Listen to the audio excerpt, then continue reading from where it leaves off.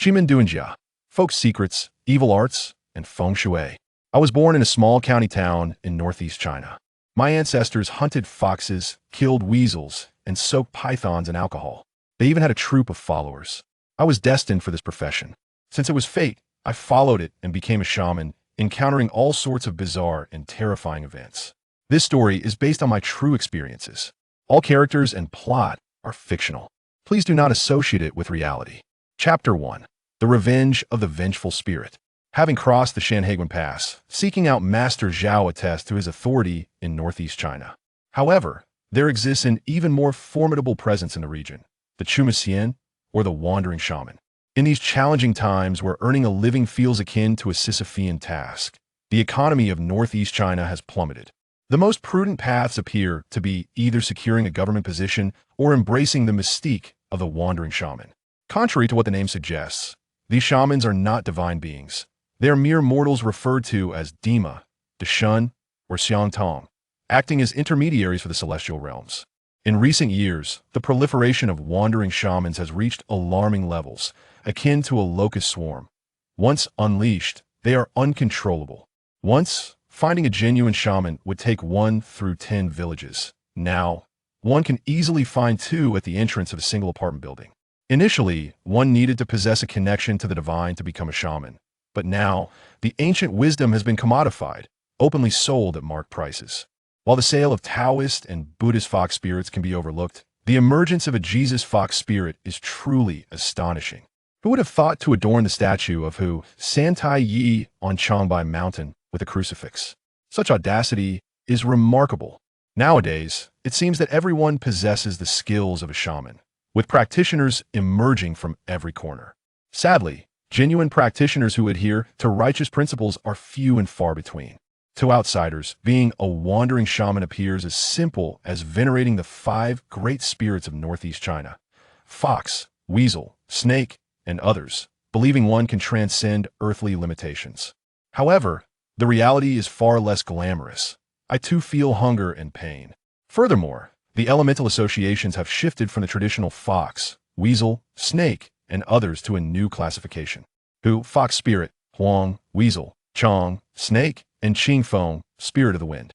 The fox spirit remains, but the weasel and snake spirits have diverged into distinct categories, each varying in size and power. In recent years, the number of self-proclaimed shamans has surged, claiming to be celestial beings descended to guide humanity, placing themselves on pedestals above the wandering shamans. This has led to fierce internal conflicts within the northeast spiritual community, dividing it into 2 factions: wandering shamans and those who claim to have transcended. I am Tan Yin Feng, known among friends as Lao Tan, born in a small county in northeast China. I have spent several years navigating this realm, helping many while also attracting my share of misfortune. Like many, I have faced the trials and tribulations of fate, and my family bears a legacy of vengeful spirits. In northeast China, every household is familiar with the concept of vengeful spirits, who seek to avenge wrongs without regard for justice. My family's history is riddled with spirits seeking retribution, but the extent of their grievances is lost to me.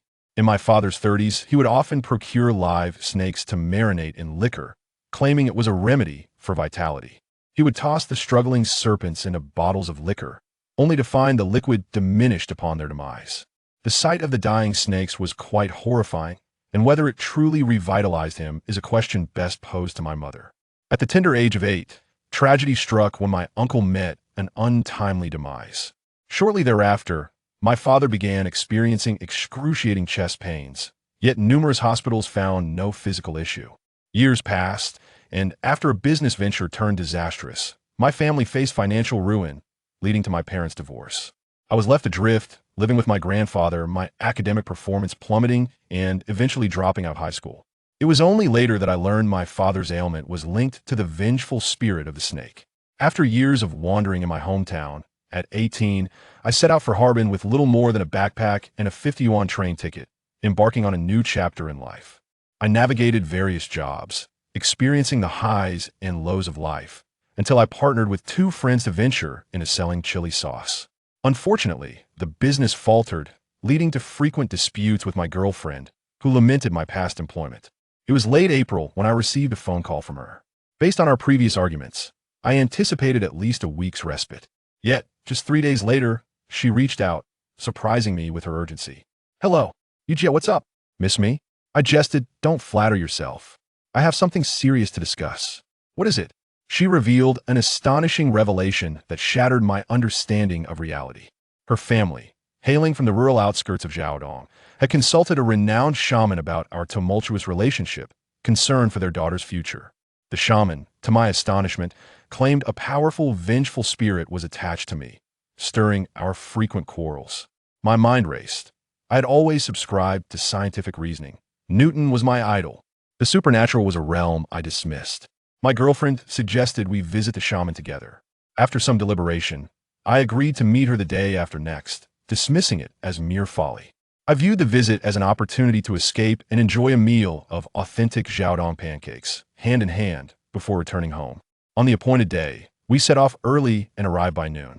In the afternoon, her mother took us to the shaman's dwelling, a modest rural home inhabited by a kind-hearted, yet unsettling, one-eyed elderly woman named Lu. Upon inquiring about my birth date, her demeanor shifted dramatically. "You were born on the 9th day of the 9th month?" she exclaimed, astonished. "Yes," I nodded, puzzled. Her expression darkened as she prepared offerings, the air thickening with incense smoke. Summoning her daughter to assist, she took a seat facing a large red altar. Suddenly, she leaped from her seat, startling me. With an exuberance reminiscent of a baboon, she began frantically clapping above her head, her body bouncing with an unsettling energy.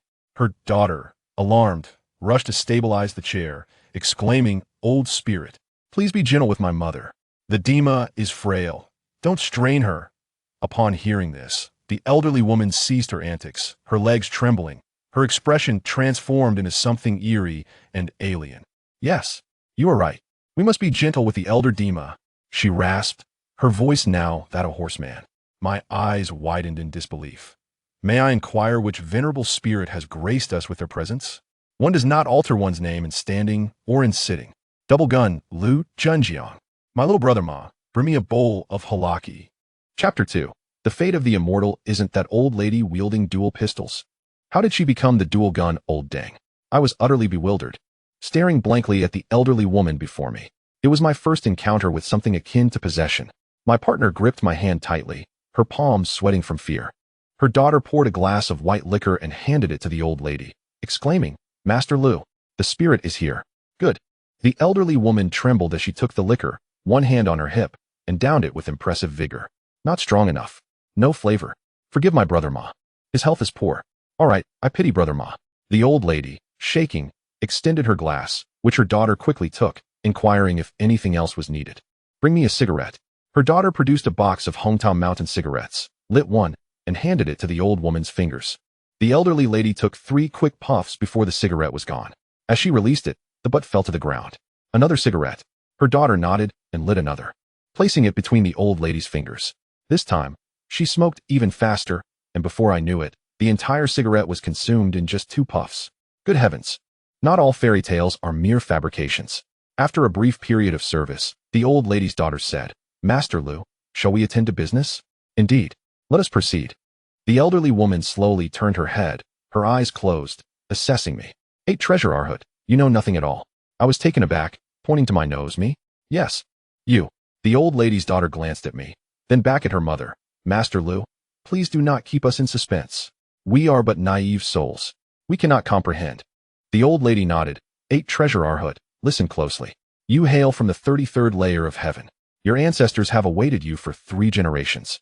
You grew up under the watchful eyes of Hu and Huang, with someone in your family having rescued a fox and harmed a yellow one, destined to partake in this livelihood. "Huh, what livelihood?" I asked, utterly confused. "Like my brother Ma, to serve as a spiritual steed."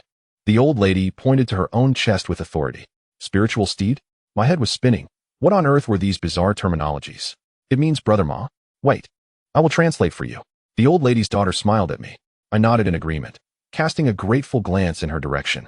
Suddenly, my partner pinched my stomach and shot me a glare. Look, when a woman gets jealous, she knows no bounds. I thought to myself, planning to settle this matter later that evening. "Master Lu, is there any way to send him away from this hall?" My partner's mother asked cautiously. "Impossible. He cannot be sent away. From birth, he was destined to partake in this livelihood."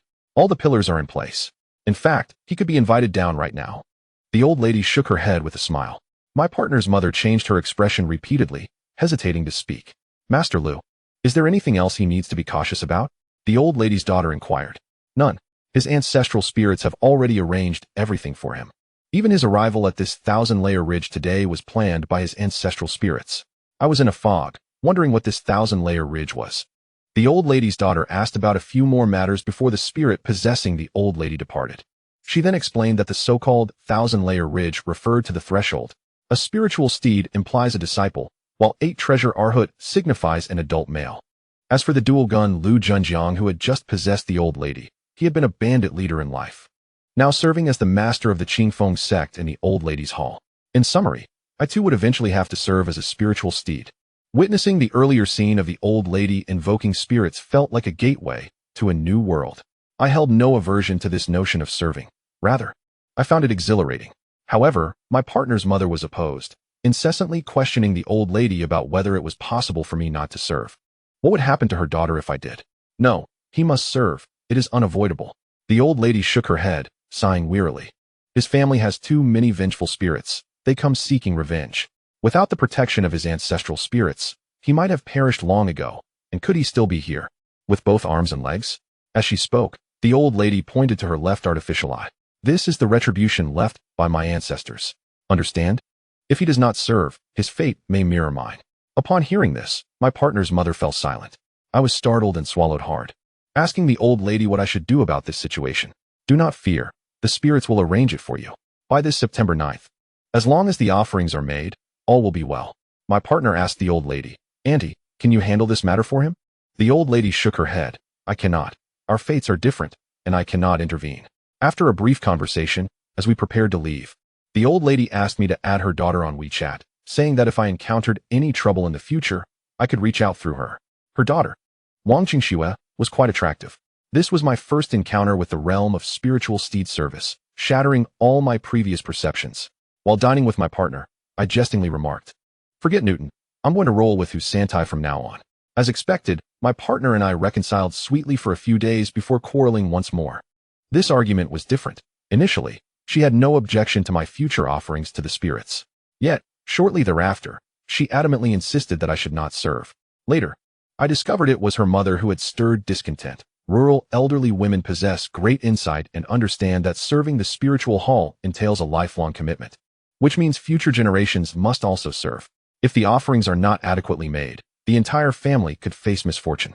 I argued that if I did not serve, I would risk losing limbs or suffering blindness. My partner insisted that it was still unacceptable. In any case, I could not serve. Our tempers flared, each unwilling to concede.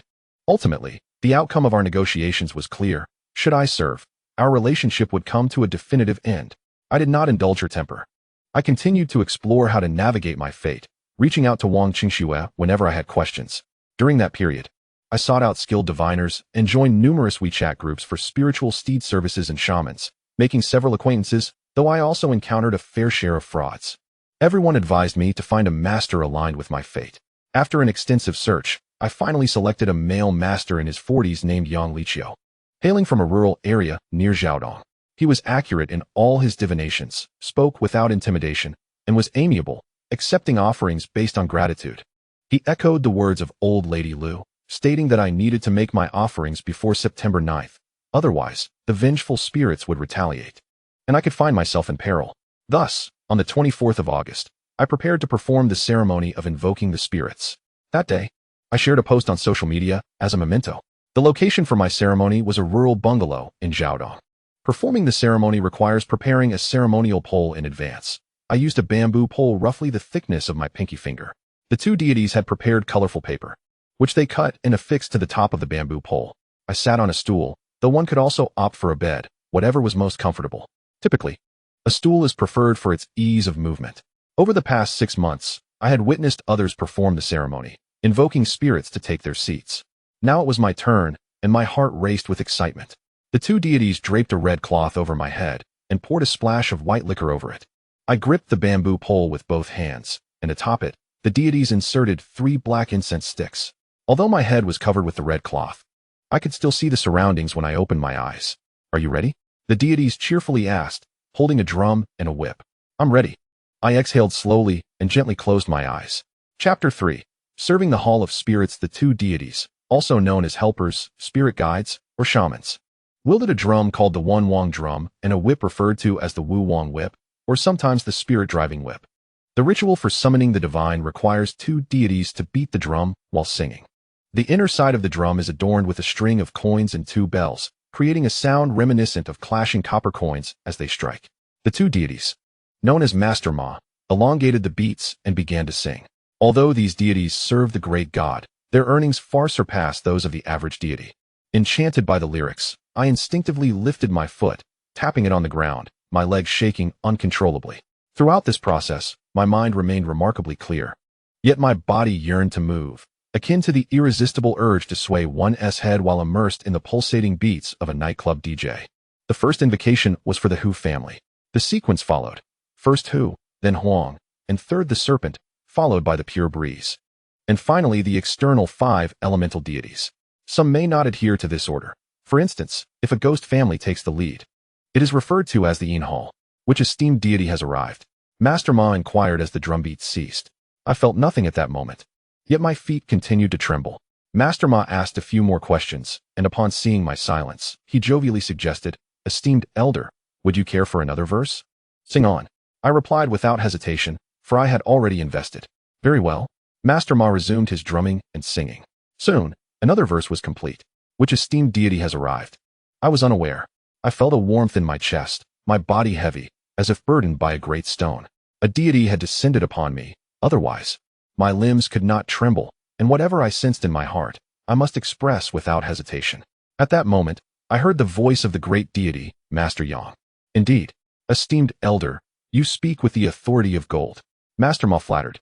Suddenly, 3 words flashed in my mind. Hu Tianlong. Ah, so it is the esteemed elder Hu Tianlong who has come. Would you like to embrace the wind and dispel the chill? No need. Ah, the esteemed elder Tianlong is forthright. May I inquire, what is your relation to the disciple of the Tan family's treasure house? Master Ma asked. The Hall Master. I replied clearly, as if someone were speaking directly to my heart. Ah, the Hall Master. My apologies. Shall we begin with the Hu family as soldiers? Yes, I consented. And Master Ma cheerfully proceeded to chant. Before long, the invocation for the Hu family as soldiers concluded, and the names of the deities were called forth. After the Hall Master possessed me, my heart seemed to open, and I smoothly announced the names. Hu Tiangang, Hu Tianba, Hu Tianla, Hu Xiaola, Hu Cooling, Hu Tsuhua, Hu Jinhua, Hu Yinhua. The names flowed forth, totaling over 30. Next came the Huang family, and Master Ma again began to chant. The lyrics slightly differed, but I could not recall them. The melody remained consistent. When announcing the Huang family, the process was even swifter, for the Huang deities were straightforward and efficient, resulting in a rapid listing. Huang Tianba, Huang Tiangang, Huang Tianlong, Huang Tianxiang, Huang Xiaohu, Huang Xiaohua, Huang Jinhua. I recited an extensive list of names in one breath. Following this, we invoked the Changmeng deity. Unlike the Hu and Huang families, the Changmeng had fewer names to report. It was not that they could not be called forth, but Master Yang advised against overwhelming the hall.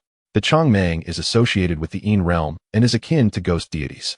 As I began the invocation, I was warned against summoning too many, lest my body feel unwell. At the time, I did not understand, so I naturally heeded the Hall Master's guidance. Then came the pure breeze, representing the ghostly deities.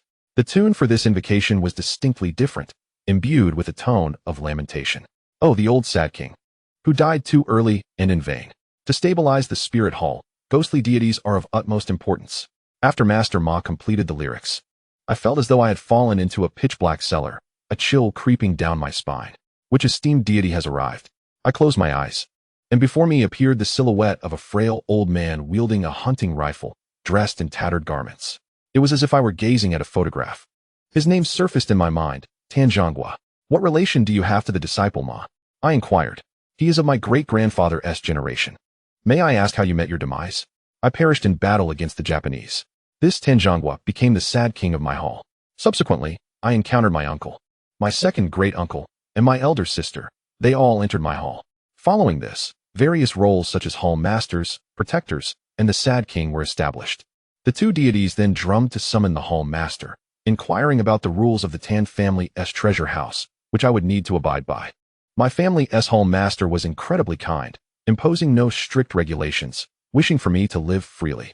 The only requirement was to accumulate 10 minor merits and 3 major merits within 6 months, without any further explanation.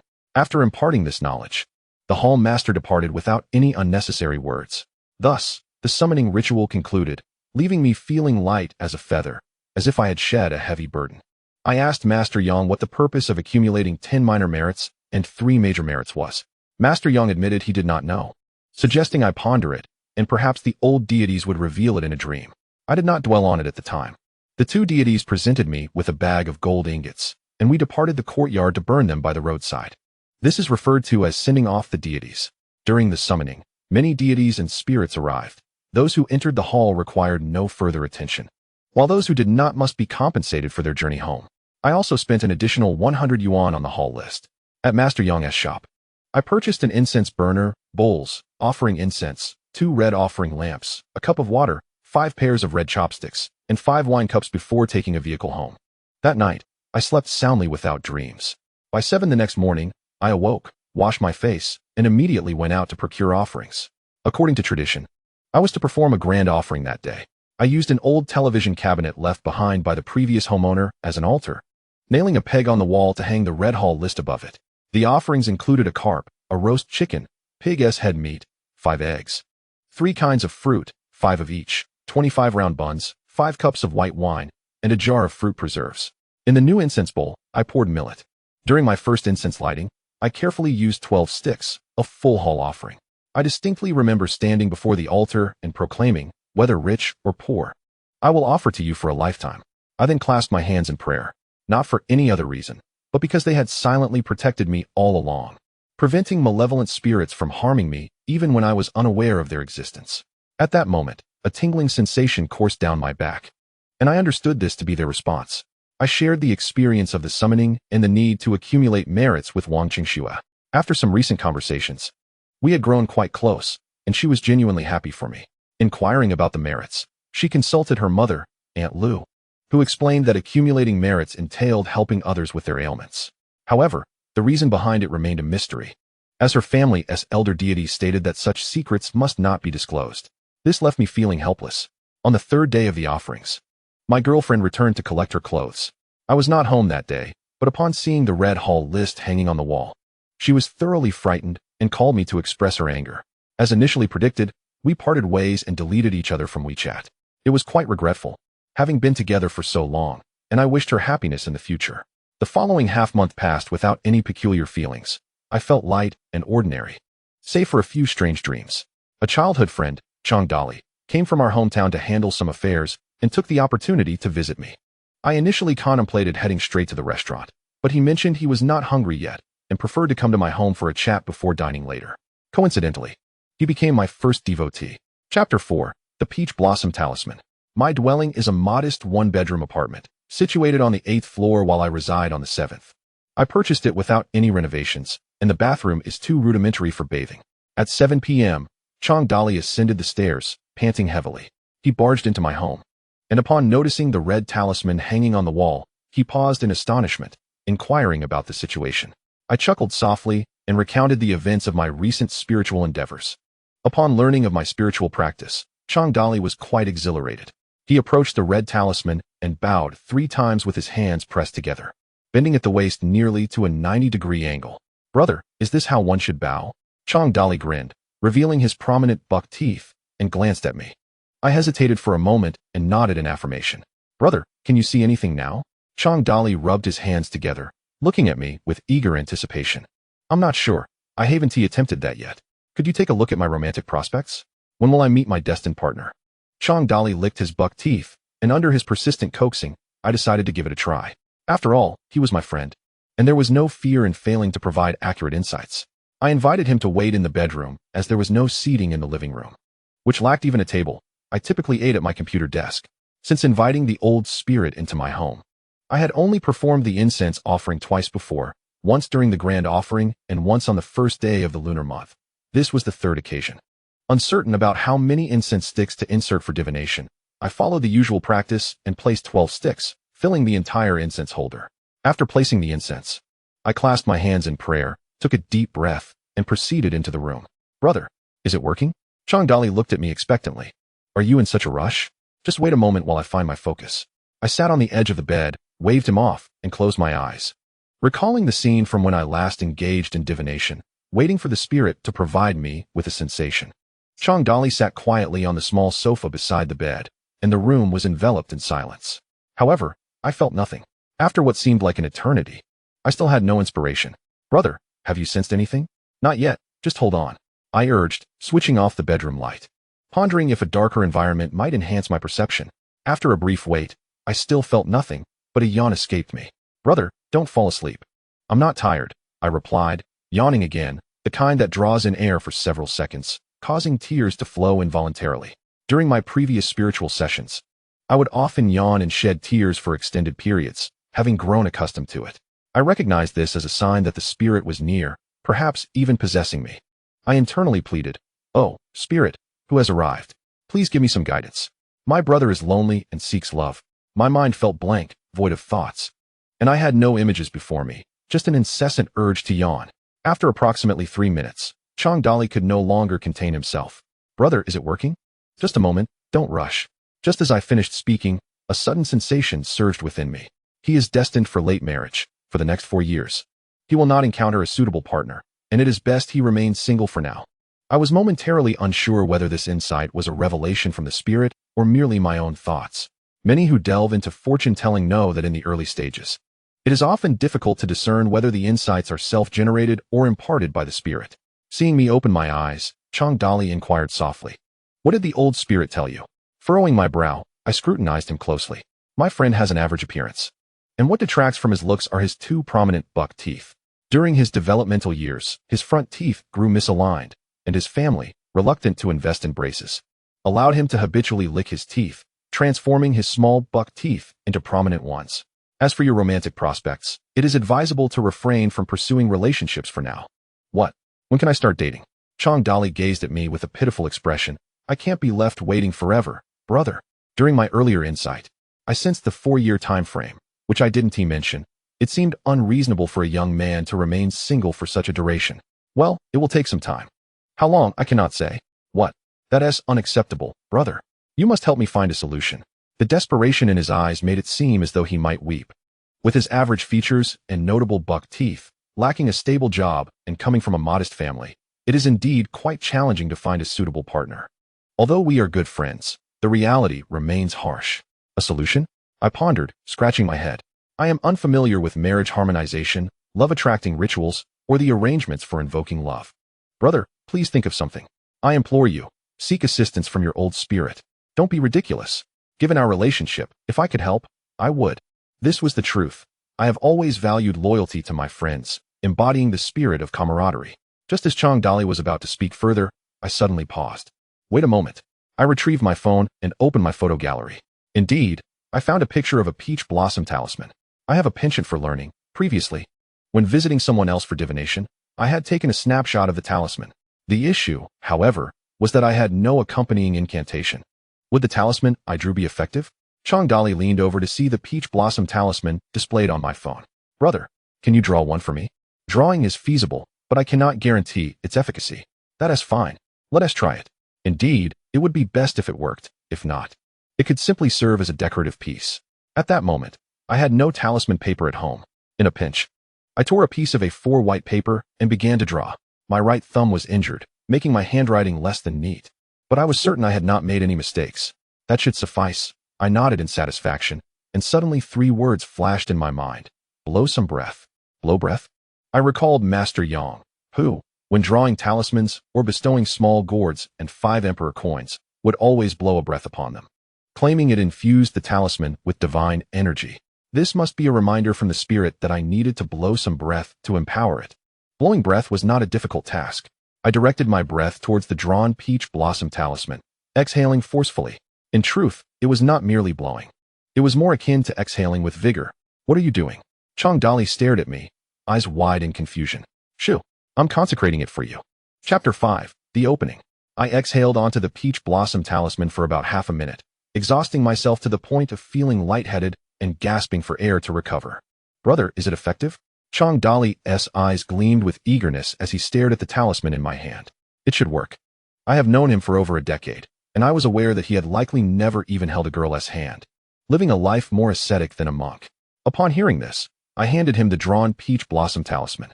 Chang Dali received it as if it were a treasure. Brother, where should I place this? Should I carry it on me or keep it at home? A love-attracting talisman should ideally be kept on one's person. After some contemplation, I advised him to fold it neatly and carry it with him at all times. Chang Dali wasted no time, pulling out his wallet, folding the talisman, and stowing it inside. Chang Dali then inquired about the cost. I could not accept payment from a friend, so I told him it was unnecessary. That won't do. Brother, it's the custom. This isn't for you. It's my offering to the spirit, he declared, making a gesture of respect towards the spirit hall with determined conviction. He mentioned that a relative of his was also a spirit medium, and his parents had to pay when they sought guidance. I often hear this. Anyone involved in fortune-telling, be it through divination, spirit mediums, or various other methods like the I Ching, must offer a fee, as failing to do so would result in karmic repercussions. Payments are often based on generosity. Wealthy individuals may give more, while those with less may contribute less, but one must always offer something. Not accepting payment would reflect poorly on the fortune-teller. Upon hearing his words, I found myself in agreement. There was no need to compromise the principles of our profession for a trivial sum of money. Thus, I instructed Chang Dali to offer a token amount, just a gesture. He retrieved a few 1 yuan notes from his wallet, either 2 or 3, and respectfully placed them on the table before my red altar. He then knelt before the altar, fervently bowing his head multiple times, expressing his gratitude profusely. After rising, Chang Dali, visibly embarrassed, scratched his head and remarked, "Brother, I don't have much money left. Please don't take it amiss." I chuckled. What else with the formality? I'm not upset at all. I understand the circumstances. It was his first earnings from divination, a promising beginning, albeit modest. We then went out for a barbecue, with me treating him to a meal. The following morning, I shared this experience with Wang Qingxue, informing her of my new venture. Though I felt somewhat uncertain about the nuances, Wang Qingxue sent her congratulations, noting that every beginning is challenging and that things would gradually improve. I inquired whether this could be considered the accumulation of merit, to which she replied affirmatively, albeit a minor form of merit. Our conversation meandered into slightly flirtatious territory. I also messaged Master Yang, who replied the next day, expressing his approval and encouraging me to strive diligently, after which the conversation ceased. About a week later, Chang Dali messaged me on WeChat, excitedly sharing that he had met a girl who seemed quite wonderful, though she wasn't particularly tall. He continually sought my advice on conversing with her and where to take her on dates. At that moment, he struck me as a lovesick puppy. I offered him various strategies and wished him success, while cautioning him not to take it too seriously. He assured me he was unyielding and that women could not affect him in the slightest. The business of chili sauce seemed to be stagnating, likely unable to endure for long. We spent our days in the office, wearing frowns while playing cards, ordering takeout for lunch, and returning home each evening. During a casual chat, I mentioned to my 2 sworn brothers, who were also my entrepreneurial partners, being the youngest among us, about drawing a peach blossom talisman for Chang Dali. The elder brothers repeatedly asked me to predict the prospects of our chili sauce business and whether it could succeed. I had previously inquired about this, but my family's old sage had not provided any insights, lacking any sense of foreboding. In the realm of divination, there exists a saying, one cannot use their own knife to carve their own handle, implying that one cannot predict their own fate. Previously, while working at an internet company, I had interactions with a city manager surnamed Wu, with whom I maintained contact via WeChat after a brief acquaintance when he invited me to TV. One day, he suddenly reached out, having heard from Lao He that I had begun my divination practice and wanted me to provide a reading for him. Lao He is the elder brother, and we had worked together at the same company. He has a notably dark complexion. I was taken aback and asked what was on his mind. He explained that things had not been going smoothly for him lately, and he had been seeking someone reliable for guidance, but had struggled to find such a person. Hearing that I had started my practice, he insisted on having me take a look. I informed him that I was still new to this and might not be very accurate, but he insisted that it would be fine, even if it were merely a casual conversation. Reluctantly, I shared my location, and we arranged to meet the following afternoon. When Wu arrived, he was slightly out of breath. I offered him slippers, and he immediately proceeded to the altar, much like Chang Dali had before him, bowing earnestly and with great reverence. His gestures were remarkably professional, and it became apparent that he frequently visited temples to pray. We sat facing each other, without a table between us, and after a brief exchange, I went to light incense, 12 sticks in total. with my hands clasped together. I prayed silently for the old sage to arrive. Once finished, I returned to my seat to begin the reading for Wu. Lao Tan. My work has been quite challenging lately, with constant relocations, he mentioned. Just a moment. Let me attune myself. I exhaled and closed my eyes. It was early afternoon, and the light outside was bright. I shut my eyes, but the light still seeped in, leaving me unable to attain the same feeling I had when reading for Changdali. Lao Tan, is everything all right? Wu inquired. Don't rush me. I yawned, feeling little connection. Chapter 6. Money comes swiftly. The methods of fortune-telling among diviners are varied. Each practitioner possesses a unique approach, whether through the analysis of birth charts, intuitive connections, imagery, or pulse diagnosis. Extend your hand. Let me examine your pulse. Upon hearing this, Wu hesitated, then nodded and asked which hand to extend. Traditionally, it is said that men should use the left hand and women the right. However, I desired to examine both hands. Without further ado, I requested Wu to present his left hand. He extended his left hand, and I grasped his wrist, placing my fingers on the pulse points. Known in traditional Chinese medicine as Cun, Guan, and Qi. As I sensed the rhythm of his pulse, I involuntarily closed my eyes. The pulse was strong and vigorous. Suddenly, I felt a throbbing pain at the back of my head, a dull and heavy sensation. Confused, I wondered why my head had begun to ache. I recalled Wang Qingxue mentioning that some diviners experience their clients' physical sensations, forming an empathic link. Does your head sometimes ache? I slightly opened my eyes to look at Wu. Not at all. Not at all. I was taken aback, watching Wu shake his head vigorously. Taking a deep breath, I closed my eyes again to continue sensing his pulse. This time, the pain at the back of my head intensified, particularly on the right side, as if it were being hammered continuously. My intuition was strong. He must have a headache. Doesn't this hurt? I pointed to the area of my own right occiput. Isn't that the neck? Wu responded. It feels a bit uncomfortable, but I can't quite describe the sensation. I was left speechless. I believed it was a headache, while he perceived it as neck pain. We were at an impasse.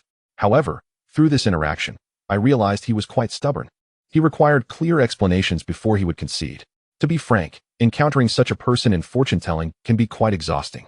Lao Tan, is there anything wrong with my head? Wu asked softly. I could see deep fear in his eyes. I instructed him to extend his right hand and felt his pulse again, paying careful attention. It seemed there was no significant issue, just poor sleep and fatigue.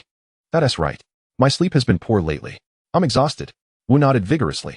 In the internet industry, there is a common ailment, late-night work. During the day, there is little to do, but once night falls, meetings commence, with various discussions and presentations taking place.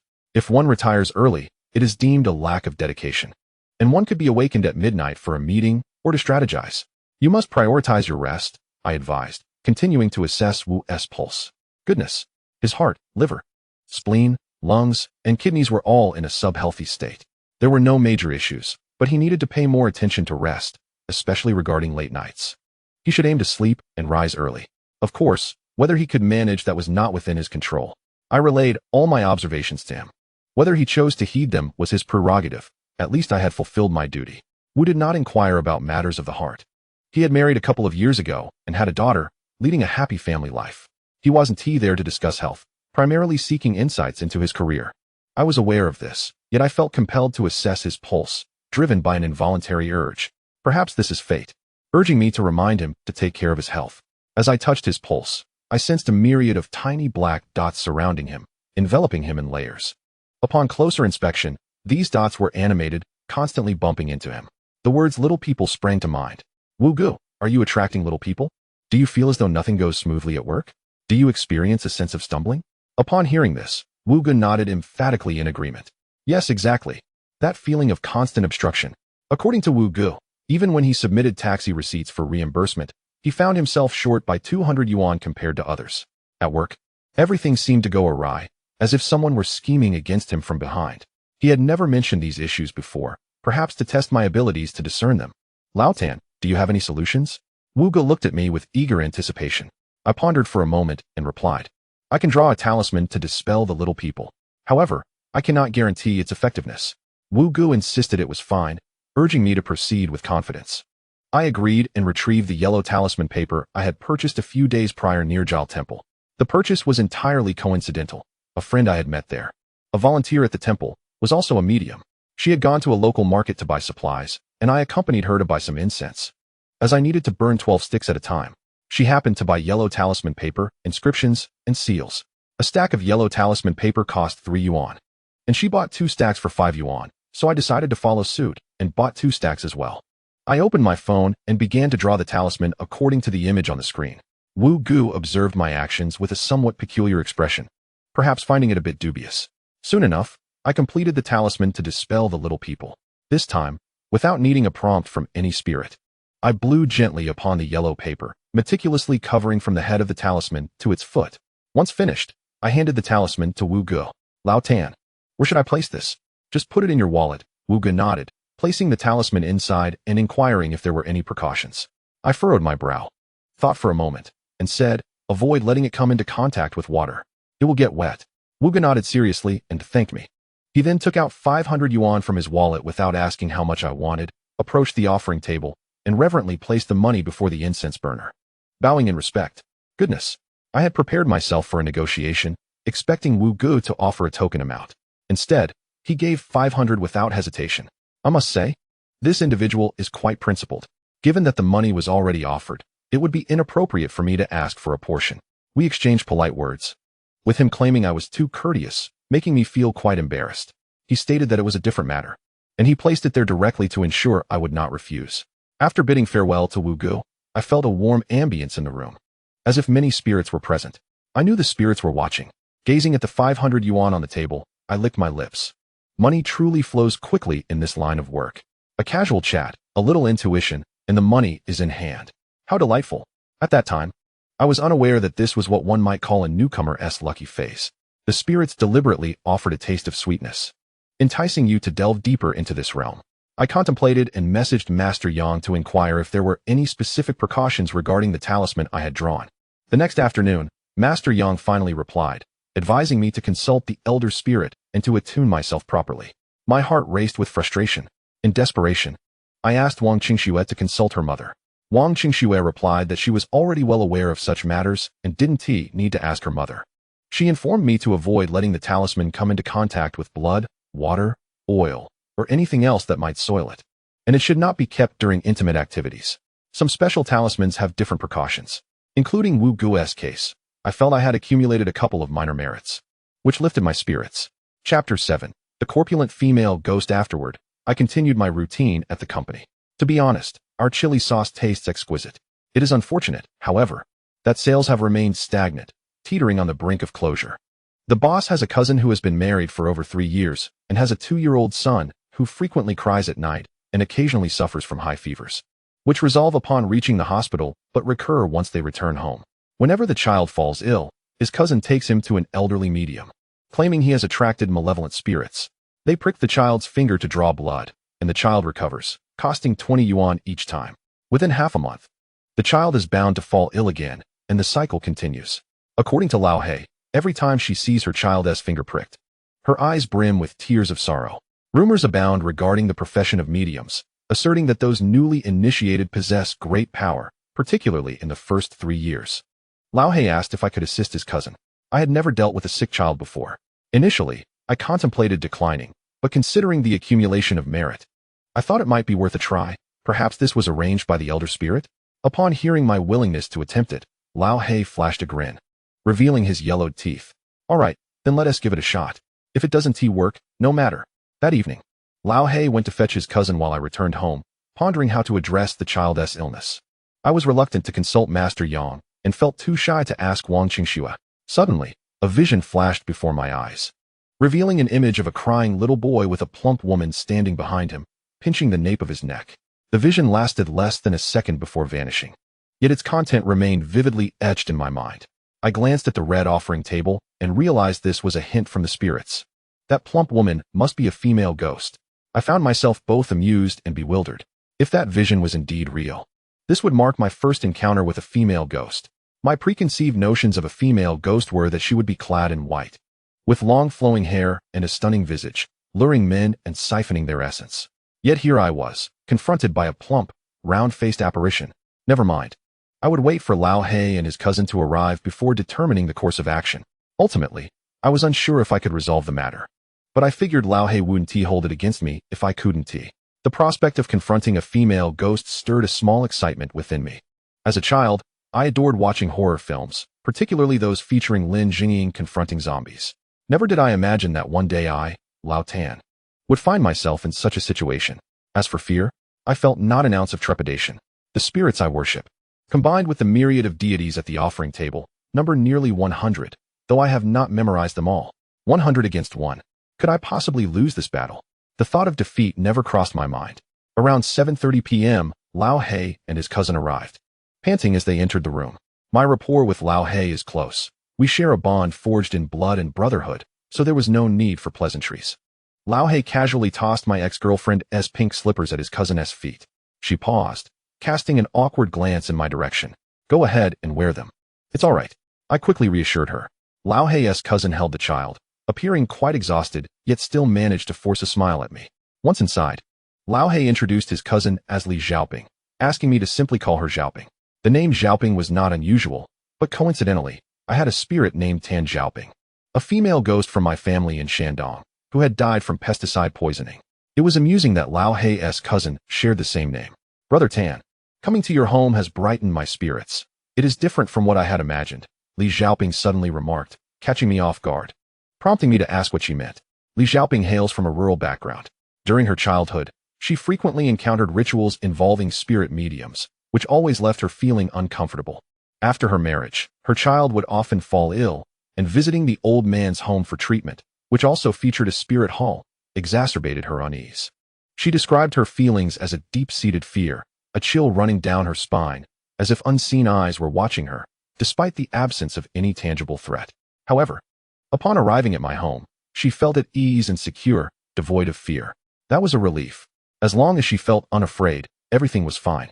At the time, I couldn't comprehend the underlying reasons. Later, I learned that the spiritual lineage in my family was profound and well-practiced, along with other factors I shall refrain from elaborating on here. While we conversed, I couldn't help but gaze intently at the cousin of Old Black, scrutinizing her closely. As I continued to observe, her face reddened, and she shyly lowered her gaze. I felt a bit embarrassed and scratched my head. Li Xiaoping was fair-looking, though after giving birth, her figure had changed, rendering her somewhat plump, fitting the description of a slightly chubby young mother. At that time, I was full of youthful vigor, yet I found no interest in her.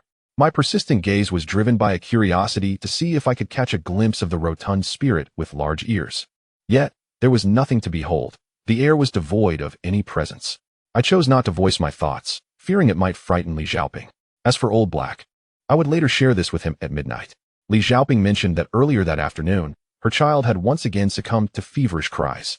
Initially intending to take him to the old man for a finger prick, she opted instead to visit me, hoping for a more effective remedy.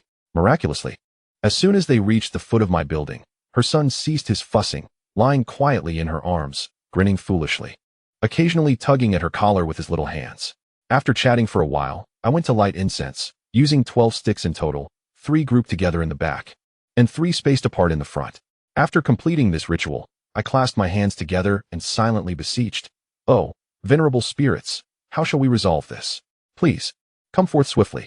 Returning to my seat, I noticed that Old Black and his cousin bore serious expressions, both anxiously watching me. "What's the situation, third brother?" Old Black inquired softly, casting a furtive glance at the red altar. "I'm not certain, just wait a moment," I replied, my mind racing with uncertainty. Should I take the pulse? Or what? At that moment, I unexpectedly yawned. "Are you tired, third brother?"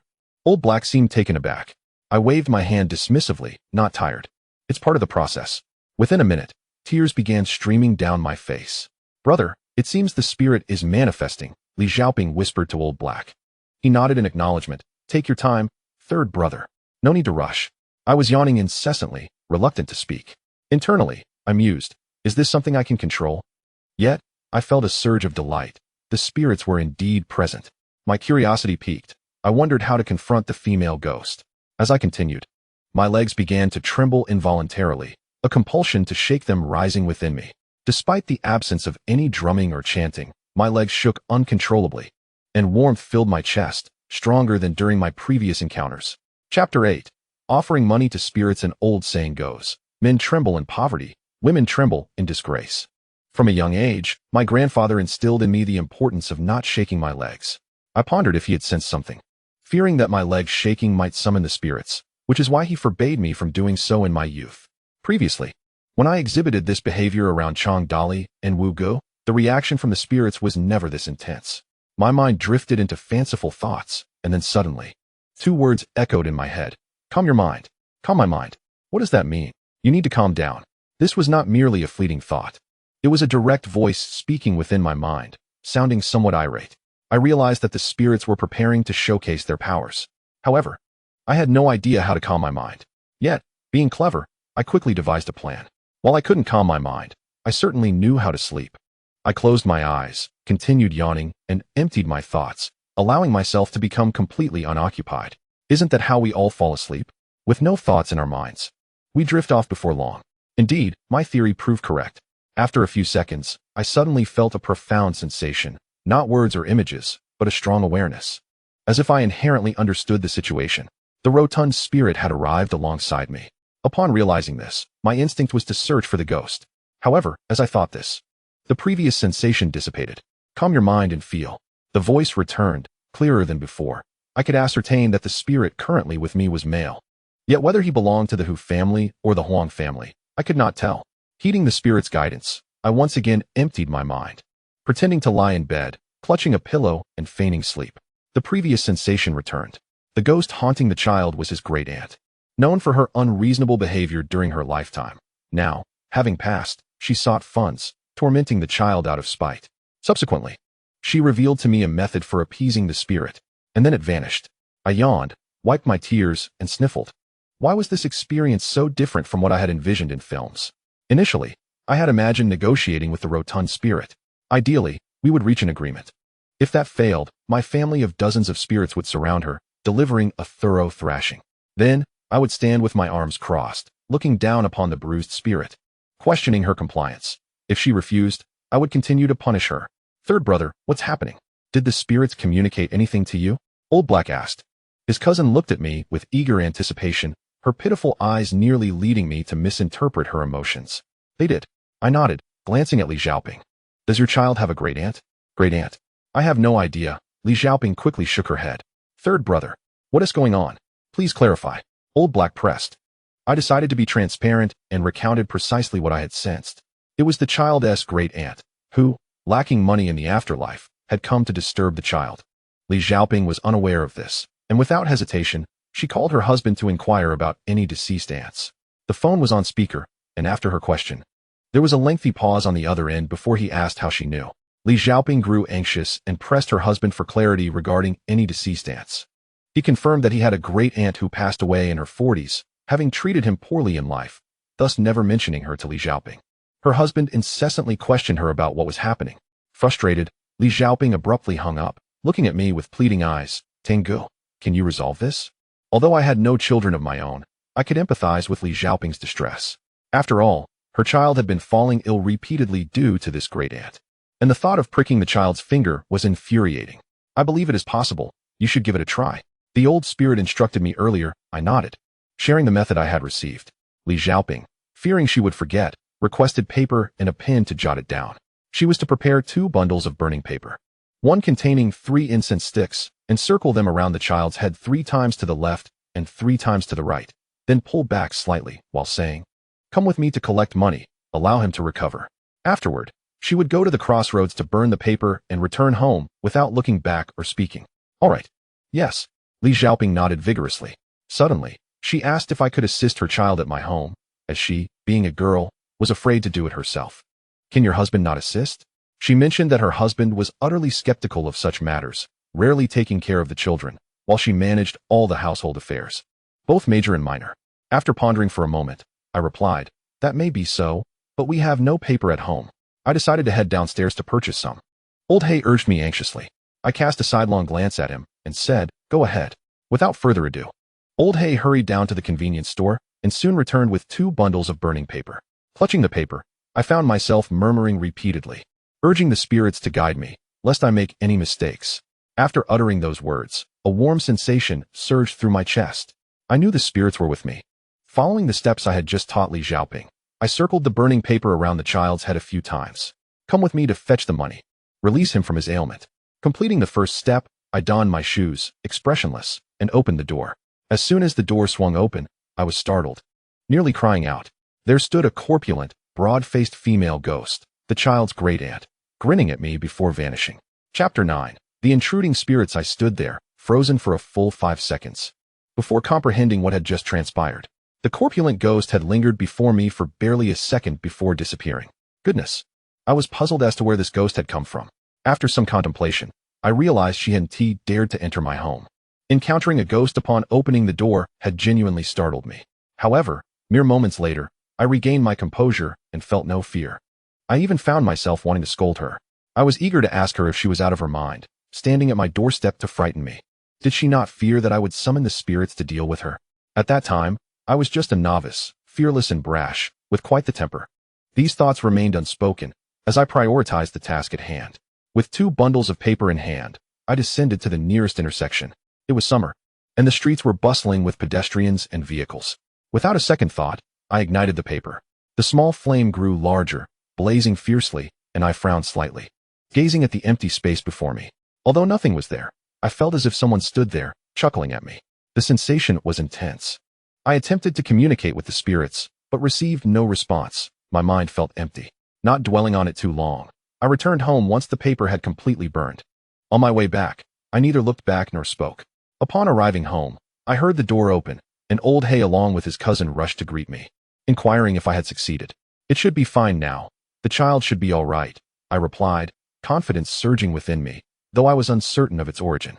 Li Xiaoping incessantly expressed her gratitude, pulling out 100 yuan and insisting on giving it to me as a fee for my services. Being sworn brothers with Old Hay, I felt it inappropriate to accept money from his cousin. I repeatedly declined, and after some back and forth with Li Xiaoping, Old Hay insisted I take it, claiming it was customary. I worried that refusing the fee might invite misfortune upon myself. What would be the point of that? Subsequently, I bid farewell to Old Hay and his cousin.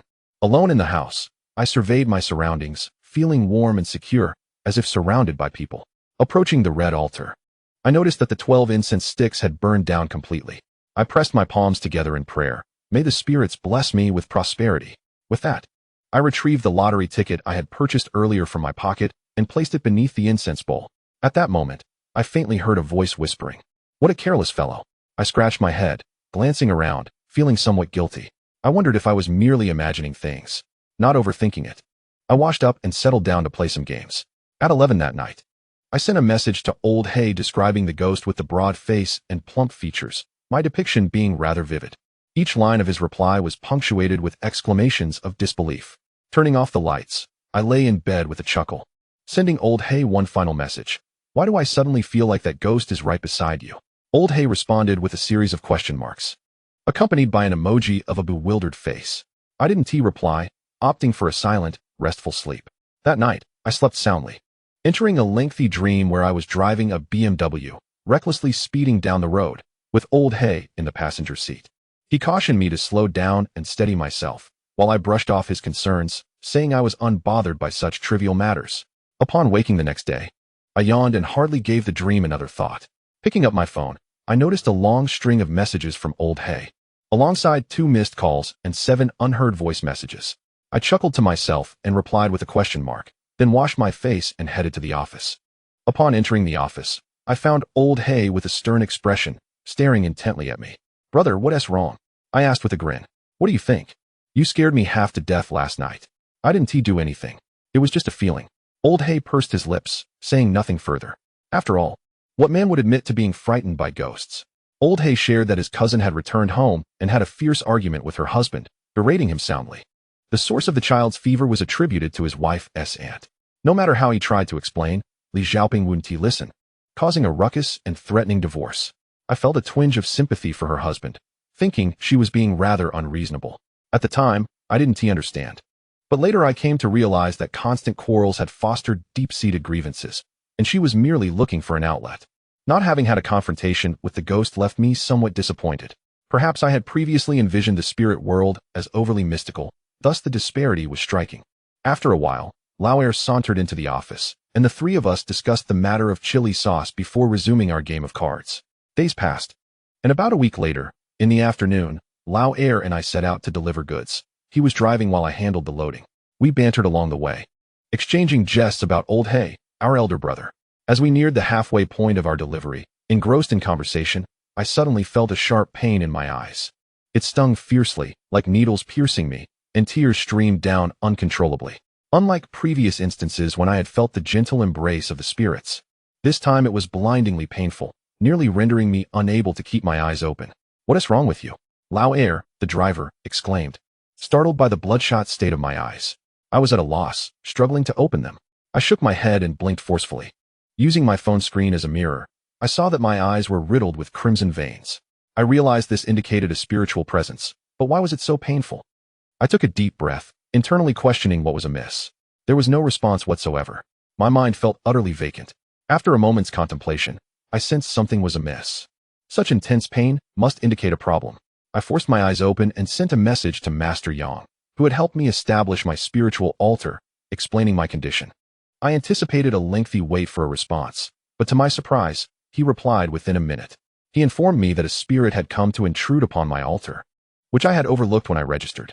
He instructed me to converse with the spirits and mentioned that on the day of the Double Ninth Festival, I could formally invite them. Upon hearing Master Yang's words, I immediately began to mutter to myself. Sure enough, within a minute, my symptoms eased, and the redness in my eyes receded. Although I felt better, my mind remained troubled. Wasn't it the responsibility of the divine beings who aided me to ensure that no spirits were left unchecked? How could there be an oversight regarding the spirits? This situation perplexed me greatly. I informed Chun Yuan about this matter through WeChat. She was the one who had accompanied me to purchase the yellow talisman paper some time ago. Chun Yuan has not been working and has devoted the past 2 years to volunteering at the Jile Temple, practicing Buddhist teachings. She has been involved in this spiritual practice for 2.5 years, during which her abilities have fluctuated, at times potent and at others less so. Yet, she possesses an extensive understanding of this realm and is rich in experience. Over these 2.5 years, she has visited 12 different temples, expending nearly 200,000 yuan in the process. I affectionately dubbed her the legendary temple visitor. Our personalities are entirely opposite. I am audacious, while she is timid. On one occasion, while she was burning offerings for her family's deity, I assisted her in carrying the items. At a crossroads, she made a remark that made me burst into laughter. "Oh, deities, hurry up and collect your offerings, lest the wild spirits snatch them away." Of course, that was merely a side note. When Chun Yuan learned about this situation, she too sensed something amiss. It is common for deities to seek connection. But since I had only recently completed my initial offerings, the timing felt unusual. I asked her if she had time to come over and take a look at my offerings list. Without hesitation, she agreed, and we arranged to meet the following afternoon. Chapter 10. A gathering of deities. The next afternoon, Chun Yuan arrived at my home and changed into slippers. Her first action was to approach the red offerings list, joining her hands in prayer with utmost respect. "Why haven't you set up a Buddha statue?" she inquired, turning to me with curiosity. My master didn't he mention that?" I momentarily faltered, scratching my head. Chun Yuan acknowledged this without further comment. I inquired if there was a specific significance to the offerings. "My time in this practice has been brief, and I am largely ignorant of its intricacies." Chun Yuan, however, has visited 12 temples, equivalent to having taken 12 apprenticeships. She generously shared her knowledge, explaining that for the deity hall, it is customary to have a Buddha statue at home. Besides Guanyin and Maitreya, there are also statues of Sakyamuni, the medicine Buddha, and Amitabha, as well as Ksitigarbha Bodhisattva and the eye-illuminating goddess. There are no rigid rules regarding the offerings. It primarily depends on one's own affinity. Upon hearing the names of these Buddhas and Bodhisattvas, a tingling sensation coursed through me, especially at the mention of Ksitigarbha Bodhisattva. It felt as if electricity were coursing through my limbs. My immediate instinct was that I had a deep connection with Ksitigarbha Bodhisattva. "What does your master offer?" Chun Yuan asked. I had never seen Master Yang's offerings list, but in his fortune-telling office, there are 5 large bronze Buddha statues, as well as a formidable statue of Guanyu. I recognized Guanyin, and upon seeing Ksitigarbha Bodhisattva with his staff for the first time, I mistakenly thought he was Tang Sung. I described the other statues to her, and she confirmed they were indeed the 3 Buddhas, Sakyamuni, the medicine Buddha, and Amitabha. Chun Yuan did not elaborate further, yet I sensed something was amiss. Regarding the format of the offerings list, she assured me there were no issues, but she could not sense anything else. After contemplating, I decided to send a message to Master Yang, inquiring about the Buddha statues. I was accustomed to his slow responses, so I continued to engage in light conversation with Chun Yuan. The room was quiet, just the 2 of us, a man and a woman. I felt no awkwardness whatsoever, nor any hint of desire. Chun Yuan, with her darker complexion, stood nearly 170 centimeters tall and weighed over 160 pounds. Describing her as a strong woman would be entirely accurate. Chun Yuan's experiences in her spiritual practice are quite remarkable. She was not always of such stature, having been slender and attractive in her earlier photographs. Once a nurse in a stable position at a formal hospital, her life took a sudden turn when she developed heart issues one day. She lay motionless, her heart racing to over 200 beats per minute. After undergoing extensive examinations at the hospital, no underlying health issues were found. She was perfectly healthy. How could a healthy person, lying still, have a heart rate of 200 beats per minute? As she described it, she felt as though her heart might leap from her throat. Despite taking various medications and receiving injections, her condition did not improve. The head nurse, who had a good relationship with her, suggested that it might not be a physical ailment, but rather an external one, urging her to seek the guidance of a spiritual master. Chun Yuan was bewildered. How could a head nurse from a tertiary hospital recommend seeking out a fortune teller? Nevertheless, she complied, albeit without understanding. After consulting several masters, they all affirmed that she had a connection with the spiritual realm and that she needed to engage in spiritual practice to resolve the disturbances. Thus, she began her journey into this world. Once she made the offerings, her heart rate normalized immediately. However, she inexplicably began to gain weight afterward, leaving her uncertain whether it was due to the medications she had taken or some other reason. The reasons for visiting different temples were numerous. Sometimes it was due to a feeling of unease, while at other times, it was insights gained in dreams. Each visit seemed to yield diminishing returns. And whenever the topic arose, Chun Yuan became reluctant to discuss it, as it touched upon her painful past. The financial expense was one issue. But the more pressing concern was that despite the expenditure, the issues remained unresolved. Who wouldn't be distressed in her position? After some idle conversation, I recounted the incident involving the plump, big-eared female ghost that had frightened me at the entrance. Chun Yuan paused. Did you see it clearly? Yes. It was unmistakable. But it vanished in an instant. I nodded and described the encounter in detail. Her expression turned incredulous. That. Can you check to see if anyone is with me? Huh. You want me to check? I was momentarily taken aback. Yes.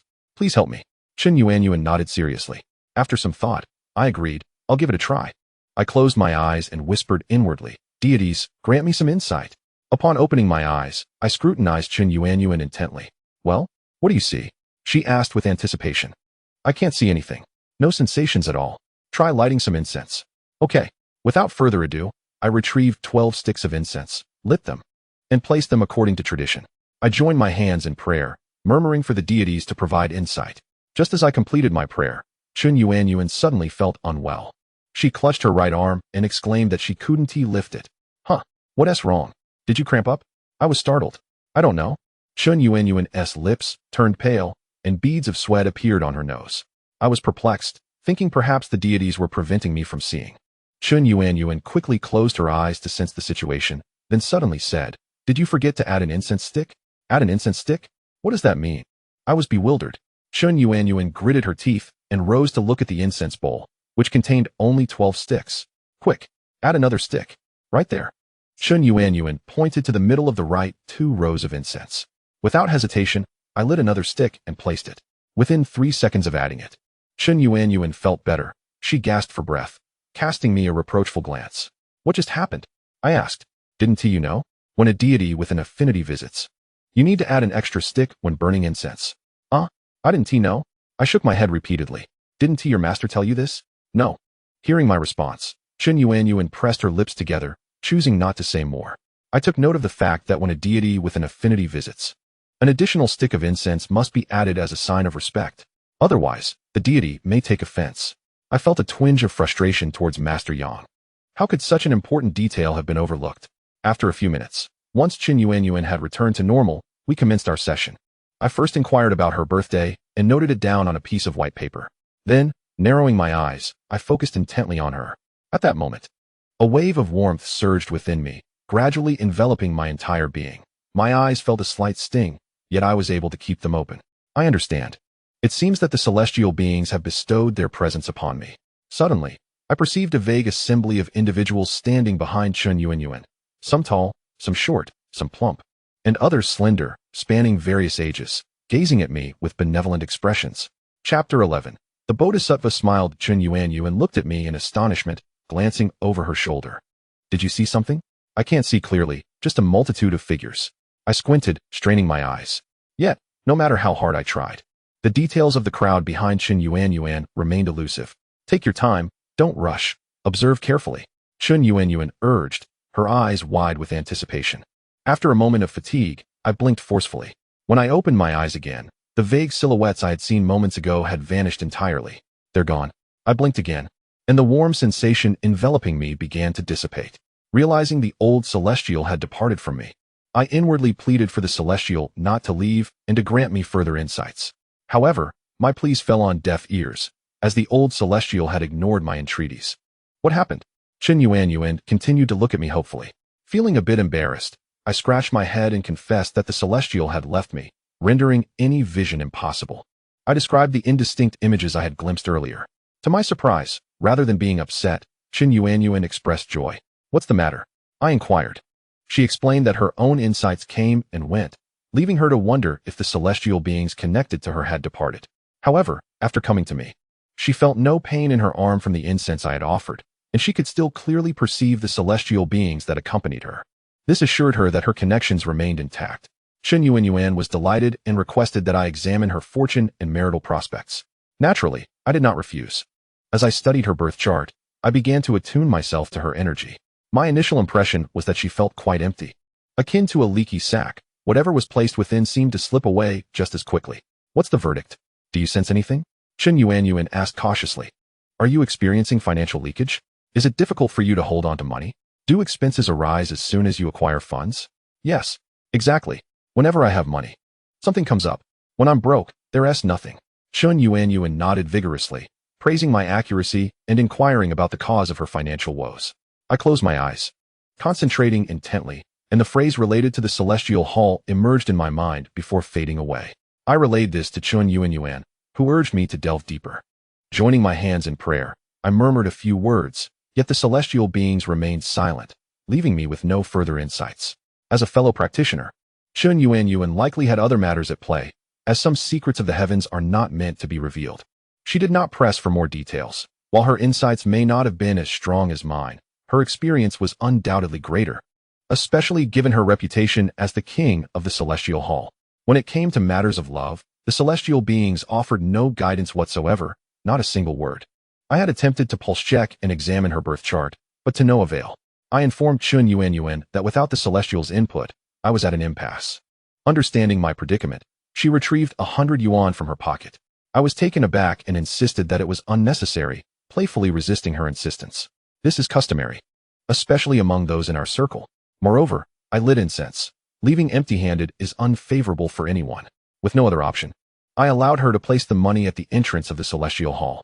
My intention in summoning Chen Yuan was to have her assist me in reviewing the hall's roster and to learn more about the traversing celestial beings. To my surprise, I had inadvertently gained 100 yuan from her. Feeling somewhat guilty, I suggested treating her to dinner that evening. Chen Yuan declined, citing prior commitments and suggesting we reschedule. Regarding the traversing celestial beings, Chen Yuan had no particular insights. However, she affirmed that my perceptions were quite good, my readings accurate, and my health intact, assuring me that the celestial hall should be free from trouble. As for the traversing celestial beings, she advised that since I felt well, it would be prudent to wait and see, especially with the upcoming Double Ninth Festival approaching. Her words brought me comfort. Chen Yuan added thoughtfully, even if there are issues at the hall, do not act hastily. This wisdom from the esteemed king of the celestial hall, Chen Yuan, would remain etched in my mind. At that moment, my phone buzzed. It was a response from Master Yang. The voice message conveyed that one could offer a Buddha statue according to their heart's desire. Without further elaboration, Chen Yuan heard this too and licked her lips, as if she wanted to say something but held back. Though she remained silent, I could surmise her thoughts. I pondered and asked Chen Yuan, is it easy to invite a Buddha statue? As a volunteer at the Blissful Temple, she was well acquainted with the area and the local cultural market. She informed me that it was indeed easy. But one must go early in the morning to select the statue, as the temple does not perform consecrations in the afternoon. Upon hearing this, I inquired if she was free the following morning. We agreed to meet at 9 o'clock in the morning at the cultural market near the Blissful Temple.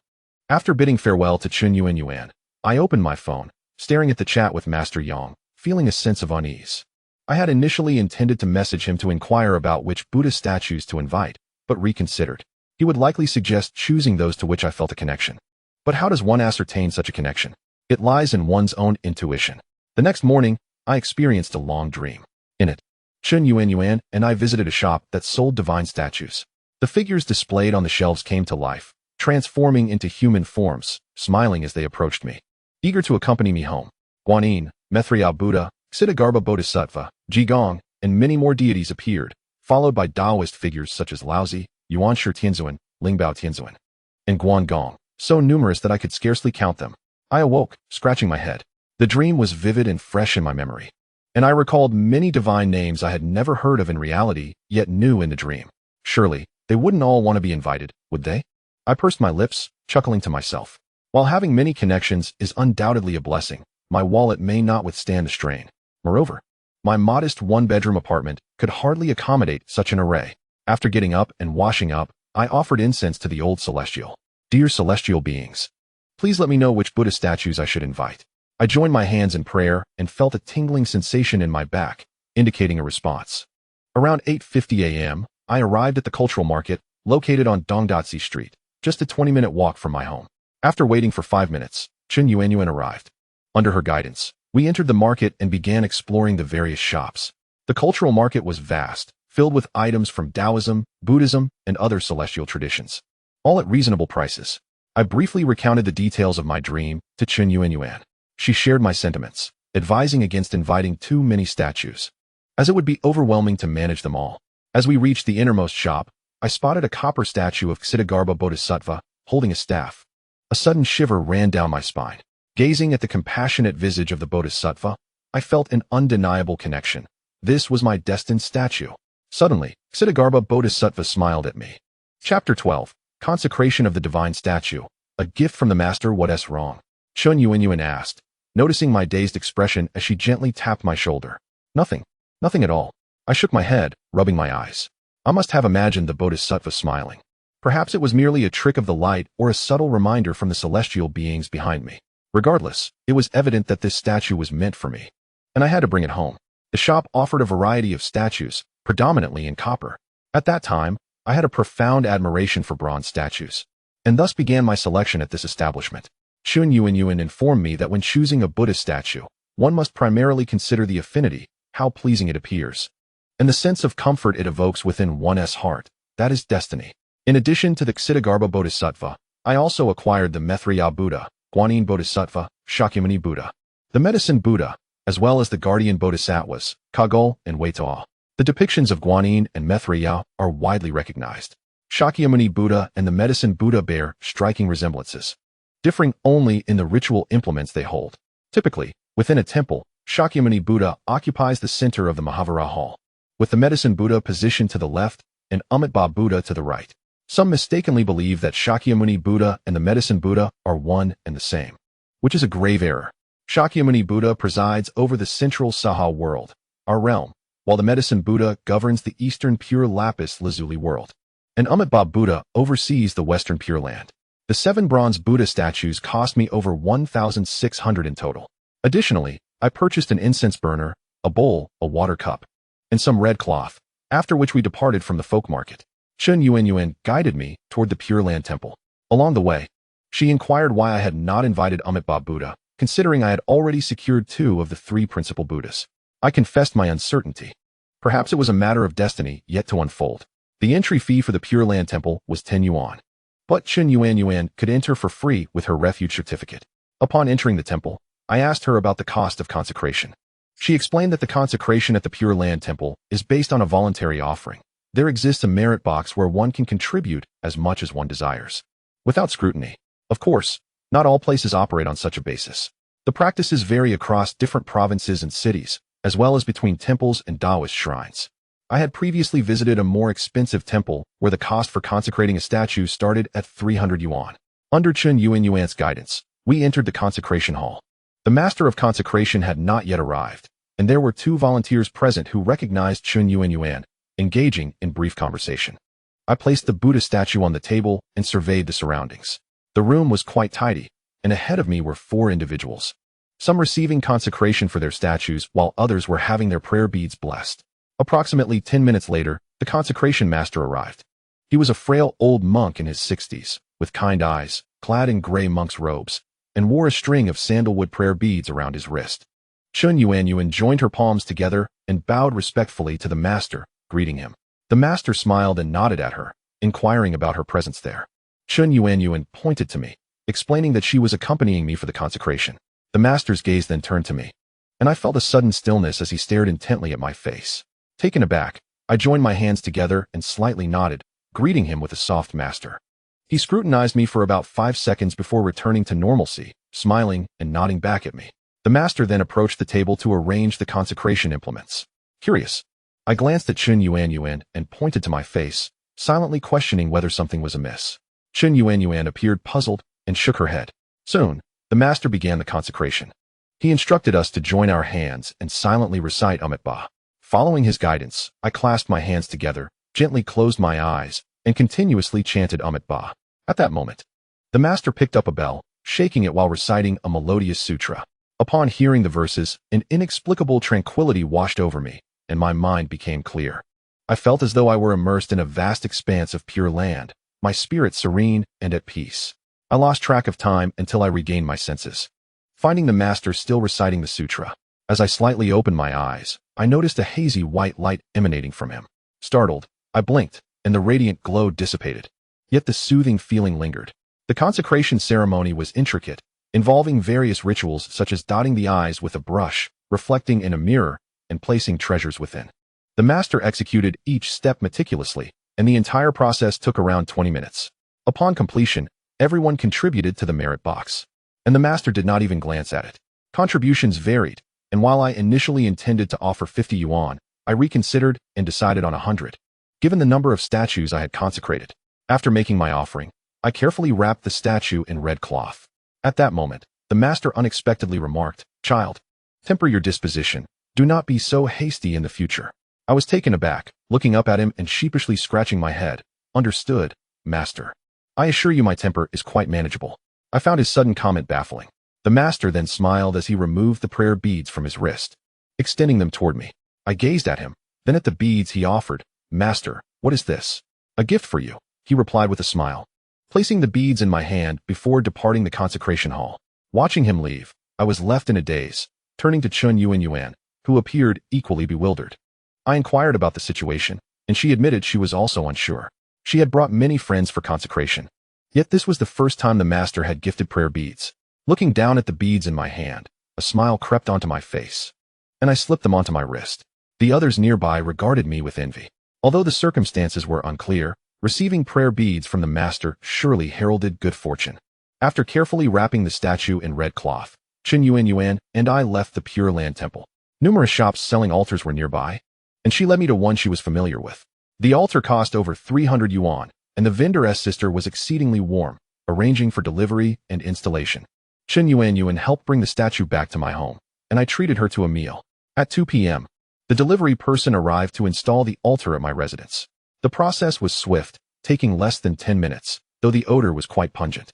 It was unavoidable. Given the price point, solid wood was beyond my financial means at the time. On one wall, the altar and the red altar cloth stood side by side. There exists a custom in worship. The left side is for the greater entities. The positions of the Buddhas and Bodhisattvas must always be above those of celestial beings, hence, facing the altar, the left side is designated for the Buddha, and the right for the red altar cloth.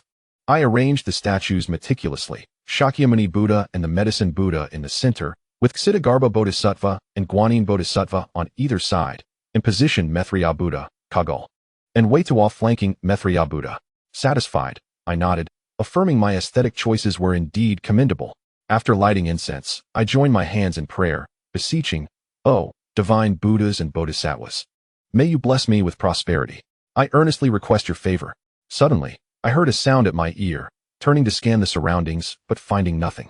I glanced at the red altar cloth, moistening my lips, realizing it must have been a celestial being speaking to me. Was I truly that audacious? The following morning, I experienced an intriguing dream. In my dream, I sat in the living room, and the positions of the red altar cloth and altar had been switched. A guest arrived at my home. It was Fan Bingbing. At that time, I was unaware that it was a test of my mental state, a dream exam of sorts. Clearly, my disposition was not up to par. Regarding the dream with Fan Bingbing as a guest, I didn't dwell on it too much. But I found it unsettling that the red altar cloth and the Buddhist altar had swapped places in the living room. After rising, I opened my computer and searched for information. It was unmistakably true. The left side is esteemed. Yet, I had placed the statue on the left side. How could this be? Consequently, I messaged Master Yang for clarification. After some contemplation, I also reached out to Chuan Yuan and Wang Qingxua, mentioning the peculiar exchange of positions between the altar cloth and the altar in my dream. After a while, both replied, conveying a similar sentiment. The left side is indeed revered. However, it was not my left, but the left side from the perspective of the deity, as seen from the statue's viewpoint. If that were the case, I had indeed misplaced the orientation. I promptly rearranged the altar and the cloth, and indeed, my heart felt much lighter afterward. Master Yang responded later that evening with a voice message, conveying a similar notion. I thanked him and felt less resentment than before. Perhaps Master Yang was just too busy to reply promptly. Days passed, and the proximity to the Double Ninth Festival on September 9th grew closer. Occasionally, my eyes would ache, but I would merely mutter a few words in response. The strange dreams continued to multiply, leaving me bewildered, unable to decipher their meaning. Our chili sauce business was operating at a loss, and after some discussions, we decided to part ways. With only 2 weeks remaining until the festival, I resolved to tidy up the altar and plan my next steps. During those days, I was sleeping in late, indulging in a life of leisure. I had thought I could enjoy a peaceful lead-up to the Double Ninth Festival. A week later, around 9 p.m., my younger brother called, stating he had an urgent matter. My younger brother, Lu Chuan, is a chubby, fair-skinned rich kid, living a carefree life with a wide circle of friends. I inquired about the urgency, and over the phone, he explained that a good friend of his was missing his father and asked if I knew any spells for locating people. I was utterly taken aback. Taking a moment to process, I asked Lu Chuan if his friend had reported it to the police. He replied that they had, but it had been several days with no news, and the family was frantic, uncertain if he was dead, lost, or kidnapped. Lu Chuan mentioned that this was a very close friend of his and pleaded for my assistance. Finding missing persons is a task the police struggled with. How could I help? I replied honestly that I had never attempted such a thing before and that it likely wouldn't work. Otherwise, there wouldn't be so many cases of child abduction. Lu Chuan and I are sworn brothers, so I spoke candidly. He acknowledged my point but insisted on helping his friend, as the family had prepared for the worst and simply wanted to ascertain whether he was alive or not. I asked how they intended to do that. Lu Chuan suggested a shocking idea. He wanted to bring his friend to me, so I could sense if there were any spirits accompanying him, or perhaps discern some signs indicating a recent death in the family. Upon reflection, I realized it was indeed a brilliant idea. Moreover, I had a task to accumulate good karma. Although I was uncertain about the purpose of this accumulation, I trusted the guidance of the divine. I agreed to have Lu Chuan bring his friend over. I made it clear that if I could not sense anything, there was little I could do, but I would certainly try my best. About half an hour later, Lu Chuan arrived with his friend. Before their arrival, I had guessed it would be a woman. Otherwise, Lu Chuan would not be so concerned. Indeed, his friend turned out to be a strikingly beautiful woman. About 170 centimeters tall, with an alluring figure, particularly her long, straight legs. However, her skin seemed somewhat poor, with noticeable dark circles. Lu Chuan introduced her as Li Jiayu, who was 3 years younger than me. Li Jiayu forced a smile and nodded at me. Brother Tan, I appreciate your help with this matter. I responded, of course. I will do my utmost. I invited them to sit down. We proceeded with Lu Chuan's proposed method. I lit incense, joined my hands in prayer, and silently implored the celestial beings for assistance.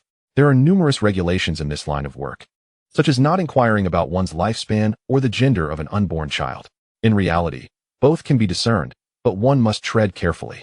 When it comes to the elderly, their remaining lifespan can be revealed, but for the young, too much information must be withheld to avoid complications. As for the gender of a baby, if there is no intention of abortion, sharing the information is harmless. However, one must maintain caution. If not, it could lead to serious repercussions. After lighting the incense, I took a seat opposite Lu Chuan and Li Jiayu. Li Jiayu briefly recounted the circumstances of her father's disappearance. He left home in the afternoon, and several days had passed without any contact. Brother Tan, what do you sense? Lu Chuan and Li Jiayu looked at me with eager anticipation. Not yet. I shook my head, internally beseeching for some insight. However, no sensations emerged. Not even a hint from the divine. Li Jiayu was visibly anxious, as the situation concerned her father's life or death. She opened her phone and showed me a photo of her with her father. Brother Tan, this is my dad. Can you sense anything? Li Jiayu asked, her voice trembling. Please don't rush. I will concentrate on sensing. I took a few deep breaths, fixing my gaze on Li Jiayu, silently imploring the celestial beings for clarity regarding her father's fate. At that moment, I began to empathize with Lu Chuan. It was disheartening to see such a beautiful young woman in tears. Unfortunately, I felt no symptoms of yawning or tears, and there were no images before me. I suddenly sensed that Li Jiayu's third eye appeared somewhat dark. The third eye, or Yintang, being dark is not a positive omen. Should I disclose this to her? Looking into Li Jiayu's pleading eyes, I hesitated. If I told her about the darkening of her Yintang, it could imply something dire had happened to her father, potentially causing an uproar. Brother Tan, have you sensed anything? I was about to confess that I had sensed nothing at all, but suddenly, a thought crossed my mind. Observing the incense. Chapter 14. Observing incense to find the missing in divination practices. Observing incense is also a method of divination, akin to observing smoke. Please wait a moment. I will check the incense. I rose and approached the altar, glancing at the incense bowl, and suddenly froze. I always strive to keep the incense arranged neatly, avoiding any disarray. The incense sticks were all identical, yet their heights varied. The 3 sticks on the far left were burning slowly, and the ash had not fallen, curling instead. Clearly, the celestial beings intended to convey something through the incense. But what message were they trying to communicate? I had no clues whatsoever. Suddenly, I noticed that the curled shape of the ash from the 3 leftmost sticks resembled a flag. Casting my gaze to the left, I realized our house faced slightly southeast, which meant the left side was oriented towards the southeast. Was her father located slightly to the southeast? At this moment, a phrase popped into my mind. 7 or 8 miles away. I understood that this was the divine's message. But did southeast, 7 or 8 miles away, refer to a location 7 miles south of my house? I kept questioning in my mind, hoping for further guidance to confirm whether her father was alive or dead. I inquired for a long time, but received no response. After a while, Li Jiayu could no longer contain her anxiety and asked if I had sensed anything. I knew deep down that even if I continued to ask, the celestial beings would not provide any further insight. I took my seat opposite Li Jiayu and Lao Air, helplessly conveying the messages I had sensed to Li Jiayu. Slightly southeast, 7 or 8 li away. And then what? Tengu. Li Jiayu looked at me with excitement.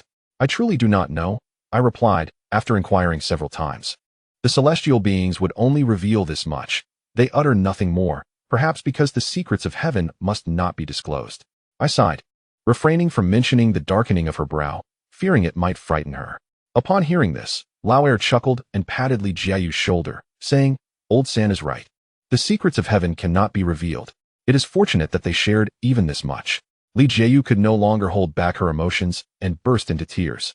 Covering her face, I sighed again, intending to offer her some comfort when, suddenly, she threw herself into my arms, tightly embracing me and weeping sorrowfully. I found myself at a loss, staring blankly at Lao Air. His expression mirrored astonishment, his mouth agape in disbelief as he gazed at me. We exchanged glances for several seconds, locked in a silent understanding. I gently patted Li Jiayu's back, saying, Dear sister, do not be too distressed. Perhaps everything will be fine. My old immortal did not say your father was in trouble, right? Yes, Jiayu. Old San did not say anything about your father being in trouble. Please, release Old San, and let us speak slowly, Lao Air interjected. Li Jiayu choked back her tears, released me, and murmured an apology. It's quite all right. No need for that, I replied with a smile. After a brief exchange, Li Jiayu added me on WeChat, suggesting we become friends, and that she would treat me to a meal when time permitted. I, of course, did not decline, promising that I would take her out when I had the chance. After adding her, I glanced at Lao Air's face, which looked as though he had just consumed a dead rat. I could somewhat empathize with Lao Air's mood. Had I been in his place, I would likely feel equally dejected. Li Jiayu then produced 500 yuan, placing it before the altar, and knelt with her hands clasped, bowing deeply. I lost count of how many times she bowed. She hoped that my old immortal would bless her father with a safe and smooth return. At that moment, I faintly heard a sorrowful sigh. By the tone, it seemed to come from an elderly man. I looked at Lao Air, who flashed me a wide grin and whispered, Old San, your abilities are impressive. Not too shabby, just a gradual cultivation. I winked back at Lao Air. After about 10 minutes, Lao Air and Li Jiayu departed. I approached the altar and muttered, Is it death that you refuse to reveal? Is that why you did not inform me? There was no response, leaving my heart feeling hollow. At 11:30 that night, I sat before my computer, having just found a horror film. At that moment, my phone buzzed with a message from Li Jiayu, inquiring whether I had gone to sleep yet. I replied that I had not, and we began to chat. Li Jiayu reached out to me in the dead of night, primarily hoping I could devise some solution. However, her predicament was indeed challenging. I reluctantly informed her that I would mumble a bit before bed, hoping my old immortal might convey a dream. If I received any insights, I would relay them to her. Li Jiayu thanked me and even sent a red envelope, which I, of course, declined. She insisted that she would treat me to a grand meal in the near future. After pondering, I replied, suggesting she invite Lao Er along and let him foot the bill. Li Jiayu responded affirmatively, and we exchanged good night expressions. The following day, I awoke at 11 in the morning. As per my routine, the first thing I did was check my phone. Li Jiayu had messaged me at 7 in the morning, asking if I had dreamt of anything or received any warnings from the celestial beings. I chuckled wryly and informed her that I had not dreamt at all. Li Jiayu responded with a disappointed emoji. I opened a food delivery app and ordered a rice bowl, chatting with Li Jiayu intermittently. She informed me that she and her family had gone to the location I had mentioned that morning. It was indeed 7 or 8 li to the south of my home, where they searched for a considerable time. Unfortunately, they found nothing. I reassured her not to worry. Perhaps not finding anything was a good sign. Moreover, I was uncertain about the precise location of those 7 or 8 li. It might refer to another area. As I spoke, I opened my phone's map to check the area 7 or 8 li south of my home, which happened to be the Hai Yao 6th factory. Could it be that her father had been kidnapped and taken there? That seemed unlikely. Lao Er had mentioned that Li Jiayu's family was of average means. So if it were a kidnapping, they would likely target someone of Lao Er's wealth instead. I bit my lip, choosing not to dwell on it further. Over the next 2 days, Li Jiayu messaged me every morning, asking if I had dreamt of anything. Curiously, I had not had a dream for 3 consecutive days. After making offerings to the celestial beings, I was accustomed to a plethora of bizarre dreams. Some I forgot upon waking, while others lingered in my mind. However, I had never experienced a stretch of days devoid of dreams like this before. Time flew by, and only 3 days remained until the double ninth festival. Master Yang posted on social media, urging his disciples to contact him for incense offerings and to book appointments for the rituals. Incense offerings typically occur biannually, on the 3rd day of the 3rd month and the 9th day of the 9th month. These dates are significant in the celestial calendar. The 3rd of March marks the Peach Blossom Festival of the Queen Mother, a day of immense importance in the celestial realm, where celestial beings accumulate merit. The 9th of September is the day for high assessments, and celestial beings report the merit accumulated in their halls to the heavenly court. The recently introduced 6th of June is a matter of personal belief. I shall refrain from elaborating further. On the 3rd of March and the 9th of September, all offerings to the celestial beings must be grand, and the family guardian deities are no exception. The date for the ritual is set for the 9th of September. So I decided to schedule my incense offering and ritual with Master Yang for that day. The next day, after awakening, I noticed Li Jiayu had not messaged me, which struck me as odd. She had been contacting me early every day. Why was it so quiet today? I hesitated to reach out to her when Lao Er called. He informed me that Li Jiayu's father had been found. However, he had already passed away. The cause of death, drowning. Chapter 15, the 9th of September. Double Ninth Festival. The body was discovered downstream, and the presumed location of death was indeed 7 or 8 li south of Li Jiayu's home. There was a tributary of the Songhua River where her father frequently went swimming. Her family had searched that area previously but found nothing. Tragically, her father had drowned, and his body had been carried away by the current, only just washed ashore. According to Lao Er, the body had already begun to bloat. Initial estimates suggest that on the day Lao Er and Li Jiayu visited my home, her father had already passed. The sorrowful sigh I heard that day may have belonged to Li Jiayu's father. Li Jiayu must be quite occupied now, with so many matters to attend to. After some hesitation, I chose not to send her a message. Later that evening, well into the night, as I lay in bed about to close my eyes, my phone lit up. The message was from Li Jiayu, informing me that her father had been found, but he had already passed. The location of his death was by the river, 7 or 8 li from her home. I pondered for a moment and sent her a message expressing my condolences. Li Jiayu thanked me and mentioned she was going to rest, feeling exhausted lately. I replied affirmatively, urging her not to dwell on it too much. After waiting for a while without a response from Li Jiayu, I fell asleep. In my dream, I found myself in a luxurious mansion, leisurely sipping tea and playing with birds. Suddenly, a woman clad in official garb burst through the door, radiating fury, and marched up to me, seizing my ear with a vice-like grip. "You have been flirting again, haven't you?" she accused. Ouch! I winced in pain, pleading for her mercy. Yet, this fierce woman showed no inclination to listen. The more I begged, the tighter her grip became. I was terrified of her, utterly intimidated. At that moment, A throng of white dogs suddenly burst into the house, fiercely biting the woman and driving her away. I covered my ears and murmured, "Thank goodness for you all." Before awakening, what kind of dream was this? I pressed my forehead, muttering softly. I vividly recalled the previous dream, the lingering sense of fear still haunting me. For those blessed with a celestial connection, dreams of cats and dogs symbolize the presence of divine beings. Dogs represent the fox spirit, while cats signify the yellow spirit. This also explains why disciples like me cannot consume dog meat. It is said that dogs are the second incarnation of the fox spirit. If those dogs were indeed my family's fox spirit, then who was that woman? Why was she dressed in official robes? She resembled nothing from the realm of zombie films.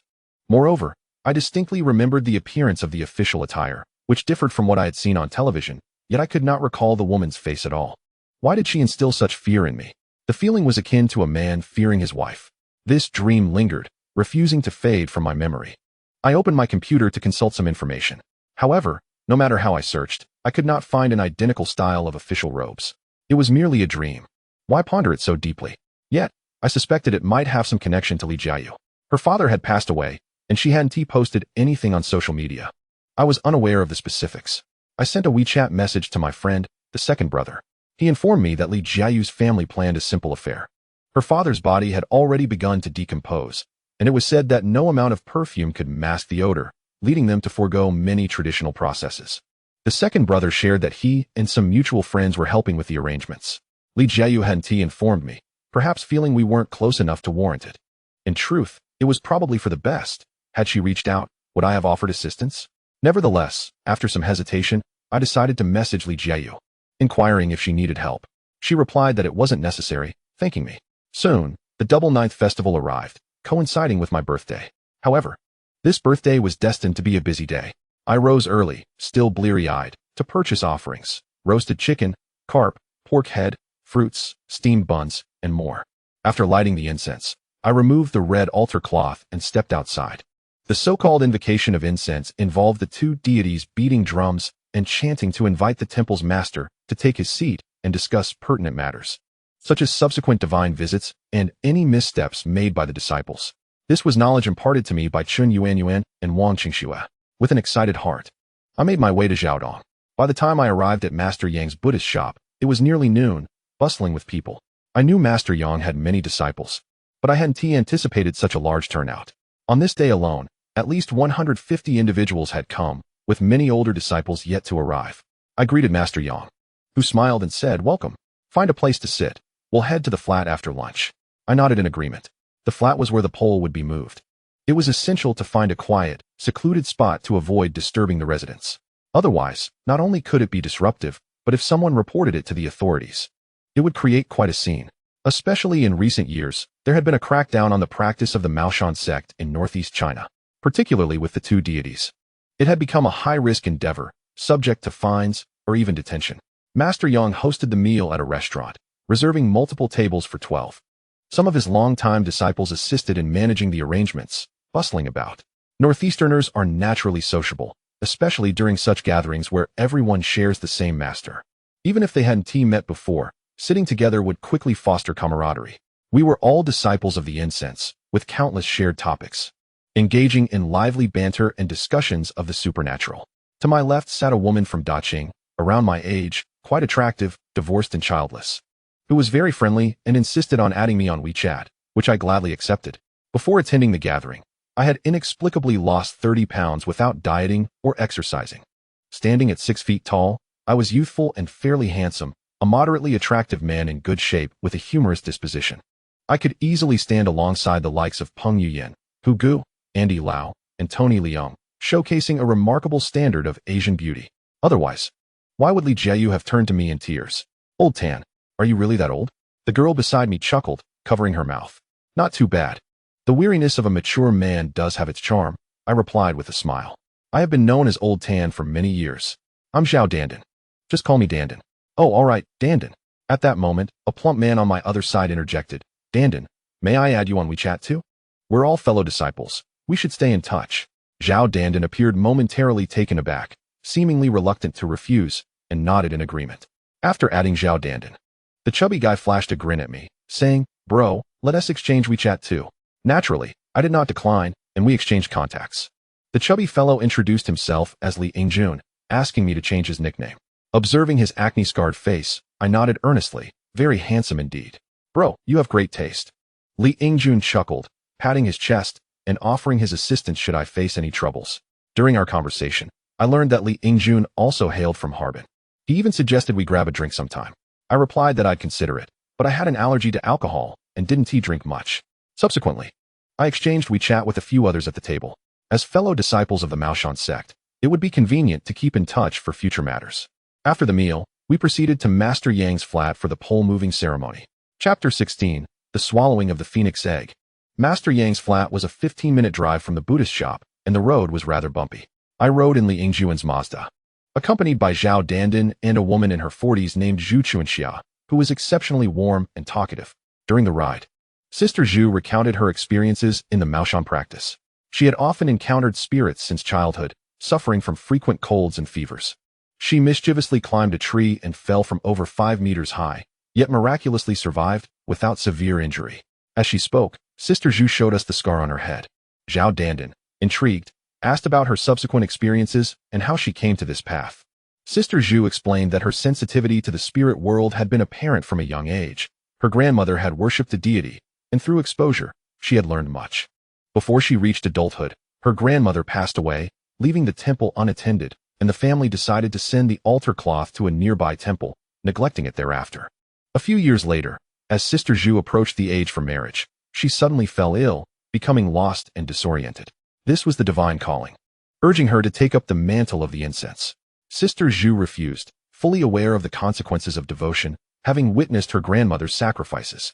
Her grandmother often said, "Better to beg than to become a vessel for incense." Thus, Sister Zhu resolutely resisted. According to her, she was in a fog, driven to madness by the spirits. The most outrageous thing she did was run naked down the main road. Sister Zhu remarked that now, with age, she had developed a thicker skin and no longer cared about such embarrassing moments, declaring that if she were a few years younger, she would never have shared those humiliating stories. I gasped in surprise, reflecting on my good fortune. My family's old spirit had spared me from such torment before taking on the mantle. At that moment, I glanced at Zhao Dandan and noticed her peculiar expression. She looked at Sister Zhu with a sense of empathy, as if she could deeply relate to her experiences. I pondered whether Zhao Dandan had once been as erratic as Sister Zhu, perhaps even engaging in a wild escapade of streaking. Zhao Dandan inquired about the events that unfolded thereafter. Sister Zhu recounted that in her youth, she possessed a fair appearance and a voluptuous figure. But such an act of running naked was something no man could accept. After parting ways with her boyfriend, Sister Zhu found herself even more distressed. It is often said that out of 10 disciples, 9 are stubborn, and without a stubborn one, none can be led. This statement implies that the disciples chosen by the celestial beings are indeed obstinate, the type who do not turn back until they have hit a wall. Sister Zhu was no exception. Her obstinacy was remarkable. After losing her boyfriend, in her youthful arrogance, she declared that she would not yield, daring fate to take her life, vowing to return as a spirit to seek vengeance. Without a hint of deceit, one could discern the fierce spirit of a rural woman from Sister Zhu's demeanor. She was the kind of person who stood by her words, refusing to bow to the celestial beings' whims. Initially, Sister Zhu believed she had triumphed. But the celestial beings shifted focus, targeting her family instead. Her father suffered a car accident, and her mother underwent an appendicitis surgery. In short, no one in her family was spared from misfortune. The saying calamity does not befall one's family proved to be utterly meaningless in that realm. Enduring this torment for 5 years, Sister Zhu's family became burdened with debt, transforming her from a blossoming young lady into a withered old flower. Ultimately, she submitted, heart and soul. However, the ritual was not executed correctly, as the chosen master was inadequate. Nevertheless, the situation improved significantly. At least life could resume its normal course. Living in a state of muddled existence, I had forgotten how many years had passed, until finally, I encountered a master who resonated with my fate.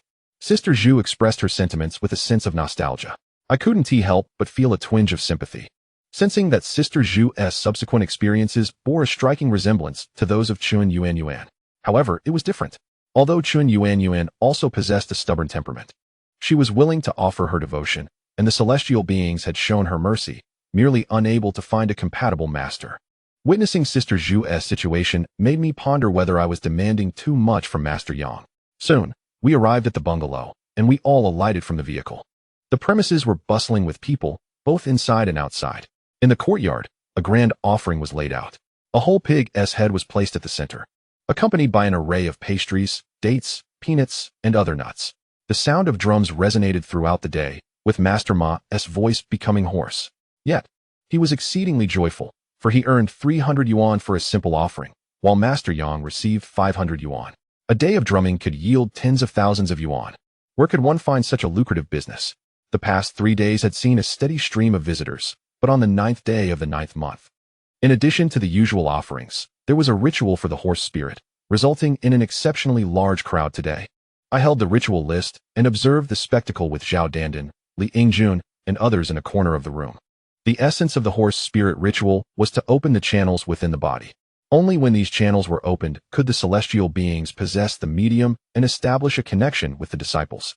The better the channels were opened, the more pronounced the response to possession would be, colloquially referred to as the extent of the connection.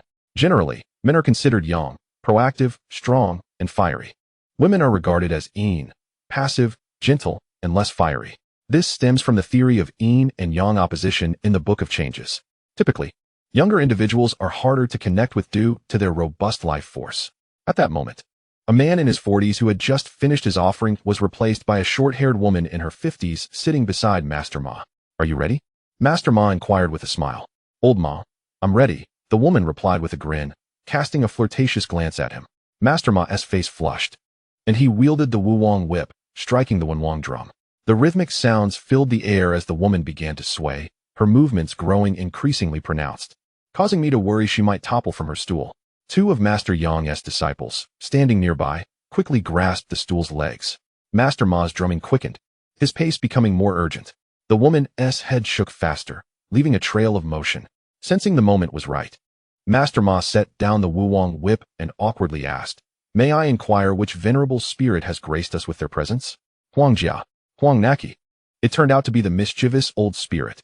"May I ask who among the disciples you are, Master Ma? Do you have any phoenix eggs?" Yes. Here they are. "Old spirit, please enjoy." Master Ma chuckled. A plump disciple of Master Yang handed the woman a peeled hard-boiled egg. The woman leisurely raised the egg to her mouth, swallowing it whole without chewing. "Another phoenix egg, please." Witnessing this scene left me utterly astonished. Goodness. She swallowed a boiled egg just like that? Another phoenix egg, chicken egg, was placed in the woman's hand. She tilted her head back and gently swallowed. I could see clearly as the egg distended her esophagus, gradually disappearing into her stomach. Chapter 17. The Ghost Hall. Li Xiongba, what a splendid phoenix egg. What a treat. The woman swayed her body, vigorously patting her thighs. "Mischievous old spirit, on this 9th day of the 9th month, we are delighted to assist. But with so many people here, we must proceed with the formalities, shall we?" Master Ma chuckled awkwardly. Upon hearing this, the woman nodded repeatedly, affirming it was no problem. The possessing Huang spirit opened the channels and allowed the leading spirit to take over, beginning to instruct about the matters of the hall. After a brief exchange, the leading spirit of the woman's household departed.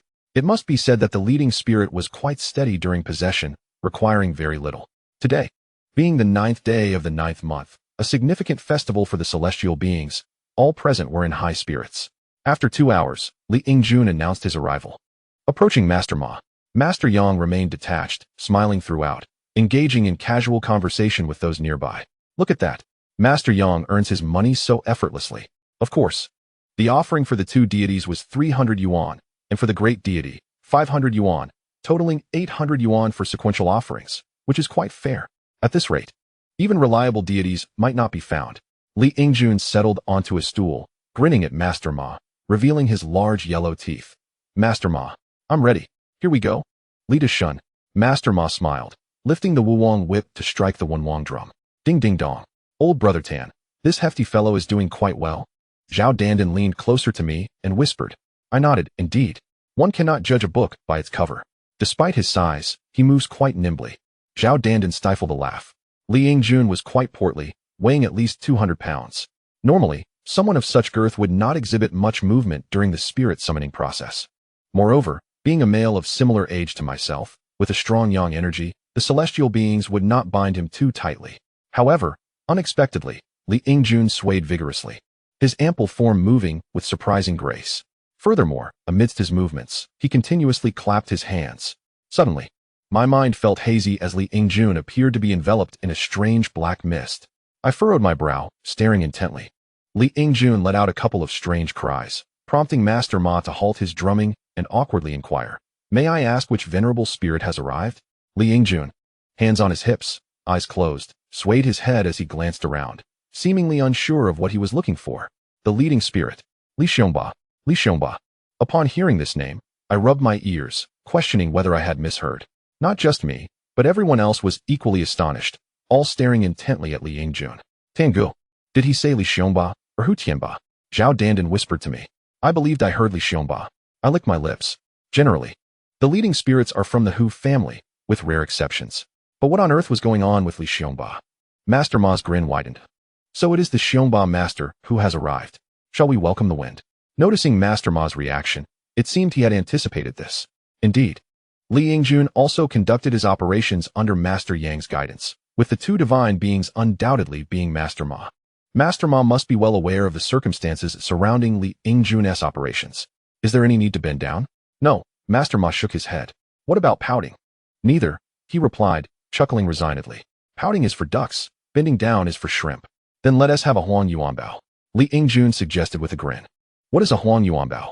I was momentarily taken aback and glanced at Zhao Dandan. I have no idea. That sounds too advanced. Zhao Dandan shook her head. Not only were the two of us puzzled, but many others present were as well, mistakenly thinking it referred to a gold ingot used in offerings. Master Ma then said all right, picked up a banana from the table, and handed it to Li Yingjun. Suddenly, I understood.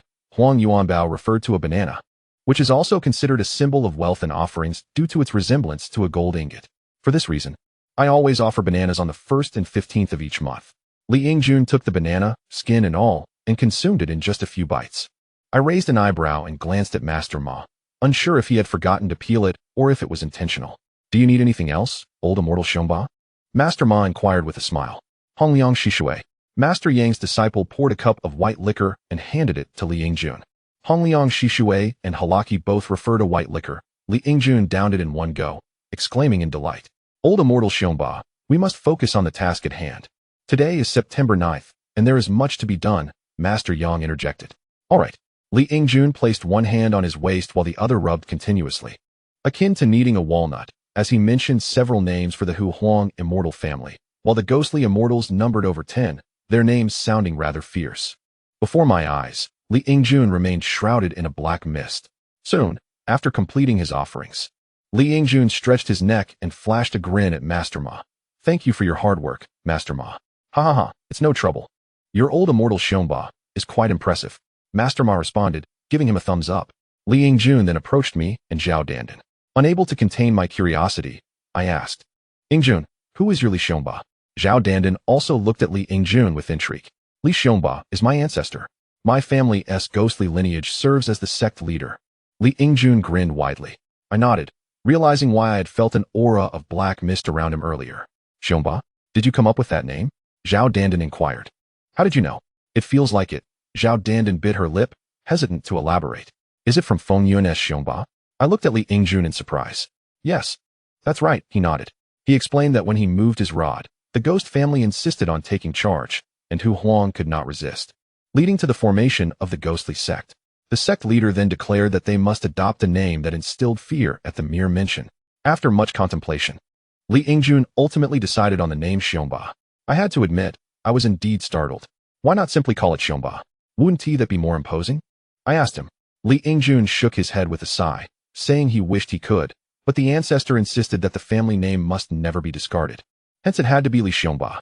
Li Xiongba is quite good. It has a powerful ring to it, Zhao Dandan said, giving him a thumbs up. We engaged in casual conversation, and I could hardly believe that Li Yingjun was affiliated with a ghostly sect. By this time, autumn had arrived, and the northern nights fell early. I decided not to linger and joined the queue beside Master Ma, handing my offerings to Zhao Dandan to hold. Once the person before me concluded, I took a seat. Master Tan, are you ready? Master Ma asked with a smile. Ready. All right, Ma Go, it's your turn. Coming. Master Ma struck the Wengong drum. The sound of the drum reverberated, causing my body to sway more vigorously than when I was moving the rod. Suddenly, warmth flooded my chest. I knew that an immortal spirit had descended. Which venerable immortal has arrived? The sect leader, Hu Tianlong, I exclaimed, feeling as if someone were present within me. Chapter 18. Summoning the troops this time. The sensation of the divine spirit descending felt markedly different from when I had moved the rod during the previous occasion. Although I could hear the words spoken by the sect leader, they were not as clear or intense. Now, it felt as though someone were speaking directly to me, face to face. This sensation was incredibly comfortable, requiring no effort to sense. The words were communicated with utmost clarity. So it is the venerable Tianlong, on this September 9th. Does Tanmin Baofu have new soldiers to enlist? Master Ma asked with a smile. Yes. First, the Hu family. The sect leader's voice resonated within me, each word articulated with precision. For the first time, I experienced this phenomenon directly. After the Hu family reported, the Huang family followed. And then the Chongmeng immortal and the Qing Feng, ghostly immortal. The pace of reporting was exceptionally swift. Whatever the sect leader conveyed in my heart, I relayed verbatim. The Qing Feng was particularly intriguing. The Hu Huang immortals shared a deep bond with me, either having come to recruit or possessing considerable prowess. However, the ghostly immortals were different. The sect preferred to avoid foreign ghosts, especially those newly arrived, as they could cause disturbances. The sect leader conveyed that no ghost should be admitted, except for one exception. That was my grandfather, who had passed nearly 10 years ago from liver cancer, lacking any remarkable abilities, and thus would be of little use. After a brief silence, the sect leader sighed, indicating that, out of respect for my relationship with Brother Ma, he would accept him, naming him Wang Fatsai, hoping he would bring in more wealth for Brother Ma in the future. In that moment, I distinctly felt the sect leader's internal conflict. Had it not been for my sake, he would certainly not have accepted my grandfather. To be candid, I held little emotional attachment to my grandfather, so whether he was accepted or not was of no consequence. Old leader, what is the status? How many ghostly immortals are coming? Master Ma urged. 1. My grandfather, Wang Fatsai, I replied. Upon hearing the name Wang Fatsai, laughter erupted in the room. I could even hear Zhao Dandan and Li Yingjun chuckling. I thought to myself, what is so amusing? This name was chosen to signify the quest for wealth. A reminder from the sect leader to my grandfather not to forget his purpose once he arrived. At that moment, I was still in a state of trance, unable to articulate anything. All right then, are there any celestial beings from the external 5 elements? Master Ma inquired with a smile. Just as I was about to respond with yes, I heard Master Yang's voice, stating that the external 5 elements should not be summoned just yet, and that it would be addressed later. I was taken aback, and suddenly, the warm sensation in my heart dissipated. My legs were still trembling, but my heart felt empty. Had the sect leader departed? I had no idea what was happening. Then I heard Master Ma ask Master Yang if they would summon the celestial beings from above. These celestial beings referred to figures such as the Supreme Elder, Yuan Shi Tianzun, Yang Jian, Neza, the Barefoot Immortal, and Chang Yi, among others. At this moment, Master Yang instructed me to sense internally and see if the celestial beings had a connection with me. I had no sense of whether there was a connection. I felt nothing at that moment. Should we summon them? After some contemplation, I decided to give it a try and told Master Ma that I would summon them. Master Ma was delighted, as I would need to pay him an additional 300 yuan for the summoning incantation. Master Ma sang happily as I continued to tremble. My thought was simply to summon them if possible. If not, then so be it. How could I know if I didn't try? Soon, the incantation for summoning the celestial beings concluded. My body continued to shake, yet no visions or sensations manifested. In stark contrast to the earlier experience of the sect leader's possession, it felt like an entirely different realm. Master Yang observed my prolonged silence and remarked, "The divine is within you. Attune your heart and express whatever comes to mind." I reminisced about the sensations I experienced while moving the rod, where my thoughts flowed freely. The presiding deity was represented by the red talisman, signifying the earthly immortals. Currently, I was invoking the celestial beings associated with the yellow talisman, the Supreme Lord Laozi, Neza, Yang Jian, Chang'e, the 7 fairies, the 9 heavens mysterious lady, Mengpe. I vocalized the names that resonated within my mind. Master Ma nodded in approval, while Master Yang remained silent. His silence gave me confidence, and I continued to list a multitude of names, albeit in a daze, until I could no longer conjure anymore. After concluding the invocation, Master Yang's chubby disciple handed me 2 sheets of paper, one inscribed with the names of the celestial beings and my grandfather, Wang Fatsai, and the other detailing the names of the Supreme Lord Laozi and Yang Jian. After exchanging money, I approached Zhao Dandan to collect my red talisman. "Did you feel anything strong just now?" Zhao Dandan inquired. "Initially, it was quite intense, but it faded afterward," I replied. Upon hearing this, Zhao Dandan acknowledged with a slight "oh" and chose not to pursue the matter further. Both Li Yingjun and I had completed our invocations, while Zhao Dandan was still engaged in hers. I chuckled lightly, clutching the talisman and the 2 sheets of paper as I made my way to the entrance. Master Yang's disciple was diligently inscribing talismans, a task he had expertly performed for many years, as he managed Master Yang's temple and was the scribe for all talismans. However, this service was not offered freely. Each talisman would cost 100 yuan. I possessed the red talisman, but needed to pay an additional 100 yuan to add names. The yellow talisman would require a separate purchase, followed by another 100 yuan for name inscription. After settling the payment, I mentioned my inconvenience, to which he cast a sideways glance at me, responding with an arrogant humph, instructing me to leave it there. Frankly, I found him rather distasteful. Had he not been Master Yang's disciple, I would have severed ties with him long ago. This fellow is a complete nuisance. It seems I am not the only one who finds him irritating. Virtually everyone does. He greets you with a smile, yet remains indifferent, while those who treat him poorly receive an exaggerated warmth from him, as if he fears offending anyone. The majority of patrons in his temple come primarily due to Master Yang. Otherwise, it would have long been out of business. If he weren't Master Yang's disciple, I would have given him a piece of my mind. I chose to ignore him, placed the talisman down, and turned to leave. After all, who would stoop to argue with a fool? I approached Zhao Dandan and Li Yingjun, where Sister Zhu was currently invoking. To be frank, Sister Zhu's invocation was quite dramatic, her head bobbing as if under the influence. "Old Tan, can you see anything?" Li Yingjun nudged me with his elbow. I squinted, fixated on Sister Zhu. I couldn't discern anything. It appeared hazy and chaotic. Hearing my response, Li Yingjun nodded and whispered, "I sense more chaos in her than in me." "What do you mean by that?" I exclaimed. "Don't you remember? I'm from the Ghost Hall. I navigate the underworld. There's an abundance of spirits, making it prone to disorder." "Right, I almost forgot. Are you suggesting Sister Zhu is also from the Ghost Hall?" Li Yingjun shook his head, asserting that Sister Zhu was definitely not from the Ghost Hall, but there was an undeniable disarray that was hard to articulate. I inquired of Zhao Dandan, eager to know her impressions. She replied that while watching Sister Zhu, she felt an emptiness within, unable to define it. Sister Zhu's invocation proceeded smoothly, the celestial being exuding a formidable presence, demanding offerings and other items. The entire process unfolded seamlessly. Yet, I was left with an unsettling feeling. Something was amiss. Chapter 19. The serpent spirit possession during Li Yingjun's invocation. I perceived a dark mist enveloping him, attributable to his affiliation with the Ghost Hall, where even the presiding deity was a spirit, a peculiar situation, yet entirely expected. However, Sister Zhu's circumstances were different. The gray aura surrounding her left me feeling quite uneasy. I glanced at Master Yang, who appeared unfazed. Perhaps I was overthinking it. Master Yang had been practicing for years and had taken on numerous disciples, undoubtedly accumulating vast experience. If there were any issues within Sister Zhu's hall, Master Yang would surely recognize them. Moreover, Sister Zhu herself had claimed that Master Yang was her fated teacher. Soon, Sister Zhu concluded her invocation. Zhao Dandan handed me the talisman before she too went to invoke. Li Yingjun, watching her, chuckled, "Old Tan, look at how nervous she is." Indeed, her anxiety was palpable. Even her gait seemed unsteady. The night had fallen, and few remained who had yet to complete their invocations, leaving no one to compete with Zhao Dandan. She sat on a stool, anxiously regarding Master Ma. "Master Ma, I leave it in your hands." "Fear not, Zhao Dandan. Close your eyes." Master Ma reassured her with a smile as he struck the one wong drum. As Zhao Dandan closed her eyes, her body began to move, not in a swaying manner, but rather twisting side to side. What could this mean? I exchanged glances with Li Yingjun. "I have no idea.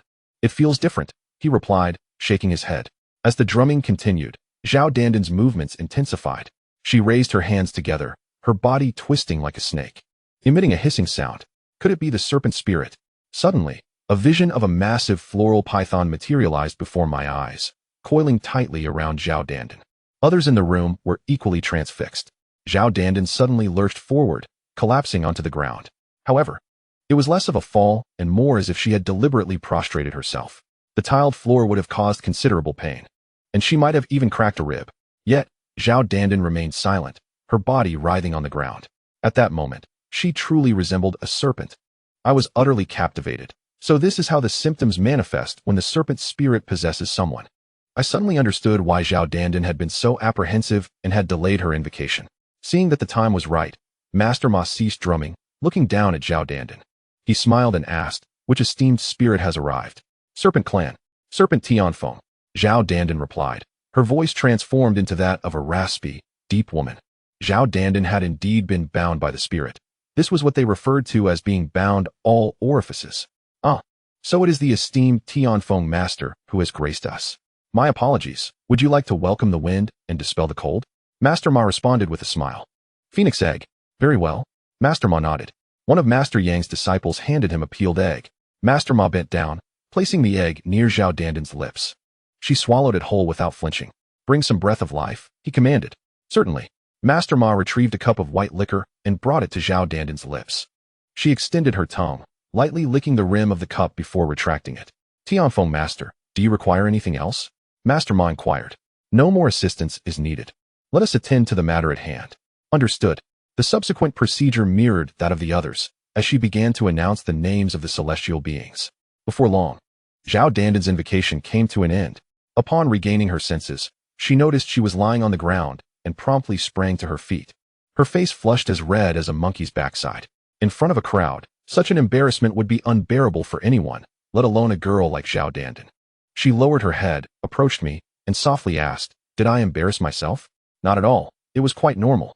Your celestial being is truly impressive, even binding your orifices. I exclaimed, giving her a thumbs up. Hearing my words, Zhao Dandan's expression brightened somewhat. She took the talisman and the sheet with her name, proceeding to hand it to the scribe. Today was the 9th day of the 9th month, a festival for the celestial beings. As we watched others complete their invocations, we quietly critiqued the foolishness of the scribe. The individual in question is Zhao Bin, possessing a rather stocky build and a rather unattractive visage. Beside him, Li Yingjun remarked that Zhao's physical appearance was the source of his inner insecurities, and now, aligned with Master Yang, he was aware that others dared not offend him easily. Hence his ostentatious demeanor. Subsequently, Li Yingjun recounted various tales about Zhao Bin, including his disrespectful language, his theft of scrap metal, and the fact that at nearly 40 years of age, he had yet to have a romantic partner, suggesting that there must be something amiss in that regard. The veracity of these tales remains uncertain, yet Li Yingjun conveyed them with such conviction that it was as if they were factual, much to the amusement of Zhao Dandan, who was also present. As our conversation continued, our camaraderie deepened, united against a common adversary. Soon enough, the gathering concluded, and Li Yingjun suggested we retrieve the list of names. We complied, and upon examining the list, I noted that the writing was commendable. Zhao Dandan and Li Yingjun were also satisfied with their portions. Just as we were about to depart, a loud voice interrupted, demanding to know what nonsense was inscribed on the list. Startled, I turned to see a burly man in a black t-shirt, seething with anger as he confronted Zhao Bin about the character for dragon in the name Mang Tianlong. Intrigued, I moved closer, as did others around us. This man, also present for the gathering, was associated with a deity named Mang Tianlong. Typically, names inscribed by disciples in association with deities are rendered in simplified characters. Yet Zhao Bin had inscribed the character in traditional form, which bore a distinct error. He had mistakenly written the character for dragon improperly and attempted to cover it with another. Zhao Bin retorted defiantly, asserting that there were no strict requirements for the character's form. However, it was evident to all that Zhao Bin was in the wrong. For a disciple, the proper inscription of a deity's name is a fundamental sign of respect. Despite his errors, Zhao Bin obstinately refused to acknowledge his mistake. As patrons, we had paid for this service. It was not complimentary. Upon hearing this, the man in the black t-shirt, incensed, struck Zhao Bin squarely on the nose, causing him to stagger as blood gushed forth. The man, still unsatisfied, dropped the list and continued to strike Zhao Bin relentlessly. I found great satisfaction in this turn of events, as did those around me, who watched with amusement rather than intervening. This clearly illustrated Zhao Bin's poor reputation among his peers. Li Yingjun, visibly excited, seemed eager to join in on the action. But it was Master Yang who ultimately intervened to de-escalate the situation. As Zhao Bin, bloodied and panicked, fled the scene, the man in the black t-shirt called after him in anger, but Master Yang prevented any further pursuit, likely saving Zhao Bin from further harm. Chapter 20. The horse-tying ceremony. Observing Zhao Bin's hasty exit filled me with a sense of delight. Those around me regarded the man in the black t-shirt with admiration. Once the confrontation had settled, Master Yang departed to prepare for the upcoming ceremony. Li Yingjun, still smiling, approached the man, whose name was revealed to be Wu Dong, and encouraged him not to be upset, jokingly pointing out the absurdity of Zhao Bin's actions. Wu Dong expressed his frustration regarding Zhao Bin's mistake. indicating that if not for Master Yang's presence, he would have dealt with Zhao Bin sooner. Li Yingjun offered to introduce Wu Dong to someone skilled in inscribing names, to which Wu Dong gratefully accepted, and they exchanged contact information. Wu Dong, a sturdy man from Heilongjiang, had only been with Master Yang for a couple of months. He previously practiced devotion but had not found success until now. Before aligning with Master Yang, he had been initiated into the Jingyi sect, which afforded him some knowledge of Daoist practices. I began to understand why Wu Dong had acted so boldly. He did not fear retribution from Zhao Bin. A question arose in my mind. Could one who had joined the Jingyi sect still engage in the practice of capturing spirits? Li Yingjun directly posed this inquiry, and Wu Dong candidly explained that capturing spirits is a matter of fate and mutual responsibility. Wu Dong's insights were profound, yet I struggled to grasp their full significance at that moment. Li Yingjun continued to press Wu Dong with questions about various supernatural abilities, to which Wu Dong responded with a wry smile, downplaying his own capabilities. After a while, Wu Dong claimed to be feeling unwell, excusing himself to rest in his vehicle. Once he departed, Li Yingjun shared his impression that Wu Dong's abilities were rather mediocre, suggesting that he merely possessed a certificate of initiation, which could be easily obtained for a fee. While Zhao Dandan and other women engaged in casual conversation nearby, Li Yingjun suggested we take a moment to rest in the car. As the hour approached 8:30 p.m., hunger struck us, and we contemplated a visit to a nearby shop for refreshments. At that moment, Master Yang's portly apprentice, Wang Yu, knocked on our car window, announcing that the ceremony was about to commence and that everyone was to gather. There was an air of unease about Wang Yu. His demeanor was somewhat effeminate, and I had not developed a strong rapport with him. After he left, Li Yingjun cautioned me to be wary of him, though he declined to elaborate, leaving me with a sense of curiosity and concern. We disembarked and located Zhao Dandan and Sister Zhu, who were engaged in cheerful conversation as we entered the house. Sister Zhu remarked with a chuckle, "I thought Zhao Bin was quite formidable with his stubborn demeanor, but when faced with adversity, he doesn't dare to step up. What a coward." "Indeed. You're absolutely right, sister. He is merely a bully of the weak." Li Yingjun chimed in with a laugh. I smiled faintly and urged them to lower their voices, reminding them that Zhao Bin is a trusted disciple of Master Yang, and their camaraderie might prove beneficial in the future. Upon hearing my words, both Sister Zhu and Li Yingjun fell silent. Inside, a long line formed. Master Yang donned a colorful shaman robe, with copper strips tied to his skirt. He wrapped each disciple preparing for the ceremony with 2 cloth strips, one red and one green, and then circled them with a red string, securing a small lock near their ankles. The ritual for the ceremony was diverse, with some adorned in floral cloth, while others bore incense burners atop their heads. Soon, I too was wrapped in the red and green cloth, with a small lock hanging from my ankle. After completing the ritual, Li Yingjun, Zhao Dandan, and Sister Zhu followed suit. "What do you feel?" Li Yingjun inquired with a grin. "Not much, just like any other day," I replied, shaking my head. Zhao Dandan, however, expressed her excitement, feeling her heart race. Sister Zhu's response was unexpected, as she said she felt heartache. "Heartache?" I gazed at her in surprise. "Sister, what troubles you?" "I don't know. I feel like crying. There's a heaviness in my heart," she said, shaking her head while covering her chest, tears welling in her eyes. Just moments ago, we were laughing, and now she was suddenly in tears. This was clearly unusual. Master Yang happened to be present, so I urged Sister Zhu to ask him about her feelings. After a moment's thought, she nodded and approached him. Master Yang assured her that her urge to cry was normal, explaining that the old spirit was pleased and that after enduring for so long, she could finally participate in the ceremony and gain fame. Chapter 21. Protection and Recognition. No response from me. With vibrant incense and joyous hooves, whether in the south or north, we traverse in all directions. This is a frequently heard phrase among the disciples. The ceremony serves as an official initiation for those embarking on their spiritual journey. Without this initiation, the disciples would face numerous limitations, and to perform divination, they must do so at their own temple. After hearing Master Yang's words, Sister Zhu thanked him and did not dwell on it further. I felt a twinge of unease, as Sister Zhu seemed to exude a grayish aura again. Yet, Master Yang reassured us that everything was fine, and Sister Zhu had great faith in him. I decided it was best not to voice my concerns, for after all, Master Yang is also my mentor. How could a disciple question their master? At that moment, Wu Dong approached us, adorned in the same red and green cloth.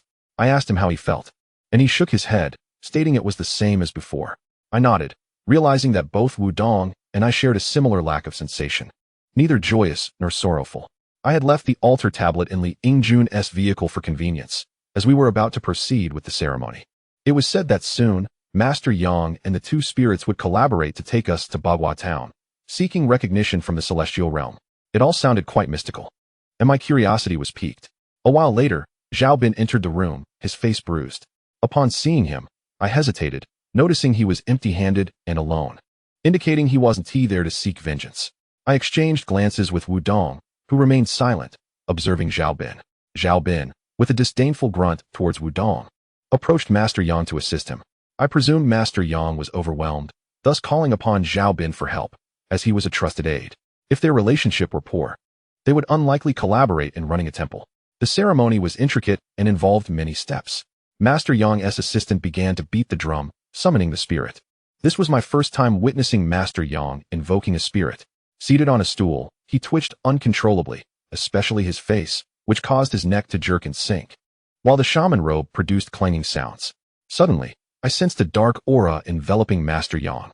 This feeling was reminiscent of when the head priest from Li Yingjun's family arrived. However, the shadow surrounding Master Yang was far more potent than that which enveloped Li Xiongba. Could Master Yang also be a spirit medium? My thought startled me. At that moment, Master Yang moved his neck slightly and began to speak. His voice transformed into that of a raspy elderly woman, with an odd accent that wasn't quite the typical northeastern dialect. Across the seas, today, on the 9th of September, the celestial gates are open. Bow to the 7 stars, and let the ceremony be splendidly conducted. All right. Master Yang's assistant nodded repeatedly, wearing an awkward smile. Even without the drum, Master Yang's body continued to twitch as if he were experiencing a severe seizure. Most of the people in the room wore cheerful expressions, as today was indeed a significant day for the ceremony. Yet within me, there was an unsettling calm, devoid of any turbulence. In my perspective, the dark mist surrounding Master Yang gradually coalesced into a hunched figure, obscuring its features. Subsequently, Zhao Bin and a plump disciple named Wang brought in 16 stools, arranging them behind Master Yang. We who were to participate in the ceremony would take turns sitting, while Master Yang would summon the spirits of our respective family's head priests. Zhao Dandan tugged at my sleeve, indicating her impatience. I shook my head and whispered, "Let us wait a bit. The important figures should make their entrance last. Our head priests must maintain their dignity." At my words, Zhao Dandan chuckled and nodded. I hesitated to summon the spirit too early, wishing to observe the reactions of others first, as I had an insatiable thirst for knowledge, an innate trait of mine. Before long, the 16 disciples draped in red and green cloth took their seats. Master Yang began drumming and chanting to invoke the spirits for these disciples. Throughout this process, Master Yang's body continued to twitch, and the dark mist remained, with the figure growing more defined. Master Yang was in a constant state of invocation. The rhythmic sound of the drum echoed as Master Yang recited the invocation. The 16 disciples, comprising men, women, and children, wobbled on their stools, calling upon the spirits. This comparison revealed many things. The older women exhibited far more pronounced movements. A few nearly toppled from their stools, prompting Zhao Bin and Wang to swiftly steady them. At that moment, I understood why Zhao Bin had returned. The assistant had to drum and chant, while Master Yang was in a state of invocation, leaving only one disciple to assist him. The chanting did not last long, approximately 3 minutes, before Master Yang halted. To all esteemed head priests, on this 9th of September, the celestial gates are open. May you be blessed with the power to traverse far and wide, Master Yang cheerfully announced, allowing the 16 individuals to rise and proceed to the courtyard. Then the next group took their seats, and Master Yang resumed drumming to invoke the spirits. Others may have been oblivious, but to me, it was evident that many spirits had not fully possessed their hosts. The duration of the chanting was simply too brief. Of course, this was not Master Yang's fault, as there were many waiting in line, and his urgency was understandable. These matters had likely been prearranged between Master Yang and his assistant. As the rounds continued, I, Sister Zhu, Zhao Dandan, Li Yingjun, and Wu Dong eventually took our places on the stools. Wu Dong sat to my left, while Zhao Dandan was to my right. Wu Dong shot a glance at Zhao Bin, his expression unfriendly, and Zhao Bin met his gaze with a fiery glare. I find myself engulfed in a sense of unease, pondering whether Zhao Bin might launch a sudden attack on Wu Dong during the forthcoming invocation. With this thought lingering, I edged closer to Wu Dong and quietly suggested, "Perhaps you should wait for the next round." Wu Dong, perceiving my concern, flashed a reassuring smile and replied that all was well. Since he expressed confidence, I withheld further comments. As Master Ma commenced the ceremonial drumming for the invocation, the rhythmic beats compelled my body to sway involuntarily. Yet, within my heart, there was naught but emptiness. Even the warmth usually felt was absent, and all I managed were a couple of yawns. Why was this so? My own master of the hall. Just as my bewilderment grew, a faint voice echoed within my mind, suggesting that I merely engaged in a playful round. I paused, closed my eyes, and inquired about the identity of this old sage. The aura of my master during possession had been one of great authority. Yet the voice now felt mischievous and lighthearted, a stark contrast. Who am I? You little rascal. Do you not recognize your guardian spirit? The mention of a guardian spirit prompted me to muse. Could it be Huang Xiaohu? The voice admonished, you ought to pay closer attention to the roster. Xiaohu, have you forgotten the master's command? Do not impart undue influences. I forgot. Imparting undue influences? What does that mean? And who are you, Elder Sage? Hello, Elder Sage? Where are you? I continued to murmur internally, yet received no response. Not even a yawn escaped me. Where was my guardian spirit? What had become of you? You. What was your name again? Huang Xiaohu, right? I remember. Speak, will you? Do not be so aloof. Despite my internal musings, silence prevailed, leading me to question whether the dialogue I experienced was merely a figment of my imagination. Had I lost my sanity? Surely not. My mind raced with thoughts. Yet my body trembled, revealing no other symptoms. To suggest that I merely engaged in playful antics? Was this truly a jest? As I pondered, I cracked my eyes open slightly and surveyed my surroundings. Beside me, Wu Dong and Zhao Dandan swayed vigorously, particularly Zhao Dandan, who twisted gracefully while emitting peculiar giggles. I caught a fleeting glimpse of a serpent's shadow entwined around her. Yes, Zhao Dandan's master was of the serpent lineage. Casting my gaze back to Wu Dong, I recalled that he had drawn closer to Zhao Bin after a prior incident. A faint silhouette of a fox flickered around Wu Dong, aligning with the notion that the fox lineage was indeed a fitting choice for a master of the hall, given its steadiness compared to the impulsive Huang Xian and the cold-blooded Chang Meng. As for the underworld hall, that is a tale for another time. I noticed Zhao Bin, who was assisting others with their chairs, yet his gaze remained fixed on Wu Dong, perhaps contemplating an attack, but deterred by the fear of retaliation. I understood Zhao Bin's mindset clearly. The thoughts of a cowardly bully are easily deciphered. In such a moment, should Zhao Bin dare to act, Wu Dong would likely treat him as a mere punching bag. Before long, Master Ma concluded his chant and beckoned us to the courtyard. I swiftly rose, feeling devoid of any sensation of possession. After all, my guardian spirit had just indicated that I was merely playing a role. Wu Dong led the way, with Zhao Dandan following closely behind, as we formed a line and exited the building into the courtyard. In the courtyard, dozens of incandescent lights illuminated a long queue. Observing that Zhao Dandan and Wu Dong had opened their eyes, I quietly inquired, "What do you feel?" Wu Dong responded that it felt just like any ordinary invocation. Nothing particularly special. Zhao Dandan, however, expressed her elation, claiming to feel the presence of her master. She then turned to me and asked, "Tengu, what do you feel?" "Feel? Nothing much. Seems quite normal," I replied. You feel nothing?" Zhao Dandan regarded me with curiosity. Others, including Sister Zhu, overheard and looked on with intrigue. Perhaps my spirit is rather reserved. I chuckled while scratching my head. Upon hearing this, everyone shared a laugh, and no one pressed further.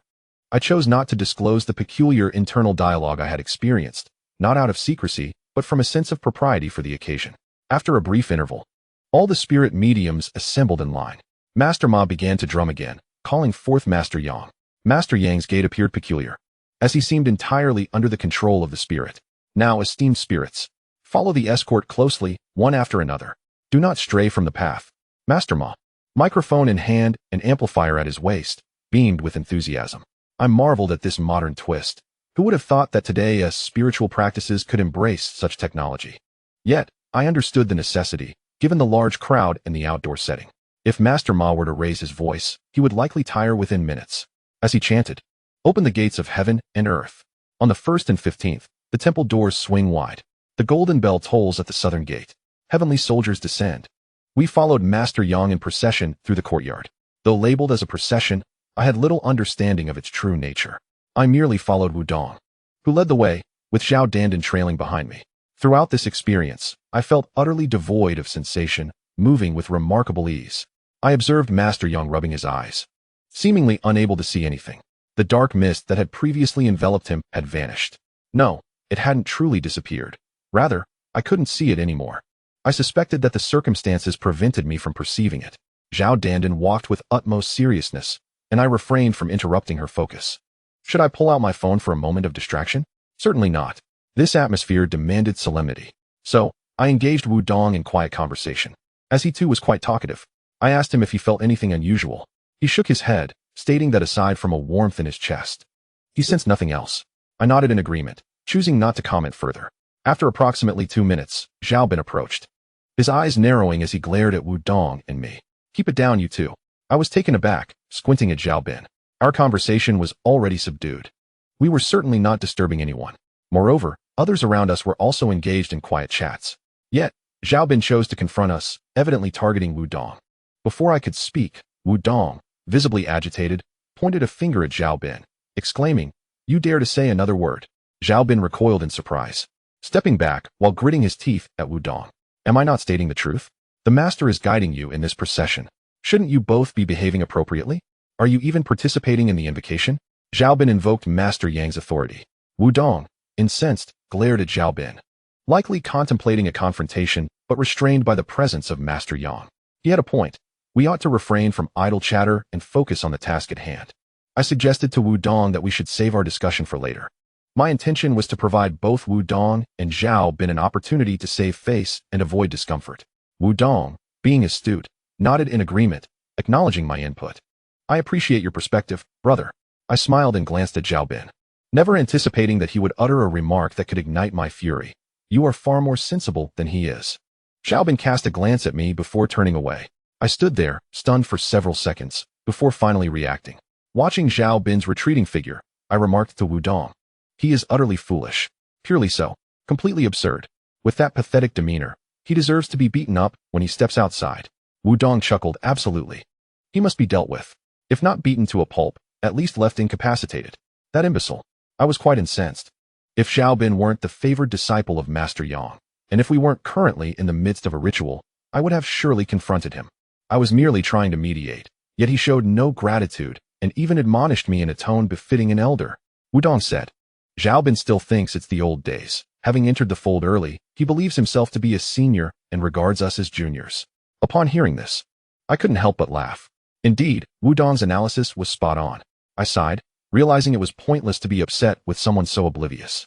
Such ignorance would only lead him to trouble wherever he went. Chapter 23. Sister Zhu's heartfelt tears. First comes the 5 directions, then the heavens. The venerable Hongjun precedes all. Master Ma cheerfully beat the drum and chanted.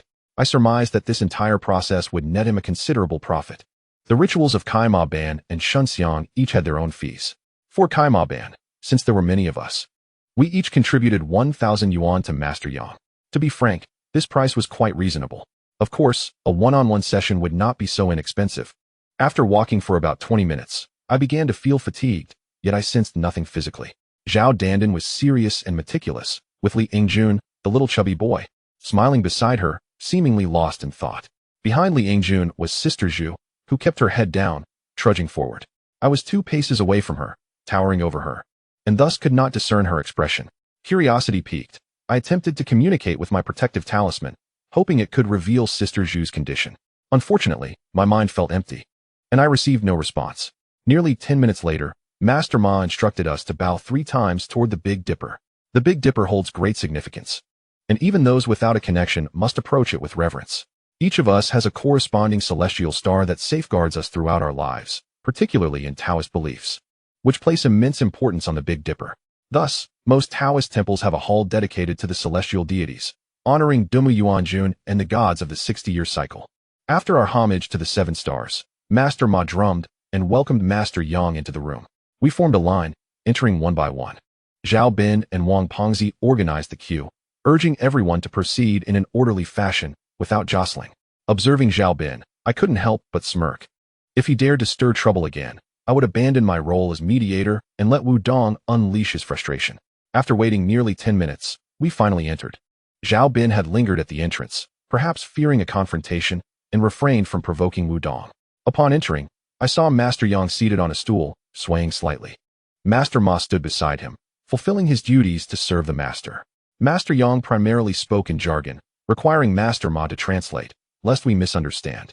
After a brief exchange, Master Yang took action, unfastening the small copper lock binding his ankle. As he unlocked it, he muttered incantations under his breath. One disciple after another took their turn in this manner. After approximately 20 minutes, it was Wu Dong's turn. 8 treasures Arhut. Temper your disposition. Be neither hasty nor impatient. Your esteemed master has instructed me to inform you that your wishes will be fulfilled in the coming year. With trembling hands, Master Yang slowly unlocked the small copper lock on Wu Dong's ankle. Thank you, Master, Wu Dong said, bowing respectfully. After Wu Dong, it was my turn. At that moment, I felt absolutely nothing, as if I were an ordinary person. I had anticipated that Master Yang would offer me some words of guidance, similar to what he had given the others. However, to my surprise, he remained silent. After about 5 seconds of silence, he instructed me to place my foot on the stool in front of him, then gently unfastened the small copper lock. I was taken aback. Was he really not going to say a word? After unlocking it, Master Yang finally spoke, advising me to avoid being too impatient in the future. And that was all. Holding the unlocked copper lock, I stepped aside, bewildered by why Master Yang had been so reticent with me. Moreover, his tone had noticeably shifted to one of normalcy.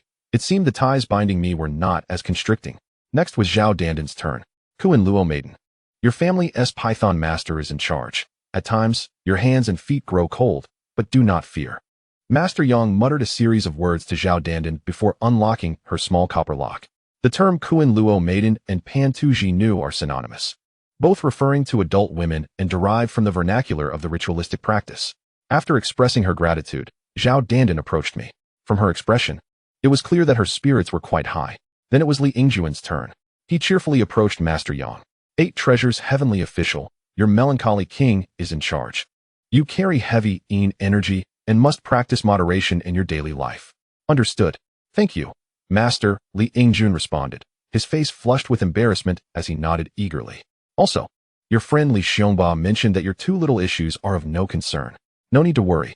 Upon hearing this, Li Ingjuan's face turned crimson as he nodded repeatedly. Master Ma was grinning from ear to ear. Master Yang then unfastened the small copper lock from Li Ingjuan's ankle.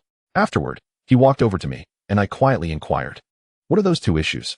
Probably referring to my backside. Li Ingjun whispered, I have hemorrhoids. It's quite severe, and I'm debating whether to have them removed. I stood there, taken aback for several seconds, before nodding in understanding. Indeed, one knows their own body best. Now it was Sister Zhu's turn. She sobbed uncontrollably, and with a thud, she knelt before Master Yang. Master, I feel unwell inside. I'm frustrated. I feel wronged. Sister Zhu cried out, her sorrow intensifying as she clung to Master Yang, weeping profusely. Seeing this, Master Ma reassured her, Sister, do not rush. Allow the master to speak slowly. No need to hurry. Hearing this, Sister Zhu choked back her tears and released her grip on Master Yang. Kuan Luo Maiden, do not panic. Your venerable immortal has suffered for too long. It's time for the burdens to be lifted. From this day forth, you shall traverse far and wide, spreading your name across the seas. At that moment, Master Yang's voice took on the deep timbre of a man. I was momentarily taken aback, squinting at Master Yang, sensing that a different spirit had momentarily inhabited him. Yet, at that moment, I felt nothing, nor could I perceive any dark mist. Thank you, Master. Thank you, Master. Sister Zhu fervently bowed her head to Master Yang. Ultimately, it was Master Ma who helped her rise, allowing Master Yang to unlock the small copper lock on her ankle, thus concluding the session. Otherwise, I suspected Sister Zhu would have continued bowing for some time. Li Ingjun leaned in and whispered, Sister Zhu is truly devoted to the Master. I nodded in agreement. Observing Sister Zhu's fervor, anyone who spoke ill of Master Yang in her presence would likely face her wrath. Sister Zhu approached our small group, and Zhao Dandan took out a tissue from her pocket, gently wiping Sister Zhu's tears. Sister, are you all right? I'm fine, really. Much better now, Sister Zhu replied. Her cheeks flushed as she sniffled, smiling at us. Although Sister Zhu's complexion appeared rosy, I knew it was merely due to the recent tears, resulting from dilated capillaries. And didn't necessarily indicate good health. A nagging sense of unease lingered within me, sensing something was amiss with Sister Zhu. Yet, I could not pinpoint the cause. I sought guidance from the spirit, but felt nothing. Li Ingjun nudged my arm and whispered, Old Tan, shall we take a restroom break? Not now, I replied. Brother, let's go. Stay with me. I fear the dark. I looked at Li Ingjun in astonishment, thinking to myself, you, a ghost master, fear the dark? What about your leader? Li Xiongba? Let him accompany you. Come on, Tengu, when we get back to Harbin, I'll treat you to a drink. Li Ingjun chuckled, tugging at my arm and pulling me outside. This chubby fellow is quite familiar. Unable to resist him, I accompanied him. As we exited the courtyard, we walked for a while on the rural path, enveloped in pitch darkness without a streetlight in sight. I suggested, let's stop and find a tree to relieve ourselves. Li Yingjun agreed, and we stood about 2 meters apart. I pulled down my pants and began to relieve myself. Suddenly, I shivered as a chilling breeze swept in from the side. Help her, help her. It felt as if someone stood between Li Yingjun and me, speaking to us. Chapter 24. There are truly many oddities in this line of work. Did you hear anything, Lao Tan? Li Yingjun trembled and turned to look at me. The darkness was too thick for me to discern his expression, but judging by his quaking voice, he was evidently terrified. I did hear something. I nodded and glanced around. There was not a soul in sight besides us. What the heck? Is it haunted? Can you not be so startled? Keep your voice down. You are a ghost master. Your leader is Xiongba. I sighed and shot Li Yingjun a glance. To be honest, I wasn't actually scared by the sudden voice. However, Li Yingjun's sudden shout did give me a fright. This illustrates the principle that ghosts are not frightening, but humans can be terrifying. I want to remain calm, but I can't. Lao Tan, that sound we heard, did it seem like a man's voice? Li Yingjun dashed over to me, gripping my arm tightly. You're a man. Have some courage. I truly wanted to kick him, thinking, you're a ghost master, yet you're afraid of encountering a ghost. I lost my courage a year ago. You're so impressive. I was at a loss for words. Li Yingjun continued asking me if I thought the voice was male. I affirmed, adding that it sounded like an elderly man's voice and seemed quite urgent. Did he say to help him? Yes. It sounded like he said to help him. I nodded. What does he want us to help him with? How should I know? This is the first time I've encountered something like this. Why don't we ask the master? Li Yingjun proposed. All right, let's inquire with the master. He pulled my arm, and we headed back to the courtyard. I had already sensed something and wanted to ask the celestial beings I was connected to whether the voice we heard belonged to a ghost or a deity, and what assistance was required. Unfortunately, no one paid me any mind. Upon entering the house, we found several people unlocking doors. For some reason, when I saw Master Yang, I lost the urge to ask him. I pondered for a moment and told Li Yingjun to ask him himself. Huh? Why? Li Yingjun looked confused. It's nothing. I shook my head. Li Yingjun pressed his lips together and said, all right, I'll wait until the master is done. After approximately 10 minutes, Master Yang finally finished unlocking the doors for everyone. With that, all the horses were finally freed. Master Ma struck the drum, inviting the celestial beings from Master Yang's presence to depart. Seeing this, Li Yingjun quickly approached Master Yang to inquire about the voice we heard while relieving ourselves. I didn't get closer, as the room was noisy, and I couldn't discern the specifics of their conversation. 2 minutes later, Li Yingjun returned. What did he say? I asked. What else could he say? Master Yang said it was nothing. Today is too lively, attracting many wandering spirits and ghosts. Perhaps some come seeking money. Li Yingjun replied helplessly. From his tone, I sensed that this chubby fellow seemed somewhat dissatisfied with Master Yang. Although we had only just met today, we were not too familiar. We could jointly criticize Zhao Bin, but we could not speak ill of Master Yang. After all, if our negative comments reached Master Yang's ears, it would spell trouble. In this circle, interpersonal relationships are just one aspect. There is also the interaction between deities and humans. In summary, it is quite complex. Ghosts seeking money? Do you really think so? I pursed my lips. How could they be wandering spirits? My leader, Xiongba, is the Ghost King. Would any insignificant ghost dare to provoke me? Li Yingjun responded. Ghost King, this piqued my interest. And I asked Li Yingjun what kind of abilities a Ghost King possesses and whether there are clear distinctions in levels, akin to those in fantasy. Li Yingjun explained that the Ghost King is a term he personally interprets, representing a formidable presence. As for the classification of ghosts, he was unaware. In any case, his leader, Li Xiongba, must be extraordinarily powerful. Otherwise, how could over 50 ghost immortals in his hall heed his command? Over 50 ghost immortals? So many ghosts! I exclaimed in astonishment. Indeed, there are quite a few, Li Yingjun lamented, shaking his head. Out of curiosity, I inquired about the peculiarities of worshipping a ghost hall. Having just entered this field, I was not particularly knowledgeable about the various halls. The ghost hall sounded quite formidable. Li Yingjun, being straightforward, told me that the advantage lies in their prowess in matters concerning the underworld, given the abundance of ghosts in his family.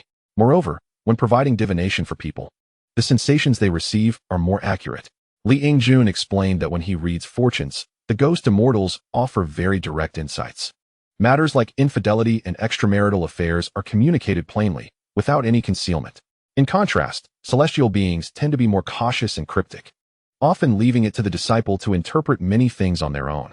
Li Yingjun asked if I often had to rely on guesswork during divination. I paused, recalling my prior experiences. To be honest, that was indeed the case. Li Yingjun secretly shared that once, while reading fortunes for a girl, his leader, Li Xiongba, showed up and revealed that the girl was seeing 5 suitors simultaneously. Upon inquiry, it turned out to be true. 5. No way. Is that for real? I was taken aback. Absolutely. One was handsome, and the other 4 were wealthy. This girl was asking the 4 rich ones for money and spending it on the handsome one. How thrilling. Li Yingjun spoke excitedly, nearly drooling. To be frank, I was equally thrilled by the tale. I thought to myself, this line of work is filled with juicy gossip. There is simply too much to consume. As for the downsides of being part of a ghost hall, they are numerous. Li Yingjun briefly mentioned a few. Living beings are young, and typically, protective talismans belong to the Huang family, as their celestial beings are also young. However, he is protected by ghost immortals. Just imagine, a living person spending day and night with ghosts. Their young energy would inevitably be affected, leading to poor health over time. Cold hands and feet would become the norm. Li Yingjun, being young and male, would be alright, but if he were female, she would fall ill frequently. As for other taboos, Li Yingjun sadly shook his head and chose not to elaborate. At that moment, Zhao Bin called out, "The master says, those who wish to take a group photo, come over." The ritual of freeing the horses was concluding, and the gathering was about to disperse, culminating in a final group photo. Though I consider myself quite handsome, I generally dislike taking pictures. However, thinking this might be a once-in-a-lifetime event, I decided to join in. Over 100 individuals donned red and green cloth for the photo. Afterwards, Master Yang instructed that the red and green cloth should be taken home. They could be hung in the hall or used for other purposes. In short, these 2 pieces of fabric are valuable and should not be discarded. The locks were set aside, just don't leave them on the doors. The specifics of what to do next were not elaborated. Sister Zhu was local, while Zhao Dandan was from Daqing. Our paths did not align. I had initially planned to stay here for the night, but having unexpectedly met Li Yingjun, who could drive me back to Harbin, I certainly did not hesitate. Wudong has also departed, hailing from Harbin as well. It's worth noting that Master Yang has quite a number of apprentices in Harbin. I hopped into Li Yingjun's Mazda, and with a swift press of the accelerator, the vehicle sped away, navigating the streets without any congestion. During our ride, Li Yingjun brought up the incident we had just witnessed, mentioning that we ought to return to Harbin and perform a ritual at a crossroads. I responded that while the ritual was feasible, we had no knowledge of who this help was or what they looked like. As we drove with the windows shut, a sudden breeze swept through the car, startling Li Yingjun, who slammed on the brakes and pulled over to the side of the road. "Old Tan, did you hear that?" he asked. "Yes," I replied. "Is the spirit following us?" "Perhaps," he mused. "Aren't you the one who can sense spirits?" I encouraged him. Li Yingjun, without hesitation, closed his eyes to attune himself. I observed him, feeling a chill, but nothing more. I found myself wondering, silently calling out to my guardian spirit. While other celestial beings might not be present, surely my protective entity was nearby. "Guardian spirit, are you Huang Xiao? Are you there? Speak to me," I thought, but received no reply. I eventually resigned myself and turned my gaze back to the driver's seat. After about a minute, Li Yingjun opened his eyes and exhaled. I inquired about what had transpired. He informed me that he had summoned Li Xiongba to inquire about the situation and whether a wandering spirit was attached to us. Li Xiongba assured him that there was no need for concern, as he would handle it. "No need for concern? Is that all?" I pressed. "Indeed, that is all." Then Li Xiongba departed from me. He concluded, "All right then, since your Xiongba has intervened, it should be fine now." Li Yingjun shared this sentiment, confident that with the leader of his sect involved, a mere wandering spirit posed no threat. With renewed vigor, Li Yingjun pressed the accelerator, and within an hour, we arrived at the highway bridge, marking our entry into Harbin's urban area. He resided in Daoli district, while I was in Nangang district, which was not on his route. I requested he stop by the roadside so I could catch a taxi home. Li Yingjun insisted, stating he must drop me off at my doorstep. I must admit, this little fellow was quite considerate, ensuring I reached my home directly. He remarked that it was getting late and suggested we plan a drinking outing soon. Naturally, I agreed, offering to treat him when the time came. As I was about to exit the vehicle, a thought struck me. Give him some money. Money. I paused, glancing at Li Yingjun. Noticing my hesitation, he inquired what was wrong. "I want to give you some money." I insisted. "No need. You're being polite. We're friends. You're treating for drinks." "No. This is different," I clarified, explaining that it was my guardian spirit urging me to give him some money. Only then did Li Yingjun acquiesce. I intended to give him more, but he declined, fearing it would upset the balance. so I settled on a modest 20 yuan. Returning home with the offering slip. It was nearly 2 o'clock. I rehung the red ritual slip on the wall. I hammered a nail into the wall and placed the yellow slip of the celestial offering above the red slip and the Buddha statue. Reflecting on the day, I sent a WeChat message to Wang Qingxue, mentioning the offering and the inexplicable sound of spirits I had heard. Given the hour, I expected she would be asleep, hoping for a response the following day. However, less than a minute later, Wang Qingxue replied, stating that since I had the red slip, I was obliged to make an offering as per the celestial rules, regardless of the amount. As for the mysterious sounds, she was uncertain of their origin but believed it was nothing to worry about. I asked her why she was still awake at such an hour. She informed me that it was the 9th day of the 9th lunar month, a lively occasion at her home, with many of her mother's apprentices visiting to pay their respects, and she had just settled down after a busy day. I almost forgot that the 9th day of the 9th lunar month is a significant festival in the spiritual community, with all disciples occupied. Observing the offerings on my table, I couldn't help but chuckle. It was past midnight, and my birthday had come and gone. It felt like the first time I had celebrated my birthday so busily. My partner had separated from me, and no one seemed to remember, not even a birthday wish. At that moment, Wang Qingxue sent another message. Happy birthday? I was too busy yesterday. I smiled and replied with a thank you emoji, wishing each other a good night. Then, I proceeded to wash up, my stomach grumbling. The roasted chicken was ready to eat, and I found some cucumbers in the fridge. I sliced a cucumber and paired it with some of the offering's pork head meat, adding cilantro and drizzling chili oil for a delightful dish. After satiating my hunger, I fell into a deep sleep. That night, I experienced a peculiar dream in which I found myself lost in a large shopping mall. Feeling a sense of panic as I searched for the exit, I asked many people for directions, but none acknowledged me. Eventually, I encountered someone, Zhao Liying. She smiled and told me to head east to find my way out. Thank you. You're truly beautiful, I exclaimed before departing. Then I woke up. The dream lingered vividly in my mind, and I rubbed my forehead, pondering its significance. I also noticed that since I began making offerings to the celestial beings, many dreams featured celebrities, both male and female. This is not mere coincidence. Those with spiritual connections likely share similar experiences. I contemplated the meaning of the dream, but ultimately decided it was just a dream, nothing of great importance. Upon rising, I placed the fruits from the offering table into the fridge. When I noticed the nearly empty wine glass on the offering table, I paused. The bottom merely held a thin layer of liquid. While it's true that liquor evaporates quickly, it shouldn't completely vanish in a single day. Intriguing, I thought with a smile. I microwaved a couple of buns and continued to enjoy the roasted chicken and pork head meat. The initial meals were fine, but by the second day, I truly experienced the heaviness of greasy food, particularly the pork head, which weighed nearly 4 pounds. It took me 2.5 days to finish. Constantly consuming pork head meat became quite tiresome. The staple food was buns, and eventually, I resorted to pan-frying slices of buns. For clarification, it's not that I dislike buns, but the ones left out for offerings dried out and lost moisture, significantly diminishing their flavor. Chen Yuanyuan once told me that her former master explained that the taste of offerings diminishes after being enjoyed by the celestial beings, as their essence is absorbed. I cannot ascertain the truth of this claim, and delving into it seems pointless. A few days earlier, I messaged Chen Yuanyuan to inquire about her experiences with the offerings on the 9th day of the 9th month, but she had not responded. On this day, Li Yingjun sent me a WeChat message, asking if I was free to drink that evening. I agreed and instructed him to come near my home. I live on Matwan Street, where there are numerous restaurants. In the evening, Li Yingjun arrived by taxi. I went downstairs to greet him and asked what he wanted to eat. He suggested some skewers, mentioning that he had heard of a nearby place famous for its grilled beef testicles. I was well aware of the establishment he referred to, so I led him there. Upon entering the skewer shop, I felt somewhat uneasy, but Li Yingjun appeared quite at ease, smiling and joking throughout. My tolerance for alcohol is low, so I encouraged him to indulge, as I would be tipsy after just 2 bottles.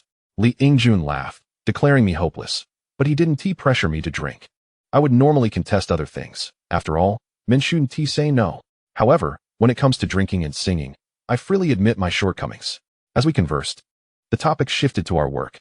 Li Yingjuan's family is in business. He didn't specify the details, and I didn't inquire, as he usually just engages in fortune-telling for clients.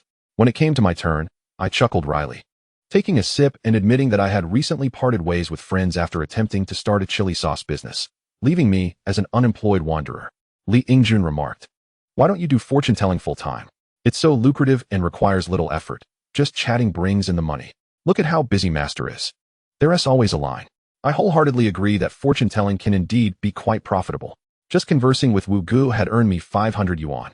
Finding Master Yang for fortune-telling requires patrons to make appointments several days in advance, with an estimated minimum income of 2 million a year.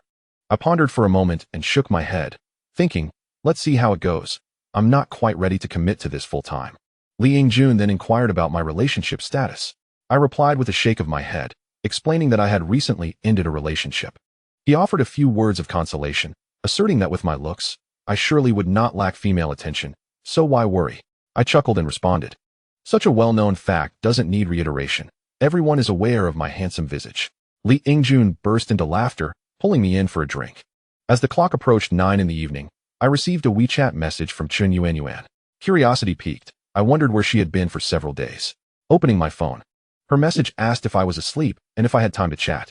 Li Yingjun, emboldened by the alcohol, craned his neck to glimpse my screen. Old Tan. Who is this woman? Why is she inviting you out at this hour? Get lost. It's just a friend. A fellow practitioner, I retorted. Casting a sidelong glance at Li Yingjun before responding to Chun Yuanyuan, informing her that I was out drinking and inquiring about her situation. She asked if it would be convenient for me to visit her home. Stunned, I exchanged a glance with Li Yingjun. Could it be that this rotund fellow had guessed correctly? No, Chun Yuanyuan was quite the serious individual and also a fellow practitioner. I pressed her for details about the situation. She explained that a friend of hers had gone mad after the 9th day of the 9th lunar month, possessed by a spirit, and nothing seemed to help. Now, this friend was at her home.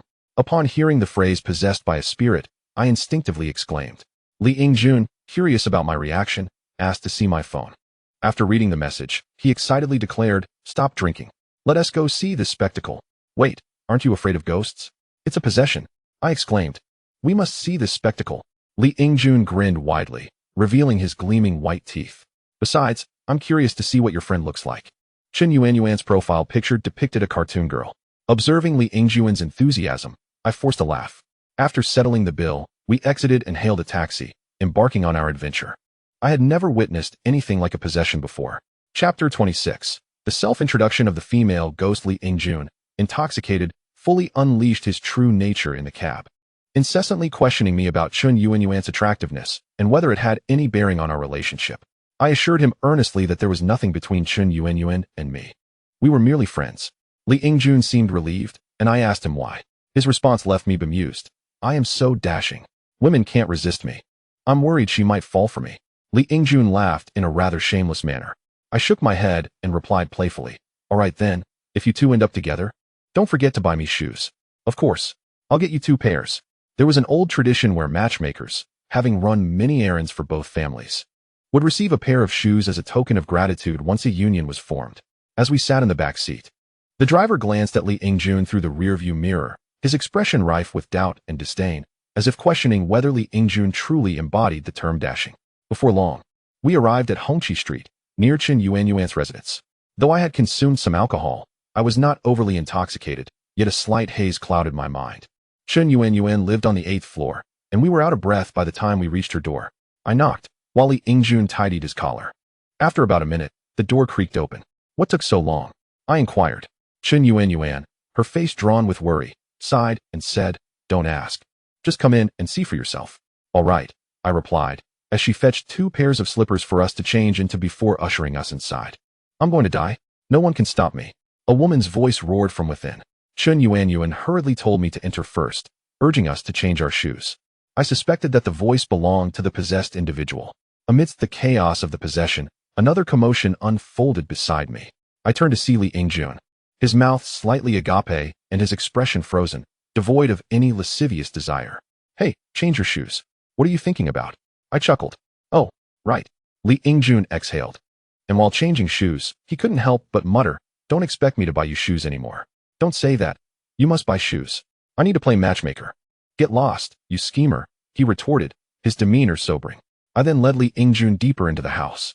The apartment was a 3-bedroom layout rented by Chun Yuanyuan, one of which contained a shrine and ceremonial objects. "I'm going to die. Do you understand? You can stop me for a day, but not for 2. Die, die, die.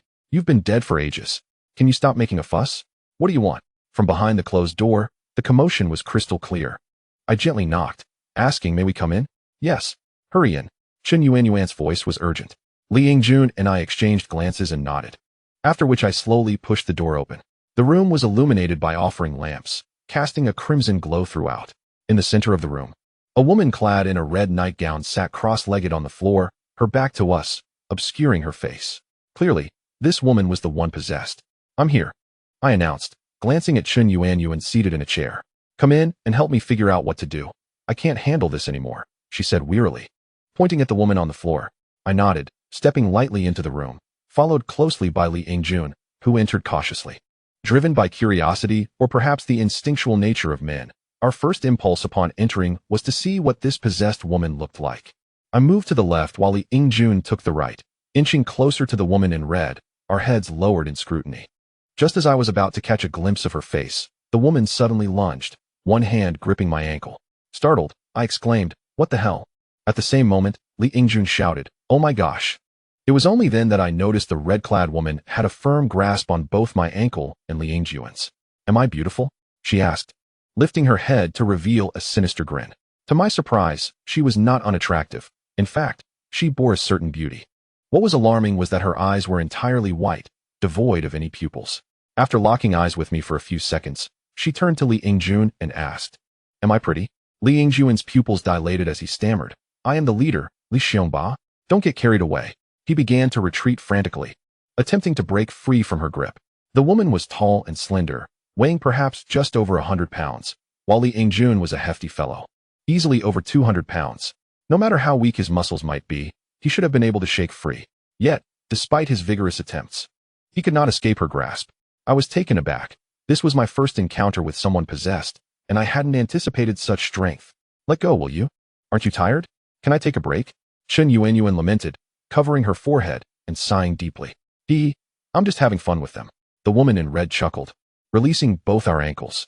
Li Yingjun and I instinctively dashed to Chen Yuanyuan's side. The cowardly Li Yingjun shamelessly hid behind her, resting his hands on her shoulders. "Sister, what is this? Let go." Chen Yuanyuan shot him an annoyed glance. Li Yingjun let out a sound and awkwardly chuckled twice at Chen Yuanyuan, exclaiming, "I'm just so nervous. So nervous." Chen Yuanyuan, however, did not respond to him. Observing her haggard complexion, it was evident that she had been quite fatigued lately. "What is going on, Goddess Yuanyuan?" I inquired. The title goddess was one I had affectionately bestowed upon her after our friendship flourished. "Is it a male or female ghost?" Chen Yuanyuan pointed at the woman in red and asked. I glanced over at the woman, who responded with a mischievous grin, even performing an exaggerated eye roll. Goodness! With such a simple flick, she revealed the whites of her eyes. It appeared effortless, yet I found myself utterly incapable of mimicking it. Before I could speak, Li Yingjun chimed in, "A female ghost. It must be a female ghost. Well done, little chubby." Chen Yuanyuan regarded him with newfound respect. "Of course, my master, Li Xiongba." Li Yingjun patted his chest, regaining his composure, no longer as terrified as before. I too took a deep breath, feeling emboldened. After all, with so many venerable spirits enshrined in our temple, what was there to fear from a mere female ghost? I asked Chen Yuanyuan about the origin of this ghostly figure. Earlier, I had sensed an aura and attempted to summon my protective spirit, Huang Xiaohu, but received no response. With a sigh, Chen Yuanyuan turned to the woman in red. "Can you introduce yourself?" "All right, you can take a break. I know you're tired." The woman in red placed her hands on her hips and proclaimed with an air of authority, "I am Chang Lijuan." Chapter 27. Suppressing the soul. The woman in red appeared quite loyal in her demeanor, prompting Chen Yuanyuan to rest, which almost made me laugh. Chen Yuanyuan, caught between laughter and tears, couldn't he help but smile. Li Yingjun, seemingly impervious to the tension, burst out in laughter and asked the woman, "Chang Lijuan, right? Which path do you walk? Little chubby, are you looking to negotiate?" The woman shot Li Yingjun a sidelong glance. "Let me tell you, I reside at Haidegang, on the yellow earth Kong, among the 4 corners and 8 angles of Huanghua Pine. I practice my craft with a wooden coffin for training. I am Chang Lijuan." "Ah, you understand the rules," Li Yingjun exclaimed, taken aback. The woman had spoken in concise terms, using the jargon of the spirit world, indicating that the ghost possessing her had been deceased for quite some time and was not to be trifled with. "Little chubby, state your lineage," Chang Lijuan demanded, her gaze piercing. Li Yingjun took a deep breath and proclaimed with pride, "I am who I am, Li Yingjun. My master, Li Xiongba, reigns supreme in the ghost world." "Li Xiongba?" Chang Lijuan nodded, acknowledging the weight of his title. Upon hearing her confirmation, both Chen Yuanyuan and I exchanged bewildered glances at Li Yingjun. With a smug grin, Li Yingjun flashed his teeth at me, as if to say, "See how impressive my master is?" He continued, "You better back off, or my master will have you eating your words." "Are you certain, little chubby?" Chang Lijuan's lips curled into a sly smile. "Why wouldn't I be?" My head just started throbbing. As he spoke, Li Yingjun suddenly clasped his forehead. Chang Lijuan burst into hearty laughter, applauding him. Chen Yuanyuan and I looked at Li Yingjun in disbelief, and I asked what was happening. He waved his hand dismissively, his brow furrowed as he closed his eyes. After a moment, he opened them. Looking rather pained, my master scolded me. "What for?" I was puzzled. "Nothing much," he murmured. "Just told me to be a bit more humble and not so arrogant." "What?" I was taken aback for several seconds before finally grasping the situation. "Apologize, and I'll forgive you," Chang Lijuan said, grinning widely. "I'm sorry, what was your name again?" "Chang Lijuan." "I am Chang Lijuan." "All right, Chang Lijuan," Li Yingjun said, pursing his lips. I must admit, despite being reprimanded by his master, Li Yingjun maintained a light-hearted demeanor. Chang Lijuan remarked nonchalantly, "I know you're Li Sanqiang." "What? You know my master, Sanqiang?" Li Yingjun exclaimed in surprise. "Who is Li Sanqiang?" I asked, bewildered. Li Yingjun explained that Li Sanqiang was the protector of their temple and had been a bandit under Li Xiongba in life. Previously, he had only mentioned that Li Xiongba was a formidable ghost king, his ancestor, but had never elaborated on his demise or background. Now, he disclosed that Li Xiongba had once led a gang and had numerous followers. Due to his many misdeeds in life, he could not reincarnate and could only accumulate merit through his descendants, hoping for eventual liberation. I had other questions swirling in my mind, but given the current circumstances, it was not the right time to voice them. "What on earth is happening?" I whispered to Chen Yuanyuan. With a sigh, she recounted the events. The woman before us, clad in sleepwear, was named Chang Lanlan, a friend from her Pure Land temple, where she had volunteered and formed a close bond, possessing significant spiritual connections. Chang Lanlan was quite stubborn, refusing to offer her spirit. She claimed she would rather become a nun than partake in such traditions. This stubbornness was why she had volunteered at the temple. Just before the 9th of September, Chen Yuanyuan had contacted her, and Chang Lanlan had reported feeling well, with no symptoms whatsoever. On the 9th of September, Chen Yuanyuan had been utterly exhausted. After finishing her duties at the temple, she returned home after 8 o'clock. As she ascended the stairs, she spotted Chang Lanlan squatting at her doorstep, hugging her knees. Startled, Chen Yuanyuan recognized her and inquired about her distress. Chang Lanlan tearfully confessed that she felt miserable and contemplated suicide. Understanding that this was a disruption caused by their temple, Chen Yuanyuan brought her inside. Subsequently, Chang Lijuan possessed Chang Lanlan, causing chaos, demanding to smoke and drink. At first, Chen Yuanyuan patiently attended to her, but as time wore on, even her good nature began to fray. Chang Lijuan began to light cigarettes and drink white liquor herself. "No wonder this place reeks of alcohol," I remarked. "Before you all arrived, I opened the windows to air it out. The smell was even stronger earlier," Chen Yuanyuan sighed. I calculated the dates and realized that today was the 13th of September. Chang Lanlan, no, it should be Chang Lijuan, had been tormenting Chen Yuanyuan for nearly 4 days. As we conversed, Chang Lijuan slowly rose, unsteadily making her way toward the table. The table was on Li Yingjuan's side, startling him into retreating to my side. Despite his bravado, he was quite timid, the type who enjoyed playing with fire without the skill to handle it. "What's she trying to do?" I whispered to Chen Yuanyuan. Before she could respond, I understood. On the table was a jar of liquor steeped with ginseng, goji berries, and other ingredients, meant for offerings to the spirits. Chang Lijuan grabbed a cup, gulping it down. "What a fine drink. Did you see that?" Chen Yuanyuan shot me a glance. "Yes, I saw." "How much does she drink in a day?" "Probably 3 to 4 jin," Chen Yuanyuan sighed. "Why does she drink so much? Is it to cause trouble?" Li Yingjun asked. Chen Yuanyuan shook her head, admitting she didn't know. Having set down the cup, Chang Lijuan swaggered back to her previous seat, winking at me. "You're quite something." "Huh? What do you mean?" I was momentarily taken aback. "It's a secret, I won't tell you," she replied, shaking her head. As I gazed at Chang Lijuan, a realization dawned upon me. "You drink to suppress Chang Lanlan's soul, don't you?" At my revelation, both Li Yingjun and Chen Yuanyuan were taken aback. "Well, aren't you clever?" Chang Lijuan said with a smirk, hands on her hips. "That's exactly right. I drink to keep her subdued and ensure she suffers. Otherwise, she wouldn't comply. Alcohol numbs the brain's nerves, significantly diminishing one's conscious awareness.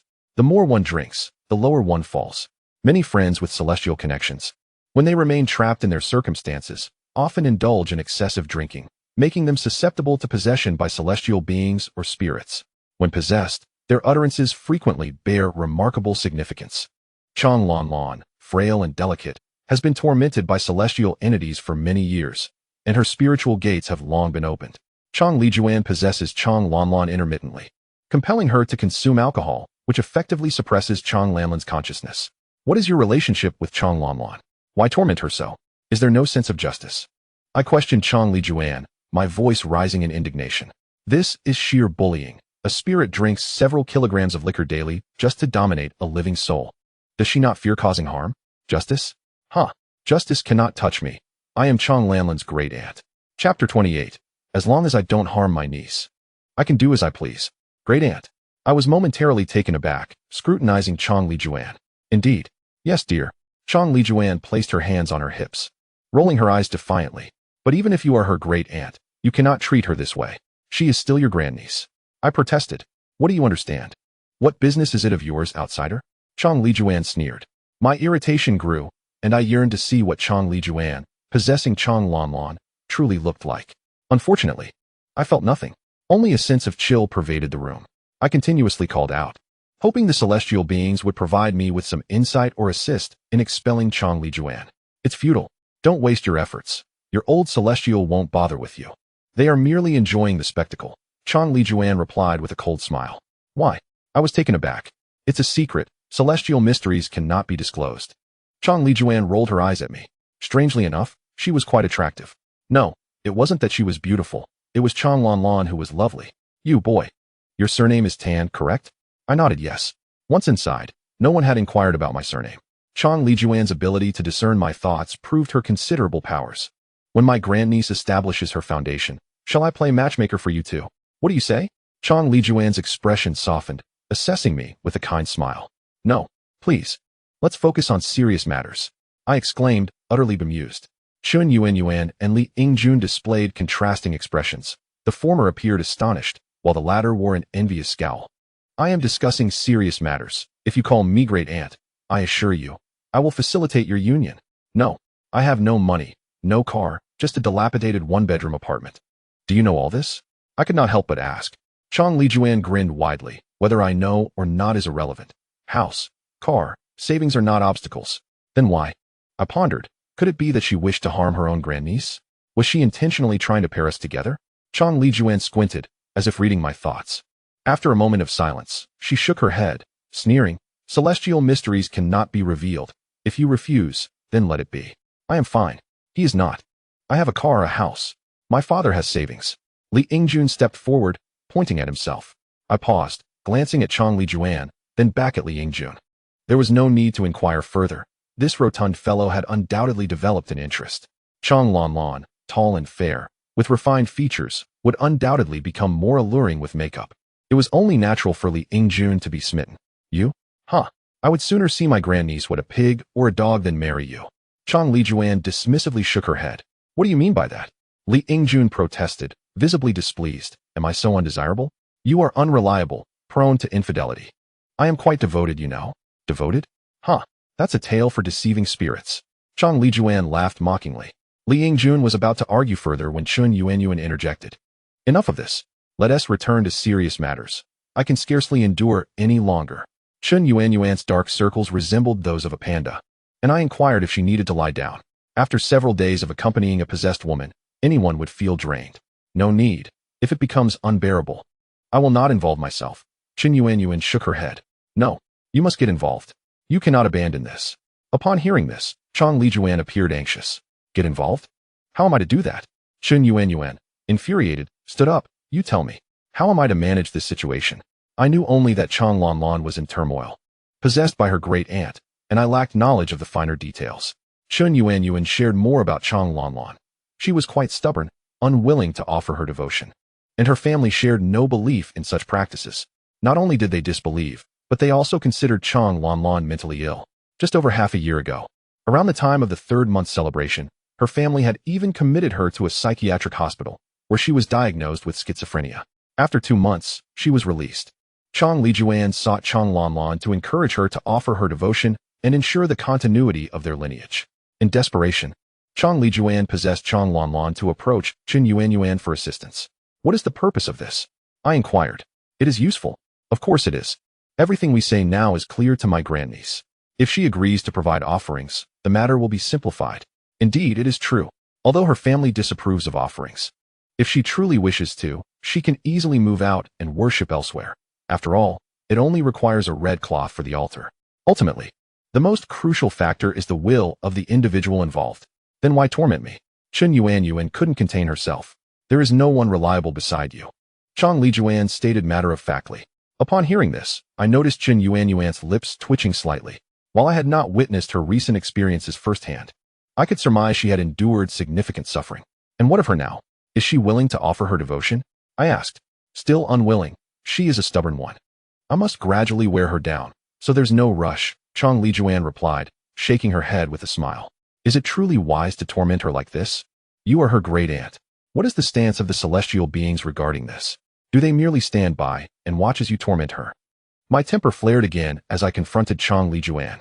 Previously, Wang Qingxue had shared a saying, whose spirit horse belongs to whom, it is cherished as one's own child. Chong Lijuan scoffed, rolling her eyes at me. What does it matter to you? How can it not matter? I am merely acting in the name of justice. I retorted angrily. Li Yingjun chimed in exactly. Acting in the name of justice. Stop tormenting her and leave. Leave? What will you do? Summon your domineering Li Xiong to deal with me? Chong Lijuan observed Li Yingjun with a knowing smile. Li Yingjun clenched his teeth and glanced at me. Old Tan.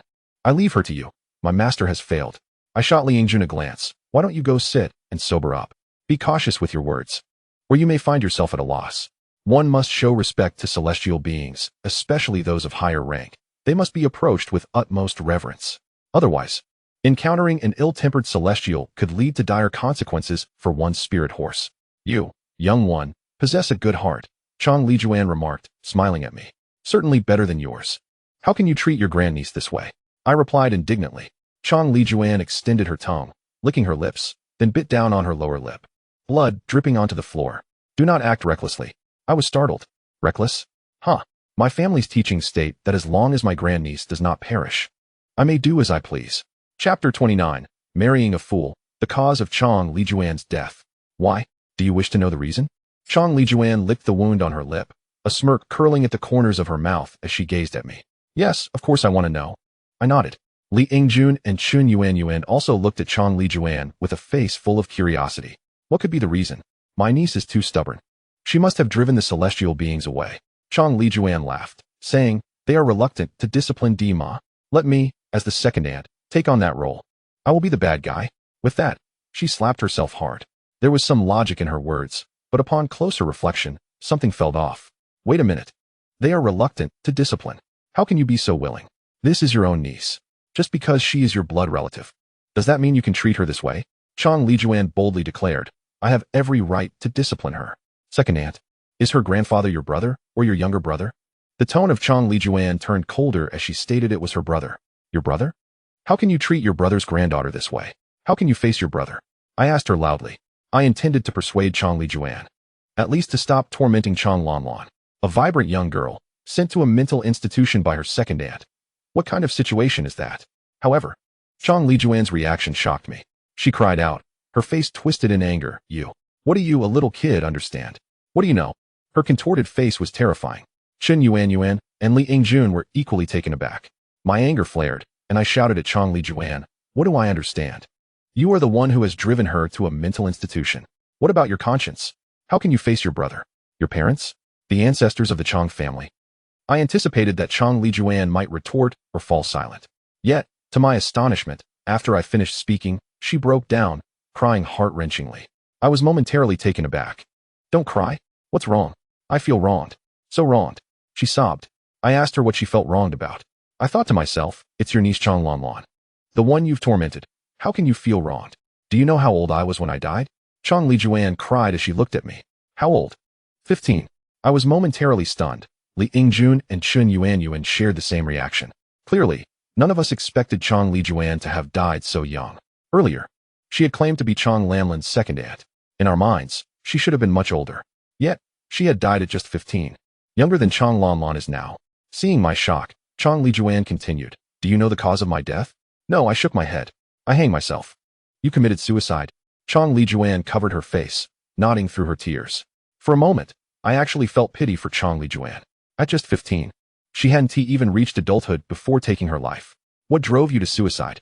Li Yingjun asked curiously. What drove me? Haha, what else but this Chong family?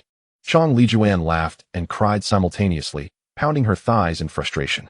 Although the reasons were still unclear, I could sense her resentment. Chong Lijuan then revealed the cause to us clearly. At that time, before liberation, most families struggled to make ends meet, and the Chong family was barely surviving. Traditional views were deeply ingrained, and continuing the family line was of utmost importance. Even if they could barely afford a meal, they had to ensure the family lineage continued. Chong Lijuan's father planned to marry off his eldest son, which meant finding a grandmother for Chong Lanlan. The Chong family was impoverished and could not afford a bride price. Thus, they devised a plan to exchange their daughter Chong Lijuan for a daughter-in-law to carry on the family line. Such arrangements were common in that era. If they had found a decent family, Chong Lijuan might have accepted her fate.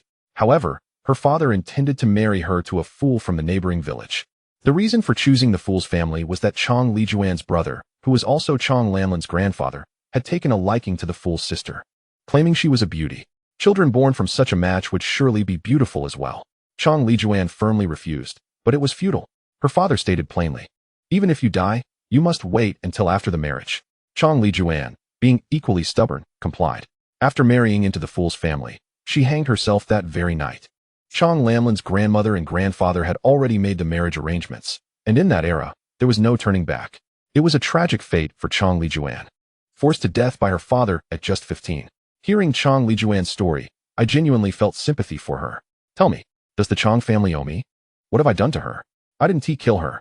That is a blessing. Chong Lijuan pounded her thigh, crying out in despair. I'm sorry. I was too loud just now. I awkwardly scratched my head, feeling quite guilty. I don't blame you. I blame my brother. I blame my father. For marrying off a wife to continue the family line. For forcing me to marry a fool. Now I can't even be reincarnated. I can only wander as a lost spirit. Is it easy for me? Chong Lijuan shouted angrily. She had died just a day after her marriage. Without even consummating the marriage, and her in-laws rejected her, ignoring their daughter-in-law entirely. Chong Lijuan's father casually buried her body somewhere. According to custom, married daughters could not be buried in the ancestral grave. Moreover, as someone who died an unnatural death, she could not be buried there either. Those who died by suicide, like Chong Lijuan, had no way but to cultivate as a ghostly spirit, hoping to accumulate merit and achieve liberation soon. Of course, Chong Lijuan was no gentle spirit. After gaining some power, she would occasionally torment her brother's family. After her brother died, she targeted his descendants. Although no lives were lost, Chong Lanlan's family had not fared well over the decades, facing one mishap after another. Initially, Chong Lijuan did not bother Chong Lanlan. She had a destiny with the celestial beings. A distant relative from her grandfather's generation had been chosen by the celestial beings and had selected Chong Lanlan as a disciple. On one hand, the celestial beings protected her, and on the other hand, Chong Lijuan wanted to cultivate in the future, accumulating merit for her own liberation. After all, being a lost spirit was far from pleasant.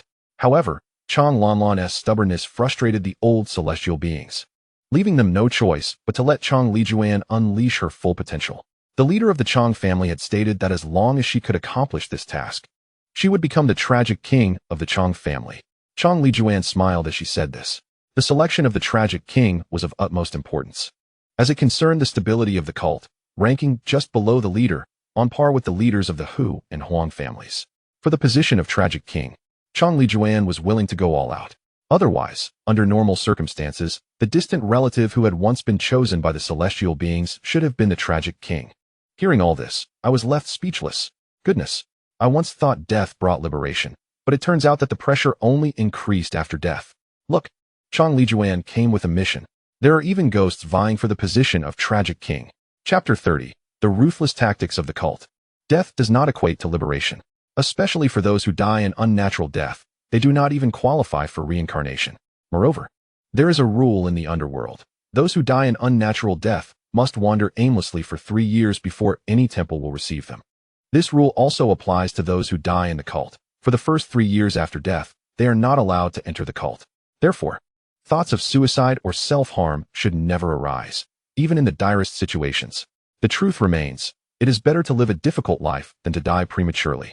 Looking at the pitiable Chang Lijuan, I truly did not know what advice to offer. The natural order is clear, and retribution is swift. Chang Lijuan's death was indeed connected to the grandfather of Chang Lanlan. Yet, ultimately, it was also due to Chang Lijuan's own choice to hang herself. To marry off her sister to a fool for her own benefit. What a ridiculous situation. I leaned closer to Chun Yuan and whispered, Yuan Shun, what should we do next? What to do? How would I know? Chun Yuan sighed in exasperation, resting her forehead in her palm. All I want right now is to sleep. I'm utterly exhausted. It's not even this hard for an owl. Chang Lijuan chuckled. Oh, you little chubby girl. Just hang in there a bit longer. I'm tired too. Hearing this, I couldn't help but laugh. If you're tired, then take a break. Don't make everyone else suffer. Chang Lijuan sighed. I wish I could rest. But my niece refuses to comply. I must muster all my strength to make her submit. Impressive. I gave Chang Lijuan a thumbs up. She was indeed inflicting pain on herself while attempting to overcome her adversary. The presence of celestial beings or spirits possessing a human form is a tremendous drain on one's own spiritual energy. There's no way around it. It's all for the sake of this temple. Chang Lijuan smiled, revealing she had even more ruthless tactics up her sleeve. If Chang Lanlan remained obstinate, she would resort to even harsher measures to ensure Chang Lanlan's obedience. I gasped in surprise, and beside me, Li Yingjun couldn't help but inquire. What other ruthless measures do you have? Isn't there plenty? Girls are most concerned about their appearances. How about I go out completely naked for a stroll? What do you all think? Chang Lijuan licked her lips, grinning in a rather lascivious manner. It was the first time in my life that I witnessed such a lewd expression from a woman. You're too harsh. I could not restrain myself from questioning her. Is it true that you torment the female disciples to the point of resorting to public nudity? Sister Zhu had previously mentioned being tormented into a state of public nudity, becoming a joke in several nearby villages. Chang Lijuan planned to employ the same despicable strategy. What a cruel tactic. It's quick to yield results and has proven effective time and again. Chang Lijuan gleefully elaborated on the brutality of this method. The humiliation is merely one aspect. The second is that a girl's reputation would be tarnished, making it difficult for her to marry later. At that point, conditions could be negotiated. If she dutifully worships, perhaps a good marriage could be arranged for her. This strategy is classic. Deliver a slap, followed by a sweet date. First, destroy one's reputation, then provide an opportunity for redemption. Of course, Chang Lijuan also mentioned that she would only resort to such measures as a last resort, and the elder of the Chang family would not approve of her actions. You're truly ruthless. Impressive. Li Yingjun acknowledged Chang Lijuan with a thumbs up. I'm in awe of you, you heartless female ghost. Chang Lijuan smiled and clasped her hands together, bowing slightly to Li Yingjun. Just average ruthlessness. You little chubby one are quick to submit. Otherwise, your family's tricks would be even more numerous.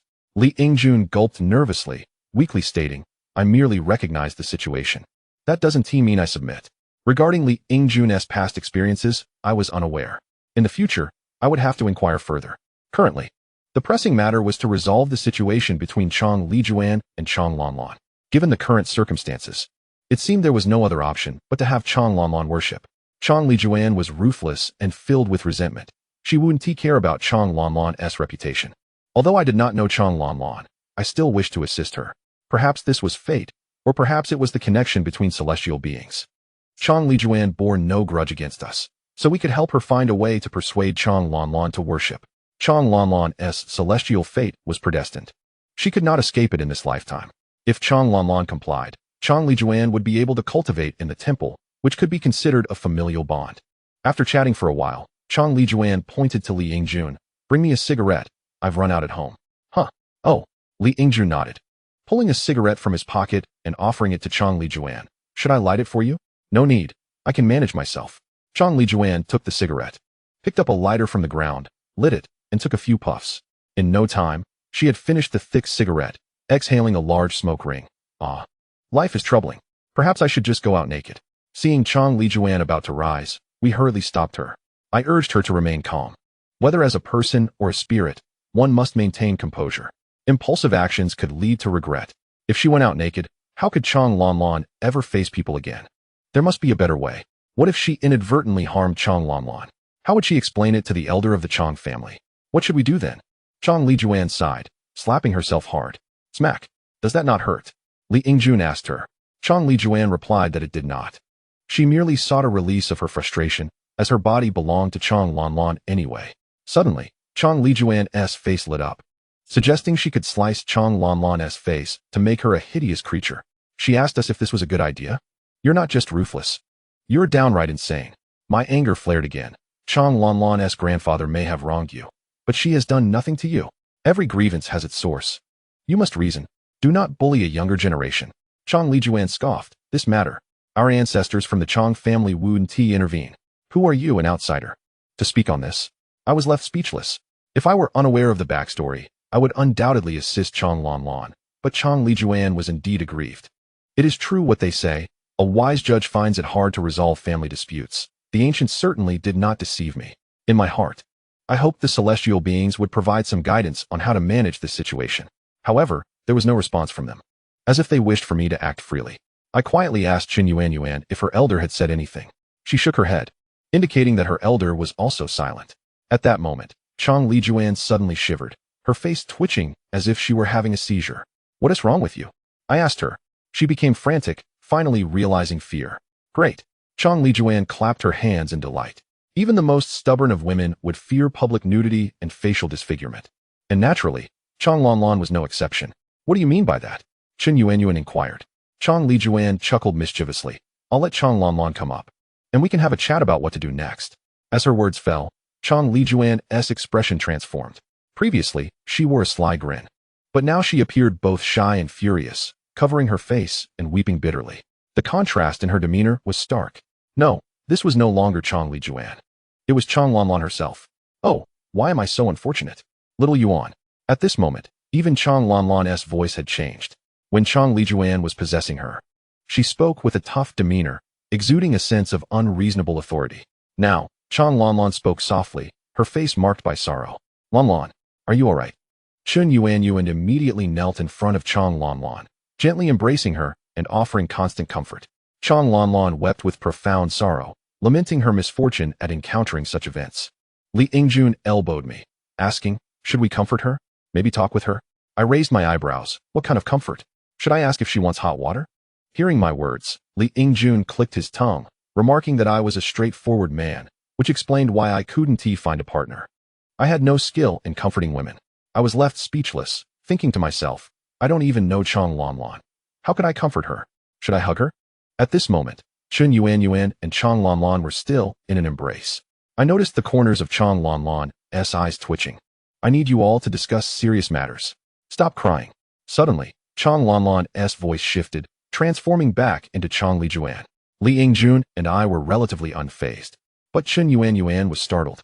She stood up, pointing at Chong Lijuan's nose, angrily exclaiming, are you trying to scare me? Do you think I want to take action? No, I didn't mean to scare you. I didn't. Let us focus on the matter at hand. Chong Lijuan pleaded, and after much back and forth, Qin Yuan finally forgave her. It was understandable that Qin Yuan reacted strongly. She had been comforting Chong Lanlan, only for her to suddenly switch to the ghostly Chong Lijuan, which would startle anyone. Chong Lijuan receded, and Chong Lanlan returned. She was now fully aware of the situation. She revealed that this was her first time learning that her second aunt had hanged herself due to her grandfather marrying a wife. As a fellow woman, Chong Lanlan empathized with Chong Lijuan. But grievances have their roots, and debts have their masters. She should not be bullied in such a manner. She has never done anything to wrong Chong Lijuan. I comprehend Chong Lanlan's perspective. As I mentioned earlier, grievances have their roots and debts their masters. Yet Chong Lijuan refuses to listen. At this moment, Chong Lijuan approached again. However, unlike before, Chong Lanlan's face bore two expressions, one of frustration on the left, and one of anger on the right. You are my brother's granddaughter. We are bound by shared karma. Do you understand? It is only natural for me to seek vengeance. It would be a miracle if I did not end your life. Even if it is shared karma, even if it is vengeance. You have been at it for decades. Isn't that enough? Not enough. Not enough. I am unwilling to accept this. Unless I am allowed to reincarnate, this matter shall remain unresolved. Chong Lijuan and Chong Lanlan exchanged heated words, their bodies engaged in a dialogue of sorts. The so-called shared karma, put simply, refers to a situation where calamities such as earthquakes or typhoons strike, causing everyone to suffer together. Chong Lijuan mentioned shared karma for Chong Lanlan's ease of understanding. Considering that Chong Lanlan had volunteered at the Bliss Temple and possessed considerable knowledge. In fact, this family situation could be more aptly described using Taoist concepts of burden and consequence. Those who commit wrongdoings may face repercussions through their descendants. Those who plant trees may provide shade for future generations. If Chong Lanlin's grandfather had left a fortune of several million, it would naturally be inherited by them, the descendants. Similarly, karmic burdens must be borne, regardless of whether the descendants are willing. Once entangled, one can only accept their misfortune. There is no other recourse. After an entire day of shouting, I, Chen Yuan, and Li Yingjun acted as mediators, continuously attempting to pacify the situation. In the realm of spirit mediums, there is a saying, to persuade someone to become a medium is akin to enduring 1,000 cuts. This is because the path of mediumship is fraught with hardship. A single misstep could ruin a life, and one cannot reincarnate after death. One must endure tribulations and trials concerning wealth, love, and other tests. I recall my first encounter with Master Yang when I asked him whether having a connection to the divine was a blessing or a curse. He told me, if handled well, it is a blessing, if mishandled, a curse. In my understanding, divine connections are akin to a double-edged sword. While they may protect, they also have the potential to harm. Through the conversation between Chong Lijuan and Chong Lanlan, I realized how similar their personalities were, as they are, after all, bound by blood. They argued for a full hour, with Chong Lanlan's face flushed on both sides. We were all exhausted. Chen Yuan brought out a few bottles of cola, and we each took one while watching the argument unfold between Chong Lijuan and Chong Lanlan. However, one change was evident in Chong Lanlan, her newfound acceptance of venerating the divine. She understood that without the protection of the divine, Chong Lijuan would have dealt with her long ago. Chong Lanlan was fully aware of her own situation. It was her reckless behavior over the past 2 years, her refusal to offer veneration, and her constant disparagement of the divine that had driven them away, allowing Chong Lijuan to unleash her frustrations. Suddenly, a warm breeze swept in behind me. I paused, turning to see that the window was closed. Old Tan, the divine is here. Did you see that? Chen Yuan tugged at my sleeve. Huh. I was momentarily taken aback, scanning the surroundings. Unfortunately, I could see nothing. Li Yingjun rubbed his eyes, looked at Chong Lanlan, and leaned closer to me. It has come. It seems there are quite a few. Did you see the plump one? Chen Yuan asked. I saw some shadows. Li Yingjun nodded, sensing something was amiss, and shot a glance at Chen Yuan. Your skills are impressive, plump one. Upon hearing this, Chen Yuan's expression darkened. Noticing the tension, I quickly changed the subject and asked if they knew what was happening. I sought guidance from the divine behind me, but they ignored me. Chen Yuan remarked that it felt like a negotiation was taking place. At that moment, Chong Lanlan fell silent, sitting quietly on the floor. Has she entered a meditative state? Li Yingjun whispered. Meditative practice is a method of communication with the divine. I observed and agreed with him. They asked for my thoughts. I pursed my lips, stating that I felt nothing. Since the 9th day of the 9th month, my sensitivity had diminished, though I did not know why. Just then, Chong Lanlan suddenly opened her eyes. From her expression, I could tell it was indeed Chong Lanlan speaking. Lanlan, what happened? Are you all right? Chen Yuan inquired. Chong Lanlan sighed and said with a wry smile, I'm fine. I have agreed to offer veneration. We have reconciled. Upon hearing this, we were all taken aback. You are willing to offer veneration? Chen Yuan exclaimed, her mouth agape in surprise. Yes, I am willing, Chong Lanlan nodded. She explained that during her meditative state, memories surfaced of times when she had faced danger, recalling the divine's discreet assistance. There were also memories of Chong Lijuan attempting to harm her, with the divine stepping in to protect her. Previously, Chong Lanlan had been unaware that it was the divine aiding her. She had assumed it was merely her good fortune. With Chong Lanlan coming to terms with this, it was indeed for the best. As for Chong Lijuan's matters, those were her own concerns, unrelated to us. With Chong Lanlan's willingness to offer veneration, Chong Lijuan would also have her place.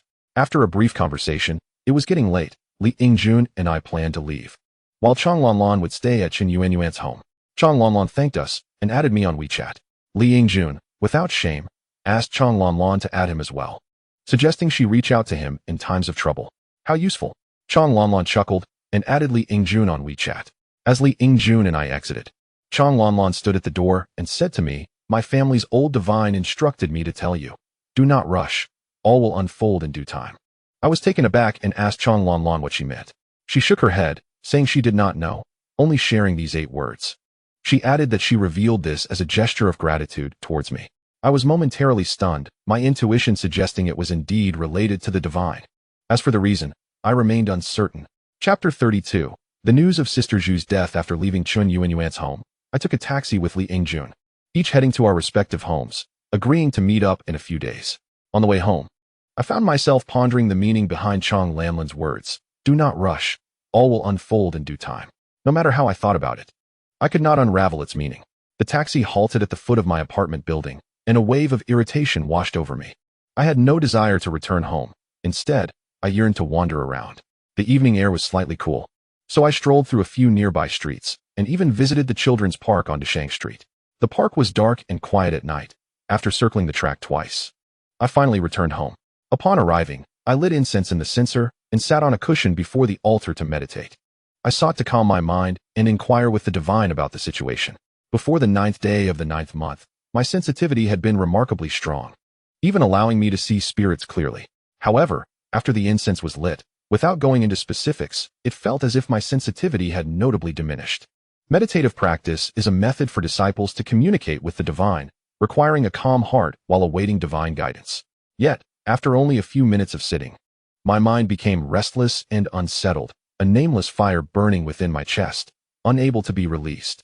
Gazing at the altar, I suddenly contemplated whether this was related to the 6-month deadline.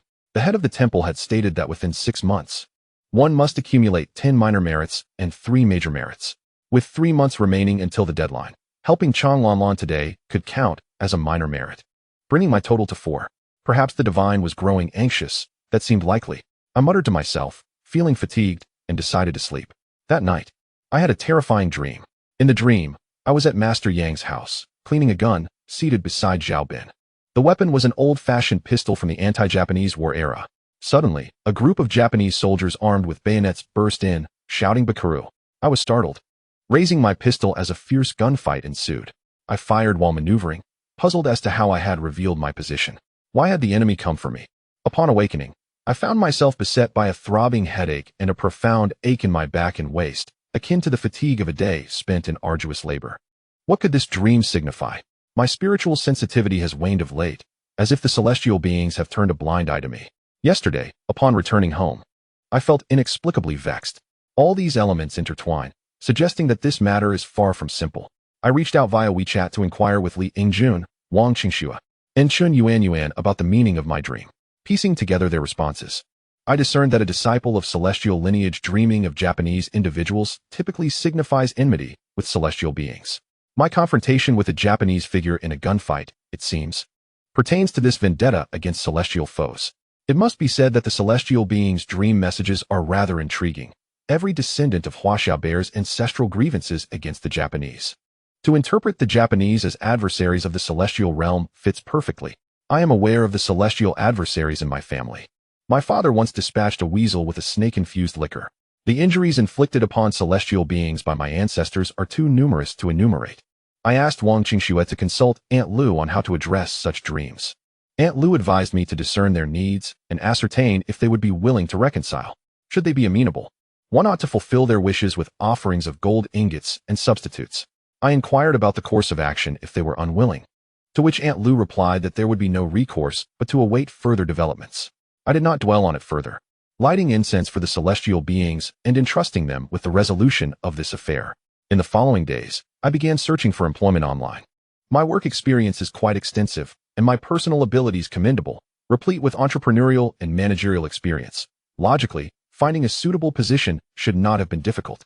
Yet, I encountered obstacles at every turn.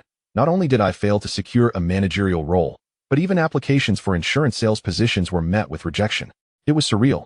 I had previously heard that some celestial groups would prevent disciples from working, compelling them instead to engage in divination to enhance their renown and accumulate merit. At that time, I had dismissed it as an excuse for laziness. Yet, the situation had now befallen me. I was left in a state of bewilderment, beseeching the celestial beings for clarity. Could they not provide a straightforward answer? In these times, one cannot survive without financial means. Yet, the sensitivity remained elusive, and no revelations were granted in dreams. I found myself in a quandary. Was I truly destined to pursue divination full-time? During this period of despondency, my phone rang. Li Yingjun had sent a voice message seeking my attention. Upon answering, I inquired about the urgency. There's a major incident. You must check the group. His voice was tinged with excitement. I knew precisely which group he referred to. After the initiation ceremony, Master Yang had established a group and shared the group photo from that day. I had subsequently muted notifications, rarely checking it. Hold on. Let me take a look. I clicked into the group and was met with a flurry of messages. The conversations were peculiar, filled with sentiments of fate's cruelty, condolences, and reflections on the finality of life. I could not suppress an exclamation of shock. My immediate thought was, who has passed away? In this group, aside from Master Yang, Zhao Bin, and Wang Yu, the others were disciples from the recent initiation ceremony. I scrolled upward and encountered a message from Sister Zhu. No, it was a message sent via WeChat, but not authored by her personally. The content read, Ms. Zhu Chuanxia tragically passed away in an accident yesterday afternoon. A mourning period will commence the day after tomorrow. Upon reading this, my mind went blank. Sister Zhu has died. Old Tan, did you see that? Li Yingjun's voice pierced through the phone. I saw it. Sister Zhu is gone, right? Do you know how it happened? I responded. I heard it was a gas explosion, but the specifics are unclear. Li Yingjun relayed, mentioning that he had learned of it from Zhao Dandan. A gas explosion? I found it utterly unbelievable. Sister Zhu was a devout disciple, having faced numerous life-threatening situations since childhood. Her family worshipped a celestial deity. Yet she succumbed to a gas explosion? This was simply absurd. I exchanged a few brief words with Li Yingjun before ending the call and sent a voice message to Zhao Dandan, inquiring about Sister Zhu's situation. Zhao Dandan informed me that she had messaged Sister Zhu on WeChat, receiving a reply from her husband. He explained that Sister Zhu had been home alone when the gas canister exploded, though the exact details remained murky, even to him. In summary, she had perished due to the explosion. After a few more exchanges, I concluded my conversation with Zhao Dandan. The group remained lively, with Master Yang suggesting that nearby disciples could lend assistance. Li Yingjun messaged me, asking if I would attend Sister Zhu's funeral the day after tomorrow. Given that my acquaintance with Sister Zhu was rather limited, it would typically be unnecessary to attend such an event. However, upon receiving the news of her death, I recalled the spectral voice we had heard during the initiation ceremony, urging us to assist. Perhaps it was Sister Zhu they referred to. I inquired if Li Yingjun was available the day after tomorrow. Should he attend, I would accompany him. He confirmed he was free and would pick me up the following morning. Chapter 33. The Funeral and the Three Trials of the Spiritual Journey the day after tomorrow. At 7 a.m., Li Yingjun arrived at my building. Sister Zhu's residence was also located in Jiaodong, not far from Master Yang's home. In the car, we discussed the voice we had heard. Like me, Li Yingjun believed that the plea for assistance was directed towards Sister Zhu. I had not dreamt in the past few days and felt no spiritual sensitivity regarding the matter. Li Yingjun mentioned he had consulted the leader of the Xiongba sect, but had been reprimanded for his inquiries. Why did they scold you? I asked, momentarily puzzled. They said I was meddling, Li Yingjun replied, producing a cigarette and placing it to his lips. Care for a smoke? No, thank you, I shook my head. You're quite the oddity, abstaining from both smoking and drinking. Li Yingjun chuckled. Where else will you find a disciple like you? You need to practice. That would be a waste of money. I have no intention of doing so, I laughed in response. In truth, I too found it curious. I am allergic to alcohol. Even a small amount renders me disoriented, which is why I seldom drink. As for cigarettes, I have never touched them. Sometimes I ponder why our family as celestial guardians selected me as a disciple. Even among female disciples like Chun Yuan, Zhao Dandan, and Wang Qingxue, their capacities for alcohol are impressive, beginning at a bottle of strong liquor. Logically, one should at least indulge in one of the two, yet I abstain from both. By around 9 a.m., Li Yingjun and I arrived at Sister Zhu's funeral site. Given our limited relationship with her, our presence was entirely unwarranted. However, we both felt a sense of guilt for not having been more aware. Of course, before Sister Zhu's passing, we had no inkling that the voice had referred to her. The funeral was straightforward, transferring Sister Zhu's body from her modest home to be buried in her family plot. Li Yingjun and I did not know Sister Zhu's husband. This was our first encounter. He appeared to be an honest, unassuming bald man. We each contributed 500 yuan. Master Yang was absent, and Zhao Bin represented him, offering 1,000 yuan before departing. Upon seeing Sister Zhu's body, I was taken aback. Despite the heavy makeup attempting to conceal her features, I could still discern her bloodied and disfigured face beneath the foundation. The atmosphere surrounding the coffin was thick with resentment, and I felt an inexplicable sorrow, teetering on the brink of tears, as if she were reluctant to leave her home. I glanced at Li Yingjun, whose complexion had turned pale. Old Tan, let us find another spot, he suggested in a low voice. All right, I agreed, and we stepped outside into the yard. Li Yingjun's demeanor appeared to lighten considerably. What's wrong? Did you see something? I inquired. Li Yingjun nodded, his voice barely above a whisper. I just saw Sister Zhu standing before the coffin, wiping her tears. Is that true? Were you able to see her clearly? I pressed. Absolutely. The resentment was overwhelming. Her face was gruesomely distorted. Li Yingjun affirmed with a nod. At that moment, I had only felt a sense of injustice and sorrow, seeing nothing further. Li Yingjun is different. He is attuned to the realm of spirits and possesses a heightened sensitivity to the ethereal winds and souls. I sighed, considering that perhaps Sister Zhu was reluctant to part with her children and her home. Li Yingjun nodded in agreement, sharing in the sorrow for Sister Zhu. After all, she had only recently married, enjoying a few years of tranquil life, only to meet an inexplicable demise. Moreover, her death was violent. And given her prior dedication to spiritual practices, reincarnation was not an option for her. She could only tread the path of the afterlife. After a while, Zhao Dandan arrived and, upon glancing at Sister Zhu's lifeless form, was understandably shaken. The three of us engaged in a sporadic conversation, the inexplicable nature of Sister Zhu's death weighing heavily on our minds. How could a devoted practitioner, one who had just completed her rituals, fall victim to a gas explosion? It was absurd. What was the old spirit of Sister Zhu's family doing? We were present throughout the entirety of the funeral. After it concluded, Sister Zhu's husband organized a meal, but Li Yingjun and I opted to return directly to Harbin, while Zhao Dandan headed back to Daqing. Once home, I was left pondering the situation, struggling to comprehend how a devoted practitioner could perish so abruptly after completing her rites. This matter was shrouded in mystery. I relayed my thoughts to Chun Yuan and casually inquired about Chong Lanlin's current circumstances. Chun Yuan mentioned she had heard of individuals perishing at the hands of spirits before. Yet a gas explosion was a first for her. Chong Lanlan had returned home several days prior, reconciling with her family's spirit and expressing her intent to seek a suitable mentor. I then shared the details with Wang Qingxue. Given the complexity of the situation, she promptly sent me a voice message, advising me to discuss it with Aunt Lu. Aunt Lu had been a practitioner for decades and possessed a wealth of experience and knowledge. Wang Qingxue had previously informed me that in the early years of Aunt Lu's practice, she was guided by an older spirit who imparted much wisdom, which I shall refrain from detailing here. Aunt Lu informed me that unexpected deaths among practitioners were not uncommon. The most prevalent causes could be categorized into three types: vengeance from spirits, overwhelming karmic burdens, and fated calamities. The notion of vengeance is straightforward.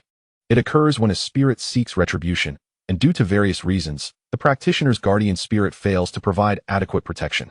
Fated calamities refer to circumstances predestined in one's life, which the guardian spirit could not avert, leading to the practitioner's untimely demise. These two explanations were easy to grasp. Yet the concept of overwhelming karmic burden was more perplexing. Aunt Lu elaborated, indicating that a practitioner's karmic debt accumulates through their actions while serving, including the misfortune they may have caused, the wealth they may have extracted, and the harm they may have inflicted upon others.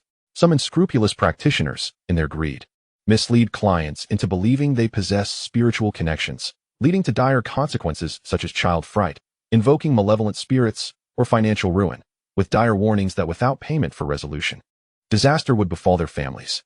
More grievous still, some practitioners engage in deceitful schemes, such as promising dual cultivation with a master for the sake of balance between the realms. In summary, for the sake of profit, they would engage in any manner of wrongdoing.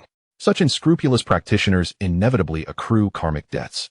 When the weight of karma reaches a critical point, it manifests in various forms of retribution.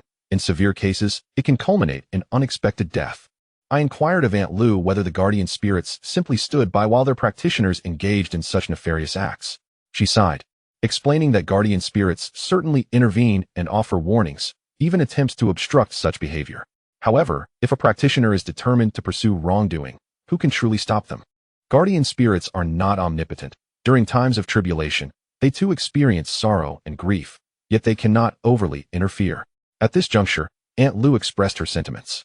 Reflecting on her many years of experience, I found myself deeply moved, recognizing the hardships endured by guardian spirits. Practitioners must navigate three trials: the physical trial, the financial trial, and the emotional trial. The physical trial encompasses various afflictions, both real and imagined, that torment body and spirit. The financial trial, as the name suggests, involves poverty and a life of hardship, with failed business ventures and the inability to sustain oneself. The emotional trial pertains to familial, platonic, and romantic relationships. encompassing issues such as parental neglect, betrayal by friends, and infidelity by lovers. Some practitioners encounter these trials prior to their formal initiation, while others face them afterward. I suddenly pondered whether my recent difficulties in job hunting were indicative of a financial trial. If so, should I prepare for a future of instant noodles? I also asked Aunt Lou about the reasons behind diminished sensitivity. She reassured me that it was entirely normal. Even she experienced fluctuations in sensitivity due to various factors, including the possibility that a high-ranking guardian spirit was preoccupied with their own affairs, which could affect a practitioner's attunement. Hearing this, I felt a sense of relief. After a lengthy conversation, I concluded my call with Aunt Lou. The cause of Sister Zhu's death remained unclear to me, and it bore little relevance to my own life. My curiosity merely lingered. My immediate concern shifted to my livelihood and the necessity of accumulating sufficient merit within 3 months. I resolved to continue seeking employment for another week. If unsuccessful, I would heed Li Yingjuan's advice and consider full-time fortune-telling. In the following week, I attended various interviews, ranging from managerial positions to sales roles, yet without exception, I failed to meet their criteria. The management positions deemed me unsuitable due to the nature of my previous employment, which I understood. However, the reasons for my disqualification from sales roles were utterly absurd. They cited my strong qualifications as a potential threat to compliance and feared I might resign suddenly. If only I could ride an electric bike, I would have considered delivering food. For the first time, I truly grasped the challenge of job hunting. No, it was not merely the difficulty of finding work. It felt as though the guardian spirits were dissuading me from employment. Did they genuinely wish for me to pursue full-time fortune-telling? To help them gain renown far and wide? Upon returning home, I lit 12 incense sticks and sat cross-legged before the altar. After 30 minutes, my legs grew numb, yet I felt no connection. What could this mean? My anxiety mounted, especially with a monthly mortgage of 2,000 and dwindling savings. After some reflection, I decided to send a voice message to Chun Yuan, a recognized authority in this realm. She volunteered at the Pure Land Temple without any salary, relying on her family to cover her expenses and those related to her spiritual pursuits. When she answered, I explained my recent misfortunes in job hunting and sought her advice. Chun Yuan remained composed, assuring me that such struggles were normal, and that my situation was far less dire than hers. She suffered from heart ailments upon starting work, experiencing palpitations, anxiety, and shortness of breath, only to find relief once she returned home to bed. I inquired about the reason behind her condition. Many suggested that guardian spirits sought to elevate their reputation and required practitioners to accumulate merit. Thus, engaging in regular employment detracted from their spiritual obligations. Chun Yuan did not dismiss this idea outright, but suggested that perhaps her own spiritual practice was lacking, thus preventing her from working. However, she could not pinpoint the exact cause. I shared my thoughts about pursuing full-time fortune-telling with Chun Yuan, and she encouraged me to give it a try, especially with the impending snow making outdoor work arduous. She suggested that I promote my services through social media to gauge interest and potentially find suitable employment simultaneously. Many practitioners juggle both work and fortune-telling, and perhaps by embracing this path, the guardian spirits would no longer obstruct my job search. Indeed, Chun Yuan's reasoning held merit, especially as I had a task of accumulating merit to consider. Perhaps the guardian spirits feared that my work would distract me from fulfilling my spiritual obligations. After ending the call, I pondered deeply and resolved to give it a try. Coincidentally, I had recently acquired a smartphone when setting up my internet service, which I decided to use to register a WeChat account dedicated to fortune-telling. The new WeChat account has been successfully registered, yet it remains devoid of any contacts. I have added familiar acquaintances such as Old Hay and Old Air to another WeChat account, privately informing them of my intention to pursue fortune-telling full-time, requesting their assistance in sharing my endeavors on social media to attract clients. Both Old Hay and Old Air have generously offered their insights. Old Hay suggested that I adopt a mysterious avatar that conveys a sense of professionalism at first glance. He sent me a cartoon image depicting fortune-telling involving a cow, insisting it would surely attract customers. I dismissed his suggestion, asserting that as a person of integrity, I would never use such an image, except perhaps in private. Old Air proposed a more professional approach, suggesting marketing campaigns such as offering a free consultation for every social media share, covering matters of marriage, wealth, and career. He also mentioned a referral initiative, where introducing 5 clients would earn a complimentary full reading. Although Old Air's ideas were practical, they somewhat deviated from my original intention. In my view, fortune-telling is a means of alleviating suffering and performing good deeds to aid others. Introducing a plethora of promotional activities would undermine this purpose. When Old Air inquired about my pricing for a reading, I explained that the costs vary widely nowadays, from 500 to 50, with some based on donations. I am determined to remain true to my principles, unwilling to be blinded by monetary gain. Thus, I decided to adopt a donation-based approach, allowing those who can afford it to contribute generously, while those who are less fortunate may give less. Upon hearing this, Old Air quipped, "Would you still read for just 1 yuan?" I replied affirmatively, stating that helping others brings joy, and it could be considered a virtuous act. Old Air sent me an impressive emoji, promising to refer any friends who might seek a reading.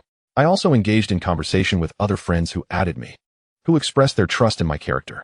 I posted a status on my main account and contacted Master Yang and Wang Qingxue to briefly discuss my new venture. Master Yang responded promptly, encouraging me and expressing confidence in my potential to gain recognition for my skills, inviting me to learn from him whenever possible. His words touched me, revealing his commendable nature. Wang Qingxue commented positively, affirming that it was destined for me to pursue this path, whether early or late. Soon, my new WeChat account attracted dozens of contacts. Li Jiayu also added me, and after connecting, we exchanged a few words. She mentioned her father's recent passing, expressing her sorrow over the lack of communication. I offered her some words of comfort, explaining that while death is final, spirits may linger, so they are not entirely gone. To my surprise, Li Jiayu then asked if there was a way to see ghosts, wishing to connect with her father. I was taken aback, admitting that while there might be methods to open one's spiritual sight, I lacked the ability. She mentioned that in movies, cow tears are used to see ghosts and inquired if I could obtain such a thing. I told her I couldn't, but a cattle farm might. Our conversation continued sporadically, and Li Jiayu mentioned she would bring a few friends to support my business in the coming days. I thanked her, expressing that I could not embark on this journey without her support.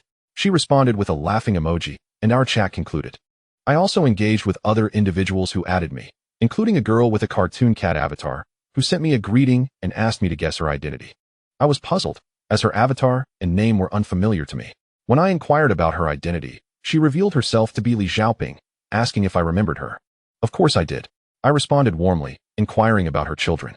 She shared that her family situation remained unchanged, expressing relief that her child was not ill, but lamented ongoing conflicts with her husband, suggesting she might seek my guidance on their relationship. I welcomed her to do so at any time. I communicated enthusiastically with others who added me, a diverse group comprising individuals of all ages.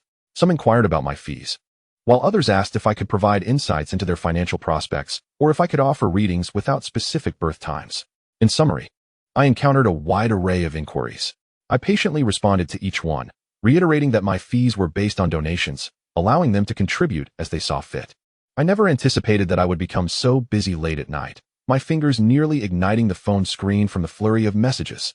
The last time I interacted with so many people simultaneously was during my early days on QQ in middle school. Chapter 35, Tall and Slim, Short and Plump. That evening, for individuals insisted on receiving readings, while others scheduled theirs for the following day. At 10 p.m., I lit a full incense bowl, commencing the readings one by one. Initially, I worried whether my sensitivity might be diminished or if my insights would be inaccurate. However, that was not the case. My intuition remained intact. And aside from the inability to see, my other senses were as clear as ever. I engaged in video calls with each person, responding to their inquiries and providing analyses of the insights I received. Everyone praised my accuracy, and the donations varied. One person sent 100, another 88, and yet another 66, totaling over 200 yuan earned. The final reading extended past midnight, with a young lady who had just come of age, her avatar displaying her striking beauty. I asked her if her family was asleep and whether it was convenient to video chat at such a late hour. She assured me it was fine and promptly initiated the video call. To my astonishment, it turned out she was not at home, but rather at a nightclub, enjoying loud music that made it difficult for us to communicate. I couldn't hear her, nor could she hear me. Frustrated, I suggested she find a quieter place, as the noise would prevent us from focusing, thus compromising the reading.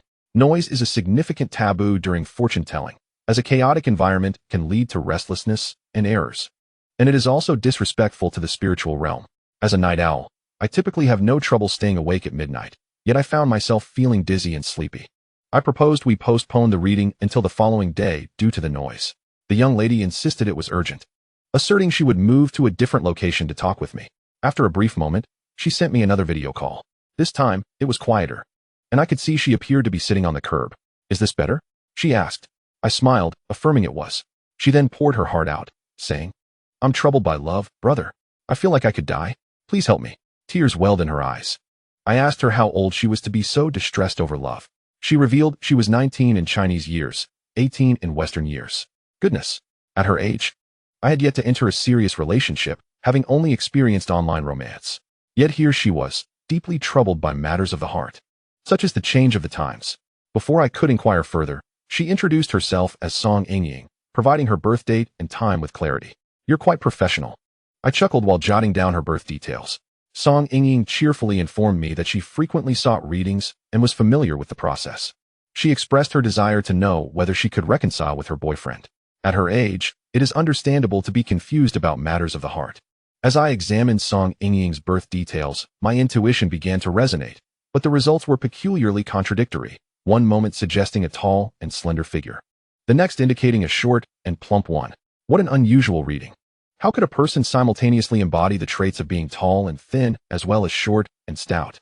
Yet, after inquiring several times, I consistently received the same response. How curious. I mused to myself, my brow furrowing. Song Ingying eagerly asked, "What is wrong, brother? Have you discerned something?" I scratched my head, contemplating, and replied, "Why do I sense two individuals? One is tall and slender, quite youthful, while the other is rather portly, considerably older, and reeking of smoke." As I spoke, a wave of anxiety washed over me, fearing I might be mistaken. However, Song Ingying displayed an expression of surprise, nodding repeatedly. "Brother, your perception is remarkably accurate." I gasped, staring at her in astonishment. "You're involved with two people at once." "Indeed, brother. You're truly impressive." Song Ingying's eyes sparkled with admiration, almost as if she might ask for my autograph.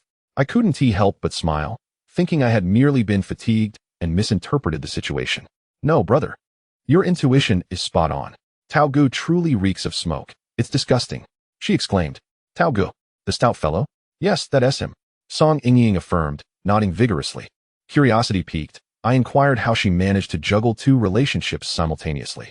Moreover, I was intrigued about this Tao Gu, who must be at least in his 40s. How had she come to know him? Being younger and somewhat naive, Song Ingying, realizing my accuracy, divulged her story to me without reservation. Her experiences mirrored mine. Her parents had divorced, she was raised by her grandparents, struggled academically, dropped out of middle school, and floundered in society without guidance. Song Ingying had been involved with this Tao Gu for a year, having met him at a nightclub. He was married and had his own family, a fact she was well aware of but did not mind, as she had no intentions of marrying him. He provided her with pocket money, took her shopping, and indulged her whims. Song Ingying was sensible, rarely contacting Tao Gu, and she consistently proclaimed herself as single. Approximately 3 months prior, she met a handsome young man. This was the tall and slender figure I had sensed. He was indeed handsome, 2 years her senior, and undeniably superior to the stout Tao Gu. Thus, Song Ingying began a relationship with the handsome young man, which was progressing well. Yet, she had not severed ties with Tao Gu. Recently, while she was spending the night with the handsome young man, Tao Gu sent a message saying, "Wife, I miss you." What a shock. Upon seeing this message, the young man was understandably furious. He confronted Song Ingying, demanding to know what was happening and why she had betrayed him, even slapping her twice before storming out. "Brother, what should I do?" She sobbed in the video, her distress palpable. I struggled to suppress my laughter. The situation was simply too sensational. Initially, I had felt weary, but now I was wide awake. I asked Song Ingying what she was thinking. She expressed a desire to reconcile with the handsome young man, wishing to bear his child and build a happy family together. I had initially assumed that a girl of Song Ingying's age would possess a shy and introverted demeanor, but I was mistaken. She spoke to me candidly, treating me as her confidant. I told her to allow me to sense the situation, urging her not to rush. Song Ingying patiently awaited my insight. After a few moments, I conveyed my findings to her. Reconciliation was possible, as her bond with the handsome young man had not severed, though they would likely have their quarrels. Song Ingying immediately smiled, assuring me that as long as they could be together, everything would be fine. I offered her a few words of encouragement, emphasizing the importance of loyalty in relationships, to which she agreed, affirming her understanding before ending the video call. To be candid, the root of this predicament lay with Song Ingying, who was indeed straddling two boats. That Tao Gu, despite having a family, was still pursuing Song Ingying. He was no saint either. As for the handsome young man, he currently appeared innocent, yet I sensed complexity in this situation. Song Ingying later messaged me. expressing her gratitude and inquiring about my fee. I told her it was a matter of goodwill, and she could give whatever she deemed appropriate. To my surprise, she transferred 500 yuan. I was taken aback and messaged her, "That is too much. You're just a young girl without a job." She replied nonchalantly, saying she would just ask Tao Ge for more money since he was affluent. Upon hearing this, I was both amused and exasperated. I genuinely wanted to offer her sound advice, but upon reflection, how does one counsel regarding matters of the heart? After all, I had loved too and understood the intricacies involved. I sent a message to Song Ying, advising her to return home early and not to stay out too late. She replied cheerfully, adding a cute emoji, saying she would reach out if needed. I found myself deeply intrigued by the unfolding developments in Song Ying's story, the flames of gossip igniting within me. Moreover, another significant matter arose. Including Song Ying, I had calculated 4 readings that day. If each were considered a minor merit, I would be nearing the completion of 10. Just as I reveled in this thought, a wave of fatigue washed over me, rendering my eyes heavy. That night, I dreamt not at all, feeling utterly drained. Upon waking, I contacted Wang Qingxue, requesting her to inquire with Aunt Lu about my condition. After a while, Wang Qingxue replied, stating that I was experiencing excessive mental fatigue. I asked if it was serious. She reassured me that it was not, merely a result of exhaustion, and I would adapt in a few days. It was a normal phenomenon. Relieved, I shared that I had completed 4 readings the previous day and earned over 700 yuan. Wang Qingxue remarked that I was naturally suited for this endeavor, and my promising start was commendable. I humbly replied, emphasizing the need for humility, as my journey had only just commenced.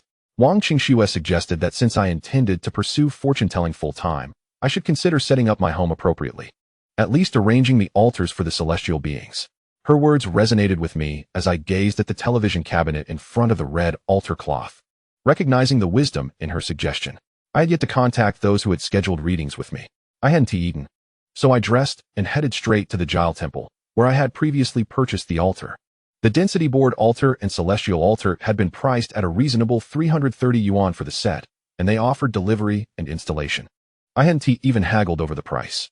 The owner was a plump woman whom I had met during my last visit. While placing my order, we had exchanged a few casual remarks, and she had inquired if I had a girlfriend, offering to introduce me to someone suitable. After returning home and having a quick meal, clients began to arrive for readings. I felt confident, delivering accurate insights and earning a fair amount. By 2 p.m., the celestial altar and the heavenly altar arrived. After installation, I hung the red and yellow altar cloths on the new altars, neatly arranged, which brought me considerable comfort. Today had been a bustling day, culminating in 6 readings, leaving my head spinning, and I retired early. In my dreams, I found myself dining at home. 2 beverage bottles placed before me. Suddenly, the bottle of iced tea filled to the brim, while the soda bottle remained empty. A loud knocking echoed at the door, startling me. I went to answer, finding my aunt, my uncle, and a group of unfamiliar faces glaring at me. I asked, "What brings you here? Come inside." Yet, they stood motionless, my aunt seething, retorting, "You didn't invite us. How can we enter?" At that moment, I jolted awake. The dream had been vivid, and I could still feel my aunt's fury. How strange. I picked up my phone and recorded the dream in my notes. This was a little technique of mine. I would jot down complex dreams for later interpretation. The 2 bottles in my dream likely represented merits, 1 full, indicating I had achieved 10 minor merits, while the empty one symbolized 3 major merits I had yet to accomplish. However, the confrontation with my aunt, her anger preventing her from entering, what could that signify? I inquired with Chun Yuan, who was equally in the dark. Subsequently, I approached Wang Qingxue, requesting her to consult Aunt Lu. In dreams, relatives typically signify those with whom one shares a close bond, often of celestial origin. Aunt Lu, being well-versed and knowledgeable, would surely decipher its meaning. However, Wang Qingxue informed me that Aunt Lu declared the secrets of heaven could not be divulged. I was perplexed, wondering how a mere dream could be considered a celestial secret. Is the essence of celestial wisdom so trivial nowadays? I wasn't even asking for the winning numbers of the lottery. With Aunt Lu's refusal to share and Wang Qingxue's inability to assist, I felt a sense of frustration. Given my rapport with Wang Qingxue, I was certain she would have relayed the information had she known. That evening, Song Ying messaged me, revealing that she had reconciled with the handsome young man. He had forgiven her, and they planned to love each other and be together for a lifetime. I was taken aback by the swiftness of their reunion. Youth truly embodies a carefree spirit. I messaged her to focus on her relationship, emphasizing that love ought to be pure. Song Yingying agreed and inquired whether she and the handsome young man could eventually marry. At that moment, I was acutely aware of the answer, no. Yet, when it comes to matters of fate, who can truly predict the outcome? After some contemplation, I advised her that marriage largely hinges on destiny. If they were to meet, it would signify a fateful connection, thereby increasing the likelihood of a successful union. Moreover, given the soaring divorce rates, the act of marrying itself has become a mere formality. Song Yingying concurred, stating that they had already done what was necessary. I found myself both amused and bewildered, pondering the cleverness of today's youth. I intended to inquire about her brother Tao, but ultimately refrained. After all, it is said that one should rather dismantle 10 temples than disrupt a single marriage. When it comes to matters of fate, who can predict the final outcome until the very end? Time passed, and a week slipped by in the blink of an eye. The weather grew increasingly frigid, with the autumn winds whispering through the air. In the north, there exists a belief in the practice of spring wrapping and autumn chilling, which suggests that during the spring's awakening, one should refrain from hastily shedding their winter garments as the ground remains cold and susceptible to chill. Conversely, in autumn, as temperatures drop, one should not rush to don warm clothing, allowing the body to acclimatize to the cold, thus better preparing for the winter months ahead.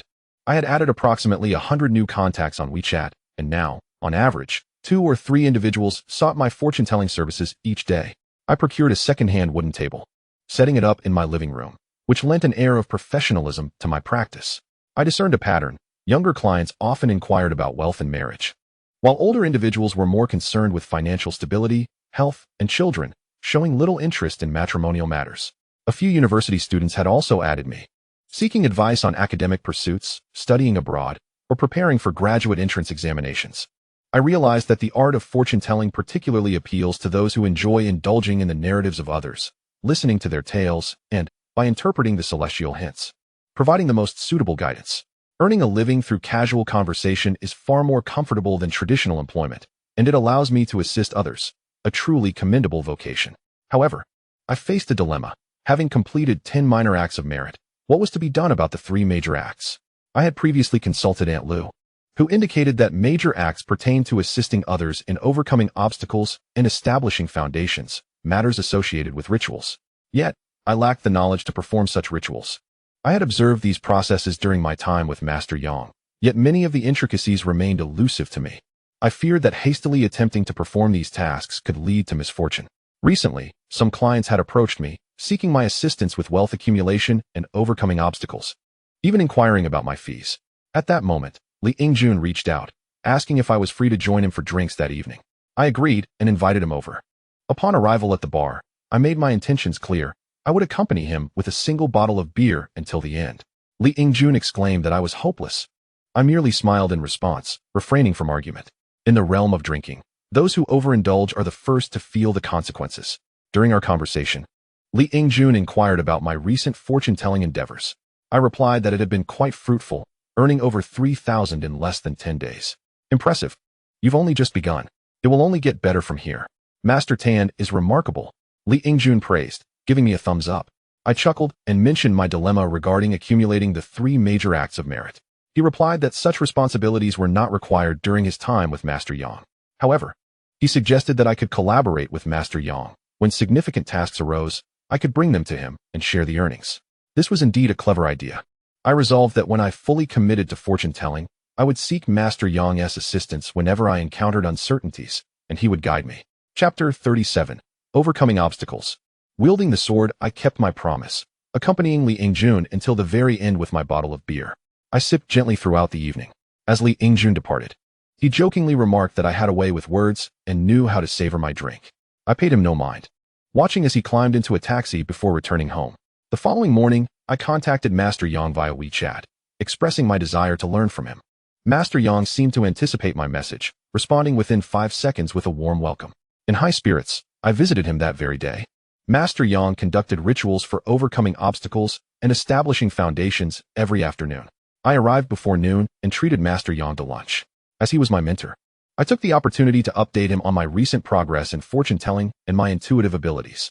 Your intuition is developing well. Take your time, and it will strengthen, Master Yang assured me. At 2 p.m., the client seeking to overcome obstacles arrived, a man in his 30s with short hair and a somewhat effeminate manner of speaking. Shortly thereafter, Master Ma arrived, greeted us, and we proceeded to the simple dwelling where the rituals took place. As fate would have it, both Xiao Bin and Wang Yu were unavailable that day, leaving us without a sword wielder. Typically, only highly skilled practitioners perform this role. The entire process of overcoming obstacles involves two deities drumming at the forefront, with the skilled practitioner wielding the sword behind, followed by the client at the rear.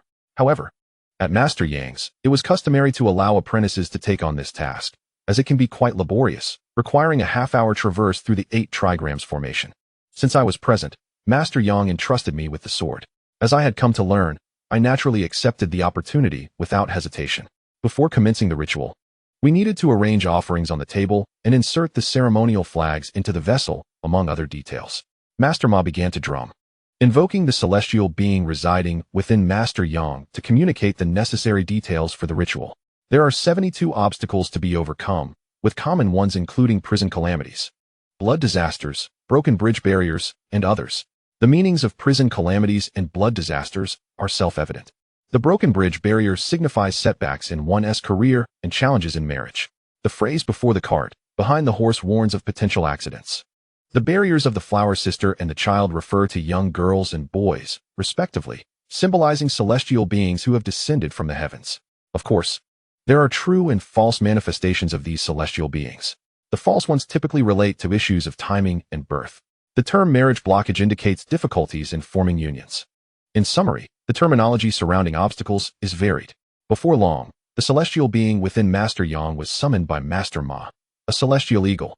The eagle, belonging to the outer 5 elements, is a being of the skies, articulate and direct in its speech.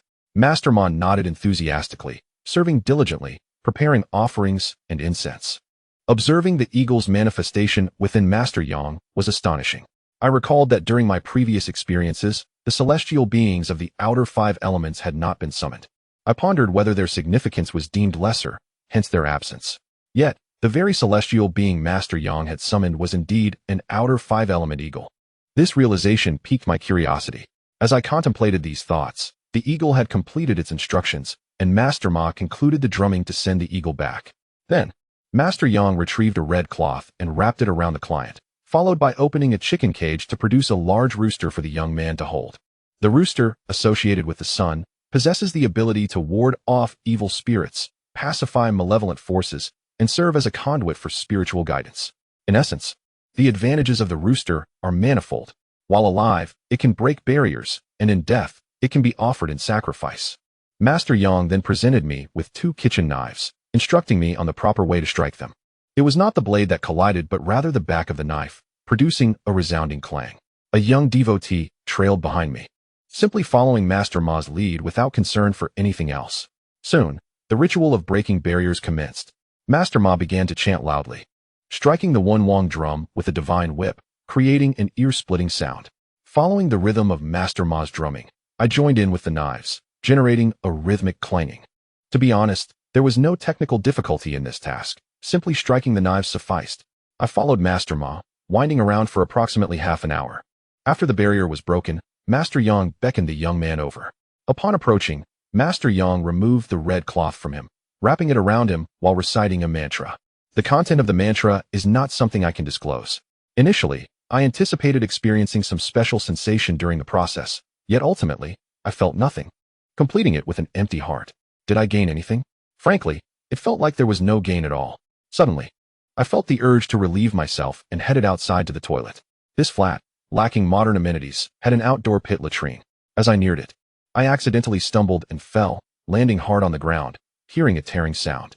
Wincing in pain, I stood up to discover my pants had ripped. I found it both amusing and frustrating. Not only did I hurt myself, but my pants were also torn. Such luck. Naturally, I didn't dwell on it or blame the spirits. After all, it was my own clumsiness. One cannot blame fate or others. Some devotees, particularly those reluctantly serving the spirits, often attribute their misfortunes to them.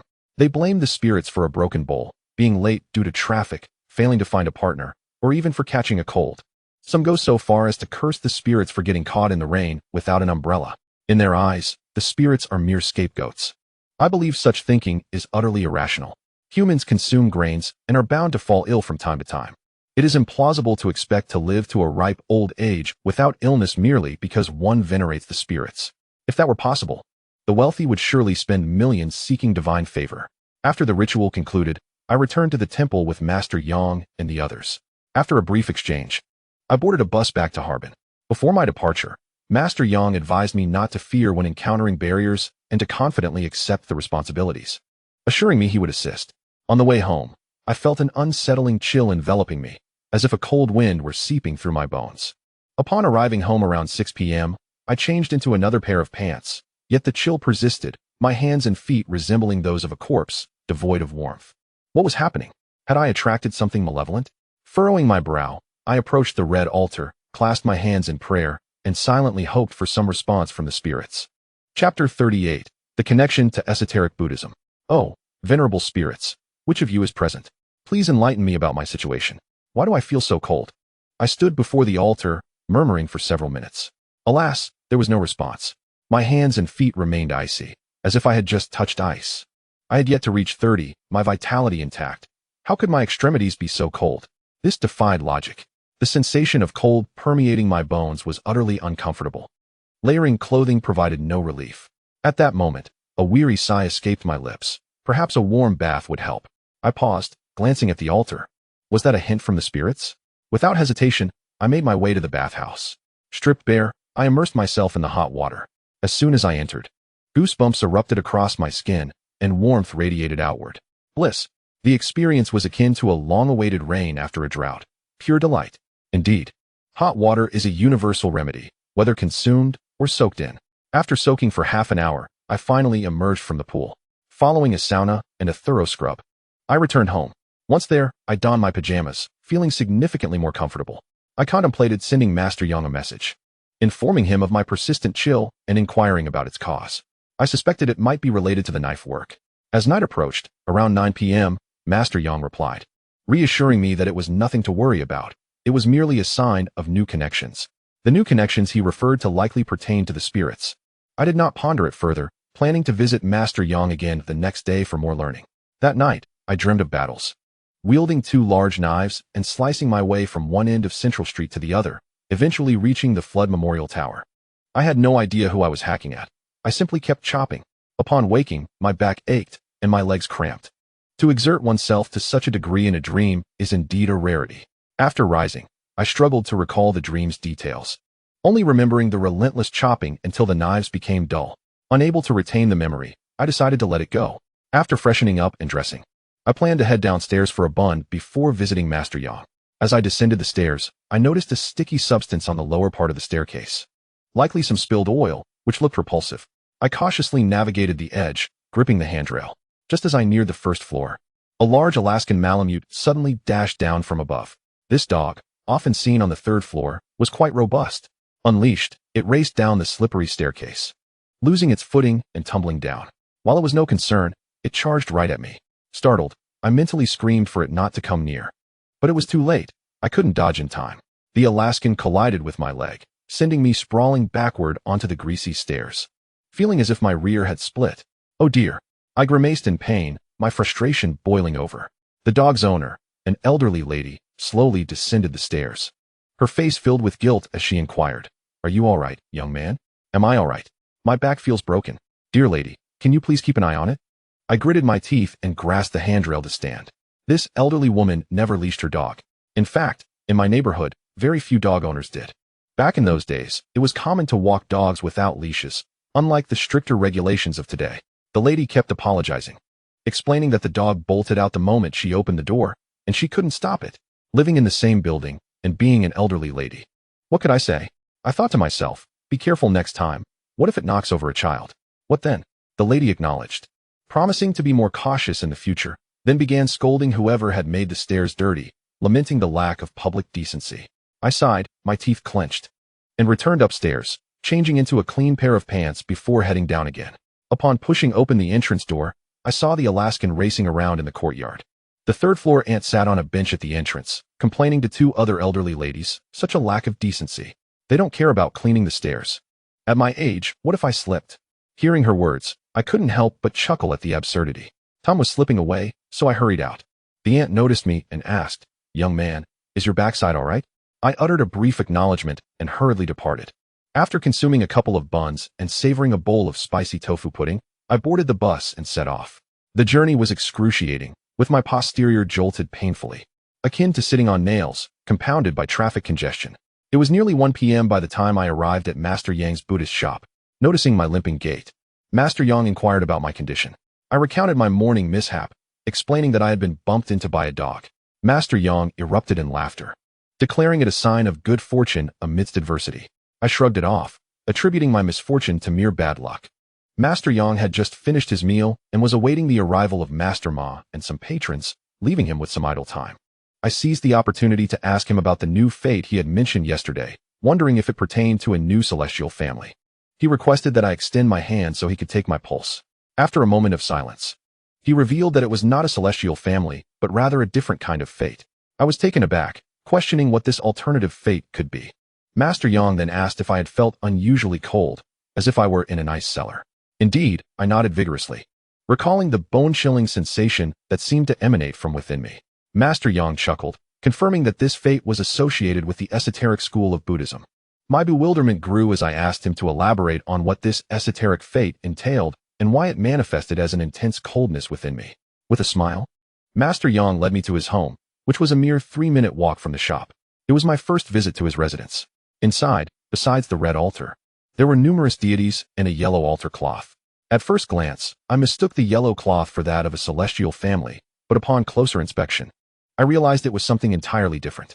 The characters were reminiscent of tadpole script, a form I had never encountered before. Curiously, I inquired about its meaning. Master Yang explained that it was the altar cloth of his esoteric practice. Buddhism is broadly categorized into Mahayana and Theravada, with esoteric Buddhism being one of the 8 branches of Mahayana, specifically Tibetan Buddhism. Many perceive Buddhism solely through figures like the Tathagata, Maitreya, and Avalokiteshvara, yet it encompasses far more than that. The branches of Buddhism are numerous, each with distinct paths of practice. Esoteric Buddhism, often referred to as Lamaism, holds that monks are great lamas. Master Yang revealed something shocking. Even lamas of esoteric Buddhism become spirits after death, akin to the spirits of the shamanic tradition. What? Lamas become spirits upon death? This revelation astonished me. I had always believed that lamas, upon passing, attained complete merit and ascended to the Western paradise. However, Master Yang clarified that lamas and monks are practitioners who may not necessarily achieve enlightenment. The conditions for becoming a Buddha are manifold, including merit, character, and the trials one endures. Figures like Shakyamuni, Maitreya, Avalokiteshvara, and Ksitigarbha have all traversed numerous trials and reincarnations to attain enlightenment. It is certainly not a mere accomplishment of a single lifetime. Similarly, lamas in the esoteric tradition face the same challenges. Therefore, those who pass away with insufficient merit or who wish to avoid reincarnation may also become spirits, resulting in a cold sensation in the human body. Listening to Master Yang, I suddenly understood. Indeed, the icy sensation I experienced yesterday was reminiscent of being possessed by a spirit, albeit significantly more intense. To my astonishment, I had not anticipated that the shamanic tradition of the Northeast would intertwine with the fate of esoteric lamas. Master Yang assured me that this was quite normal in these end times. The concept of the end times is interpreted in various ways, stemming from the prophecy made by Shakyamuni Buddha before his parinirvana, which posits that Buddhism must traverse 3 phases: the age of correct teachings, the age of semblance, and the age of decline. The age of correct teachings lasts for 500 years, during which the Buddha and his disciples are present, and the teachings are firm and clear, with beings possessing genuine faith in the Dharma, free from misconceptions. The age of semblance spans 1,000 years, characterized by the widespread circulation of symbols like Buddha images and scriptures, yet the number of genuine practitioners diminishes, leading to misunderstandings of the teachings, although true believers remain. The age of decline is said to last for either 10,000 years or even longer. In essence, we are in that period now. During this phase, the Dharma weakens. The foundation of beings is fragile. The monastic community becomes lax in its precepts, scriptures are misrepresented, and beings become engrossed in fame and fortune, prioritizing form over genuine practice. Master Yang admitted he was uncertain about the specifics of the age of decline. Suddenly, I recalled the elderly monk from the Pure Land Temple who gifted me prayer beads. With his profound understanding of the Dharma, he should be able to clarify my doubts. I resolved to visit him at the temple when I had the opportunity to engage in conversation. In summary, according to Master Yang, A connection to esoteric Buddhism had sought me out. What should I do about this, master? He advised, simply make offerings. Intrigued, I looked at him.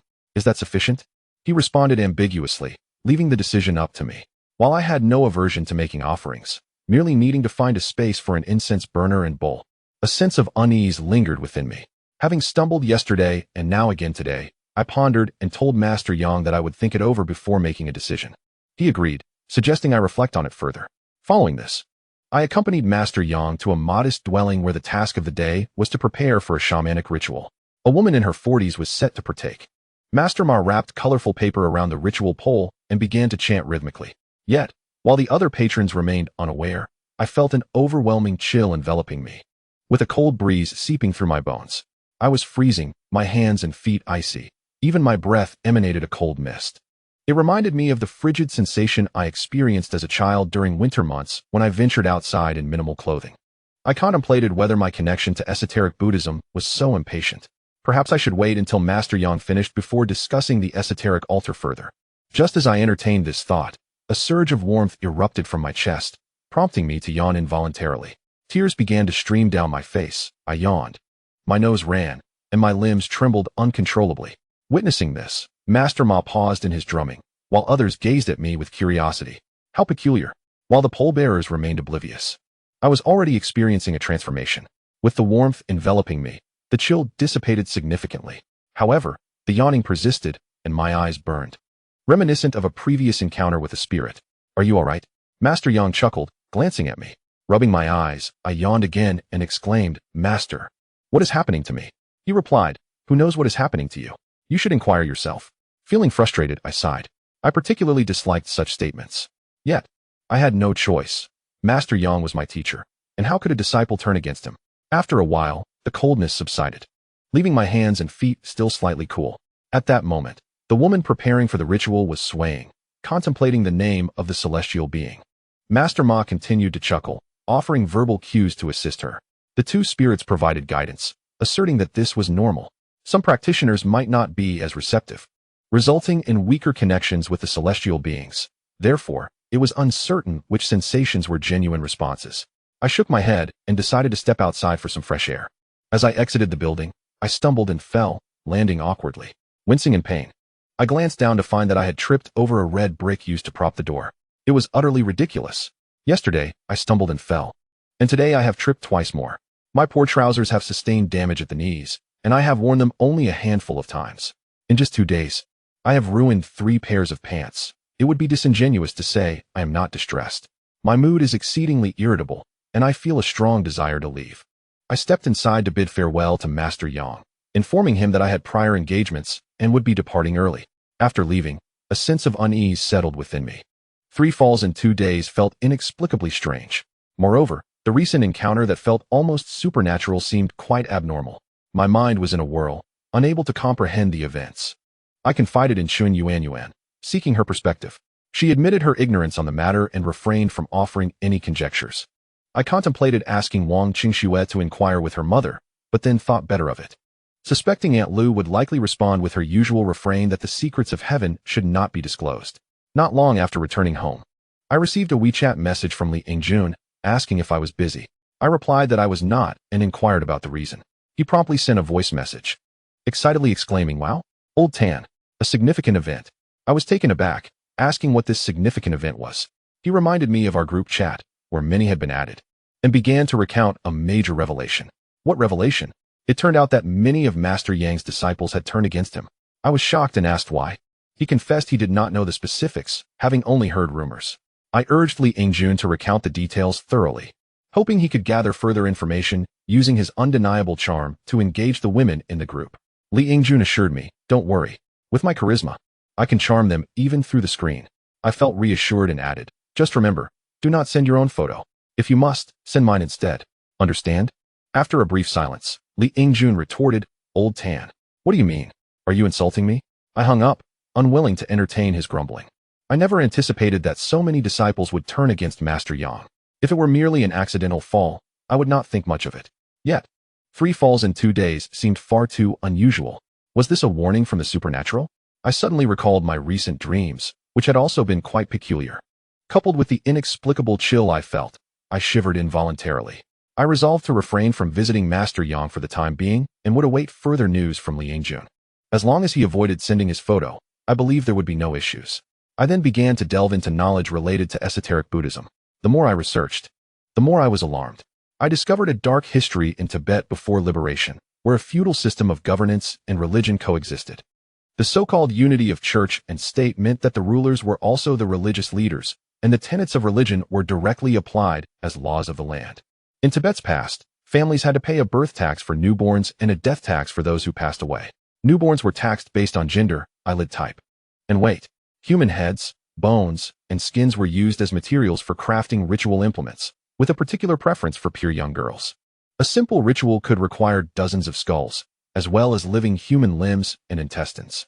They believed that ritual objects made from the body parts of living believers were the most efficacious. Additionally, human skin thankas were coveted decorations among Tibetan nobility, crafted from the skin of young girls, with vivid colors achieved by painting on the freshly peeled skin. Many young girls from impoverished families had their skins fashioned into drums, and it was said that each beat echoed the lament of the girls. The variety of items made from human remains was staggering, including hand drums, bone horns, skull drums, and rosaries, even bowls and cups. Nobles could construct prisons on their estates and inflict cruel punishments on their slaves at will. Even today, many individuals don adornments made from human bones. Upon learning of these facts, I gasped in shock and touched my own head. How could anyone drink from a cup made of skull?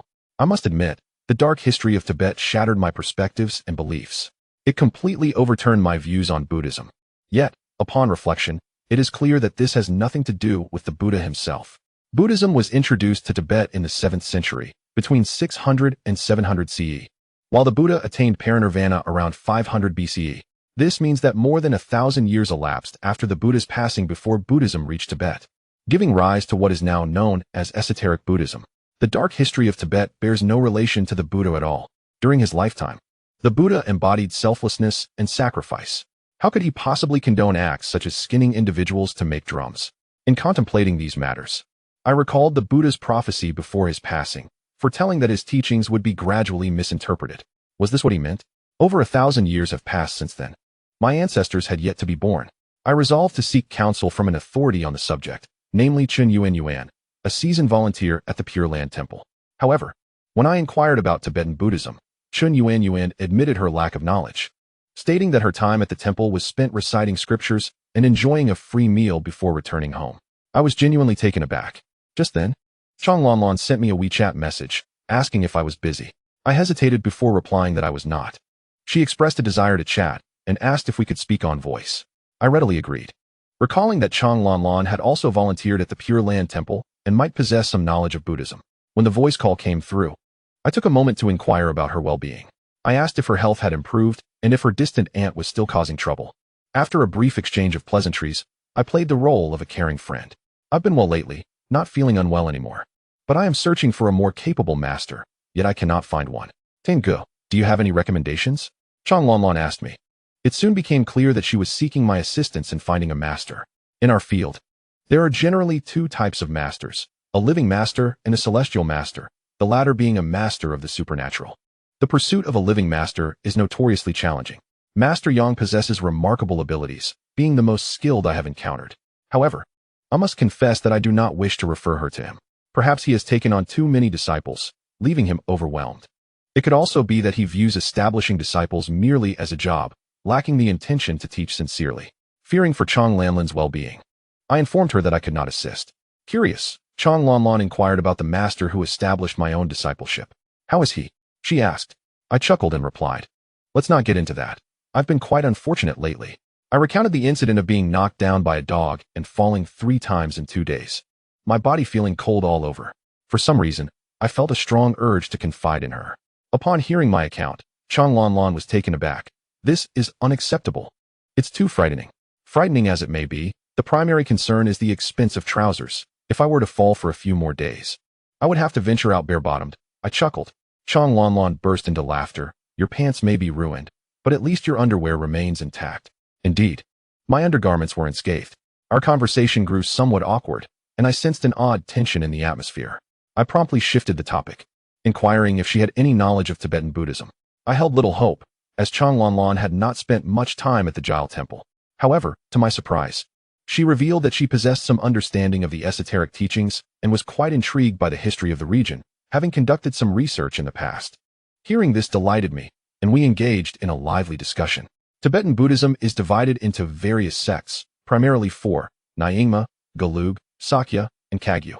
Currently, the Nyingma and Gelug sects boast the largest number of adherents.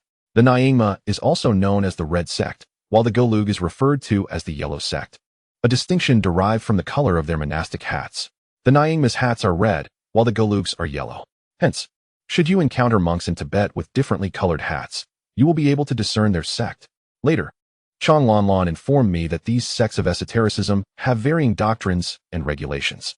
The Nyingma sect is relatively lenient, permitting marriage and familial succession, whereas the Gelug sect adheres to stricter rules, prohibiting marriage and the consumption of alcohol. The reincarnation of living Buddhas, epitomized by the renowned Dalai Lama and Panchen Lama, pertains to the Gelug sect. Following the death of a living Buddha, monks travel far and wide in search of the reincarnated child, meticulously selecting numerous candidates before finally identifying the reincarnated living Buddha. I recall seeing this on CCTV when I was a child, and back then, it seemed wondrous and amusing, devoid of deeper feelings. Yet, as I listen now, my sentiments had shifted. Changlanlan recounted her travels, during which she visited an esoteric temple and inadvertently met a high-ranking Gelug monk. In truth, there are numerous esoteric temples, but it is difficult for the average person to distinguish them. Does the master you know wear a kapala? I inquired. Changlanlan chuckled and shared some traditions from Tibet. Due to the historical intertwining of religion and governance, the populace has a high rate of Buddhist adherence and a penchant for prayer beads. However, the present differs from the past. The esoteric master she encountered wore a red agate bracelet, which was distinct in that it contained the hair and nails of a certain living Buddha, thus having been blessed. I nodded in acknowledgement. If the esteemed monk Changlanlan knew wore a kapala, I must admit, I would feel quite repulsed. Changlanlan explained that this practice is a Tibetan tradition, and there, if one adorns themselves with Tibetan ornaments, it is customary for others to touch and inspect them without prior consent. Is that not rather rude? I was taken aback. Changlanlan laughed. It is not rudeness, but a cultural custom. Indeed, Tibet is an autonomous region, and the state must respect its traditions. I then broached the subject of the Dharma-ending age, feeling as though the Buddha was being unfairly blamed. Upon hearing me describe the Buddha in such a manner, Changlanlan was at a loss for words, feeling both amused and exasperated. She remarked that while my characterization was quite apt, it should not be stated so openly. You are right. I shall refrain from such expressions in the future. I will write it down instead. My words elicited laughter from Changlanlan. After some time, we concluded our voice call. The more I learned about esotericism, the more I felt an aversion, not out of distaste, but rather a rejection. I could respect and comprehend some of its practices, yet I did not appreciate them. I am a person of strong subjective will, a stubborn kind, if you will. Once I have made up my mind, not even 10 oxen could sway me back. What I cannot accept, I would rather die than concede. Entering the living room, I gazed at the statue of Shakyamuni on the altar and sighed bitterly. No wonder there are so many who slander and destroy the Buddha. He has been wronged in many instances. Suddenly, I felt an urge to meditate, not in front of the red altar, but before the altar of the Buddha. To be precise, I wished to meditate before the statue of the Buddha. In the past, I would always sit on a cushion for fear of hemorrhoids. But this time, I sat cross-legged directly on the floor. Closing my eyes, my heart felt serene, particularly tranquil. I lost track of time, but eventually, I faintly heard the sound of scriptures being chanted. Slowly, I opened my eyes. At that moment, I found myself within an ancient temple, seated among countless devotees, listening to a high monk expounding Buddhist teachings. I looked up to see the one imparting wisdom, kind-eyed and corpulent, with his chest and abdomen bare. To my astonishment, this teacher bore a striking resemblance to Maitreya Buddha. My heavens! I was taken aback, rubbing my eyes to ensure I was not mistaken. The figure before me, delivering the teachings, was indeed Maitreya Buddha. I questioned whether I had entered a state of deep meditation, but regardless, this was undoubtedly a great opportunity. Who is Maitreya Buddha? He is the future Buddha, the successor to Shakyamuni. As I listened to Maitreya's teachings, my mind became tranquil, and I experienced profound insights. It was as if I had previously been a foolish bird, utterly ignorant. Maitreya Buddha spoke at length, and those around me listened intently, occasionally posing questions, to which Maitreya patiently responded. During the discourse, Maitreya held no scriptures, Yet he spoke fluently and eloquently. To my eyes, he radiated a golden light. Or perhaps it was the light of the Buddha. He kindly instructed us to focus on our true intentions toward goodness rather than mere formality. Suddenly, I felt an overwhelming urge to weep, inexplicably touched by a wave of emotion. Maitreya approached me, smiled, and waved his hand, signaling that it was time for me to depart. Abruptly, I awoke, glancing around in confusion. Am I home? Was that truly a state of meditation? I was astonished. Looking up at the statue of Maitreya, no matter the angle from which I viewed the statue I venerated, it always bore a cheerful countenance. Suddenly, I gained profound understanding, and my thoughts flowed smoothly. When Buddhism first entered Tibet, it was already during the age of the Dharma. Over 1,000 years had passed since the Buddha's passing, and his disciples had also departed. In that era, there were very few literate individuals, let alone those who could grasp the true essence of Buddhist texts. Consequently, much of the content was misunderstood, distorted, and fell into extreme formalism, resulting in unimaginable consequences. Many unscrupulous individuals exploited the guise of Buddhism for personal gain. Tibetan Buddhism entered a dark period during the Dharma ending age. In this era, the teachings of Buddhism waned, monastic discipline became lax, scriptures were misrepresented, and people became obsessed with fame and fortune, prioritizing form over genuine practice. Particularly today, how many exploit the name of the Buddha for profit and deception? Just like the abbot of Shaolin Temple, Shizong. This illustrates the chaotic state of the Dharma-ending age we currently inhabit. I couldn't help but exclaim, the Buddha is indeed wronged. At this moment, I no longer wished to venerate the esoteric teachings. I felt that this was not the path I should pursue. It was a peculiar sensation. But what is my path? I glanced at the red altar, then at the upper altar, and finally at the array of statues. My heart felt empty, devoid of any answers. I resolved not to dwell on it further, as a fortune teller was scheduled to visit my home that evening. Introduced by another fortune teller, her name was Su Ran. From her social media photos, she appeared fair, slender, and quite lovely. Around 8 p.m., Su Ran arrived, accompanied by a younger sister, who was also quite pretty. Su Ran herself was stunning, a few years my senior, and she owned a dumpling restaurant as well as a nail salon. She had a lovely figure, though she was slightly shorter than average. Before I even had the chance to light incense, she had already divulged her situation to me. She personally oversees her nail salon, which is thriving. However, her parents manage a dumpling restaurant that is struggling. She expressed her worries, asking what should be done about the dumpling restaurant. It's a franchise, and they have invested a significant amount in the franchise fees. After a year, they have yet to recoup even the renovation costs. Frankly, I am particularly fond of Su Ran's character. She is truly the ideal muse in the eyes of a diviner. Chapter 42, Master Tan. I've enlightened Master Tan. What should I do about this? It's driving me crazy. Please help me with some advice. I beg you. Su Ran sighed, looking at me. Don't worry. Let me light the incense first. It hasn't even been lit yet. I found myself both amused and exasperated, as expected from a nail salon owner. Her eloquence was impressive. I greatly appreciated Su Ran's forthright nature. She speaks her mind without hesitation. However, when it comes to consulting an oracle, it might be prudent to be less candid. If the diviner is sincere, then there's no problem. But if they are a fraud, they will exploit any opening. Especially those who, upon entering, start prying into your affairs, inquiring about your car, your home, your job, or your marital status. If such an encounter occurs, one must remain cautious, as it is quite likely that the person is a charlatan. A truly skilled diviner would never bombard you with questions during the first meeting. Consulting an oracle should involve listening more than speaking.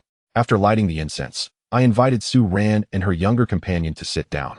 The young lady looked at me nervously, remaining silent.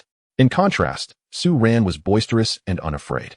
Before I could ask for her birth details, I curiously inquired, "Do you frequently consult oracles?" "Yes."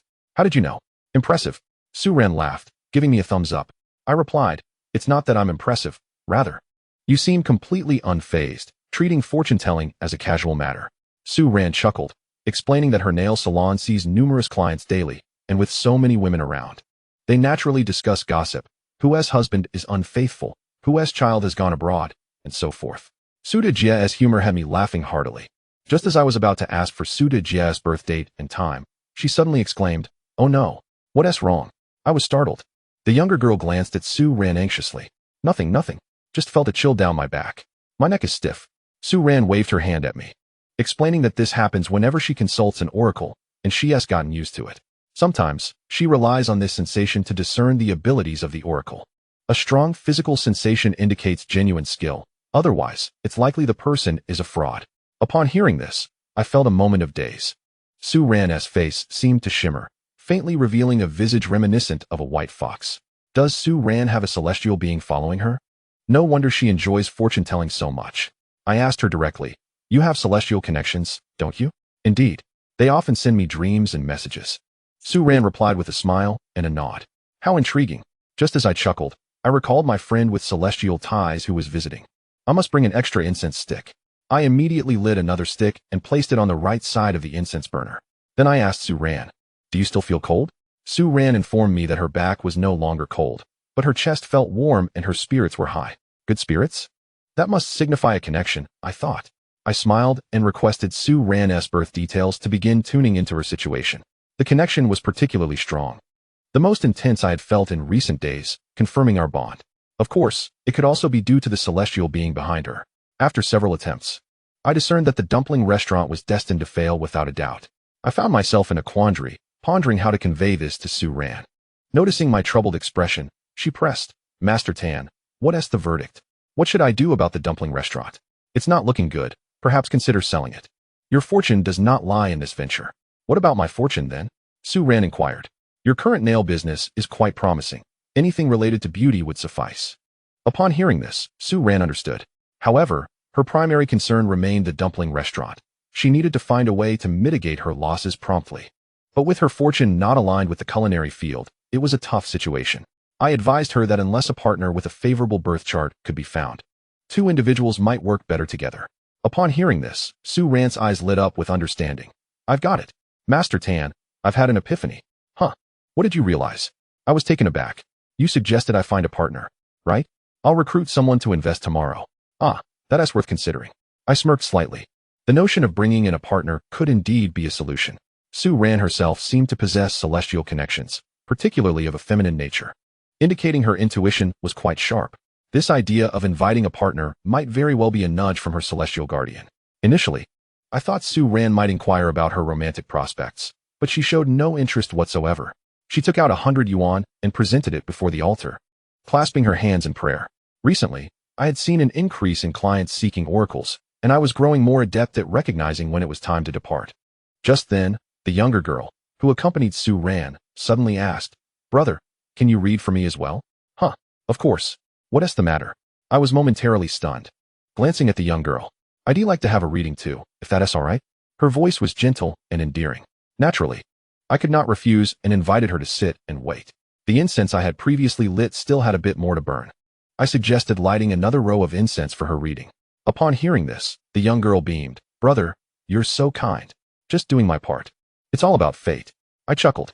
At this moment, the girl willingly shared her name and birth details with me. Her name was Li Qibia, hailing from Baianer. She expressed that she had always wanted to consult an oracle, but was apprehensive. "What are you afraid of?" I inquired. She explained, "I've heard that when a spirit medium calls upon their celestial being, they can become quite terrifying, smoking and drinking, even jumping around like a zombie, which frightens me. While some can indeed be quite eerie, jumping around like a zombie is quite exaggerated. Such tales often become distorted through word of mouth, turning simple matters into something sinister." I laughed and asked her, "Are you still afraid now?" Li Qia shook her head, stating she felt no fear and was quite at ease. When I was reading for Su Ran earlier, I had not yawned or acted unusually. I spoke casually like any normal person. In truth, I was uncertain why. But as I consulted oracles more frequently, the responses to possessions seemed to diminish, yet my internal feelings grew stronger. Su Ran laughed, saying she initially intended to come alone. However, Li Qia had contacted her unexpectedly, expressing a desire to get her nails done that evening. Consequently, Li Qia arrived at Su Ran's salon, where they ended up discussing fortune-telling. By a twist of fate, Li Qia asked if she could join. Naturally, Su Ran did not refuse and brought her along. "See, this is what fate looks like." At this moment, the previous row of incense had finished burning, so I lit 13 more sticks. I then asked Li Qia, "What would you like to inquire about?" "Brother, can I reconcile with him?" Chapter 43. Your father is quite brave. It turns out Li Qia wanted to ask about her romantic prospects. I exhaled, centering myself to sense the situation. The celestial being was quite clear. It was a karmic entanglement. A reconciliation was possible, but it would be for the best if they did not. Ultimately, separation seemed inevitable. I pondered how to convey this to Li Qiuya. Su Ran glanced between Li Qiuya and me, her eyes ablaze with curiosity. Goodness. Every word I utter now would surely become fodder for discussion at Su de Jia's nail salon in the future. Brother, what is the outcome? Li Qiuya asked softly. It is possible to reconcile, yet parting ways may be preferable. Ultimately, togetherness leads to separation. I forced a bitter smile. Brother, will we definitely part ways? Indeed, we will. I nodded, resolutely informing her, if it happens, it will be before the snow falls this year, at the latest by the end of the year. Your fates will be entirely severed. These insights were imparted by the celestial beings. Upon hearing this, Li Qiuya could no longer hold back her tears. Seeing this, Su Ran immediately wiped her tears and urged her, it's not worth it for such a scoundrel. There are so many good men out there. Why bother? I was momentarily taken aback. Was there more to this story? Curiosity piqued. I silently inquired of the celestial beings about the truth behind Li Qiuya's predicament. Just as I finished my question, a loud thud resonated in my mind, as if struck by a brick, and a voice echoed, Dear girl, you ought to be more discerning. I licked my lips, gazing at the weeping Li Qiuya, feeling a pang of sympathy. I too encouraged her, stating that there are many virtuous men in this world. This entanglement is a curse and not worth the trouble, so parting is for the best. Sister Su added, Exactly. Just look at Master Tan. Isn't he quite admirable? I relished those words. With a proud chest and an involuntary smile, I acknowledged that Sister Su was merely jesting, trying to lift Li Qiuya's spirits. Li Qiuya sobbed, but it's different. I've been with him for 3 years. Our feelings run deep, and we have even discussed marriage. This evening, she had gone to Su Ran's shop for a manicure in preparation for meeting him the next day, hoping to look beautiful. My curiosity piqued. I asked Li Qiuya what had transpired between her and her partner. Through her tears, she revealed that he had been unfaithful. The most ludicrous part was that the girl he cheated with was far less attractive than her. Li Qiuya was exceptionally beautiful, with a graceful figure and a gentle temperament. It was astonishing that such a wonderful girl could fall victim to a cad. What a troublesome fate. Li Qiuya, still weeping, implored me for advice.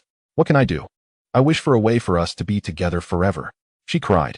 No, there truly is none. I shook my head emphatically. If I were a charlatan, I could easily deceive her with false promises. But I am no fraud. Matters of fate are preordained. A cursed bond signifies the settlement of mutual debts. Once the debts are cleared, the connection is severed. Sister Su consoled Li Qiuya, suggesting she not be disheartened and assuring her that she would introduce her to someone better. Li Qiuya shook her head, tears streaming down her face as she lamented, I love only him. My curiosity deepened. What manner of man was her partner? That such a beautiful girl was so devoted? After crying for a while, Li Qiuya's emotions stabilized, and she wiped her tears away. Brother, can you look into other matters for me? Other matters? Perhaps financial fortune? Yes, my financial situation has not been great lately, she replied. And, it's nothing. Please just check my financial fortune, she insisted. I nodded and tuned into her energies. The impressions I received indicated that her financial prospects were quite promising. I raised an eyebrow and glanced at Li Qiuya. Brother, what is it? Have you sensed something? She asked cautiously. Just a moment, let me concentrate further. I closed my eyes. An image appeared before me. Li Qiuya stood in the center, surrounded by a rain of red bills. Yet she was unable to grasp any of them. The bills fell to the ground and vanished. I opened my eyes and succinctly described her situation. There's wealth. Yet it slips through your fingers. You watch helplessly as money disappears. Is that not so? Upon hearing my description, Li Qiuya nodded repeatedly, her admiration for me evident. Yes. Exactly. Thank goodness for the celestial beings, I smiled broadly. Li Qiuya then inquired about how she should navigate this predicament. She worked in a 4S dealership, where her performance had been commendable, but recently it had taken a downer. Clients who had previously committed to purchasing cars suddenly withdrew, went silent, or chose to buy from competitors. Don't worry, let me ask about this, I said, exhaling deeply and closing my eyes to focus. You should ask her. She knows what's going on. I was taken aback. What do you mean? Li Qiuya asked cautiously. Sister Su looked at me with curiosity. My celestial source indicated that she is aware of the situation. Upon hearing this, Li Qiuya's expression shifted. Noticing her distress, I asked what was troubling her. She explained that her family had been facing difficulties for the past 2 months. Her father could no longer stand upright. They had visited several hospitals, but to no avail. I inquired further, what happened to your father's back? Did he fall? Li Qiuya shook her head, stating it was inexplicable. He simply could not straighten up. Inexplicable? This shouldn't be the case. What occurred in your family before this happened? I pressed. Li Qiuya bit her lip and quietly confessed. My father had an encounter with a weasel. What? Why? I was startled. She explained that her family operated a chopstick factory in Byaner. The facility was sizable and somewhat secluded, making encounters with rodents and weasels commonplace. One evening, when her father entered the warehouse and switched on the lights, he found two weasels hanging upside down from the beams, startling him. At that moment, her father had been in a heated argument with her mother and was already irate. The surprise from the two weasels only fueled his anger. He grabbed a shovel and hurled it at one of them, striking it in the back. The weasel fell, yelping in pain. The other weasel, witnessing this, leaped down, baring its teeth at her father and making strange noises. Terrified, her father regretted his actions immediately. The uninjured weasel dragged its wounded companion away, and the following day, her father could no longer stand upright. Their chopstick factory's business plummeted, and many orders were returned. Li Chuya herself faced work-related challenges, and her partner's infidelity weighed heavily on her. In short, her family had been particularly unfortunate these past 2 months. Brother, do you think this is related? Li Chuya asked pitifully. Your father is quite brave. How old is he? He dares to confront a weasel. I couldn't help but ask. He is in his 50s, Li Chuya replied. It wasn't bravery. He was just impulsive that day, caught up in his emotions. Now, her father regretted his actions, having sought guidance from various deities and conducted rituals, yet nothing seemed to help. I queried Li Chuya as to why she hadn't mentioned this to me earlier. She timidly responded, Brother, I was afraid. You serve the celestial beings. And if I told you my father attacked the weasel spirit, you might be upset and cast me away. I had to admit, she had a point. I smiled and reassured her, it's all right. I'm not angry. My father had his own encounters in his youth. What? Why? She asked, surprised.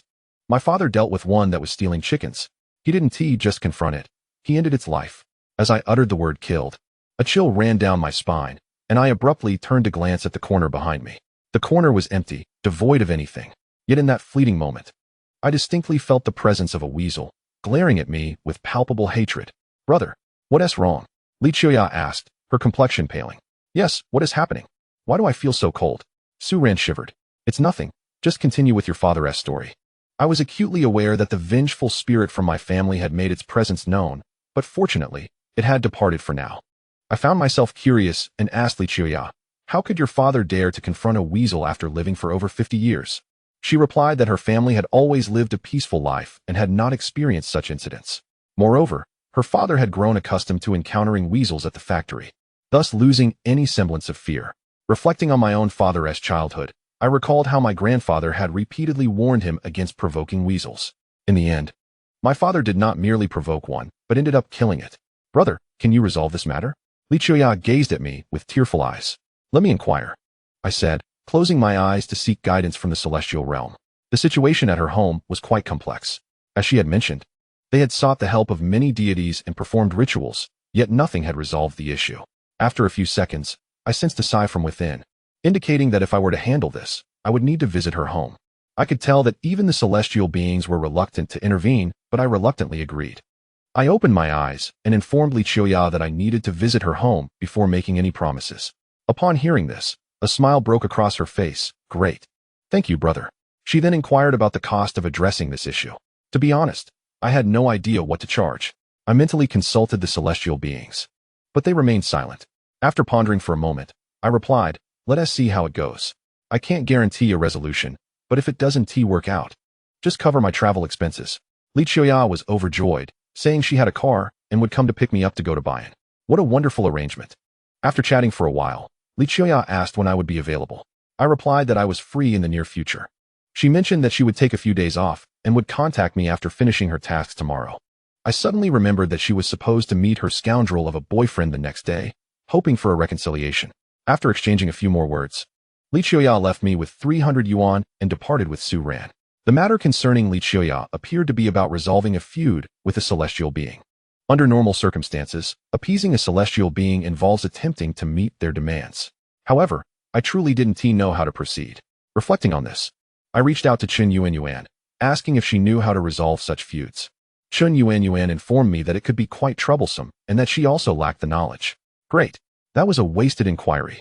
I sent a voice message to Wang Qingxue, discussing the situation and asking her to consult Aunt Lu for her insights. This time, Aunt Lu did not say that the secrets of heaven cannot be revealed. Instead, She stated that helping to resolve grievances between celestial beings is a great deed. Suddenly, I understood why the celestial beings had reluctantly agreed earlier. I had accumulated minor merits, yet lacked 3 significant ones. If this matter were resolved, it would undoubtedly count as a great merit. I inquired how to mitigate the feud with the celestial being. Aunt Lou advised that I should first attempt negotiation, seeking a peaceful resolution. If that fails, a scare might work, but I must remember never to resort to violence. However, how should I negotiate? I was utterly clueless. Aunt Lou smiled wryly, suggesting that if I struggled, I could have Wang Qingxue assist me. Upon hearing this, I couldn't help but chuckle. Oh dear, how embarrassing. Xiaoxue, what do you want to eat? I'll treat you tomorrow, I said with a grin. Anything expensive, I'll eat you poor, Wang Qingxue replied, indicating her agreement. Haha, I'll wait for you, I said before ending the voice call. With Wang Qingxue accompanying me, my spirits lifted considerably, and my confidence surged. The next day at noon, Wang Qingxue arrived in Harbin by train, and I went to pick her up. We strolled along Central Street for a while before heading to the riverbank. Sitting on the steps, gazing blankly at the water, I wasn't entirely sure what we were staring at, but since everyone else was, I decided to join in.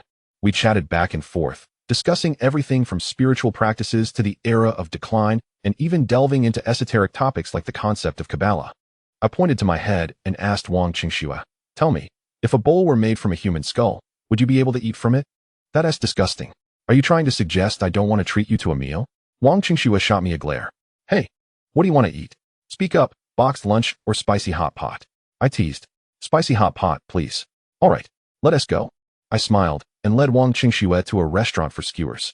During the meal, she asked me what I would have taken her to if she had chosen a boxed lunch. I replied I would find an old restaurant and treat her to sweet and sour pork.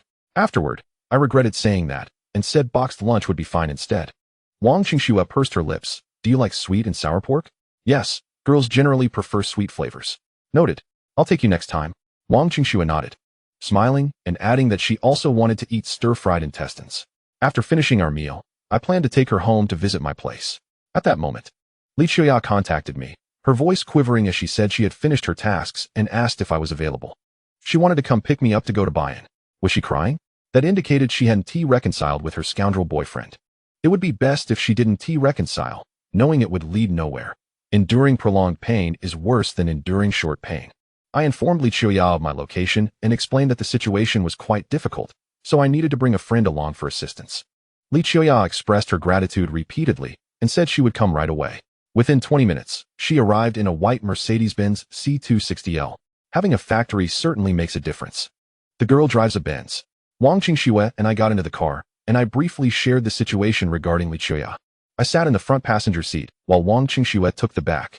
Upon greeting Li Qiuya, I noticed a clear imprint of a palm on her flushed face. Had she been struck? Chapter 45. Under the tree with the weasel brother. I'm sorry to trouble you. Li Qiuya smiled and nodded at me, then turned to Wang Qingxue in the back seat. Hello, beautiful. Hello, Wang Qingxue replied with a smile. I could see that Li Qiuya was putting on a brave face. After exchanging pleasantries, Li Qiuya pressed the accelerator, and we set off. Bayan is a district under Harbin's jurisdiction, but it is quite far from the city center. With a travel time of approximately 2 hours, the atmosphere in the car was peculiar. Wang Qingxue remained silent, absorbed in her phone in the back seat, while Li Qiuya drove with a heavy heart, occasionally sniffling and wiping her eyes, as if the words heartbroken were written on her face. Wait. Li Qiuya had already experienced heartbreak before. This meeting with her scoundrel boyfriend was an attempt at reconciliation. If they didn't reconcile, why would she have been struck? My curiosity was burning within me. At that moment, my phone buzzed, and I picked it up to see a message from Wang Qingxue. She inquired, who hit this girl? I bit my lip, suppressing a smile, and replied, how would I know? She didn't have any marks on her face yesterday. Wang Qingxue messaged back. That slap mark looks fine, like it was made by a woman. Is she into girls? I bit down on my molars, nearly bursting into laughter. Why do you suddenly say that?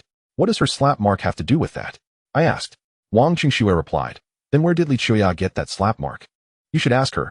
I chuckled and messaged her. Why don't you ask? We continued our banter, both intrigued by the slap mark on Li Qiuya's face. Suddenly, while driving, Li Qiuya spoke up. Tengu, do you think I'm foolish? Huh, why do you say that? I was taken aback and turned to look at Li Qiuya. Tears were streaming down her face as she choked out. He has already cheated. Yet I can't forget him.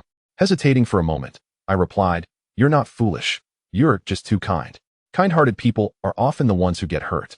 Upon hearing my words, Li Qiuya began to sob uncontrollably, pressing down on the accelerator. I was startled, genuinely worried she might do something reckless, and I, along with Wang Qingxue, would be caught in the aftermath. As I was about to urge her to drive slowly, Li Qiuya unexpectedly slammed on the brakes. The Mercedes halted by the roadside, causing my body to lurch momentarily, and I sighed in relief. Li Qiuya unfastened her seatbelt, turned, and buried herself in my embrace, weeping profusely. Brother, why is my life so wretched? I sat there, stunned, my hands frozen in place, fearing that Wang Qingxue might misinterpret my intentions. Through the rearview mirror, I caught a glimpse of Wang Qingxue's expression, which was as grim as if she had just consumed a dead rat. Brother, what should I do? Li Qiuya cried. Dear sister, do not distress yourself. This is a toxic relationship. It's best to part ways. Once you regain your composure, you might even find you no longer yearn for him. Perhaps you'll even regret your attachment, I reassured her. Indeed, it's not worth it for a scoundrel. Wang Qingxue chimed in. Li Qiuya nodded, distancing herself from me and sniffing back her tears. I'm sorry, brother, I was just overwhelmed. It's quite all right. I bear you no grudge, I smiled, offering her some comforting words. It is only natural for a girl to feel sorrow after encountering a rogue. Do not fear. The next one will surely be better. What does it matter being embraced by such a beautiful girl? A man's shoulder is meant to be a refuge for a woman. Is it not? Of course. Yet, I dared not voice these thoughts, lest they tarnish my noble image or provoke Wang Qingxue's ire. Li Qiuya regained some composure and continued driving towards Baianer. Along the way, she recounted her ordeal from earlier that day. She had met her ex-boyfriend at Starbucks, and during their conversation, she succumbed to tears. Her ex-boyfriend, feeling sympathetic, wiped her tears away. Just then, his current girlfriend stormed into the cafe, the very woman with whom he had cheated on Li Qiuya, now officially his partner. That woman confronted Li Qiuya, dousing her face with coffee and hurling insults, accusing her of shamelessly seducing her boyfriend. Despite her gentle nature, Li Qiuya could not endure such humiliation and retaliated fiercely. In the ensuing chaos, she received several slaps, marking her defeat. The most infuriating part was her ex-boyfriend's blatant bias, as he held her arm.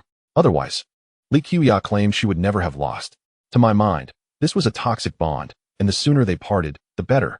Wang Qingxue, seething with indignation, joined in berating Li Qiuya's ex, declaring that all men in this world deserved punishment.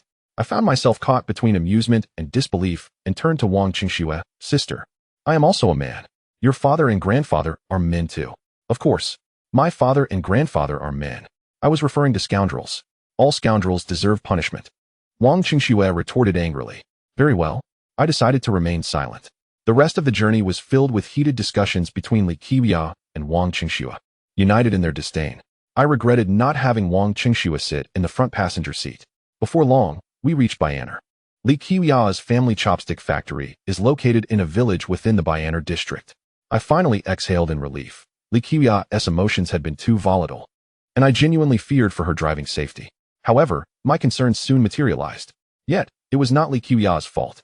As the vehicle turned, a large truck suddenly sped past on the road.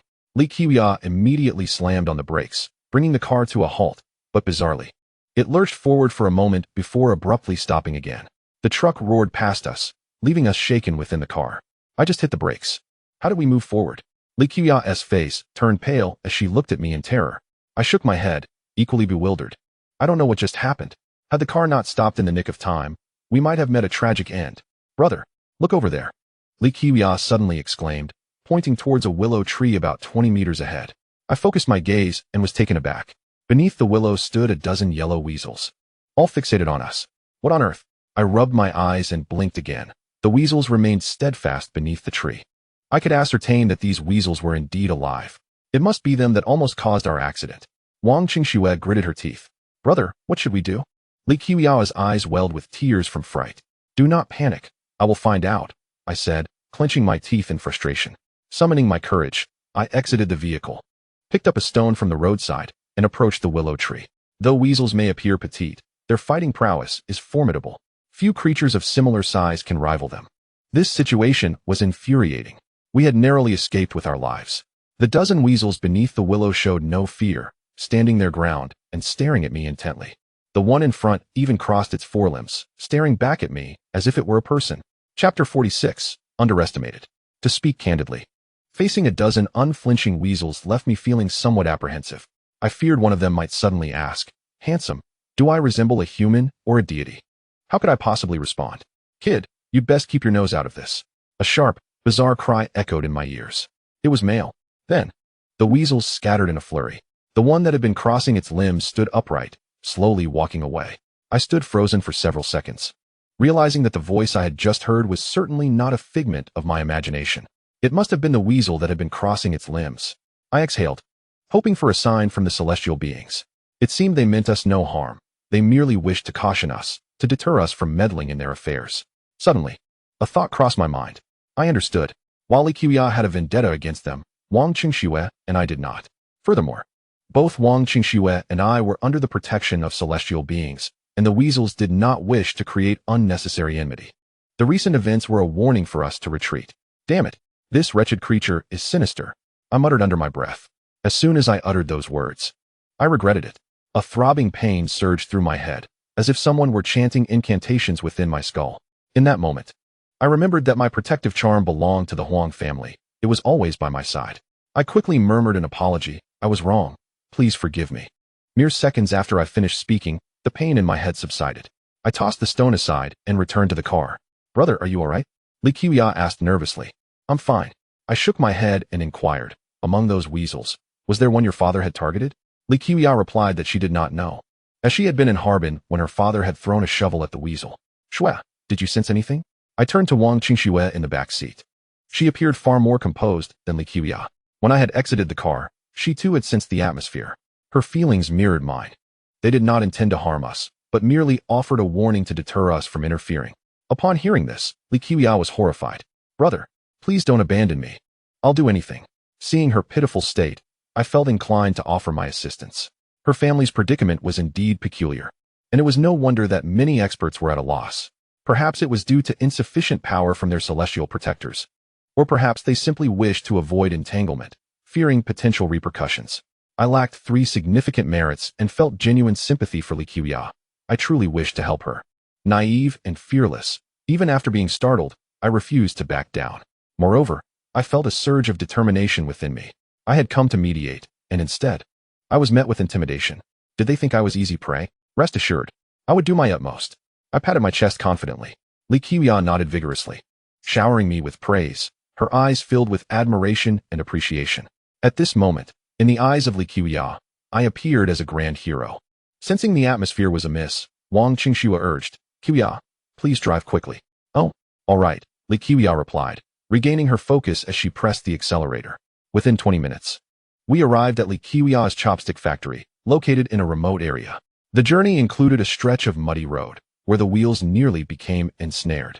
Li Qiuya remarked that the rent here was quite economical. However, the business at the chopstick factory had dwindled compared to earlier years, and in the past 2 months, they were on the brink of bankruptcy. The factory's entrance was a wooden door, flanked by 2 large black dogs, barking ferociously at us. Li Qiuya stepped out of the car and shouted at the dogs, "Stop barking." Though the dogs quieted a bit, they continued to make a ruckus. With a hint of resignation, Li Qiuya led Wang Qingxue and me inside. Upon entering, we found ourselves in an office hall, filled with a faint scent of wood, completely unrenovated, with a cement floor. "Is this the esteemed master you mentioned?"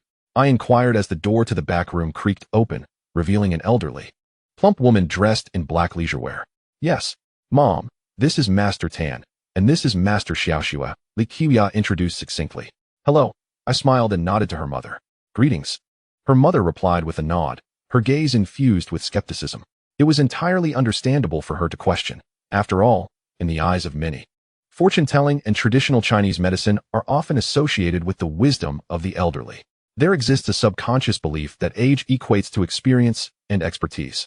Li Qiuya noticed her mother's apprehension and, feeling somewhat embarrassed, invited Wang Qingsu and me to sit down. She then excused herself, claiming she wanted to check on her father, and retreated into the back room with her mother. Wang Qingxue and I exchanged glances. "Xiaoxue, it seems we are underestimated," I sighed. "Isn't it normal? After all, how old are we? How long have you been in this field?" "And I haven't even started," Wang Qingxue replied with a faint smile. "Oh, right. You haven't begun yet." Wang Qingxue would eventually step into this role, but not at present, especially since Aunt Lu was still alive. Given Wang Qingshue's situation, stepping in would mean taking over a legacy. Previously, she had confided in me that her mother preferred she not start too early, fully aware of the challenges involved. Aunt Lu understood the difficulties of this path well, adhering strictly to tradition and formality. Naturally, as a mother, she wished for her daughter to live a joyful life. At that moment, raised voices emerged from the back room. I overheard Li Qiuya's mother mentioning that they had invited a formidable master, guaranteeing that the matter could be resolved, urging Li Qiuya to let it go and allow us to leave.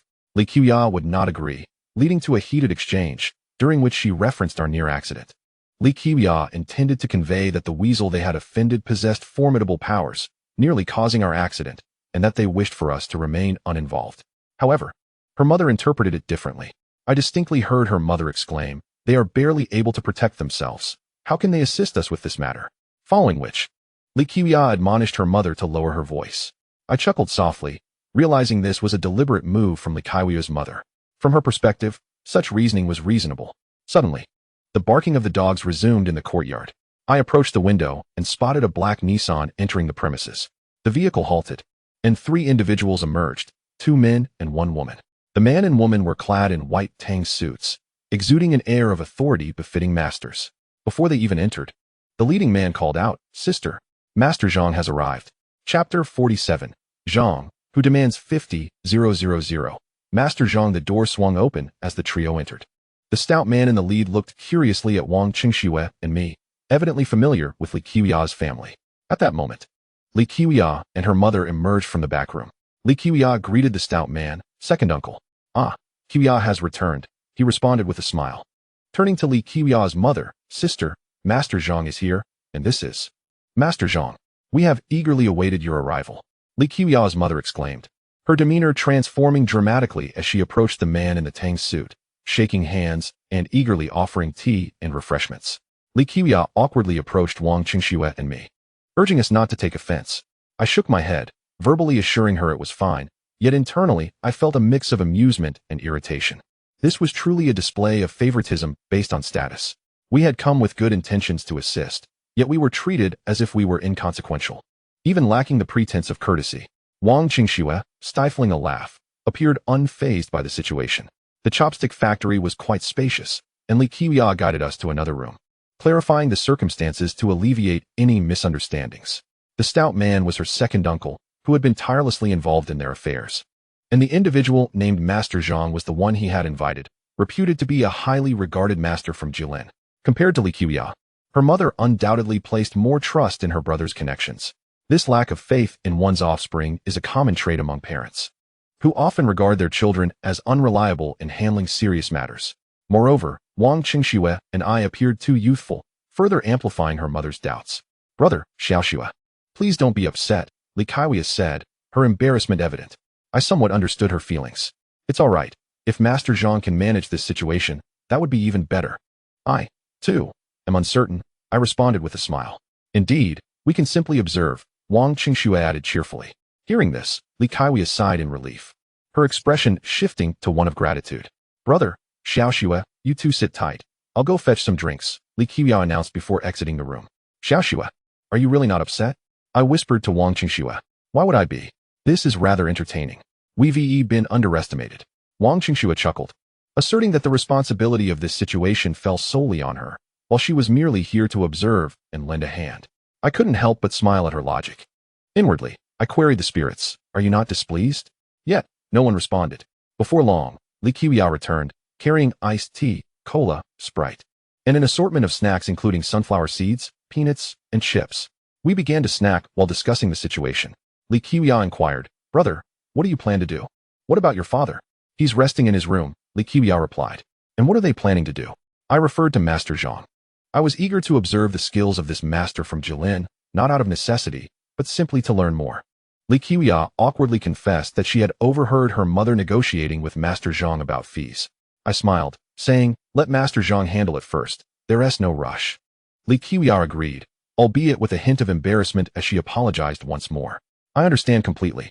Rest assured, I'm not upset," I winked at her. Wang Qingxue proposed that we should step outside and watch the proceedings openly, as Li Qiuya's mother Han Ti explicitly barred us from addressing this matter. To be honest, Wang Qingxue's suggestion was splendid and resonated with me. Li Qiuya consented and led us to observe the situation. with my iced tea and Wang Chengshue's cola in hand. We stood behind her mother, openly listening in. Upon noticing our presence, Li Qiuya's mother appeared somewhat uneasy, yet she refrained from commenting, perhaps fearing that her words might mislead Master Zhang. Li Qiuya's second uncle, with a smile, addressed Master Zhang. Brother Zhang, this is my biological sister. It's a family matter. So please give me some face and charge a little less. Consider it a good deed. Master Zhang responded, Ba, under normal circumstances, given your family situation, I would charge at least 100,000, but out of respect for you, I will only charge 50,000, which is already quite generous. Master Zhang's bitter smile towards Li Qiuya's uncle did not go unnoticed. 50,000. Upon hearing this figure, I was taken aback and exchanged glances with Wang Qingxue, who also appeared astonished and shook her head. Unable to contain herself, Li Qiuya questioned Master Zhang about the exorbitant fees, stating that previous masters had not charged such amounts. Master Zhang, unfazed, smiled at her and inquired, Ba, did they resolve your family's issues? Li Qiuya, taken aback by the question, stammered, her face reddening. While I could not gauge Master Zhang's true abilities, it was clear that his words struck a chord, leaving Li Qiuya without a retort. Her mother, gritting her teeth, declared, fine, as long as this matter can be resolved. 50,000 is acceptable. Alarmed, Li Qiuya pushed her mother slightly, exclaiming, this is an adult matter. You shouldn't interfere. Her mother shot her a fierce glare before turning back to Master Zhang. Master, could you please take a look at my husband first? Very well, lead the way. Master Zhang replied with a nod, rising slowly to his feet. Li Qiuya's mother gestured for him to proceed, and Master Zhang, with an upright posture and hands clasped behind his back, followed her into the inner room. We trailed behind them, and I must admit, Master Zhang handled the situation with great skill. It's no wonder he could charge such high fees. As for me, I was unsure what to charge, and if the outcome was poor, I might just settle for travel expenses. Alas, I am too conscientious. Walking down a long corridor, we arrived at Li Qiuya's father's room. He appeared emaciated, dressed in gray attire, lying motionless on the bed. Brother-in-law, why have you lost so much weight again? Li Qiuya's second uncle exclaimed in shock. Li Qiuya's father sighed and weakly shook his head, too feeble to speak. Li Qiuya, filled with concern, whispered to me, brother, my dad wasn't this thin before. He suddenly lost his appetite after falling ill, and even when he forced himself to eat, he would throw it all up shortly after. I nodded, squinting at her father, silently calling upon the spirits for guidance. Yet, my mind felt empty, devoid of any insight. I nudged Wang Qingxue beside me, and she glanced at me, shaking her head. Master, what should we do? Li Qiuya's mother urged anxiously. Fear not. Ba. Master Zhang waved his hand confidently and approached the edge of the bed, shouting at Li Qiuya's father, hey, you little yellow creature. Reveal your true form at once. Chapter 48. Ba. The five Thunder Dharma Master Zhang's thunderous shout startled me, though I couldn't be certain if it had the same effect on the yellow creature. Li Qiuya's face turned pale, and she instinctively grasped my arm. Hey, Ba. Reveal your true form immediately. Master Zhang pressed on, his hands clasped in prayer as he stomped vigorously in front of the bed. Li Qiuya's father appeared momentarily bewildered, letting out a couple of odd sounds. Li Qiuya's mother and her uncle watched with palpable tension. At that moment, a woman in traditional attire spoke up. Everyone, do not be afraid, with Master Zhang here. He will protect us. Ba. She scanned the room, and when her gaze landed on me, she smiled and nodded. I leaned closer to Wang Qingxue and whispered, what is going on here? Have you seen this before? No, she replied, shaking her head. Initially, I had thought Master Zhang would first invoke the spirits and then negotiate with the yellow creature, but instead, he burst in with shouts akin to a warrior's battle cry. Oh, I understand now. He aims to frighten the yellow creature. I chuckled to myself. Seeing my amusement, Li Qiuya asked, brother, what are you laughing at? Did you see something? I did, I nodded, leaning closer to her ear. Master Zhang has been possessed by the spirit of Zhang Fei. Really? Is he that powerful? Li Qiuya's eyes widened in disbelief. Shoo, keep your voice down, I teased. After hearing my jest, Li Qiuya sighed and murmured, brother, you're so bad. Don't scare me during such a tense moment. All right, I won't tease you anymore, I chuckled.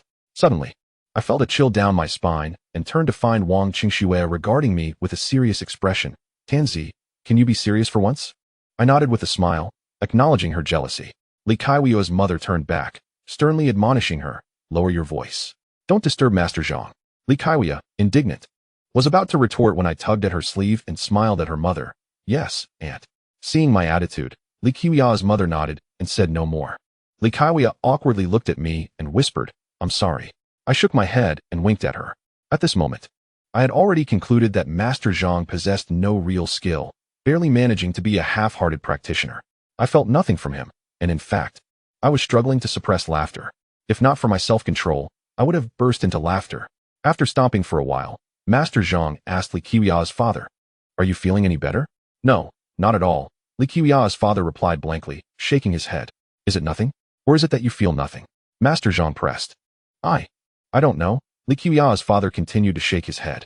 "What shall we do now, master?" Li Qiwia's mother inquired nervously. "This yellow creature is too formidable. I need to employ stronger measures.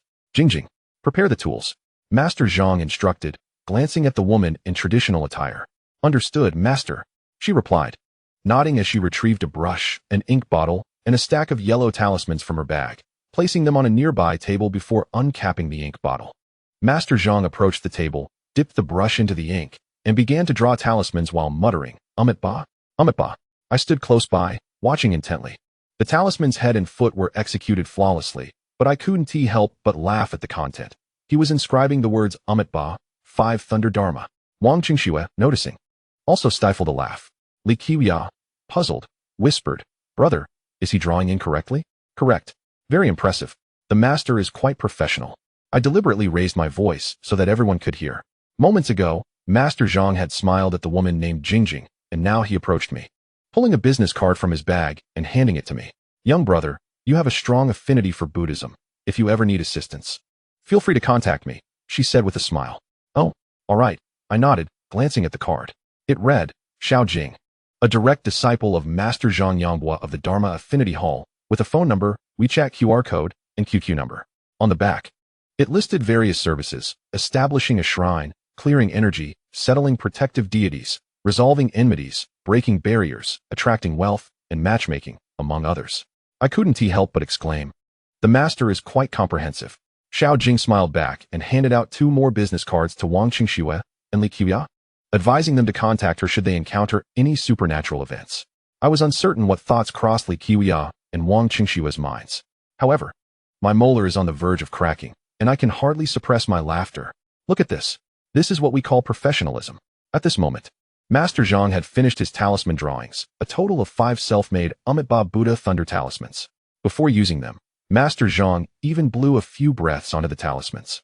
This is truly professional, knowing how to infuse them with celestial energy. But the problem is, if one lacks celestial essence, blowing on them would be futile. Xiao Jing smiled and explained to Li Qiwia's mother that this was the process of consecrating the talismans. A talisman that has been blessed by Master Zhang alone could be sold for 888. Yet, considering the reputation of Li Qiwia's second uncle, this time it was included in the 50,000. Upon hearing this, Li Qiwia's second uncle smiled, pressed his palms together, and bowed to Xiao Jing. "Thank you. Thank you. You are too generous." "Grateful. Amit Ba. This is all fate. You are all destined individuals." Xiao Jing nodded with a smile. I couldn't help but lean closer to Li Qiwia's ear. "What does your second uncle do?" "He does nothing, just eats and waits for death," Li Qiwia whispered.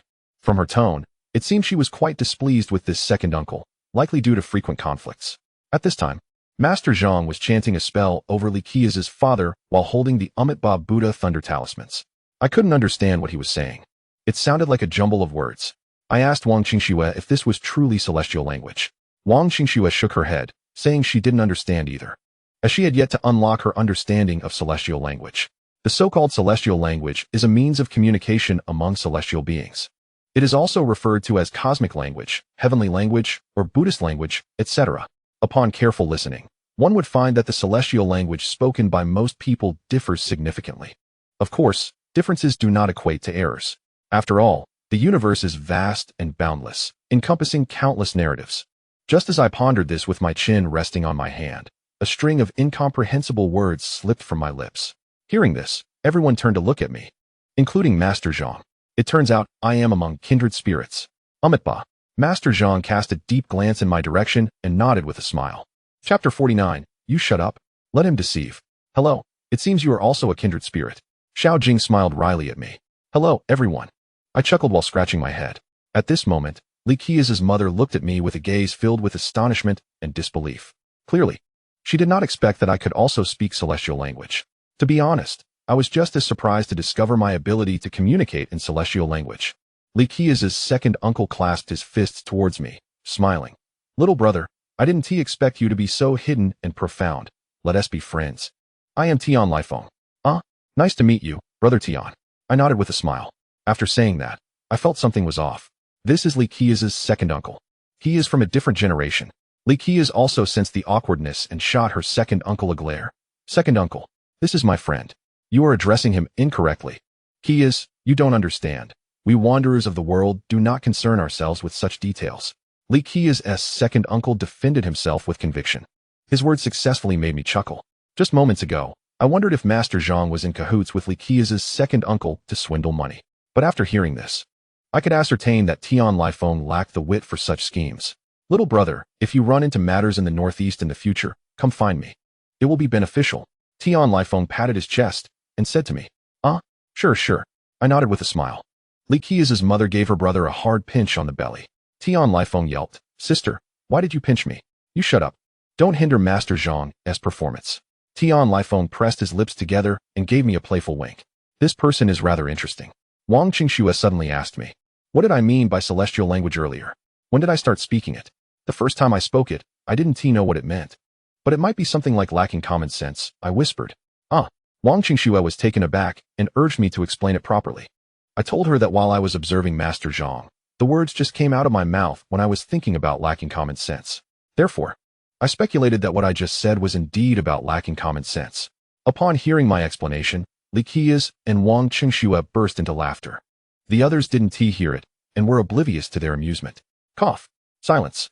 You are disrupting my master's performance. Master Zhang's expression was devoid of emotion as he turned to glance at us, especially at me, with a look filled with hostility and disdain. Kindred spirits are like rivals. He must have guessed why I was here. Once we settled down, Master Zhang continued his work, chanting Ba.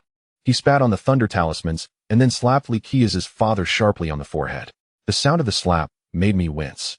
Li Qia's father, thin as a skeleton, nearly fainted from the blow. Master Zhang asked, is it better? I don't know. Li Qia's father shook his head. Yellow weasel. Ba. Quickly retreat.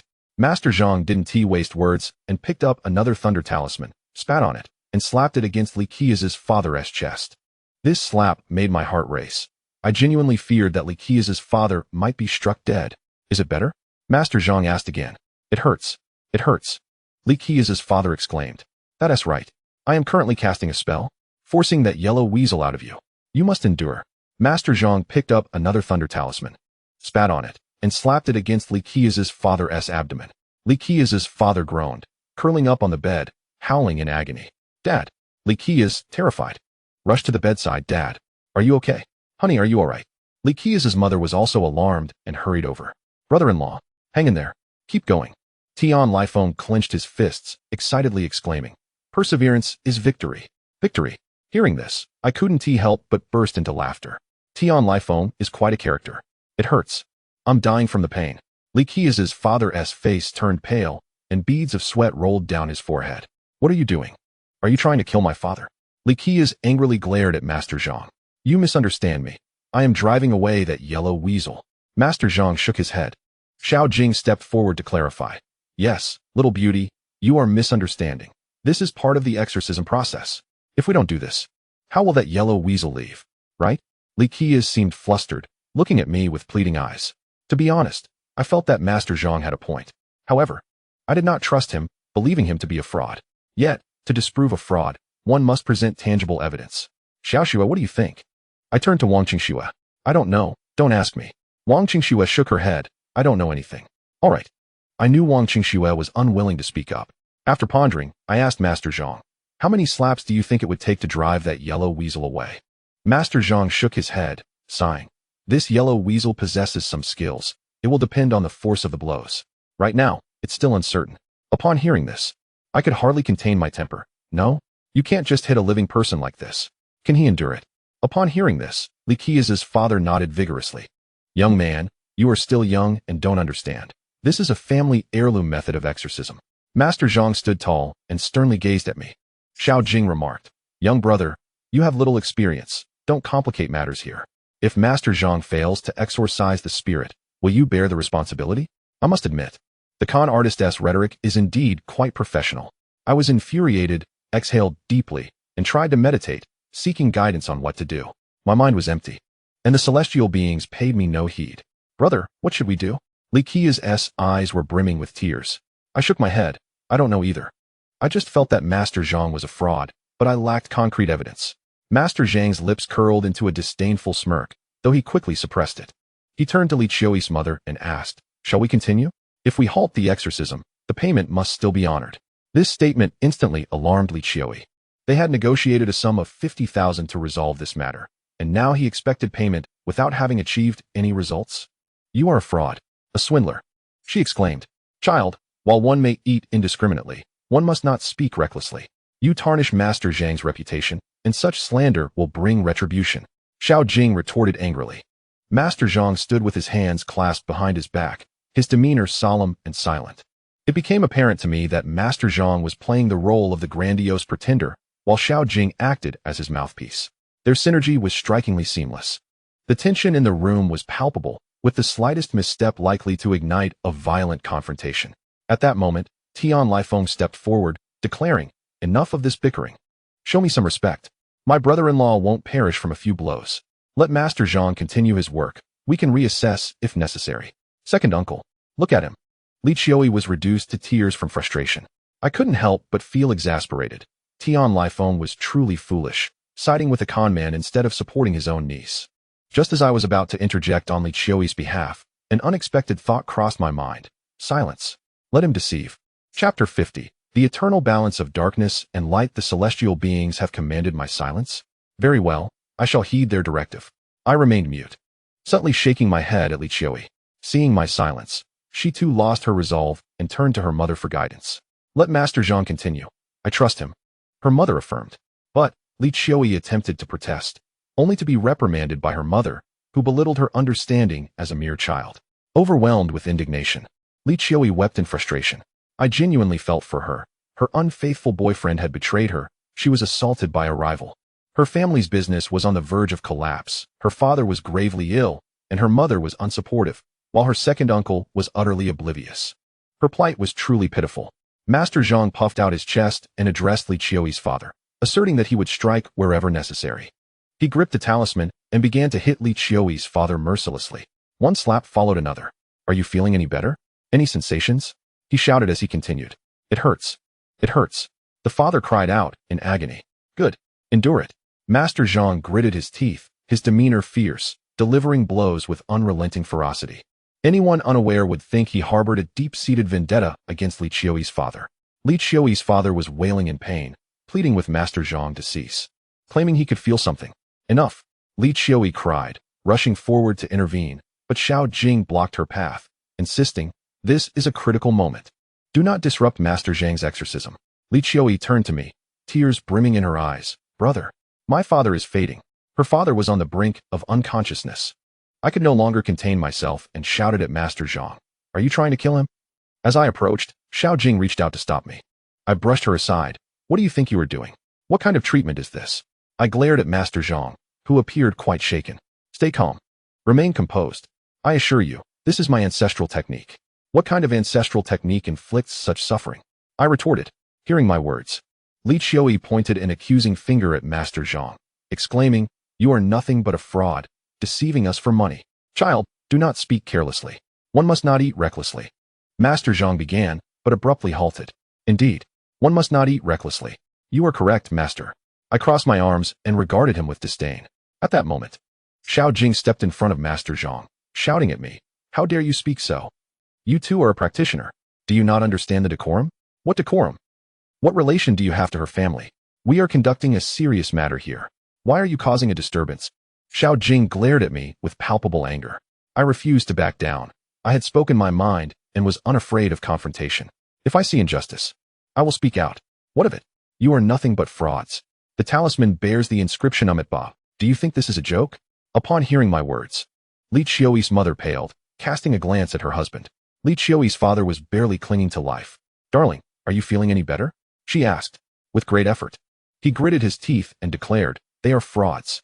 Fraudsters, trying to coerce me into confessing." "Good heavens. Coerce into confessing. With this revelation, Li Qiuyi's mother turned hostile. You, she seethed, glaring at Master Zhang and Xiao Jing. Tian Lifeng, where did you find them? Speak the truth. A good friend introduced them to me. Tian Lifeng, clearly lacking wit, had no reliable companions. Li Qiuyi's mother shot him a withering look before turning to her husband. Are you feeling any better? No. It hurts more. I can't feel my lower body. Li Qiuyi's father shook his head, tears filling his eyes. My husband has always had difficulty standing upright. Now he has lost all sensation. What do you propose we do about this? With this, Master Zhang and Xiao Jing turned hostile, engaging in a heated argument with Li Qiuyi and her mother. Given the circumstances, I remained silent. My sole aim was to expose Master Zhang as a fraud. Yet, as I contemplated this, a sigh escaped me, and an unsettling realization washed over me. I had caused a calamity. Noticing my troubled expression, Wang Qingxue inquired about my distress. I shook my head, remaining silent. Internally, I sought guidance from the celestial beings, wondering what trouble I had stirred. However, no response came. After some time, Li Qiuyi and her mother demanded that Master Zhang and Xiao Jing leave without any payment. Master Zhang's demeanor transformed into a menacing grimace as he declared, "What of the energy I have expended? I traveled great distances. What of the time wasted? Indeed, Master Zhang's time is invaluable. Those who seek his divination must wait in line." Xiao Jing added angrily. Li Qiuyi's mother crossed her arms, indifferent. "What does that matter to me? Depart at once. Otherwise, I shall call the authorities." Upon hearing the mention of the authorities, Master Zhang and Xiao Jing visibly recoiled, leaving with a final threatening remark. "Just wait. You will rue this day?" As I observed their retreating figures, I pondered what calamity I had unleashed. Master Zhang was clearly a charlatan, and I had merely revealed the truth. Was that not justified? "Dear sister, could you check if they have left?" Tian Lifeng began, but was silenced by a fierce glare from Li Qiuyi's mother. He nodded vigorously and hurried out the door. At that moment, only Wang Qingxue, Li Qiuyi, and her family remained in the room. "Father, are you all right? It hurts. It hurts terribly." Li Qiuyi's father clutched his back, grimacing in agony. "Brother, what shall we do about my father? You must think of something."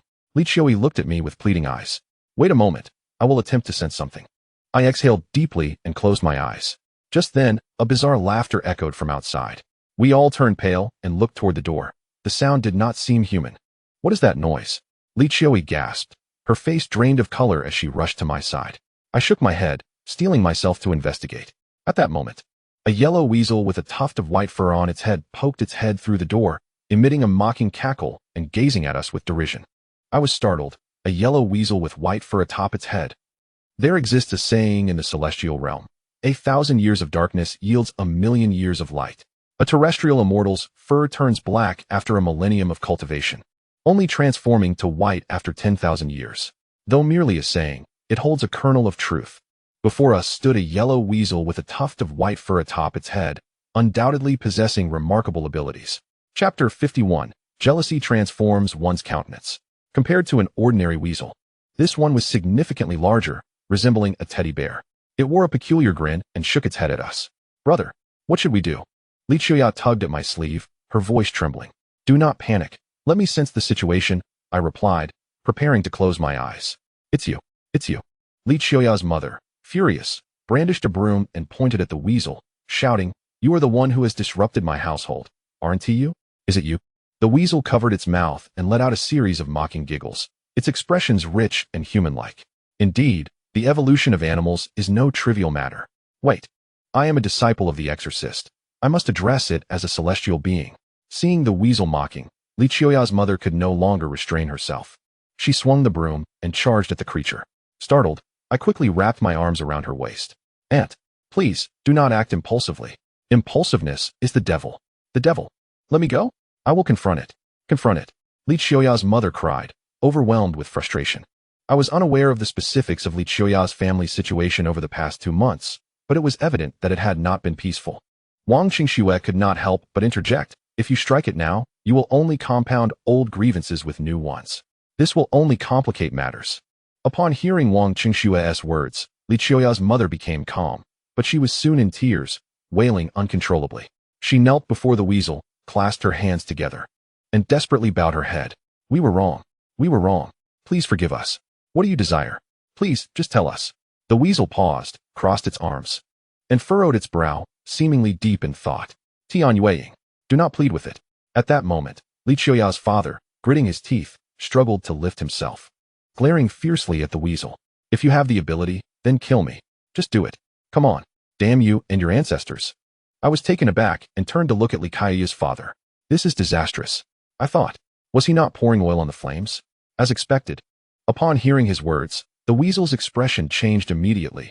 It glared at Li Qiuya's father in rage and, with a cold snort, vanished without a trace. Young man, did you witness that? He killed my granddaughter-in-law and still maintains such an attitude. If I do not take his life in return, it is a crime against nature. A sharp, low growl echoed in my ears. I glanced at Li Qiuya and her mother, as well as Wang Qingxue. They all appeared bewildered. Had only I heard that voice? Do not leave. Do not leave. I will confront you. Li Qiuya's father gritted his teeth and crawled forward, only to accidentally tumble off the bed with a painful cry. Li Qiuya and her mother were horrified and quickly helped him back onto the bed. Father, are you all right? Li Qiuya exclaimed anxiously. Stop this nonsense. Do you not understand our situation? If this continues, we will end up on the streets. Li Qiuya's mother cried. Let us sleep on the streets, then. Why should it bully our family like this?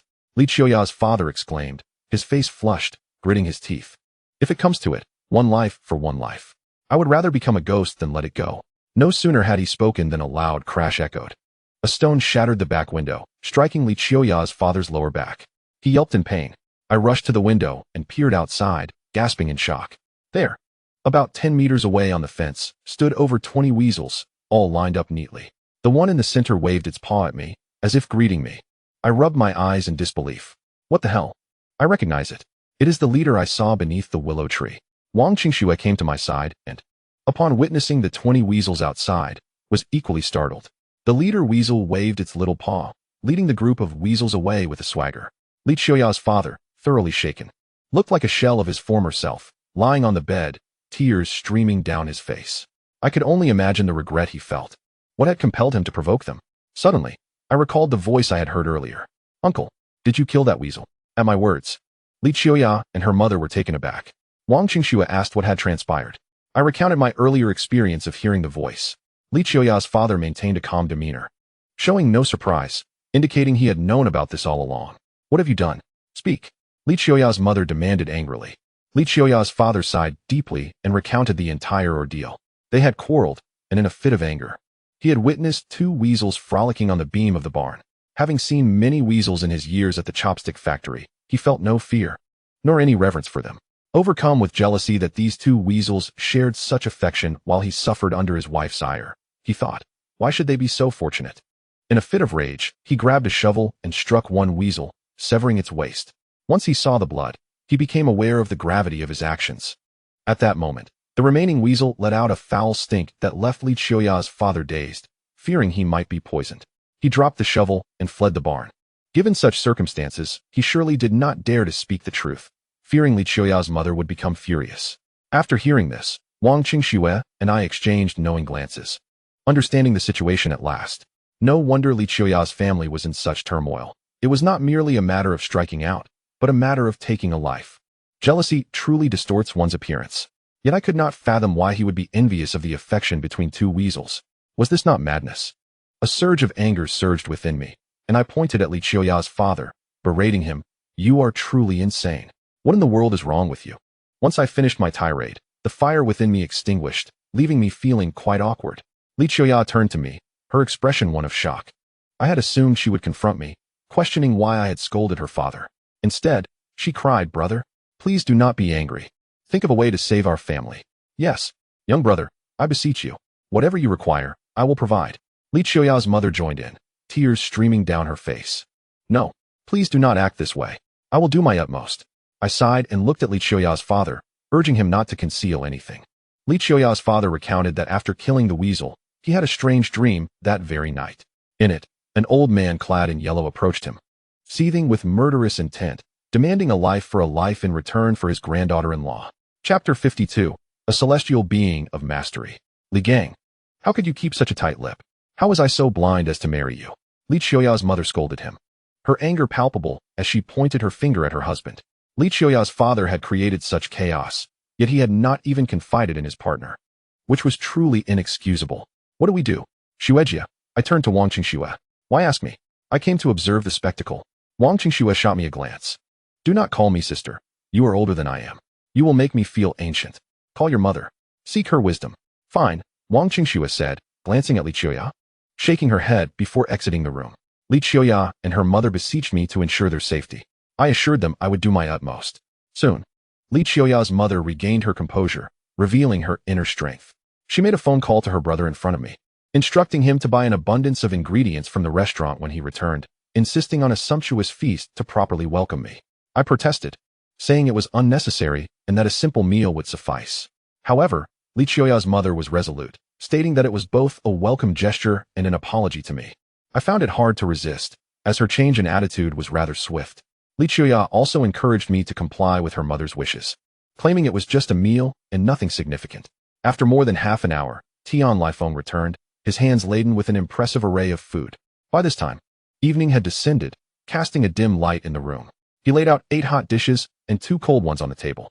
Li Qiuya's mother then produced a bottle of Mao Tai and, without hesitation, twisted off the cap right before me.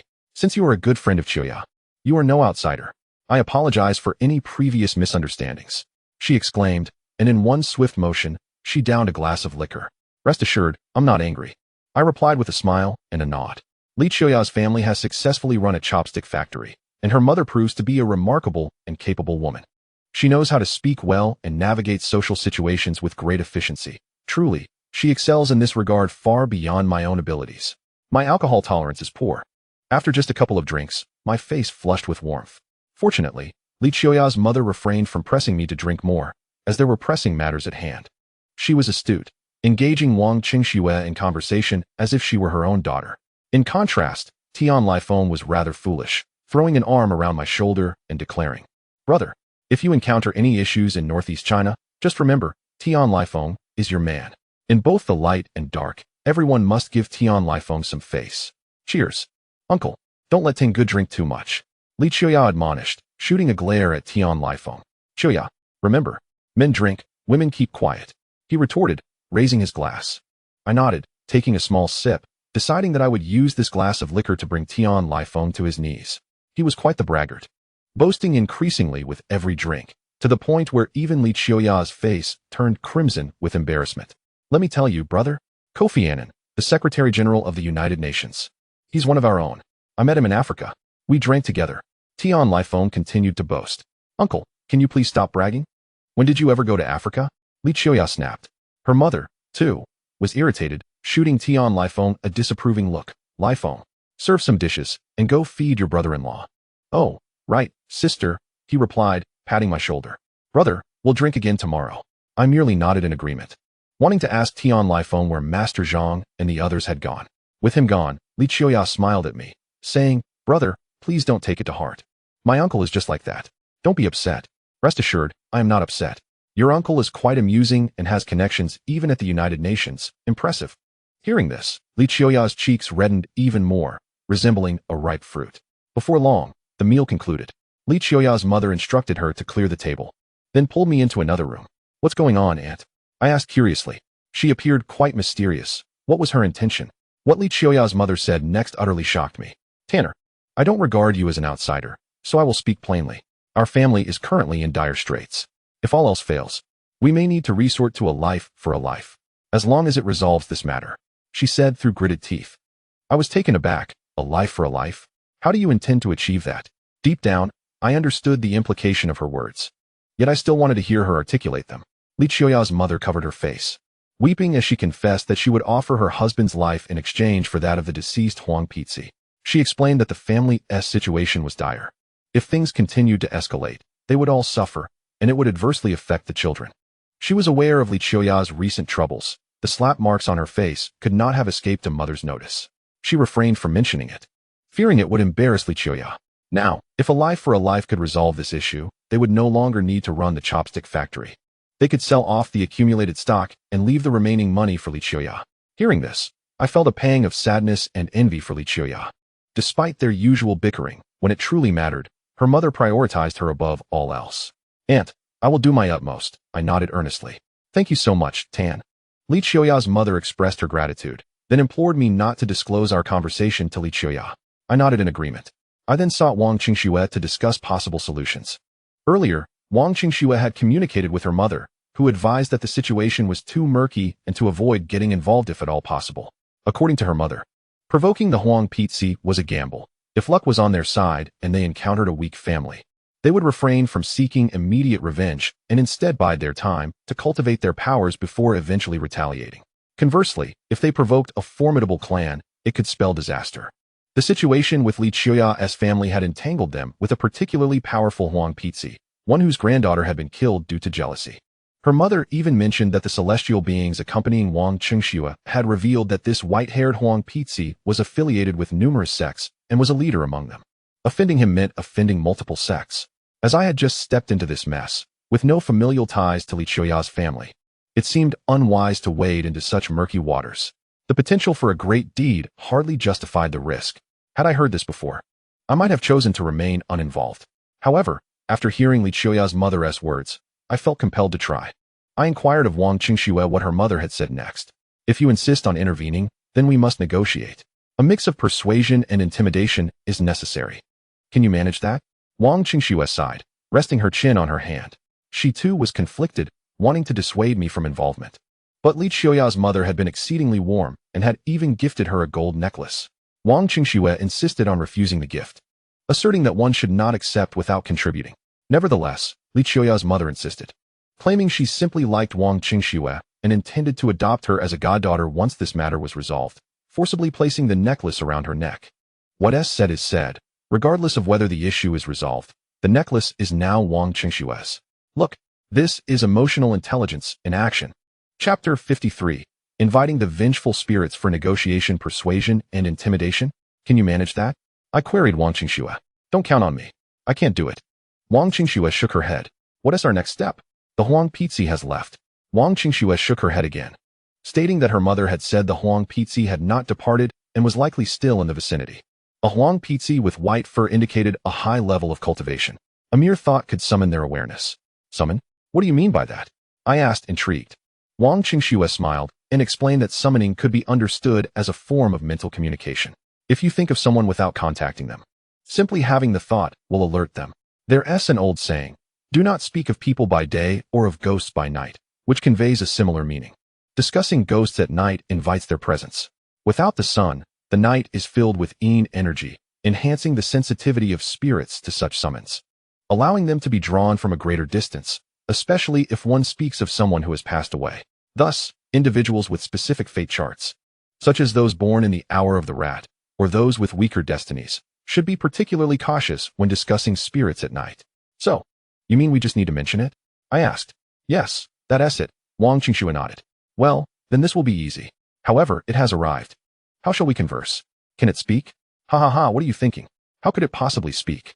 Don't be foolish. According to the rules of the universe, unless it possesses a human body, it cannot articulate its thoughts, except in extremely rare circumstances. Wang Qingxue remarked with a smile. For animals to converse would inevitably disrupt the order of the human realm. Hence, one must rely on rumors and seek a mediator. Of course, there are exceptions, such as when the yellow immortal seeks a title. So what should we do? It has arrived, and we cannot communicate. Are we to let it whisper in my ear? I inquired. Wang Qingxue furrowed her brow, displaying evident distress. Noticing her reaction, I asked what was troubling her. With a sigh, Wang Qingxue revealed that there was indeed another method. We could ask that yellow weasel to possess a human. This way, everyone could communicate openly. What a splendid idea. But whose body shall it inhabit? What about Li Qiuya's father? Wang Qingxue cast me a sidelong glance. No way. That weasel bears a deep grudge against her father. If it were to possess him, wouldn't you be wishing for his demise to come sooner? Upon hearing this, I suddenly understood, recalling the time Chong Li Juan had possessed Chong Lanlan. Goodness, if that weasel were to inhabit Li Qiuya's father, he might very well head to the kitchen and take a knife to his own head. What about Li Qiuya's and her mother? I asked. Wang Qingxue replied that was also not feasible. The immortal world does not acknowledge deaths without a head. If it possessed Li Qiuya's or her mother, they might inadvertently harm her father. After hearing this, I helplessly rubbed my forehead. So, if we summon that weasel, who shall it possess? It seems her father cannot escape unscathed. Indeed, unless it is someone unrelated to her family. Wang Qingxue sighed deeply. Unrelated? That leaves only you and me here. I finally grasped why Wang Qingxue had looked so troubled earlier. I am the one tasked with resolving this matter and must negotiate with the weasel. Thus the person to be possessed cannot be me. Li Qia's entire family is out of the question, and Tian Lifu is similarly related. Furthermore, Tian Lifu is a robust man. The vengeful immortal may not even be able to bind him. The only viable option is Wang Qingxue. Ah, Little Snow. Would you be willing to assist in this matter? I asked her, feeling somewhat awkward. Who would willingly lend their body for such a purpose, especially to a vengeful spirit? This matter does not even concern Wang Qingxue. It is crucial to recognize that offering one's body carries immense risks. Before the yellow weasel can possess Wang Qingxue, the protective spirit surrounding her must vacate to make space. Though Wang Qingxue bears no enmity toward the weasel, conflicts may inevitably arise during negotiations. If the weasel were to act impulsively, the consequences would be unfathomable. Wang Qingxue lowered her head, caressing the necklace around her neck, and sighed heavily. I will help. But remember, do not act recklessly. Do not let me come to harm. Do you understand? I nodded earnestly and replied, I understand. I will certainly do my utmost. Not just my utmost, but I will definitely ensure it. Understood, understood. Rest assured, I will certainly do my best. Wang Qingxue was annoyed and firmly grasped my ear, emphasizing each word, ensuring that I would not let her come to harm. With the plan agreed upon, the next step was to summon the yellow weasel. This step, while straightforward, was not without its challenges. Aunt Lu advised that it would be prudent to prepare an offering table beforehand. Firstly, it serves as a gesture of respect and sincerity. Secondly, with food and drink provided, even if negotiations falter, the other party would not turn hostile immediately. I then relayed this information to Li Qia's and her mother. As the hour was late and the offerings numerous, I had intended to prepare them the following day. However, Li Qia's mother, being quite the impatient soul, immediately contacted friends to assist in gathering the offerings and have them delivered. The usual offerings consist of chicken, meat, fish, fruits, steamed buns, and so forth. My old immortal reminded me to prepare an additional 2 sets of offerings to place in the yard. I surmised the reason. There are many relatives on the other side, at least dozens of yellow weasels that also require proper hospitality. I informed Li Qia's mother of this, and she readily agreed, instructing her friends to procure 5 sets of offerings. By 9 p.m., vehicles began to arrive in the yard, all friends of Li Qia's mother, delivering various offerings. Her friends were quite generous, bringing 8 roasted chickens, 7 carp, and exceeding expectations with other offerings. We then began the preparations, arranging a table of offerings in the living room, while the additional offerings were laid out in the yard. The household had 2 bottles of Maotai, which Li Qia's mother also set out on the table inside. The yard was dimly lit, with only a single incandescent bulb hanging at the entrance. Tension filled the air, including my own. It would be best if the negotiations succeeded. If they failed, I might find myself powerless. Tian Lifu joined us in the hustle, panting from exhaustion. After approximately 20 minutes, all the offerings were neatly arranged. Just as we were about to enter the house to prepare for the next step, Tian Lifu suddenly called out for us to stop, claiming he had thought of a brilliant idea. What idea do you have? I paused, turning to look at him. Wang Qingxue and Li Qia's mother also turned their gazes toward Tian Lifu. With a smirk, Tian Lifu gathered us into a circle, whispering, let us mix some rat poison into these offerings. How about we poison them? Chapter 54. The Model Student of the Spirit World. We were all taken aback by Tian Lifu's suggestion, momentarily speechless. What do you think? Isn't my idea excellent? It addresses the issue at its root.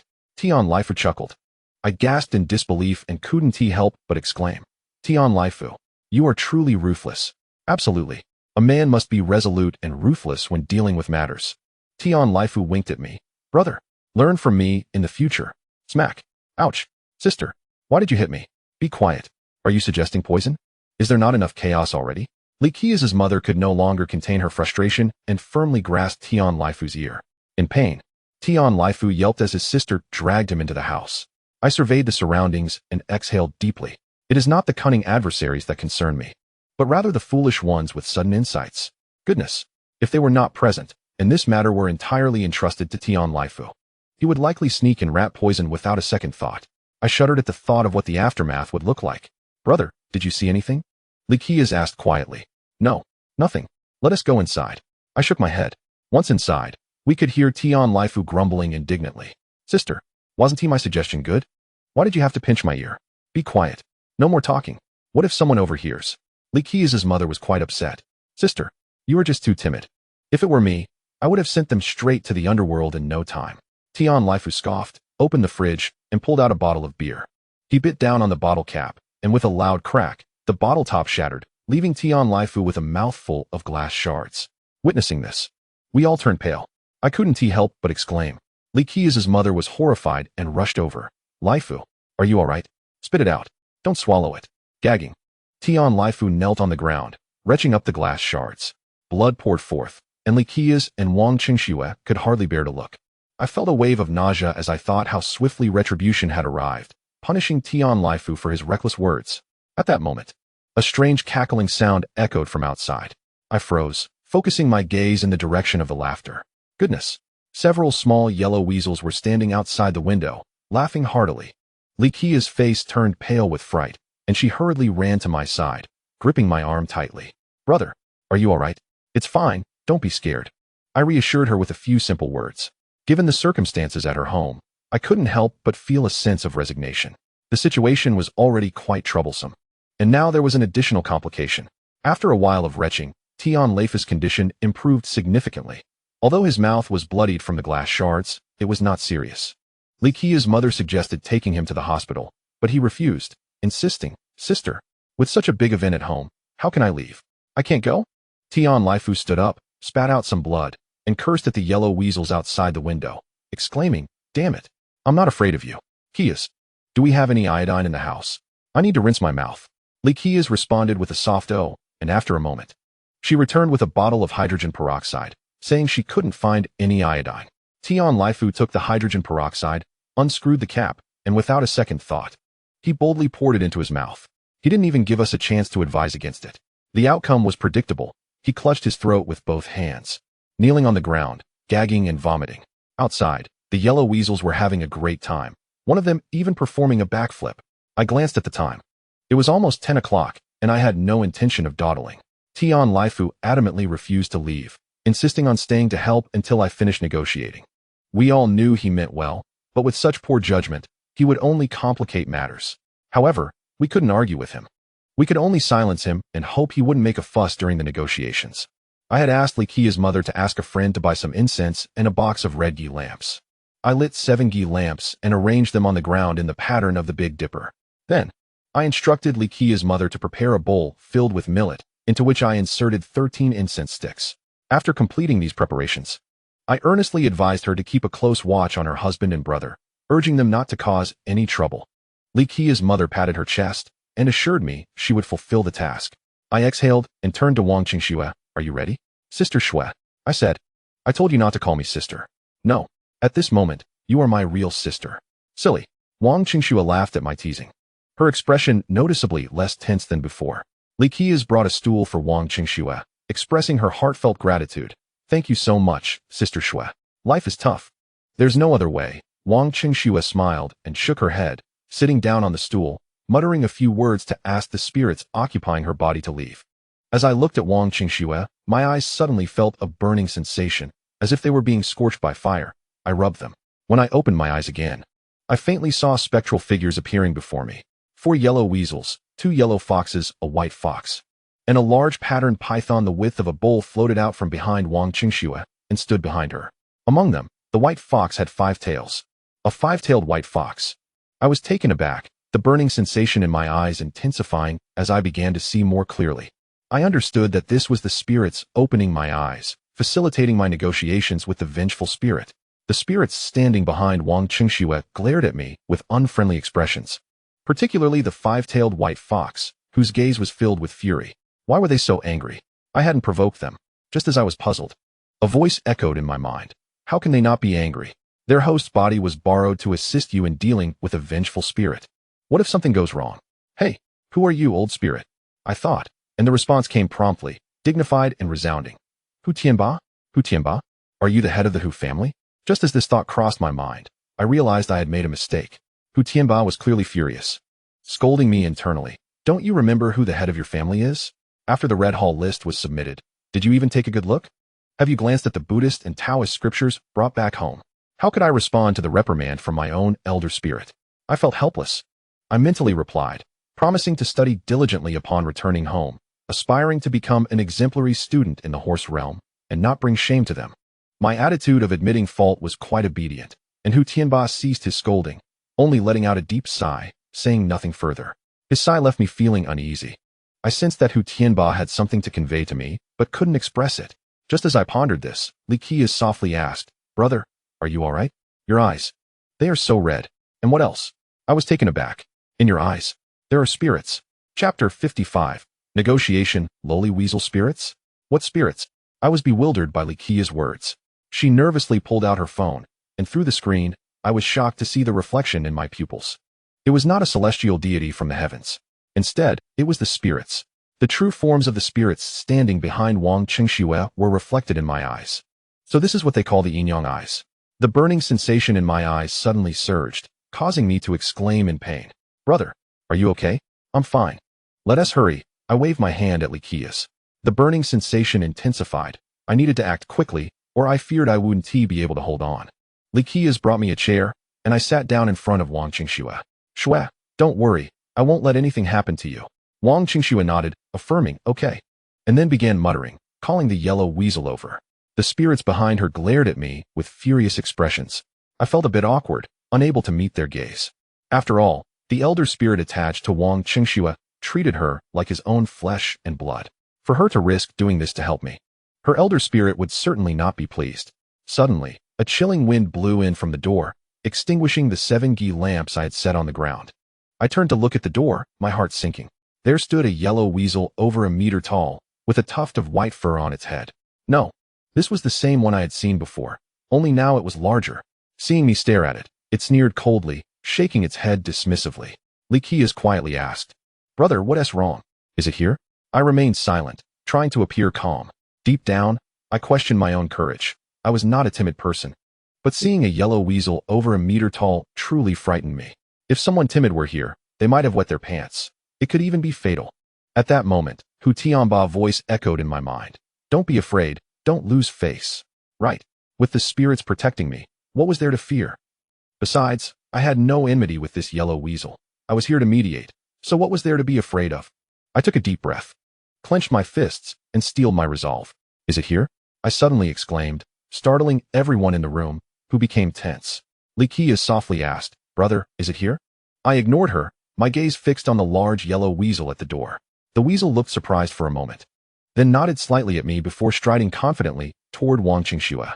As it approached her, the spirits standing behind Wang Qingxue took a step forward, particularly the 5-tailed white fox, whose eyes glowed menacingly, warning the large yellow weasel not to act recklessly. The yellow weasel paused briefly but continued on its way. Clearly, it was no stranger to such situations and was not easily intimidated. The yellow weasel plopped down right on Wang Qingxue's lap. Wang Qingxue's body suddenly trembled, her eyes closing as she began to sway left and right. Before my eyes, the yellow weasel and Wang Qingxue gradually overlapped, creating a double image. "Halachi. Halachi serves." Wang Qingxue suddenly extended her hand. "Brother Tan, what is halachi?" Li Qiya asked me. "Baijiu. Pour her a glass of baijiu," I said. "I'll do it." Li Qiya's mother immediately opened the moutai on the table, carefully filling a cup and handing it to Wang Qingxue. Without hesitation, Wang Qingxue drank it all and handed the cup back, exclaiming, "Another cup, please." At that moment, her voice transformed into a low, sharp tone reminiscent of a man. Even a fool could discern the situation. She was possessed. She has been possessed. Tian Leif shouted. "Shut up." Li Qiya's mother snapped, glaring at Tian Leif. Then cautiously filled Wang Qingxue's cup again. Just as the cup was filled, Wang Qingxue hurled it at Li Qiya's mother's face. With a startled cry, Li Qiya's mother stumbled back several steps. Li Qiya, frightened, dared not speak. Tian Leif, filled with fury, yelled, "How dare you hit my sister?" "Leif, be quiet. No talking." Li Qiya's mother retorted angrily. Tian Leif pursed his lips, muttering an oath. We all knew that the cup had not been thrown by Wang Qingxue, but rather by the spirit possessing her. My temper flared, and I questioned it. "What are you doing?" "Yes, great spirit, was it wrong of me to serve you?" Li Qiya's mother meekly asked. "Do you understand the rules of propriety? When the wind blows, does one not know to take the cup away?" Wang Qingxue smirked, a sharp, piercing laugh escaping her lips. I was momentarily stunned. During a summoning, is it not customary to take away the first cup before refilling the second? It was clearly a provocation, a show of strength. Don't back down. Suddenly, the voice of Hu Tianba echoed in my mind. I understood. It was trying to intimidate me. Negotiation is all about a balance of persuasion and intimidation. Before I could scare it first, it had already taken the initiative. I had to admit, this cunning spirit had considerable experience. My mind raced. Having allowed the opponent to strike first, I needed to find a way to regain my dignity. Otherwise, in future negotiations, I would be at a disadvantage, left feeling inferior. Great Spirit, I was wrong. I do not understand the rules. Let me pour you another drink. Li Qiui's mother, realizing her mistake, prepared to refill the cup as an apology. Wait, Aunt, don't move. I called out. Li Qiui's mother paused, looking at me, then at Wang Qingxue, and nodded. Throwing the cup? You are denying me face. I whispered to Wang Qingxue. Little incense boy from the Tan family, do you have any dignity? Let your master come down to speak. You are not worthy. Wang Qingxue sneered, her grin stretching wide. Hearing this, my anxiety surged. Allow it to take the initiative? How could that be? See my master? Who do you think you are? My master is not someone you can just summon. I retorted angrily. Initially, I expected my words would provoke a backlash, but to my surprise, Wang Qingxue burst into laughter, clapping her hands. Not bad. You little incense boy have quite a bit of spirit. You are a fine specimen. I was taken aback, my mind racing. Did it just compliment me? Why would it praise me? I could understand insults or even mockery, but a compliment? This was utterly unexpected. Just then, Hu Tianba's voice urged me in my mind. Be bold. Don't back down. You represent us. Yes, absolutely. As the representative of the spirit world, if I falter, it reflects poorly on them. With this realization, I glared at Wang Qingxue and declared, Who are you calling fierce? I am clever. Do you know who the little Zhuge from Harbin is? It's me. Chapter 56. I, the Great Spirit, Huang Sanxia. Upon hearing this, Li Qiui and her mother, along with Tian Leif, stared at me in utter disbelief, their eyes brimming with skepticism. Ignoring them, I focused on the pressing need to assert dominance over my opponent. Little Zhuge from Harbin? You? Huh. You're only slightly better than that old piglet. Wang Qingxue pointed at Tian Leif, who stood by the refrigerator. Old piglet? I glanced at Tian Leif, blinking. Indeed, with his rotund face and large ears, he resembled an old piglet. The insults from the spirit world were truly harsh. Tian Leif returned my gaze, blinking back, pointing at his own nose. Are you talking about me? Be quiet. The Great Spirit speaks the truth. Li Qiui's mother shot a glare at Tian Leif. Tian Leif looked utterly aggrieved, spitting on the ground twice and coughing up a mouthful of blood. Another drink? Wang Qingxue remarked nonchalantly. Li Qiui's mother glanced at me, and I nodded. Immediately, she filled a cup with baijiu and carefully handed it to Wang Qingxue. Wang Qingxue drank it all and, upon finishing, let go of the cup, which shattered upon hitting the ground. What are you doing? I shouted angrily. This little foot is too inexperienced, too slippery. I couldn't hold on. Wang Qingxue grinned, touching her face. Is little foot a term in your summoning language? At that moment, a row of spirits standing behind Wang Qingxue grew furious, encircling her, ready to fight at the slightest provocation. Wang Qingxue sneered, speaking coolly, those from the Wang family. Do not worry, I mean no harm and will not hurt this little flower. The five-tailed white fox behind her seemed to say something, but regrettably, I could not hear it. At that moment, Hu Tianba advised me in my mind. They were trying to scare you. Do not concern yourself with their language. Assert your presence. I understood. In the summoning language, there was no rule dictating calling the hand little foot. They were trying to deceive me. Amused and exasperated, I decided to rely on my wits. I refused to believe that I, the little Zhuge from Harbin, would be outsmarted by an old yellow spirit. Oh, old yellow spirit. What is your name? I stood tall, looking at Wang Qingxue, and calmly said, Aunt Lu, bring me a cigarette. Huh, little Tan, what's a cigarette? Li Qiui's mother was taken aback. Smoke. A cigarette. Light it for me. Oh, right. Li Qiui's mother nodded eagerly, quickly lighting a cigarette and handing it to me. Want to know my illustrious name? I shall tell you. In the Lu family, I am known as Huang Tiangang. In the Sun family, I am Huang Tianba. And in the Zhao family, Lu, he said it correctly. This yellow spirit has many titles, all grand in stature. I took a couple of puffs and waved my hand dismissively. Enough? I am not asking about your titles. I am inquiring about your true name. Dare to share? In the world of spirits, nearly every family has members named Hu Tianlong, Hu Tianba, Hu Tiangang, and the Huang family is no different. Many spirit names are essentially repetitive, but that does not mean they are the same person.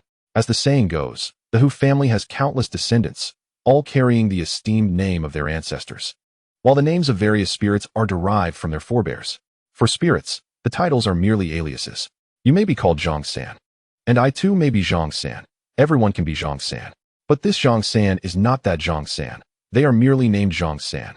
Oh, Little incense boy, you know quite a bit. Wang Qingxue grinned, speaking with an imposing demeanor. I will tell you without hesitation. Pay attention. This spirit does not change names or surnames. Huang family. Huang Sanxia. What? You said what? I scratched my ear, doubting my hearing. Huang Sanxia. Sanxiao? As in 3? Which xiao do you mean? Blind as in blind. No. Are you joking with me? What kind of name is that? I found it both hilarious and absurd. Seeing me laugh. The yellow spirit before me grew agitated, forcefully slapping Wang Qingxue's thigh. What are you laughing at? What is so funny? Observing this, the elder spirits surrounding Wang Qingxue glared fiercely. The 5-tailed white fox muttered something, and the yellow spirit immediately ceased its actions. At that moment, Hu Tianbao whispered in my mind, it is not lying. Its name is indeed Huang Sanxia. What? Your name is really Huang Sanxia? I asked. Of course. Why would I lie to you? This name is quite fine. I nodded slightly and inquired, who bestowed that name upon you? Myself. He replied. The year I first attained human form, I desired a name that would resonate, hence I chose this. My curiosity piqued. I asked him, how many years have you been in human form? Around 200 years, he answered. Upon hearing this, I inhaled sharply. The Hu Huang immortal possesses exceptional spiritual essence and cultivates rapidly. However, it typically requires approximately 500 years to attain human form, necessitating the tribulation of thunder as well. Without overcoming this tribulation, one cannot achieve human form. By such calculations, that Huang Sanxiao must possess at least 700 years of cultivation. As for the name Huang Sanxia, I suspect it may be linked to the era. Perhaps in those times, the name Huang Sanxia was quite formidable. Your cultivation is indeed impressive, I remarked, giving him a thumbs up. Wang Qingxue smiled and bowed slightly. Your old immortal-esque cultivation is equally remarkable, truly formidable. Oh, I praise him. And he reciprocates with praise for me? Indeed, it seems to be the temperament of the Huang immortal, quick to anger yet equally quick to forgive. Suddenly, an idea struck me. Perhaps I should alter my approach to negotiation. I would first align with him, sharing a common adversary, and then I could persuade him. After all, I had prior experience in sales. I was quite seasoned. I smiled and said, Huang Sanxia, would you care for a herbal scroll? This is the most precious of scrolls. Very well, Wang Qingxue nodded. Without my prompting, Li Qiya's mother lit a cigarette and handed it to Wang Qingxue. I smiled and continued, Huang Sanxia, our meeting is indeed fated. Since you've traveled from afar, are you hungry? I've prepared some phoenix eggs and other delicacies. Would you care for some? Wang Qingxue took a puff of the cigarette and shook his head. No, I'm not eating. In truth, I have been here all along. I never left. You must have endured quite a hardship. Is your granddaughter-in-law not with you? Indeed, she is my granddaughter-in-law. Upon mentioning his granddaughter-in-law, Wang Qingxue gritted his teeth. The grinding of his teeth audible. That wretched ingrate. Seeing this, I slapped my thigh emphatically. How outrageous. That Li Gang is utterly despicable. Is he truly envious of the affection shared between your grandson and his wife? What a vile creature. Upon hearing my words, Li Qiya and her mother, as well as Tian Laifu, were left dumbfounded, staring at me in disbelief. I ignored their astonished expressions. This was strategy. Indeed, Wang Qingxue nodded fervently yes. Exactly. My grandson has secretly aided his family considerably. Yet, he murdered my granddaughter-in-law. He deserves to die? What? I exclaimed, taken aback, and inquired about the details. He secretly aided Li Qiya's family? Is there more to the story? Chapter 57. Those who err must stand corrected. My interest was piqued, urging Huang Sanxia to recount the events from the beginning. Wang Qingxue sighed deeply, wiping his eyes as he began to narrate. Prior to the establishment of the chopstick factory, his grandson and granddaughter-in-law resided nearby. After the factory opened, they naturally lived there. Over the years, they not only caused no harm to Li Qiya's family, but also assisted in catching the mice in the storeroom, coexisting peacefully for over a decade. Eventually, his grandson achieved success in his cultivation and even helped Li Qiya's family amass wealth. 2 years prior, when the chopstick factory faced closure, it was his grandson who discreetly resolved the issue. This was initially a good deed that could have fostered a protective bond. However, Li Qiya's father, in a fit of madness, witnessed the couple expressing their affection and committed an act devoid of humanity. Thus, the current situation arose. No wonder there are so few mice in my storeroom. We haven't even needed glue traps, Li Qiya's mother remarked with realization. He murdered my granddaughter-in-law without cause. Don't you think he deserves to die? Wang Qingxue seethed, his fierce gaze fixed on Li Qiya's mother. Li Qiya's mother recoiled in fear, whispering, yes, he is indeed deserving of death. Excellent. Even you admit he deserves to die? Then I shall ensure his downfall. This grudge will be settled.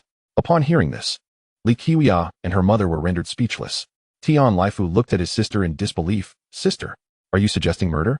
You cannot be serious. Silence. Li Qiuya's mother fumed, grabbing an ashtray from the table and hurling it at Tian Laifu. I was well aware that Li Qiuya's mother had no intention of committing murder. She was merely flustered by Huang Sanxia's intimidation. Since an agreement had been reached, I urgently interjected, Huang Sanxia, please do not rush to leave. If not leaving, then what purpose remains? To stay for the new year? Wang Qingxue smirked, raising an eyebrow at me. If you wish to celebrate the new year at his home, that is acceptable. Upon hearing this, he was instantly enraged, declaring that this was the very place where his granddaughter-in-law had perished in resentment, and it was inconceivable to celebrate the new year here. Remarkably, Huang Sanxia possesses quite an eloquent command of language, with a good grasp of idioms. I understood that if Huang Sanxia departed, the significance of this negotiation would be lost. Observing Li Qiuya's father's condition, he likely could not endure much longer, and Huang Sanxia would bring about his demise. Huang Sanxia, I empathize with you, truly. I sighed heavily, placing a hand on Wang Qingxue's shoulder. This gesture drew Huang Sanxia's ire. Even the celestial being standing behind Wang Qingxue regarded me with disfavor. Young man, are you lacking in respect? I possess a millennium of cultivation. You dare to pat my shoulder? He bared his teeth at me. Truth be told, if one disregarded Huang Sanxia's countenance, Wang Qingxue's toothy grin was rather endearing. No, you misunderstand. I recognize your millennium of cultivation. Huang Sanxia, my concern stems from a sense of injustice for you. Such a pity. I sighed dramatically, shaking my head repeatedly. Huang Sanxiao inquired about the meaning of my words. Though I hadn't read scriptures lately, I had studied extensively about Buddhism and Daoism. Thus, I shifted into the mode of grand deception. I needed to bewilder him thoroughly. In your cultivation, what is your ultimate aspiration? Is it not to attain enlightenment and transcend the cycle of reincarnation, to escape the sea of suffering and attain joy? Hearing this, Huang Sanxia nodded in agreement. Huang Sanxia, do you follow the path of Buddhism or Taoism? I practice Buddhism, specifically the Diamond Sutra, Huang Sanxia responded. I was familiar with the Diamond Sutra. I even possessed a copy at home, its full title being the Diamond Prajnaparamita Sutra, one of Buddhism's most renowned texts. However, I had only perused a couple of pages and had yet to memorize it. The Diamond Sutra is excellent, a profound Buddhist scripture. Reading it can enhance wisdom and guide one towards virtue, correct? I inquired earnestly, looking at Wang Qingxue. Wang Qingxue nodded repeatedly, affirming, yes, the Diamond Sutra is indeed wonderful. Since reading it, I have become significantly wiser. Umitba, goodness. Huang Sanxia, since you practice Buddhism, why engage in acts of violence? Would it not be better to lay down the sword and become a Buddha? I pressed my palms together, smiling as I spoke. I masqueraded as a practitioner of Buddhism, captivating everyone present, except for Huang Sanxia. Young man, my intention to slay Li Gang is to settle a debt of karma. It is a matter of justice. Even the gods and Buddhas cannot intervene. Do you understand? Wang Qingxue cast a disdainful glance at me. Stop pretending. You possess no cultivation. Even your eye sockets were forcibly opened behind you. Your eyes must be in great pain, are they not? The millennium-old Huang weasel was indeed formidable, seeing through my facade with ease. My eyes were indeed in excruciating pain, akin to being scorched by fire, and I wondered how much longer I could endure. To settle a karmic debt? Why not let it go? Choose to forgive Li Gang. Upon my suggestion, Li Qiuya and her mother nodded vigorously, like chicks pecking at grain. They expressed their willingness to agree to anything Huang Sanxia desired as long as he would forgive their family. Wang Qingxue furrowed his brow, deep in thought. I sensed a flicker of hope. I was about to inquire if Huang Sanxia desired gold ingots or mountains of silver. However, at that moment, Tian Laifu suddenly interjected, no, that won't do. What if he succumbs to his baser instincts? What should we do if he demands that Qiuya marry him? Sister, you must not be foolish. Upon hearing this, my head spun, and my blood pressure soared, nearly causing me to faint. The expressions on Li Qiuya and her mother's faces were one of utter disbelief as they stared at Tian Laifu. Wang Qingxue was taken aback for a full 5 seconds before regaining her composure.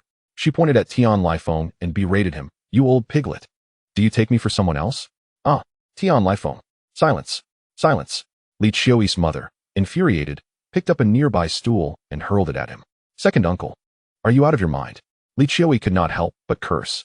After being scolded by the crowd, Tian Laifu obediently fell silent. Seeing this, I hastily interjected. Let us not be angry. Do not stoop to his level. I intended to remind Li Qiuyi not to forget her haircut in January. It is worth mentioning that Huang Sanxiao was reasonable. He did not blame Li Qiui's family for Tian Lifeng's antics.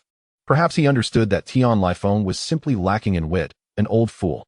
At that moment, I heard Hu Tianba's voice in my mind. Make them kneel and apologize. Huang Sanxiao set conditions, stating that as long as no lives were lost, he would accommodate their requests. Receiving the elder's directive, I wasted no time and executed it without hesitation, glancing back at Li Qiui and her mother, signaling them with my eyes. The mother and daughter were intelligent and immediately knelt on the ground, bowing their heads to Wang Qingxue, seeking Huang Sanxiao's forgiveness. I suddenly recalled that when Li Qiui's mother had knelt to beg for Huang Sanxiao's pardon, he had shown a contemplative expression. Indeed, when one commits a transgression, an earnest apology is required, and when facing punishment, one must stand tall. Who could forgive a stubborn and defiant attitude? In Chapter 58, Death Sentence Avoided, Living Punishment Unescapable, Li Qiui's father yelled at Huang Sanxiao, vowing to haunt him even as a ghost. If I were in Huang Sanxiao's position, witnessing Li Gang's attitude towards his apology, I too would find it impossible to forgive him. Upon realizing this, a sudden thought struck me, and I urged Li Qiui's mother, "Aunt, bring your husband out. Let him kneel and apologize to Huang Sanxiao." "What? All right. Li Qiui's mother responded, calling for Tian Lifeng to come inside. At that moment, Wang Qingxue looked at me with a knowing smile, her gaze laden with meaning. Curiously, I asked, "What's wrong? Why are you looking at me like that?" "You are quite the promising candidate. No wonder Huang Qingshan chose you," she replied. "Huang Qingshan? Who is he?" I was taken aback. "Your family's elder," Wang Qingxue said leisurely. "What?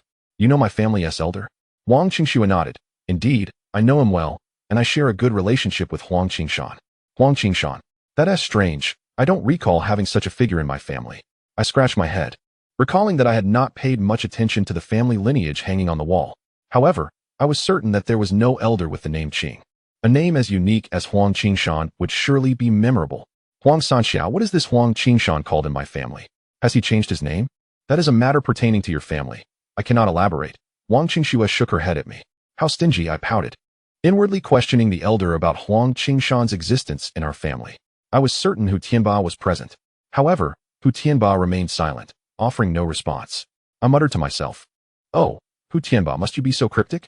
Does our family have a Huang Qingshan? Could Huang Sanxiao have made a mistake? He must have poor eyesight." Upon hearing my thoughts, Hu Tianba remained unresponsive, but I could hear the laughter of the protective spirit. "Huang Xiaohu, are you here too? Since we are all from the Huang family, does our family have a Huang Qingshan? Get lost. Don't tempt me to make a mistake." Huang Xiaohu scolded before falling silent. At that moment, Tian Lifeng returned, carrying Li Gang, panting heavily. I noticed 2 handprints on Li Gang's face. I suspected they were from Li Qiui's mother. She directed Tian Lifeng to place Li Gang at Wang Qingxue's feet. "Kneel. Bow to the great immortal," Li Qiui's mother commanded, firmly kicking Li Gang in the rear. Li Gang, crying, lay before Wang Qingxue, repeatedly bowing his head to the ground. Suddenly, I remembered that Li Gang could not straighten his back. "Grandpa Huang, I was wrong. I am a beast. You may do as you please. Just spare the mother and daughter." Li Gang sobbed. His attitude suggested that Li Qiui's mother had truly beaten him into submission. "Huang Sanxiao, look at Li Gang's apology. It is quite sincere. Besides, he is older and likely has only a few years left to live. Killing him would be pointless, wouldn't it? Why not show some mercy and forgive him?" I suggested with a smile. Wang Qingxue scoffed, pointing at Tian Lifeng. "That old piglet still wishes to poison the rats? You two kneel and apologize." Tian Lifeng was momentarily stunned, his expression changing dramatically. Before he could speak, Li Qiui's mother seized his ear and twisted it painfully. "Kneel. Apologize to the great immortal." All right. I understand, sister. Please stop twisting." Tian Lifeng cried out, dropping to his knees before Wang Qingxue. Seeing that Tian Lifeng did not bow, Li Qiui's mother kicked him in the rear, causing him to yelp in pain. "Bow." Tian Lifeng choked back his tears and, alongside Li Gang, bowed to Wang Qingxue.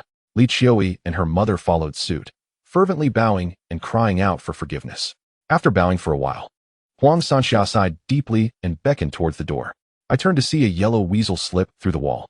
Is that wall-passing technique? No. This yellow weasel was in a spirit state. I recognized it as the leader we had nearly collided with earlier.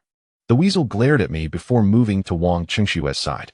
To everyone else, it was invisible. Then I observed Huang Sanxiao, who was attached to Wang Qingxue, whispering to the yellow weasel. I could not hear a word of their conversation, but their demeanor suggested an unpleasant discussion. with the little weasel looking anxious. Huang Sanxiao sighed, patting the little weasel's shoulder and stroking its head, his expression one of earnest concern. I surmised that this yellow weasel must be Huang Sanxiao's grandson, and Li Gang had killed its wife. After a while, Huang Sanxiao sighed again, looking at me and speaking through Wang Qingxue. Li Gang may avoid the death penalty, but the punishment of a lifetime awaits him. Let him live the rest of his days in this state. Upon hearing this, Li Gang gritted his teeth. Fine. As long as you feel avenged. I was taken aback. I had not expected Li Gang to respond with such resolve. They could not see Huang Sanxiao or the little weasel beside him. I suspected Huang Sanxiao had been trying to persuade his grandson to downplay the matter, hoping for a less severe outcome.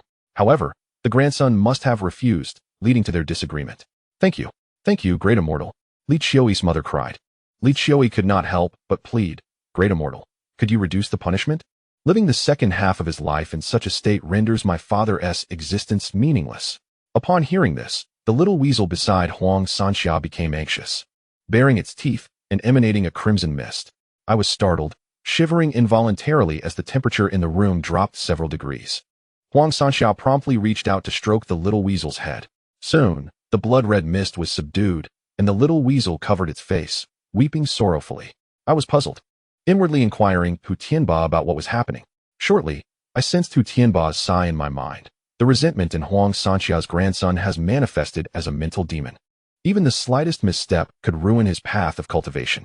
Watching the little weasel weep, I felt a pang of sadness. It was clear that it was the victim, yet it had developed a mental demon. I mused that the path of cultivation for immortals was indeed fraught with challenges. Before Huang Sanxiao could speak, Li Qiui's mother reprimanded. It is already a blessing that the great immortal can spare your father's life. Do you understand? However, Li Qiui hesitated, gazing at me with a pleading expression. I knew she hoped for me to think of another solution. However, I found myself powerless in this matter, merely shaking my head in resignation. This situation was the fault of Li Gang. One must face the consequences of their actions. This is the essence of karmic retribution. Subsequently, I inquired of Huang Sanxiao if there was anything else we could do. Gold ingots, mountains of gold and silver, or any other demands were welcome. Huang Sanxiao did not hold back and listed additional requests. 200 bags of gold ingots, 20 pieces of gold and silver mountains each, 300 gene of road blessings, and a proper burial for my granddaughter-in-law. You must kneel and bow before her grave. Chapter 59. A great calamity approaches. Huang Sanxiao's conditions were all quite reasonable. Yet, the matter of the burial posed a dilemma for me, prompting me to ask, where is your granddaughter-in-law's body? This incident occurred 2 months ago. I should consult your family as immortal. I must leave now, otherwise. Wang Qingxue shook her head, casting a glance over her shoulder. The immortals from Wang Qingxue's family regarded Huang Sanxiao with stern expressions. You are leaving already? Make sure everything is clear. Wang Qingxue shook her head, her face reflecting hesitation. Before departing from Wang Qingxue's body, she cast a deep look at me. Young man, you are a promising individual. A word of caution, a great calamity is imminent. Exercise utmost caution. A great calamity? What do you mean? I was taken aback. At that moment, I saw Huang Sanxiao rise from Wang Qingxue's form and smile at me. With a thud, Wang Qingxue collapsed to the ground. Xiaoxue, are you all right? Startled, I rushed to assist her. My head aches terribly. Have you come to an agreement? Wang Qingxue spoke weakly. We have reached an agreement. Thank you for your efforts. As I attempted to help Wang Qingxue up, a sudden sharp pain pierced my eyes, akin to being pricked by needles. I instinctively closed my eyes and blinked vigorously. The stinging sensation vanished, along with the accompanying heat.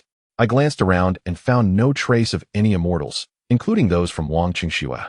You have worked hard. Xiaoxue Xiaodan. Li Qiui's mother cried, helping me lift Wang Qingxue, tears streaming down her face. I then briefly recounted the essence of our negotiations to Wang Qingxue. Securing Li Qiui's father's life and amicably resolving this matter was indeed a source of joy. However, it was likely that Li Qiui's father would need a wheelchair for the latter part of his life. Nevertheless, there was no other option. This calamity was entirely of Li Gang's own making. Out of jealousy for Huang Pizi's relationship, he brought this upon himself, didn't he? At this point, everyone was too weary to speak of him. Tian Laifu glanced furtively around, whispering to me, Brother, has Huang Pizi left? He should have by now. I cannot see him. I shook my head and asked what was on his mind. Then, Tian Laifu uttered something that left me in a state of bemusement. Brother, my sister's family has been turned upside down. I am just curious, was Huang Pizi male or female? How could she be so formidable? What do you think? Female. A tigress. Female creatures often have a fierce temperament, right? Upon hearing this, Li Qiuyue's mother became agitated, brandishing a broom and chasing Tian Laifu around the room. After much difficulty, this matter was resolved. If Tian Laifu's loose tongue attracted trouble again, it would be a hassle. Li Qiuyue approached me, expressing her gratitude, and hesitantly asked if there was a way to restore her father's health, not wanting him to be incapacitated for the rest of his life. I could empathize with Li Qiuyue's feelings, yet I was truly powerless in this regard. Achieving this resolution had already surpassed my expectations. Li Qiuyue nodded, choking back tears, and began tidying the room for me and Wang Qingxue. It was too late today. The items Huang Sanxiao requested could be prepared tomorrow. My vision was blurred, and my head felt dizzy. Wang Qingxue lay down on the sofa, exhausted, her eyes closed. The words spoken by Huang Sanxiao before his departure lingered in my mind. A great calamity approaches? Was he trying to frighten me, or would I encounter some troubles? I sought answers from the immortals in my heart, but received no response. Soon, the room was tidied up. However, the pressing issue was that Tian Laifu would not be leaving tonight. How would we manage to sleep? I could choose to share a room with Wang Qingxue, or I could sleep with Tian Laifu or Li Gang. Li Gang was sobbing incessantly, while Tian Laifu, that old piglet, would surely snore. After some hesitation, I gritted my teeth and asked Li Qiuyue to prepare a mat for me. Upon hearing this, Li Qiuyue and her mother became anxious, insisting that I should not sleep on the floor. Ultimately, Li Gang and Tian Laifu ended up on the floor, while Wang Qingxue and I each had our own rooms. I was exceedingly fatigued, my eyelids drooping, and I fell asleep shortly after lying down. I had a very long dream. A man in a blue shirt and another in black took me to visit neighbors. We laughed as we went to each other's homes, and then encountered Huang Sanxia. He welcomed us warmly, engaging in lively conversation with the man in the blue shirt, indicating a good rapport. I thought to myself, Huang Sanxia was not lying. He truly knew my family as immortal. As we chatted, the man in the blue shirt remarked that Huang Sanxia was owed a favor and should not hesitate to ask for help when needed. Huang Sanxia nodded, smiling, and pointed at me, saying I was a promising individual, but my temperament needed refinement. While the first part of his statement was commendable, I became agitated at the latter. I asked Huang Sanxiao what was wrong with my temperament. Was I not composed enough? The man in black, in a fit of anger, struck the back of my head, causing me to exclaim in pain, jolting me awake. Daylight, what does this dream mean? I rubbed my forehead. Could the man in the blue shirt be Huang Qingshan, as mentioned by Huang Sanxiao? Yet, he was not listed among my family as immortals. This was peculiar. Furthermore, Huang Sanxiao indeed knew my family as immortal. So his warning about a great calamity was not mere intimidation. But why was I facing such a calamity? Was it due to insufficient merit accumulated? No. There was still time. Perplexed, I could not make sense of it. I planned to finish this matter and accompany Wang Qingxue back to her home to ask Aunt Lu directly. After waking, we began preparing the items promised to Huang Sanxia. The courtyard was in disarray. The offerings of roast chicken, carp, and steamed buns had been consumed entirely, leaving Tian Laifu to clean up. The purchase of gold ingots and other materials cost over 8,000, with the merchant arranging for a truck to deliver them to the local land temple. Wang Qingxue wrote a prayer, and we burned the offerings for Huang Sanxia. As the 200 bags of gold ingots ignited, a magnificent blaze erupted, sending forth thick, black smoke. Li Qiuyue whispered to me, "Brother, what do we do next? We still owe Huang Sanxiao a proper burial for his granddaughter-in-law. But the question remains, where is her body?" Back to the chopstick factory. At that moment, I heard Hu Tianba's voice in my mind. With an immortal providing guidance, there was little to worry about. We returned to the chopstick factory. The moment we drove into the factory, I spotted a yellow creature perched atop the chimney, waving at us. This yellow creature was none other than Huang Sanxiao's grandson. Chapter 60. The burial of the yellow creature. As the vehicle halted and I opened the door, Huang Sanxiao's grandson leaped down from the chimney and approached me, crossing his arms and glaring at me indignantly. "Hello there, have you eaten?" I smiled and waved at him. In response, Wang Qingxue merely stifled a laugh, while Li Qiuyue and her mother were startled, hesitant to speak. I surmised that had Tian Laifu made such a remark, Li Qiuyue's mother would have already taken action. The little yellow creature was not angered, shaking its head at me. In truth, it was not small. About the size of a tabby cat, yet it was several sizes smaller than Huang Sanxia. "Is there roast chicken?" "No." "A crooked-necked phoenix. Care for some?" The little yellow weasel shook its head, sighed, pointed towards the west, and swiftly darted forward several meters.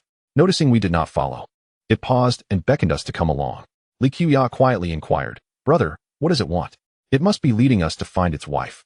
Come, let's follow and see. I quickly ran to catch up with the little yellow weasel. Li Qiya and her mother cautiously trailed behind with Wang Qingxue. Under the guidance of the little yellow weasel, we arrived at a red pine tree. It pointed to a spot behind the tree where a pile of withered leaves lay. Is this where your wife is buried? I asked. The little yellow weasel nodded, its voice quivering as it wiped away tears. Its expression was profoundly emotive, indistinguishable from that of a human. Witnessing this, an unsettling feeling enveloped me. For the first time, I comprehended that every living being deserves respect for its existence. May I take a look? I ventured. Hearing this, the little yellow weasel sighed and nodded in consent.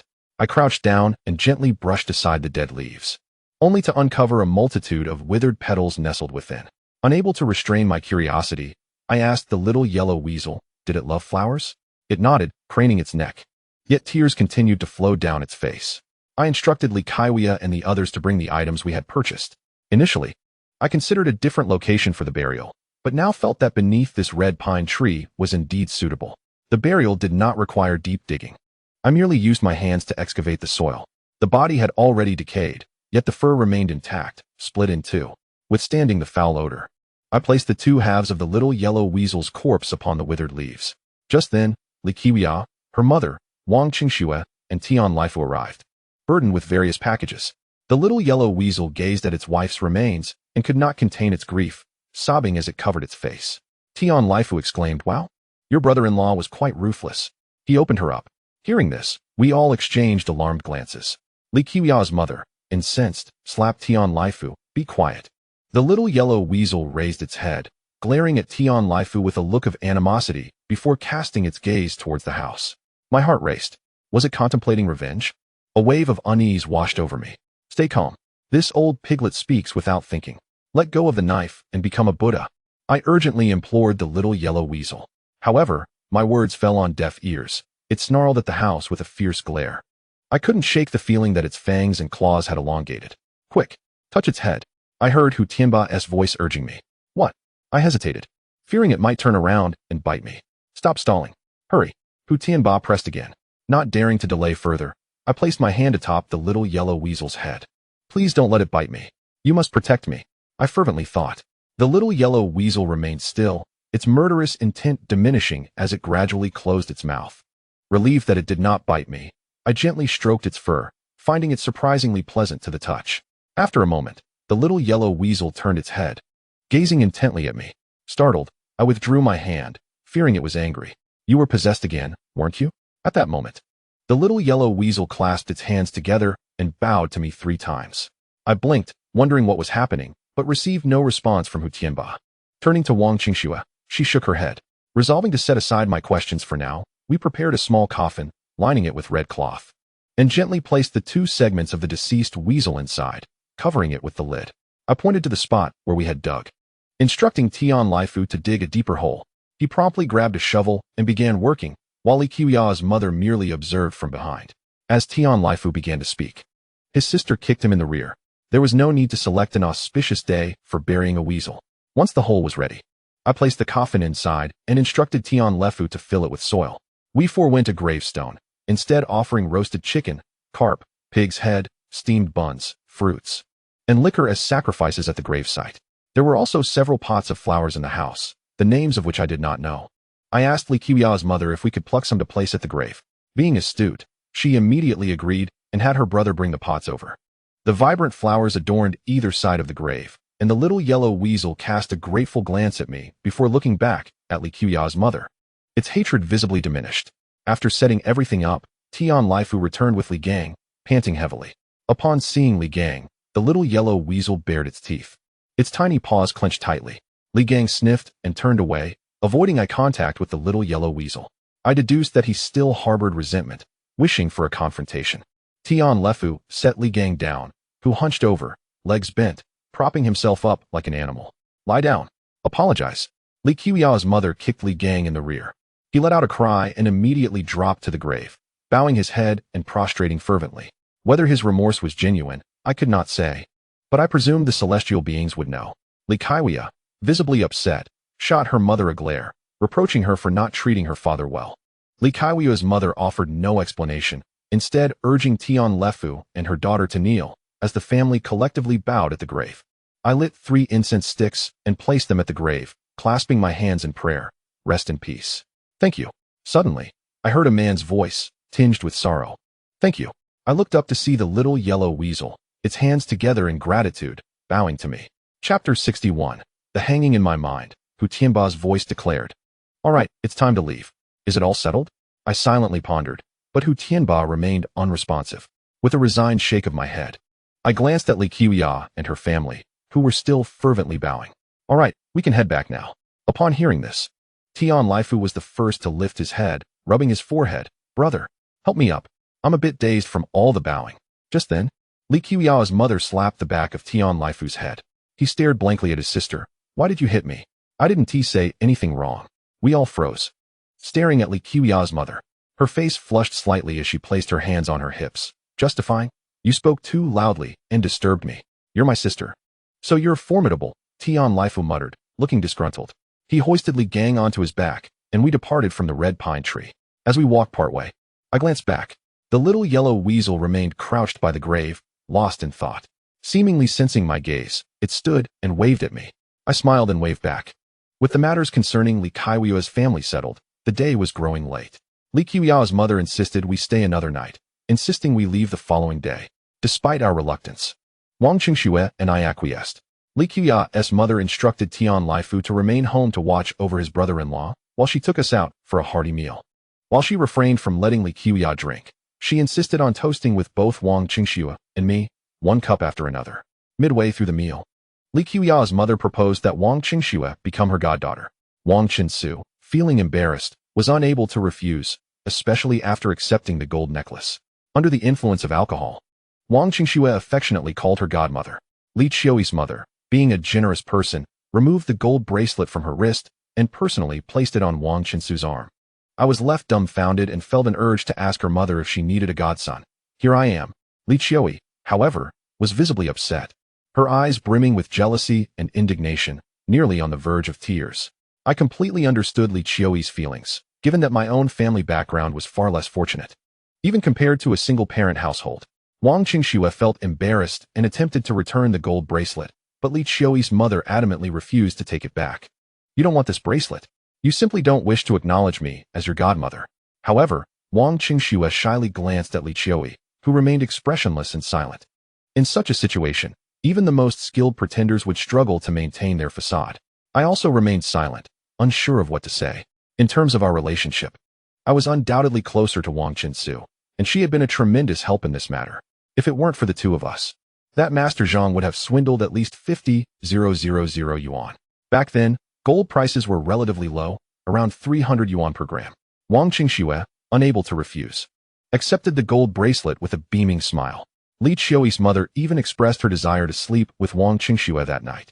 After a hearty meal and drinks, we all returned to the chopstick factory, with Li Qiuyi driving. Upon entering the house, we were greeted by the sight of Li Qiuyi's father hanging from a beam, his face turning purple as he struggled for breath, his tongue lolling out. The room was filled with the deafening sound of snoring. I was taken aback. Li Gang, what are you doing? I shouted. Dad. Both Li Qiuyi and her mother rushed over to rescue him. Oh, sister, you're back? Tian Laifu, who was lying on the sofa, drowsily opened his eyes. Li Gang, are you okay? What happened? Li Qiuyi's mother yelled. Brother, didn't we agree on this? Why is it happening again? Li Qiuyi cried, embracing her father. I was utterly confused and couldn't grasp the situation. I glanced at Wang Qingxue, who shook her head in response. I silently prayed for guidance, seeking clarity on the matter. Soon, Huang Xiaohu's voice echoed in my mind. It has nothing to do with anyone else. It's her father who has lost hope and wishes to die. Brother-in-law, what happened to you? Tian Laifu stumbled over, still groggy. Leave me alone. Just let me die. I'm useless while alive. Li Gang lamented. Upon hearing this, both Li Qiuyi and her mother, along with Tian Laifu, were left in disbelief, still unable to comprehend the situation. I sighed and clarified that it had nothing to do with Huang Pizzi. Li Gang had hanged himself. This needed to be explained clearly, otherwise I might end up taking the blame. Is that true? Li Gang, Li Qiuyi's mother questioned. Li Gang tearfully affirmed with a nod. Slap, slap. Without hesitation, Li Qiuyi's mother unleashed a flurry of slaps across his face, utterly disregarding her husband's dignity. Suicide? You hanged yourself? Li Gang, How could you do this to me? She cried, alternating between slapping and weeping. Aunt, please stop hitting him. You'll kill him. I quickly intervened. If she continued, it seemed likely that Li Gang would not only live, but also end up with a disfigured face. Li Gang, clutching his neck with one hand and his face with the other, sobbed, just let me die? Living is a burden. If you die, what will happen to me? What about Qiui? Li Gang, oh Li Gang, how did I end up marrying you? You spineless fool. Why is my life so bitter? Li Qiui's mother cried, heartbroken. Tian Laifu, unable to hold back, offered a few words of comfort. Sister, you still have me, right?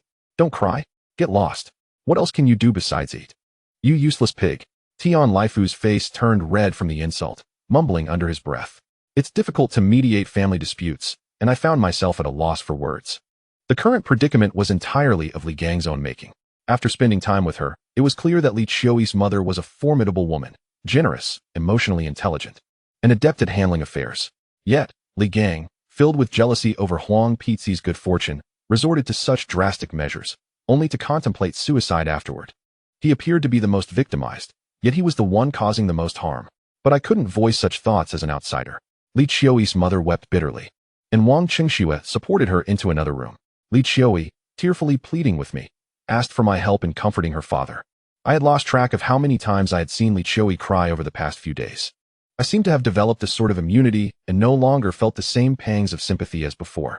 Adhering to the principle of seeing things through to the end, I decided to counsel her father. Before I could speak, Li Gang waved his hand at me. Xiaotan, take a break. You've worked hard these past few days. If I, Li Gang, want to die, no one can stop me. Huh. I was momentarily taken aback and couldn't help but chuckle. This old fellow was in quite a state. I gestured for Li Qiui to go into the other room with her mother, assuring her that I would handle her father. Brother, then I'll trouble you. Li Qiui nodded and left. In the living room, only Tian Laifu, Li Gang, and I remained. Uncle Li, do you know that those who die an unnatural death cannot be reincarnated? I pulled up a chair and sat down before Li Gang. I don't know. Li Gang shook his head. Do you have any idea how miserable it is to be a ghost? Huh. Are you still thinking about becoming a ghost for revenge? Let me tell you the truth. Even as a ghost, you wouldn't stand a chance against them. The Huang Pizi you offended possesses millennia of cultivation. Moreover, in this matter, you are in the wrong. You were at fault from the beginning. Do you still wish to end it all? What happens after you die? Your father hanged himself. Will your daughter ever get married again? Have you considered all this? You've wasted your life. Chapter 62. Be better to Qiui in the future. You are too selfish. You made a mistake and now want to end it all. No wonder your wife looks down on you. Can't you show a bit of masculinity? The more I spoke, the angrier I became, unleashing my frustration on Li Gang. He was left stunned, like a child caught in wrongdoing, his head bowed in shame. Tian Laifu blinked and gave me a thumbs up. Brother, you're amazing. So knowledgeable. I shot him a glance. What happened earlier? Where were you while he was hanging? Tian Laifu coughed awkwardly, scratching his head, and admitted he had fallen asleep. How could he sleep while someone was hanging in the house? I shook my head, bemused. Unsure of what to say, Tian Laifu, his cheeks flushed, retorted at Li Gang. Brother-in-law, you really have no sense. Just the two of us at home. And you decide to hang yourself. If you died, wouldn't my sister blame me for it? You're truly a burden. Next time my sister hits you, I won't step in. Let her beat you to death. Upon hearing this, Li Gang grew furious, glaring at Tian Laifu. Laifu, when your sister hits you, haven't I ever stopped her? Recently, several times. Did you intervene then? With my current state, how could I stop her? Li Gang lamented, slapping his thigh in despair. Tian Laifu crossed his arms, pouting. Well, I don't care. You didn't stop her. You're an ungrateful burden. Li Gang gritted his teeth. And I genuinely feared he might die from anger. So I quickly sent Tian Laifu to accompany his sister. Afterward, I continued to counsel Li Gang, explaining the consequences of dying an unnatural death. Though I was new to this line of work, I was undoubtedly more knowledgeable than Li Gang. Those who die unnaturally, whether by suicide or homicide, cannot be reincarnated for the first 3 years. They cannot enter the cycle of rebirth and must wander as ghosts. Do you think being a ghost is easy? Becoming a ghost requires cultivation, far more arduous than human existence. Otherwise, one wouldn't even qualify to attend a seance. Offering food merely allows you to smell the aroma, and you may be bullied by malevolent spirits. It's a tragic existence. If you die and cannot be reincarnated, what will you say when you meet your ancestors? Will you simply shrug and say you, Li Gang, have come to keep them company? Do you think they won't be angry? I patted Li Gang's shoulder. You still have a daughter. If you hang yourself, what will happen? The news will spread. What decent family would consider marrying your daughter? Don't be so selfish. Listening to my lengthy explanation, Li Gang covered his face and wept, lamenting what he could possibly do with the remainder of his life if he were to perish. A pertinent question indeed. I nodded, took out my phone, and searched online. I rambled on about how disabled individuals could engage in handicrafts at home, play games online, manage household chores, or even set up street stalls. Li Gang sighed deeply, waved his hand at me, stating that he understood, that he was fully aware. For the sake of his daughter, he resolved to live well, at least until she was married off. The first half of his statement was commendable, but the latter left me utterly speechless. I found myself unable to offer further counsel. So I decided to leave the matter of comforting Li Gang to Li Qia's and her mother. Like the previous night, I occupied a room alone while Wang Qingxue and Li Qia's mother shared a space together. I suspected that Li Qia's mother intended to foster a closer bond, hoping that in times of trouble, Wang Qingxue would be more inclined to assist. After all, she had gifted gold necklaces and bracelets, being a goddaughter. It would be hard for Wang Qingxue to refuse her. It's no wonder that Li Qia's mother was astute, adept at social interactions, though her demeanor towards her husband left much to be desired. I lay down to play on my phone, just about to drift off to sleep when a knock resonated at the door. Brother, are you asleep? Huh, not yet. May I come in? Sure. The door swung open, and Li Qia's entered, clad in a pink nightgown, tiptoeing softly. In her sleepwear, her figure appeared even more curvaceous. In the dead of night, with a solitary man and woman sharing a room, what could she possibly want? My heart raced, blood surged, and I nervously inquired what was the matter. Li Qia's cheeks flushed, and she asked if she could sit beside me. I nodded and sat up in bed, bare-chested. I felt a tad embarrassed and contemplated putting on a shirt. Li Qia's insisted it was unnecessary, stating we were family. With a rosy complexion, she directly expressed her purpose. She wished for me to think of a way to help her father recover, to walk normally again. Brother, as long as you can help my dad, I'll do anything you ask. With that, Li Qia's began to weep, collapsing into my embrace. I was utterly at a loss, my heart thumping wildly. Did I not grasp the implications of her words? Yet, I genuinely had no solutions. To resolve this matter smoothly was beyond my expectations. I gently patted Li Qia's back, attempting to console her, saying that it was fate. One must accept the consequences of their actions. Li Qia's recounted how throughout her life, it had always been her father who treated her well, defending her when her mother scolded or struck her. Now that her father was in such a state, her heart ached for him as a daughter. Sister, while I empathize, I am powerless to assist. My abilities simply do not suffice. Upon hearing this, Li Qia's sniffled softly and rose from my lap. My heartbeat gradually steadied, no longer racing as it had before. I narrowly avoided making a grave mistake. Brother, thank you, she said, her cheeks flushed, gazing at me with longing. Her eyes sparkled. Gulp. I swallowed hard, nervously watching her. What did she mean? Was she tempted by my presence? Of course. A girl of Li Qia's beauty would undoubtedly have no shortage of handsome suitors and wealthy admirers. Should I yield to her? After all, I was single. And so was Li Qia's. A handsome man and a beautiful woman together seemed quite fitting. Wouldn't you agree? Qia's, shall we? I leaned closer to her. Li Qia's, with a look of anticipation, closed her eyes. At that moment, a woman's reprimanding voice echoed in my mind. You scoundrel! How dare you? Simultaneously, my nose felt as if it had been violently struck, and blood gushed from both nostrils. It sprayed, rather than dripped. I splattered Li Qia's face with blood. She opened her eyes and screamed in fright. The scene quickly became chaotic. Li Qia's mother, Tian Laifu, Li Gang, and Wang Qingxue all rushed in. The awkwardness between Li Qia's and me was palpable, and I would never forget the look Wang Qingxue cast in my direction, akin to a betrayed wife confronting her unfaithful husband. Tian Laifu chuckled heartily, insisting that I call him second uncle. Li Qia's, her head bowed, left in a mix of embarrassment and anger. I tilted my head back, using tissue to stem the flow from my nostrils, assuring them that the incident was a misunderstanding and that they should all return to rest. Li Qia's mother, perceptive as ever, immediately ushered Wang Qingxue away. Before departing, Tian Laifu admonished me to treat Qia's better in the future. I was exasperated. I was innocent. I was halted before any wrongdoing could occur. Yet my curiosity lingered. Who had intervened just now? Was it one of the women from my household, a celestial being, or a ghost? Chapter 63, An Unexpected Encounter with an Ex-Girlfriend. What a fierce blow. After a moment of contemplation, I removed the paper wads from my nostrils and rubbed my nose. I was puzzled. Who had just stopped me? The force was excessive. I pondered silently, yet received no response. Which female celestial from my family was angered? Or was it the spirit of my household? That seemed unlikely, as there were only 2 female spirits, my elder sister and a related aunt. Even if they wished to intervene, surely they wouldn't exert such force. That blow had left me seeing stars. Could it have been one of the elder female deities in my family? Yet surely their temper could not be so fierce. After mulling over this for some time with no clarity, I decided to cease my speculations and simply went to bed. In my dreams, I once again encountered the woman clad in official attire, fierce and malevolent, brandishing a broom and pursuing me down the street.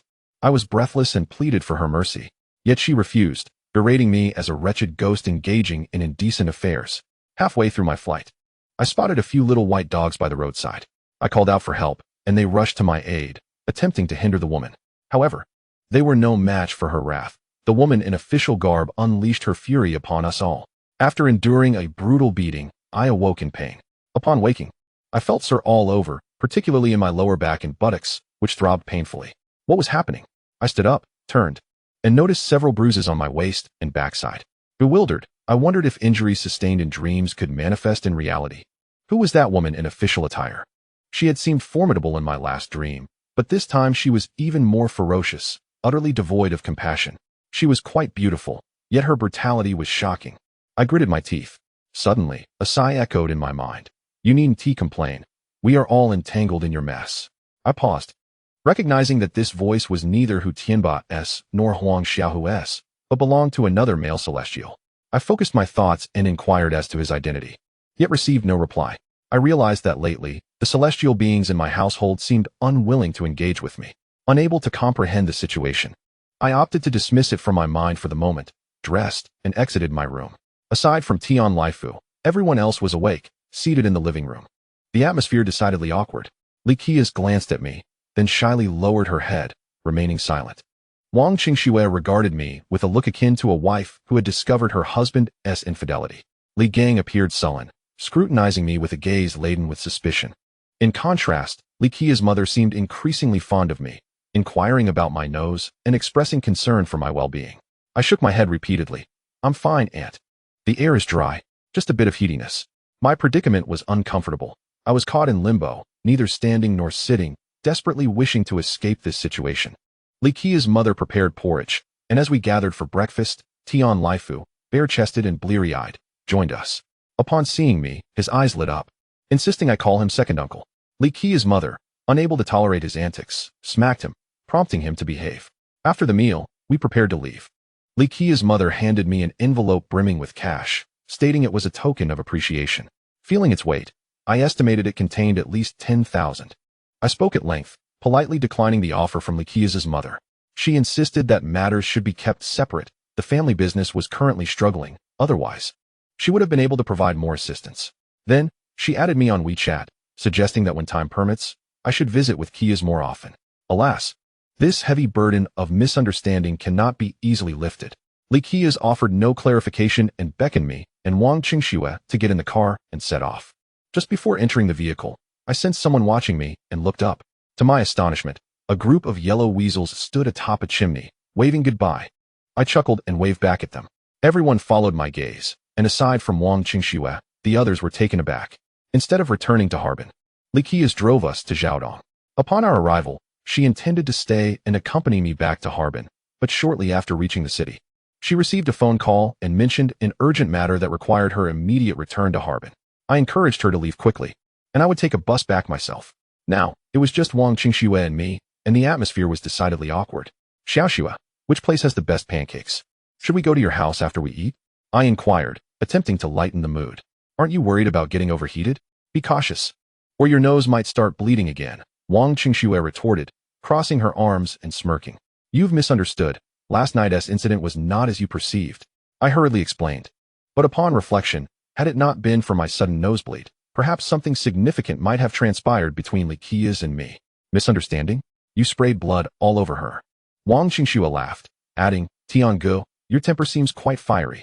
You should eat less kidney. Steer clear of bull and lamb testicles. You have no need for them. Look at this. This is the nature of women. Yet, receiving such acknowledgement brought me a sense of joy. How about oysters? Sprinkle some goji berries on top. That would be a tremendous tonic.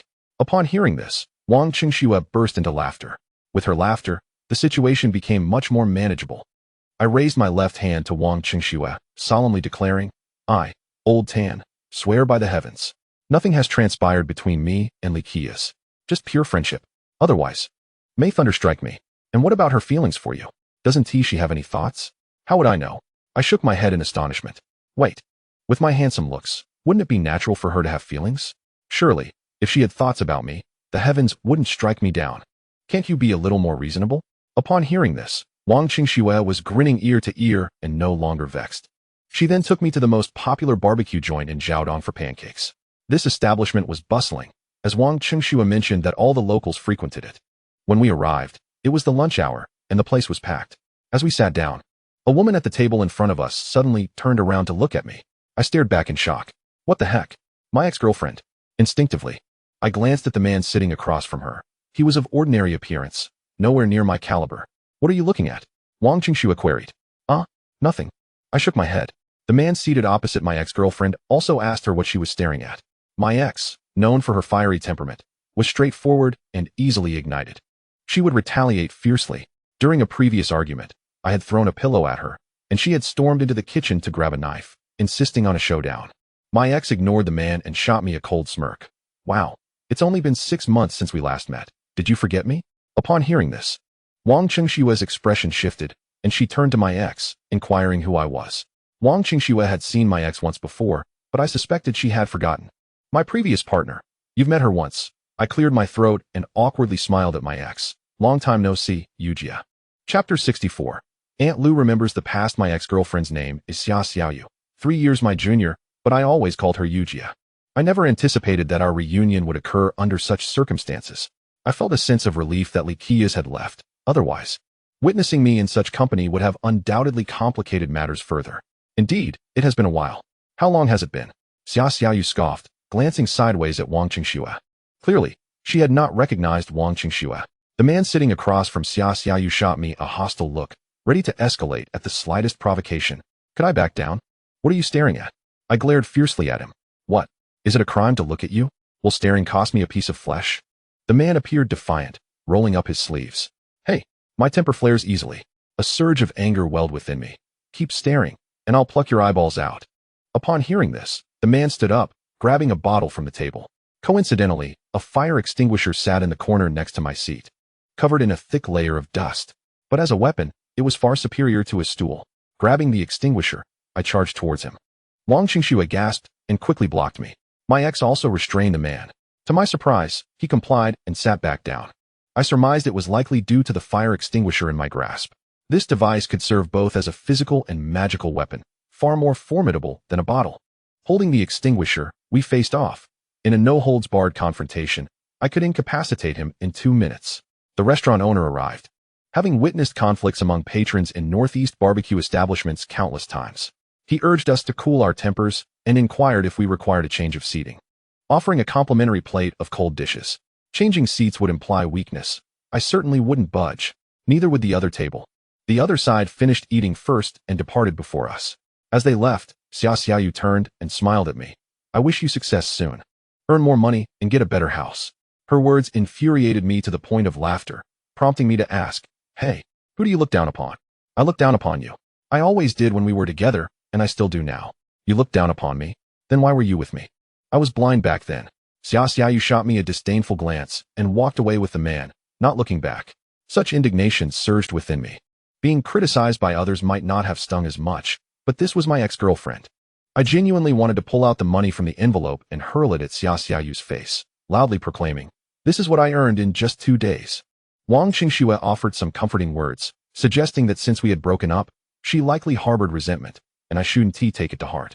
I forced a smile and assured her that it was fine. I was broad-minded, capable of accommodating much. Yet, what man could truly brush such matters aside? Xia Xiaoyu worked in Harbin, and I did too. How could we coincidentally meet in Jiaodong?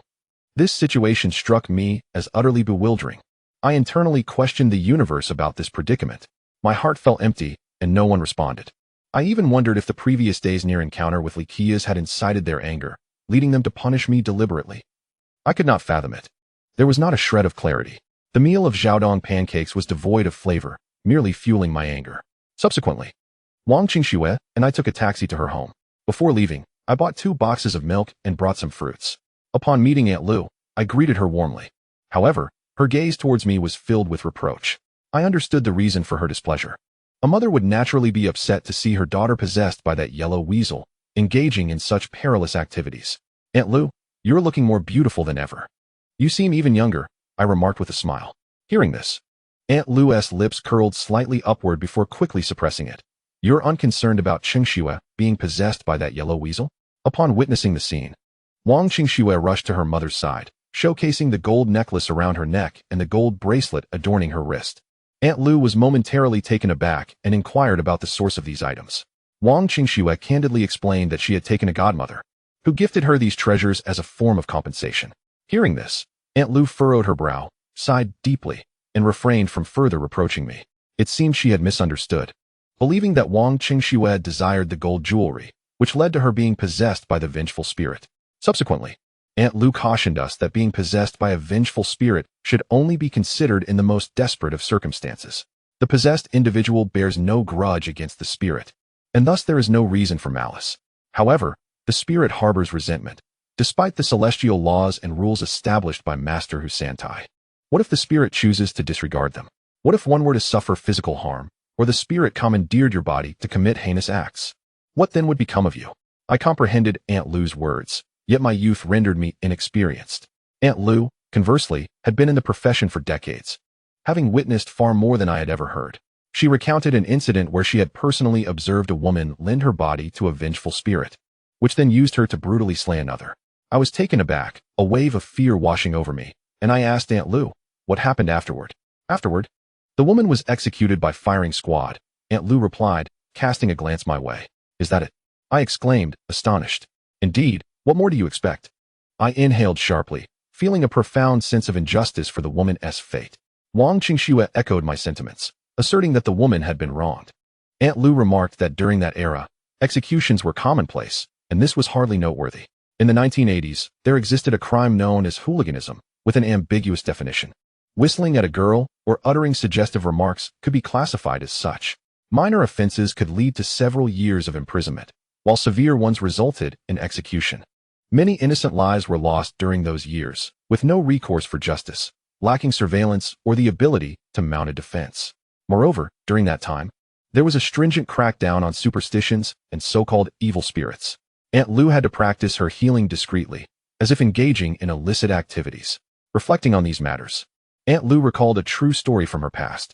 She had no master when she began her journey, relying solely on her own efforts to cultivate her abilities, eventually becoming recognized by the celestial beings. However, an elder spirit had taught her a great deal, serving as a sort of mentor. This elder spirit had long since passed, but if alive, would be over 100 years old.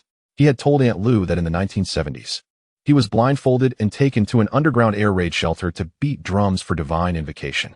Both Wang Qingxue and I were intrigued and urged Aunt Lu to elaborate on this experience. In the 1970s, our nation was impoverished. A typical person earned merely 40 yuan a month, which was considered a decent salary. The elder spirit had to conduct his rituals in secrecy, akin to an underground party. The earnings were minimal, merely a couple of yuan per session, a stark contrast to modern times. Sometimes, when encountering impoverished families unable to pay, they would settle debts with alternative goods. The deities and spirits of that era were not motivated by monetary gain. Deceit was futile, as every household was in dire straits. One day, a group of individuals approached the elder spirit's home, offering 20 yuan for his services, a sum equivalent to a month's wages for an ordinary person, tenfold the usual rate. However, the proposition seemed suspicious. Why would they offer such a lucrative amount without reason? The elder spirit, wary of a potential trap, feigned ignorance, claiming he was unqualified for the task. Without hesitation, the group barged into his home, rummaging through belongings until they unearthed the drums and whips. The elder spirit was terrified, insisting the items were not his, for in that era, accusations of superstition could lead to home raids and imprisonment. His wife was equally frightened and pleaded with the intruders for mercy. They assured her they were not there to arrest anyone, merely seeking the elder spirit for a performance, and promised that the payment would remain intact. At this point, the elder spirit could no longer refuse, and he reluctantly accompanied them. Seated in the back of a car, flanked by the group, his eyes covered with a black cloth, he discreetly opened his eyes to glimpse the world outside. The vehicle traveled to the outskirts and entered an underground location resembling a bomb shelter, guarded by men with machine guns. The rooms were all secured with iron doors, shrouded in darkness, akin to a subterranean prison. There, he encountered several other deities and spirits he recognized, all brought by the same group. Thereafter, luxury cars frequently arrived, transporting influential figures to this hidden enclave. Deities and spirits paired up to invoke celestial beings in small dark rooms, providing services to these individuals, with payments made per session. After 2 months of living in fear, the elder spirit expressed a desire to leave, asking if he could return home. The administrators were accommodating, allowing him to leave under the condition that he would not disclose any details about the place. He was then blindfolded and driven away. For many years following, the elder spirit dared not speak of the experience. Isn't that exhilarating? I gazed at Aunt Lou in disbelief, questioning the veracity of her tale. Aunt Lou chuckled, acknowledging that my skepticism was understandable. Such stories are rarely taken seriously. I inquired about the identities of those prominent figures. Aunt Lou shook her head, revealing that her elder spirit mentor had never divulged a word, but they were undoubtedly individuals of significant stature. Considering this, it made sense. In the 1970s, arranging for a car to transport individuals indicated that this group was of considerable influence. Aunt Lou then asked us if we were hungry and if we had eaten. We've already had a meal, Wang Qingxue replied with a smile. Aunt Lou, still unfed, proceeded to prepare a bowl of noodles. In the afternoon, I voiced my concerns about the numerous recent events I had encountered, lamenting that my elder spirit revealed nothing, and requested that Aunt Lou invoke a spirit to seek guidance for me. The secrets of heaven cannot be unveiled. Your situation is quite complex, Aunt Lou sighed. Her tone suggested she knew more than she let on. Aunt Lou, could you reveal just a morsel of information? I fear I cannot bear the weight of uncertainty. I implored. After all, I am but a mere karaoke singer. What connection do I have with the mysteries of the heavens? I added helplessly. Wang Qingxue also urged her mother, advocating for a spirit to provide whatever insights it could, arguing that knowledge, even limited, was better than ignorance. Aunt Lou looked at Wang Qingxue with a resigned expression, exhaling softly. You only know how to divert attention. Wang Qingxue chuckled and eagerly moved a stool in front of the red altar, retrieving 13 incense sticks, lighting them, and placing them in the incense bowl. Can others assist in offering incense? I curiously inquired. Aunt Lou shook her head, explaining that Wang Qingxue was an exception. The incense bowl would eventually belong to her. Aunt Lou and Wang Qingxue were merely one ritual away from a formal succession. This ritual, known as the passing of the shoulder, symbolizes the transfer of responsibilities from the old practitioner to the new. Additionally, Aunt Lou's elder spirit had watched Wang Qingxue grow up, creating a unique bond. Aunt Lou then settled onto the stool, closed her eyes, and began to make grinding sounds with her teeth, her body swaying increasingly, resembling a baboon clapping its hands. Wang Qingxue and I quickly grasped the legs of the stool, fearing Aunt Lou might topple. Where's the spirit of the air? Aunt Lou's voice suddenly transformed into that of a commanding man. Good. The spirit of the air shall arrive shortly. Wang Qingxue smiled as she filled a cup with white liquor and handed it to her mother. Lu drank it all in one go, laughing. What a fine drink. May I ask if you are the esteemed Lu Zhenjiang? Wang Qingxue replied with a smile. It is indeed I. I remain true to my name, the double gun Lu Zhenjiang. Lu nodded, making a sound with her mouth towards Wang Qingxue. I remember now. This is the double gun old lady, not the double gun Lu Zhenjiang. I was quite impressed by this old immortal, knowing that he was a formidable figure in life and could not reincarnate after death, thus capturing spirits and leading them as the celestial wind master. Lu Yi, this is Taming's little brother. Do you remember him? Wang Qingxue inquired. Of course I remember. Lu Yi's lips curled into a smile, nodding in satisfaction. This lad has a temperament like mine. I quite like him. Now, witnessing the spirit manifest, I felt no anxiety at all. I chuckled. Lu Yi, you flatter me. Wang Qingxue, curious, asked Lu Zhenjiang what he liked about me. I too was intrigued, wondering what made me so exceptional. Bold, determined, adventurous, a tiger. Though lecherous, he can still restrain himself. Lu Yi gave a thumbs up. Wait, is he praising me? Wang Qingxue was taken aback and asked Lu Zhenjiang. Lu Yi, what does the Qiao mean? Indeed, what does the Qiao signify? Lu Yi chuckled knowingly and cast a meaningful glance at me, suggesting I ponder at home. He mentioned that with Wang Qingxue present, certain matters could not be explicitly stated. Upon hearing this, I understood that the Qiao was likely not a compliment. Qiao, are you implying? I realized, gazing in astonishment at Lu Yi. Yes, that one. Lu Yi nodded.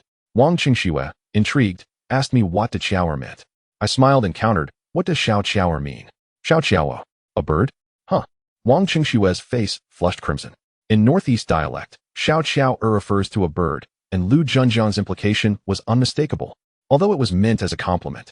I truly preferred not to be praised in such a manner. It is said that the ghostly immortals differ from the Huang immortals, the latter, possessing higher spiritual cultivation, would never utter such vulgarities. Of course, I was indifferent, but Wang Qingxue felt quite embarrassed. I, too, was tired of the trivialities and smiled at Lu Junjiang. Lu Yi, why has my old immortal been reluctant to engage with me lately? Also, are you aware of that Huang Sanxiao? Why did he say, I am facing great peril? Chapter 66. This woman is not to be trifled with. I naturally know about Huang Sanxia. I am aware of your recent circumstances, Lu Yi chuckled. Hearing this, I felt elated. Lu Yi, what is happening with me? Please enlighten me. Heaven's secrets cannot be revealed. Your matters cannot be disclosed. Lu Yi shook his head repeatedly. Bring me a grass roll. Upon seeing this, Wang Qingxue immediately lit a cigarette for Lu Junjiang and handed it to him. Lu Yi placed the grass roll in his mouth, taking a few puffs until it was gone. Is there anything else? If not, I shall take my leave. Leave? I exclaimed anxiously, do not go. You haven't provided any insights yet. What is this heavenly secret? Can you clarify? What is a heavenly secret? It is a divine mystery. Do you understand? Who dares to disclose the secrets of heaven? One risks being struck by lightning. Lu Yi declared, hands on her hips, exuding authority. Young man, I fear death too. I remarked, bemused. Lu Yi, you are the double gun old Lu. You wield double guns. Are you afraid of death? Of course. I fear it. I have become a ghost. If I die again, I will vanish completely. Using your earthly terms, I cannot afford to linger any longer. At this revelation, both Wang Qingxue and I could not help but laugh. See, the happenings of the mortal realm are known even to the spirits of the underworld. No wonder when people die, they burn fridges, large televisions, and sports cars. The two realms share information. Lu Yi, you are truly unreliable. I shook my head, sighing. Unsure of what else to say, Wang Qingxue, sensing the moment, playfully coaxed Lu Junjiang. Lu Yi, I understand your fear of revealing heavenly secrets. However, we can dance around the subject. Share a little, as much as you can. Please, I beg you. For my sake, assist him. Lu Yi hesitated, her brow furrowed. Lu Yi, how about another grass roll? Wang Qingxue suggested with a smile. Lu Yi nodded slowly, extending her hand. Lu Yi, how about a puff of that fine smoke? I proposed.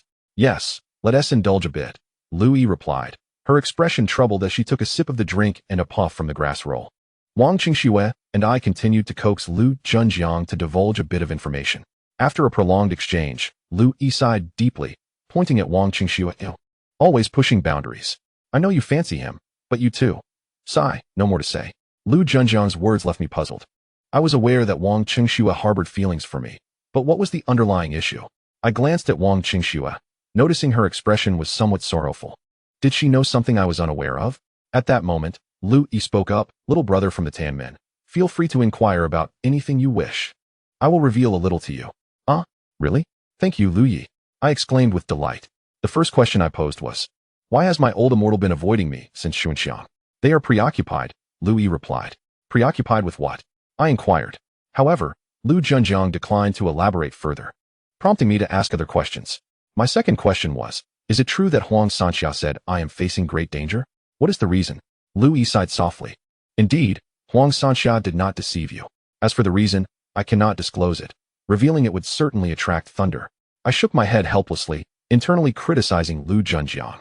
With such a lack of courage, how could he have been a notorious bandit in life? Sigh, he truly brings shame to the bandit community. After contemplating, I asked my third question. Who was the woman I dreamt of, clad in official robes? Just as Lu Yi was about to respond, the ceiling fan suddenly began to move on its own.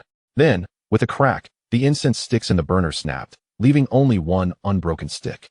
The one Wang Qingxue had given me.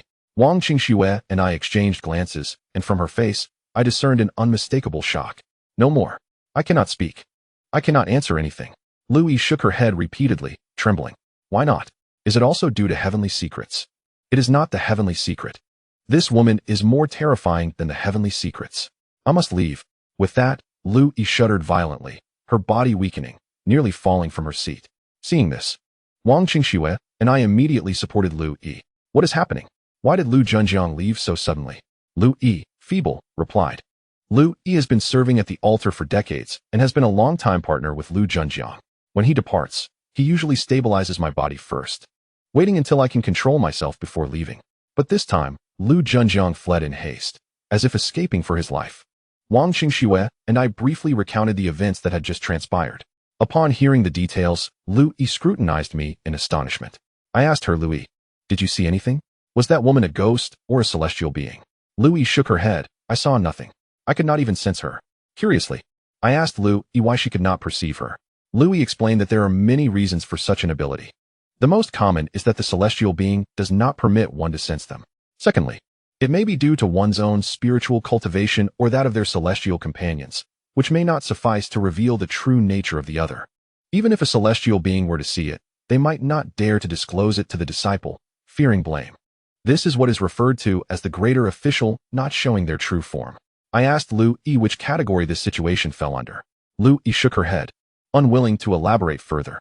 However, she did mention that generally, the celestial beings accompanying her would not deliberately prevent sensing. The celestial beings remain unresponsive, often due to the instability of the disciple's temperament and their imprudent speech, which raises concerns about potential calamities. However, given Aunt Lu's disposition and experience, she would never speak indiscreetly. She understands the delicate balance required. Do you comprehend what I mean? Aunt Lu gazed at me intently. I understand, I nodded. I inhaled deeply. This woman is quite formidable, isn't she? As soon as I uttered those words, a chill ran down my spine, and I couldn't help but shiver. Both Aunt Lu and Wang Qingxue were momentarily startled. It's so cold. Do you feel it as well? Wang Qingxue rubbed her arms, claiming she had goosebumps. You must refrain from such reckless words, Aunt Lu chided me. I understood, truly. In fact, I had additional inquiries regarding the esoteric teachings to pose to Lu Junjiang. Yet, Lu Junjiang had vanished. I seriously suspected that he had been frightened away by that woman clad in official robes. But was she a ghost or a celestial being? Just how profound were her powers? After some contemplation, I decided to inquire with Aunt Lu about the esoteric teachings. Initially, I held little hope. Considering Aunt Lu was merely an old fortune teller, how could she possibly be knowledgeable about esoteric matters? To my surprise, Aunt Lu did possess some understanding. She recounted that in her early days, she had no intention of leading a congregation, engaging in a battle of wits with celestial beings for many years. During that time, she met a master of esoteric teachings, a wandering monk who gifted her a talisman, instructing her to wear it day and night. Chapter 67. Did the celestial beings depart in anger? Aunt Lu, being obedient, wore the talisman continuously. Remarkably, it proved effective, and she encountered no further issues. However, after 2 months, her family began to face misfortunes, experiencing a streak of bad luck that escalated to the point where even drinking cool water became troublesome. Unable to bear it any longer, Aunt Lu's parents urged her to make offerings, claiming it was for the family's sake. Aunt Lu obstinately refused, determined not to make any offerings. Yet, good fortune was short-lived. After another month, the talisman lost its potency. Aunt Lu faced dire consequences, suffering greatly. After a harsh reckoning, she still refused to make offerings, insisting on traveling to Tibet to seek a high monk of esoteric teachings to request a talisman that could suppress the celestial beings. Upon hearing this, the celestial beings truly became furious and departed, relinquishing their protection. I was taken aback. The celestial beings left in anger? Isn't that a good thing? You wouldn't need to make offerings anymore. Aunt Lu sighed deeply. At first, I believed it was a blessing. I thought I wouldn't need to make offerings. But the reality was far from it. Aunt Lu continued, explaining that with the celestial beings gone, the vengeful spirits and debtors rejoiced. During that period, those vengeful spirits and debtors relentlessly tormented Aunt Lu's family. She pointed to her false eye, stating that it was during that tumultuous time that she lost it. Oh, was it that serious? What happened? I was astonished. I had long been curious about how Aunt Lu had lost her eye, but had always hesitated to ask. Aunt Lu sighed, recounting how she had accidentally fallen and hit her eye against a branch, rendering it blind. The manner in which she lost her sight was quite absurd. Aunt Lu elaborated that the branch felt as sharp as a blade at that moment. Instinctively, she attempted to close her eyes, but they wouldn't shut. The branch pierced her eyeball, and she couldn't save that eye. How eerie! I gasped, instinctively touching my own eyes. A branch piercing the eyeball. How excruciating that must have been. Aunt Lu offered a wry smile, saying, such is fate. Through this ordeal, she gained clarity and ultimately began making offerings to invite the celestial beings back. With their presence restored, even if the vengeful spirits and debtors stirred trouble, it would not escalate too severely, allowing matters to be gradually resolved. No wonder. When I first met Aunt Lu, she warned me that if I did not make offerings to the celestial beings, I would end up like her. In truth, many disciples face misfortunes not due to the celestial beings' trials, but rather because the celestial beings consistently protect them. The celestial beings' trials are measured. They do not seek to bring about fatal consequences, for if they were to exhaust a disciple completely, who would thereafter offer them reverence? However, when it comes to vengeful spirits and debtors, the approach is entirely different. They would skin a person alive if given the chance, leaving no breath behind. Curiously, I asked Aunt Lu whether I was lost to a vengeful spirit or a debtor. Did she harbor resentment? Initially, yes, I felt hatred, but gradually, that dissipated. Aunt Lu replied with a wry smile. Why? Don't you wish for revenge? At my question, Aunt Lu shook her head with a smile, suggesting that I would eventually understand. She also cautioned me that there were many vengeful spirits and debtors in my family, and it would be prudent to resolve matters with them as soon as possible. I was momentarily taken aback. Oh, many? How many? Quite a few. You haven't even answered correctly during your rituals because your family's elder spirit has been suppressing them. Which is why you have been unharmed, Aunt Lu laughed. Indeed, my family's elder spirit is quite capable, I remarked with admiration. I then inquired of Aunt Lu how to deal with the vengeful spirits and debtors. Engage them in conversation, try to meet their demands, and send them off, she explained, likening the process to addressing the issue with Huang Sanxia. Where are my vengeful spirits and debtors? How do I invite them for negotiations? As I spoke, I turned to Wang Qingxue with a grin. Sister Xue, tonight, I shall treat you to dinner. Wang Qingxue seemed momentarily taken aback, but before she could respond, Aunt Lu interjected with irritation. You brat, can you refrain from casting your sights on my daughter? Your matters are quite troublesome. I cannot assist at all. Are my affairs that complicated? More so than dealing with Huang Sanxiao? I asked, astonished. Indeed, they are quite troublesome. 3 calamities and 8 tribulations. You have not faced a single one. Aunt Lu insisted. What? I haven't faced any. Ponder that for yourself. I cannot elaborate further. Aunt Lu shook her head. Why not? Is it due to the secrecy of fate? I pressed. Yes, I fear being struck by lightning. Aunt Lu replied. Understood. I shan't inquire further. How could I even ask? Discussing too much with me could lead to dire consequences. Am I a harbinger of misfortune? Nevertheless, I had gleaned some insights. The celestial beings' lack of response was due to their busyness, yet I remained oblivious to the specifics of their endeavors. What calamity loomed ahead? Would I encounter some misfortune? Was it one of the 3 calamities and 8 tribulations, or something else? Noticing my silence, Aunt Lu smiled. You're quite perceptive. I can't help it. I am kind-hearted and fear for your well-being, I replied. Aunt Lu chuckled, lightly scolding, you scoundrel. Thankfully, it seemed I was merely a minor mischief. After chatting for a while, I realized it was getting late and considered heading home. However, Wang Qingxue insisted I stay at her place for the night, promising to return the following day. In truth, several patrons had sought my divination services over the past 2 days, but it was inconvenient to do so outside. I had planned to contact them once I returned home. Since Wang Qingxue was so hospitable, I decided to stay. She was quite pleased with the gold necklace and bracelet gifted by Li Qiuyi's mother, joking that next time she encountered such wealthy individuals, she hoped to accompany me. I chuckled, ensuring that if I ever encountered such circumstances again, Aunt Lu would be the first to turn against me. For dinner, Aunt Lu prepared fried sauce noodles, mixing egg sauce with shredded cucumber, which instantly enhanced the flavor. Regrettably, with Aunt Lu and Wang Qingxue present, I felt too shy to ask for garlic. During the meal, I asked Aunt Lu if resolving the Huang Sanxiao matter could be considered a significant merit. Aunt Lu agreed, adding that it was my good fortune that Huang Sanxiao was acquainted with my family's elder spirit. Otherwise, the situation could have been quite troublesome. By the way, Aunt Lu, Huang Sanxiao mentioned knowing a celestial being named Huang Qingshan from my family, but there is no Huang Qingshan in my family. What is the explanation for this? Aunt Lu shook her head, admitting she was unaware of the answer, as her family's elder spirit refused to disclose it. I was uncertain whether it was a matter of genuine secrecy or mere reluctance to share the truth. Regardless, Aunt Lu remained silent on the matter.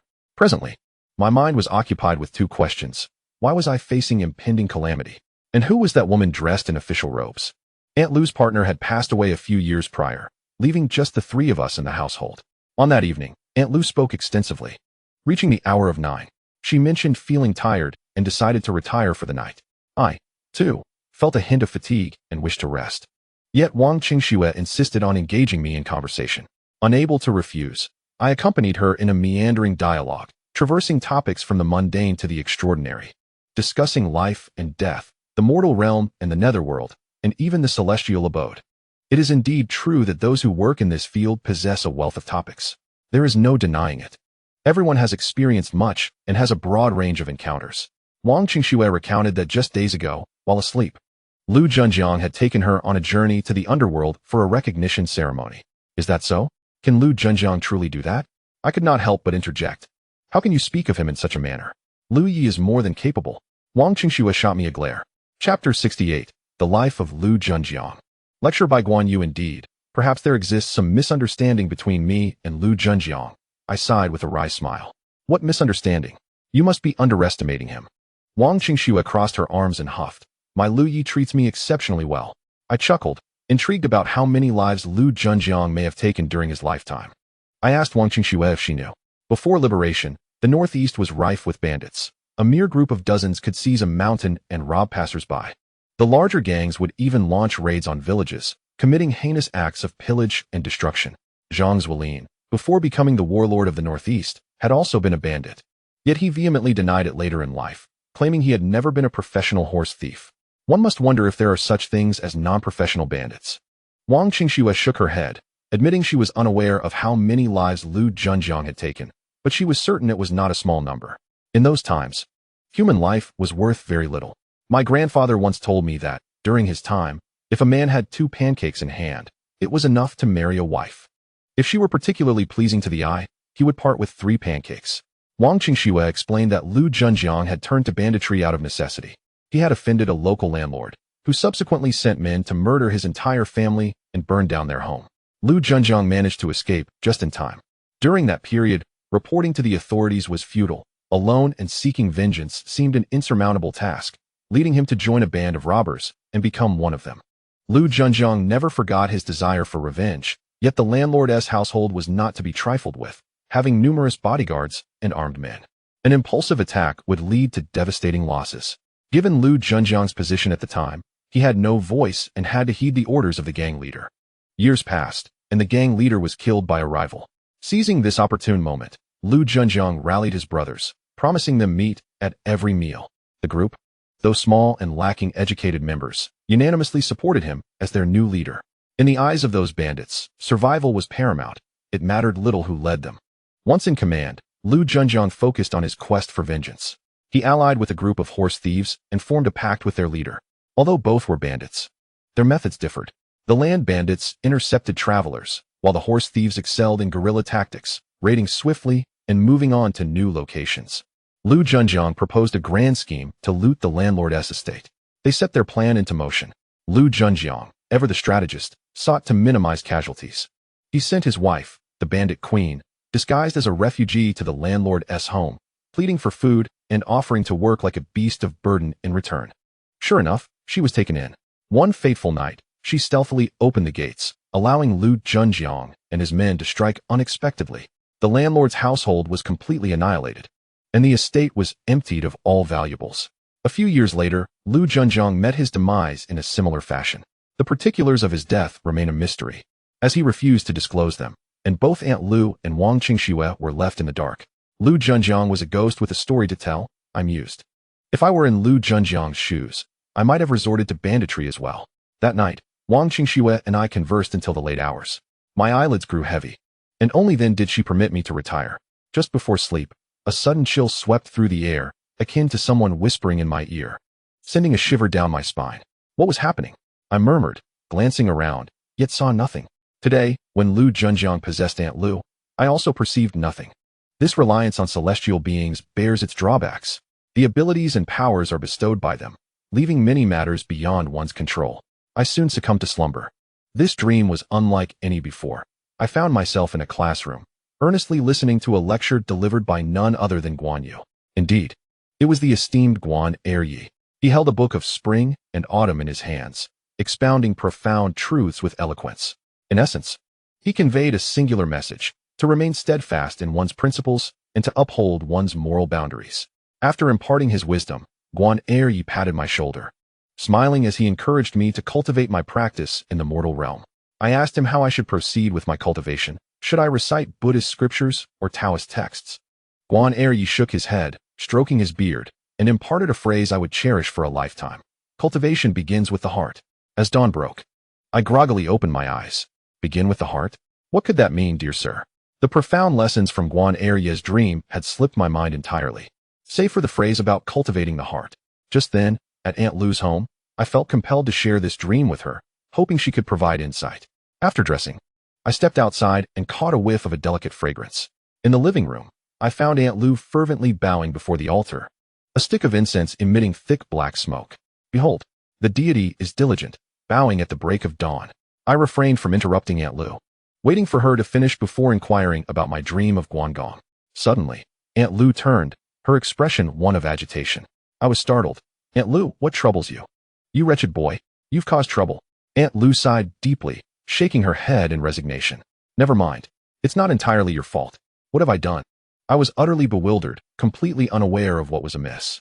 Aunt Lu took a few deep breaths, exclaiming, Lu Junjiang has been injured, and he is furious, having berated me all night. Lu Junjiang? How could he be injured? What does that have to do with me? I felt innocent, thinking. I certainly did not strike him. Wait. When Lu Junjiang possessed Aunt Lu yesterday, he had suddenly fled. It was when I inquired about the identity of the woman in official garb that he took off. Could it be that this woman in official attire harmed Lu Junjiang? Aunt Lu, is it connected to that woman in official attire? Be silent. Do not speak of it. Aunt Lu interrupted me sharply. I nodded in acquiescence. I could almost confirm that the one who harmed Lu Junjiang was indeed the woman in official attire. Who was she? Lu Junjiang's abilities are formidable, being the former leader of the bandits and a prominent figure in the Qingfeng sect. With such prowess, how could she dare to strike him? Moreover, what reason could she have for doing so? At that moment, a soft, chilling laugh echoed in my ear, because he called me an old hag. Chapter 69. This female ghost is terrifying. I was taken aback, a wave of goosebumps cascading over me.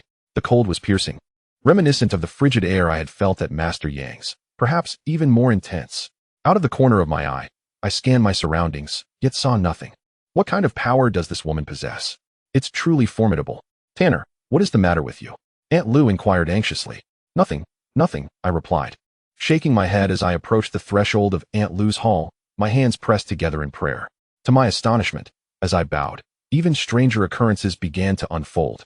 With a sudden whoosh, the incense in the burner ignited, transforming the vessel into a miniature furnace, nearly scorching the crimson tablecloth. Aunt Lu, startled, let out a shriek and rushed over, extinguishing the flames with water from the offering cup. My mind felt muddled, and I asked Aunt Lu, what on earth is happening? That woman with you. She has gone too far. Aunt Lu's lips trembled with rage. The one in the official attire? Yes. Who else could it be? Aunt Lu exclaimed, her frustration palpable. In my years of experience, I've never encountered such brazen bullying. Fearing for her health, I quickly urged, Aunt Lu, calm down. Do not stoop to her level. The moment I uttered those words, a chill ran down my spine. In less than 2 seconds, a throbbing pain surged through my head, akin to someone drilling into my skull. Clutching my head in agony, I sank to the ground. Tanner, are you all right? Aunt Lu gasped in alarm. I was wrong. Please, spare me. I grimaced in pain, begging for mercy. A soft, mocking laugh echoed in my ear. So you dare to call me that? Do you not know how much a woman cares about her age? Good heavens. I was utterly defeated. Despite my pleas, she remained merciless, refusing to listen. In desperation, I shouted, Great Immortal, save me. Within 3 seconds of my cry, a warm sensation surged from my chest, enveloping my entire being. And the pain in my head dissipated swiftly. Tanner, are you all right? Aunt Lu looked at me in fear. Dressed in her pajamas, Wang Qingxue rushed into the living room, inquiring about the commotion. I shook my head, gasping for breath. It should be fine now. That woman is formidable. Such wickedness. What woman? Wang Qingxue frowned, glancing between me and Aunt Lu. Indeed, she is fierce. I've never seen such a terrifying spirit in my life. Aunt Lu sighed. Is she a ghost? I asked. What? I didn't say anything. Aunt Lu shook her head vigorously, even slapping her own cheek lightly. I understood that Aunt Lu had inadvertently spoken out of turn. Otherwise, she would not have mentioned anything about that woman. Never mind. Since Aunt Lu feared causing trouble and revealing secrets, I decided not to press further. However, I now knew that the woman in official attire was indeed a ghost, not a celestial being. But what kind of ghost possesses such strength? Was my earlier chill at Master Yang's also connected to her? No, the sensations were different. My thoughts spiraled as I sought answers from the celestial realm. But silence prevailed. One thing was certain. I must never refer to her as that woman again. Aunt Lu informed me that she was no longer angry. The incense burner had caught fire, and Lu Junjiang had been struck, but as long as no one was harmed, it was acceptable. I sighed and curiously asked Aunt Lu if there were ranks among ghosts and immortals, akin to mystical realms. Aunt Lu affirmed that there must be, as otherwise, how could they compete in their spiritual practices? However, she was uncertain about the specifics. Yet, she could assert that Lu Junjiang was indeed a ghost king-level spirit. Previously, Li Yingjun had mentioned that his family Xiongba was also at the ghost king level, and in life, he was a figure of authority. I realized that there were many such figures in Northeast sects. After all, during those times, anyone could ascend the mountain to claim such titles. Small groups of dozens could rise to prominence, becoming leaders. Although Aunt Lu did not say it outright, she hinted that the woman in official attire was not to be trifled with. After all, even Lu Junjiang, a ghost king, had been injured by her. Furthermore, she had set fire to Aunt Lu's incense burner, effectively humiliating all the elder spirits in her territory. If she lacked genuine skill, would the ghost in official attire dare to act so boldly? After a while, Aunt Lu announced her intention to prepare breakfast, advising me to eat before leaving. I declined, suggesting she rest instead, promising to visit her another day. Wang Qingxue changed into her clothes, offering to see me off, and together we stepped outside. On the way, Wang Qingxue curiously inquired about the beautiful woman I had mentioned. I sighed, explaining, "She is the one I dreamt of in official attire. She is extraordinarily powerful." Wang Qingxue nodded, refraining from further questions, perhaps wary of attracting trouble. We stopped at a breakfast shop for buns, and she accompanied me to the bus station, where I boarded a bus back to Harbin. Throughout the journey, I pondered the significance of the woman in official attire. Could my impending peril be linked to her? Why hadn't the elder spirits informed me? What were they preoccupied with? By the time I reached home, it was noon. I deposited the money given to me by Li Qia's mother into the bank. Earning 10,000 every 2 days was indeed lucrative. If I could secure 2 such lucrative jobs each month, it would be splendid. After purchasing a roasted chicken, I returned home. I first opened the window to air out the aroma, then placed the chicken on the altar and lit incense for the elder spirits. Dear spirits, I thank you for your efforts regarding Huang Sanxia's matter. But what is the current situation? Who is that woman? And why am I facing such peril?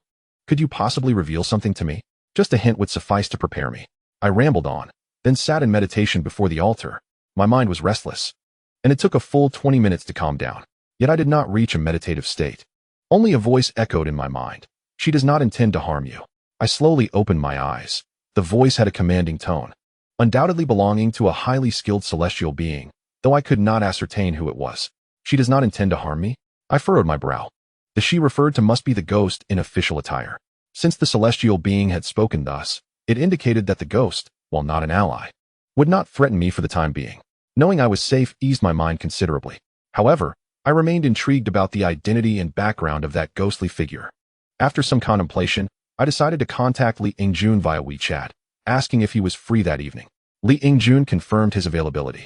Thinking I wanted to invite him for drinks, I chuckled and asked for his address, planning to visit him later that night to consult Xiongba about some matters. Chapter 70. This person is utterly unhinged. Li Yingjun sent me his address and inquired what had happened. I replied that I would explain in person. He responded affirmatively, mentioning he also had something to tell me. We arranged to meet at his home at 7 o'clock. I charged my phone for a while and messaged the clients who had sought my fortune-telling services, informing them that I was back home and available for appointments. There were 7 people in total, but 2 did not reply.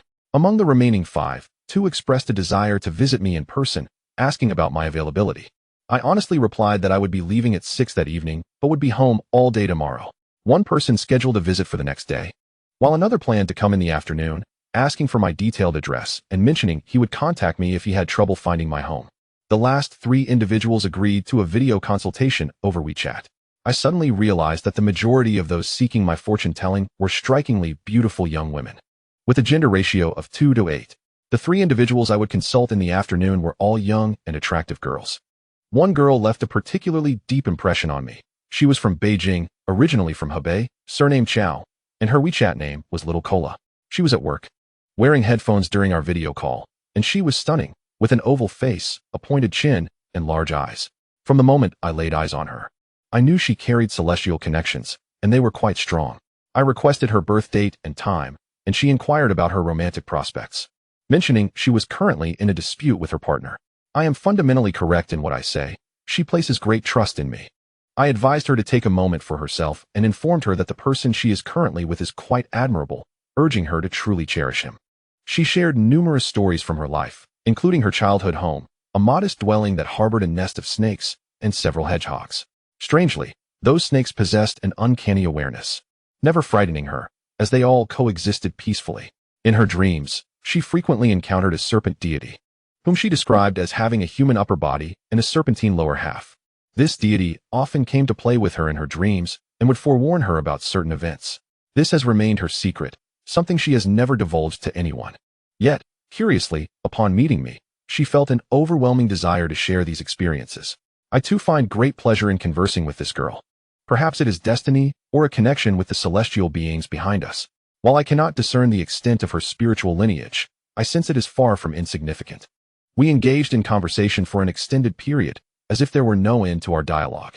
At around 4 p.m., the individual who was to come to my home for divination messaged me, indicating that he had arrived nearby and inquiring about how to proceed. Coincidentally, Xiao Keilei mentioned that she needed to organize some reports as she was nearing the end of her workday. We then concluded our video call. I sent the divination client a voice message, directing him on how to ascend the stairs. Xiao Keilei sent me a red envelope, thanking me and expressing her desire to chat again in the future. I agreed, opening the envelope to find 888 yuan inside, a number deemed auspicious. At that moment, the visitor arrived. The young man appeared youthful, of modest height, with a round face and wearing a black cap, standing at approximately 170 centimeters. He was clean and emitted a faint scent of cologne. I offered him a pair of slippers and welcomed him inside, handing him a sheet of white paper. I smiled and said, "My young friend, please write your name and date of birth on this paper while I prepare the incense." He nodded in agreement, responding, "Sure, brother." His voice was soft and lacked a masculine edge, leading me to suspect he might be experiencing some form of deficiency. After lighting the incense, I took a seat opposite him and glanced at the paper. "What would you like to inquire about?" I asked. He blushed slightly under my gaze, replying, "Brother, what can you see? Wealth, career, marriage, anything will do." The young man, named Guo Feiyong, smiled at me with a hint of eagerness. "Let's start with your career, shall we? Please, old brother Tan." I nodded, feeling a sense of peculiarity about him that I couldn't quite articulate. As I examined his birth chart, I began to focus my energy. Soon, the celestial beings provided me with insights. "You are involved in the education sector, correct? Your financial prospects are quite promising." Guo Feiyong nodded vigorously, giving me a thumbs up. "Brother, you are incredibly accurate. I run a training school." "A training school?" I inquired. "Yes, indeed," he confirmed, explaining that his institution catered to high school students and was located not in Harbin, but in Henan, where it was thriving. My curiosity piqued. I asked, "How much do you earn from this training school annually?" He mentioned a few million, but after splitting profits with his partner, he took home about $1 million. I was taken aback for a moment and then asked about his initial investment. "Well, the expenses for location, renovation, hiring teachers, and advertising amounted to over 2 million. Guo Feiyong chuckled. I nodded, questioning him further. "Given your financial success, why inquire about wealth?" He appeared slightly embarrassed, stating, "Old brother Tan, I was merely curious and wanted to see if you possess genuine skill.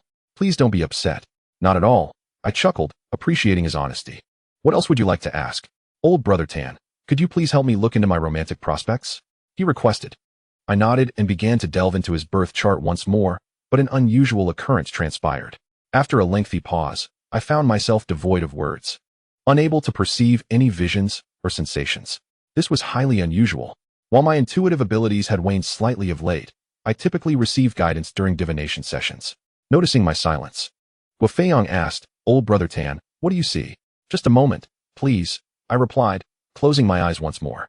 In my mind, I called out to the celestial beings, asking for their guidance regarding this visitor. Soon, I sensed a response, but it was a lamenting sigh. "This individual is quite peculiar." Peculiar? What does that mean? I pondered, continuing to probe for clarity. Suddenly, I was overwhelmed by an uncomfortable sensation, akin to ants crawling over my skin. The celestial beings then conveyed another message. "This person is utterly deranged." "What does that imply?" I murmured to myself, bewildered. This was the first time my celestial guide had expressed such disdain for someone. "Old brother Tan, is there something wrong? Is my romantic future bleak?" Guo Feiyong inquired softly. "Well, it seems there may be some challenges. Give me a moment to inquire further," I sighed, closing my eyes once again. This time, the celestial beings wasted no time, delivering their message directly. This young man is homosexual, indulging in relationships with other men. My heart raced as I realized the implications. No wonder the celestial beings had hesitated earlier. Guo Feiyong possessed a rather unconventional preference. Old Brother Tan, did you see something? Guo Feiyong asked cautiously. His eyes filled with concern. Swallowing hard, I feigned composure and asked, Did you happen to harbor feelings for men? Upon hearing my question, his face flushed crimson, and he enthusiastically nodded, giving me a thumbs up. Old Brother Tan, you are spot on. Absolutely correct. In that moment, Guo Feiyong seemed to liberate himself completely. I must admit, I felt a twinge of apprehension. I worried he might harbor inappropriate intentions towards me. Nevertheless, I reasoned that given his slight stature, I could easily handle him if need be, yet the thought still unnerved me. Calm down, my friend. Let us take this slowly. I waved my hand to reassure him. Guo Feiyong complied, nodding obediently. I, however, felt a sense of unease. While I do not harbor any aversion to homosexuality, after all, we live in an era of reform and must respect individual interests. His demeanor towards me was somewhat disconcerting. I gritted my teeth and asked, What troubles you in your romantic life? Brother, I feel quite distressed, he lamented, clutching his chest. Take your time. Don't cry, just speak. His response was immediate. He shot me a disapproving glance. Brother, I'm actually a girl. All right. Speak freely. Take your time. I waved my hand in resignation. After a few hiccups, he began to recount his tale. Initially, I assumed Guo Feiyong had been rejected by his boyfriend, but the truth was far different. He had been the one to end the relationship. I could not help but ask, wait, why are you upset if you broke up with your boyfriend? Are you regretting your decision? He shook his head, asserting that he had no regrets and was quite fond of his current boyfriend, whom he described as handsome and manly. Akin to myself, I was taken aback. I had a square jaw, a scruffy beard, and had neglected to shave for several days, yet I never anticipated such a comparison. Noticing my astonished expression, Guo Feiyong hurriedly clarified, Brother, please don't take offense. I meant it as a compliment. Very well. I appreciate your kindness. Now, let us discuss the matter at hand. I have to step out shortly. Upon hearing my words, Guo Feiyong ceased his rambling. He recounted that during his relationship with his ex-boyfriend, their love ran deep, so profound that they yearned to be inseparable, wishing to spend every hour of every day together. I believed him, for those who engage in same-sex relationships often experience true love. I inquired, so, what led to your breakup? Guo Feiyong explained that during a business trip, he met a man in a bar, exuding an irresistible masculine charm that captivated him. That very night, they became involved. Although he later regretted his actions, matters of the heart are beyond control, leading him to change partners. Brother, love is love. I have no regrets. Guo Feiyong gazed at me earnestly. Confused, I asked, wait, you have no regrets? Then what do you wish to ask? With a sigh, Guo Feiyong wiped away his tears. Brother, I dream about him every night. Dreaming about him? What for? I questioned. I dream he comes to kill me. As he spoke, Guo Feiyong shivered. Terror etched across his face as he looked at me. Suddenly, I froze. Heat igniting in my eyes. In the periphery, I glimpsed a small, pitch-black spirit hovering behind Guo Feiyong. What on earth is that? Squinting, I scrutinized the little ghost that loomed behind him. Its skin was an ashen black, clad in a military green garment adorned with bizarre patterns. A red glow emanating from its forehead. The spirit crossed its arms, malevolently assessing Guo Feiyong. Instinctively, I sensed that this entity was not local. Where did Guo Feiyong summon this creature from? I pondered. Brother, why do I keep dreaming he comes to kill me? What does this mean? Guo Feiyong's eyes were red. His expression pitiful. Hold on. Your situation is rather complicated. I exhaled, closed my eyes, and silently queried the celestial beings about Guo Feiyong's predicament. This person is reckless. You should ask him yourself. He knows. Taken aback by the celestial's response, I scrutinized Guo Feiyong. Brother Tan, why do you stare at me so? Nothing. I shook my head, perplexed as to why the celestial deemed Guo Feiyong reckless. I decided to be forthright, directly asking Guo Feiyong. My celestial advisor said you know everything. You had better speak up quickly, otherwise I shall wash my hands of you.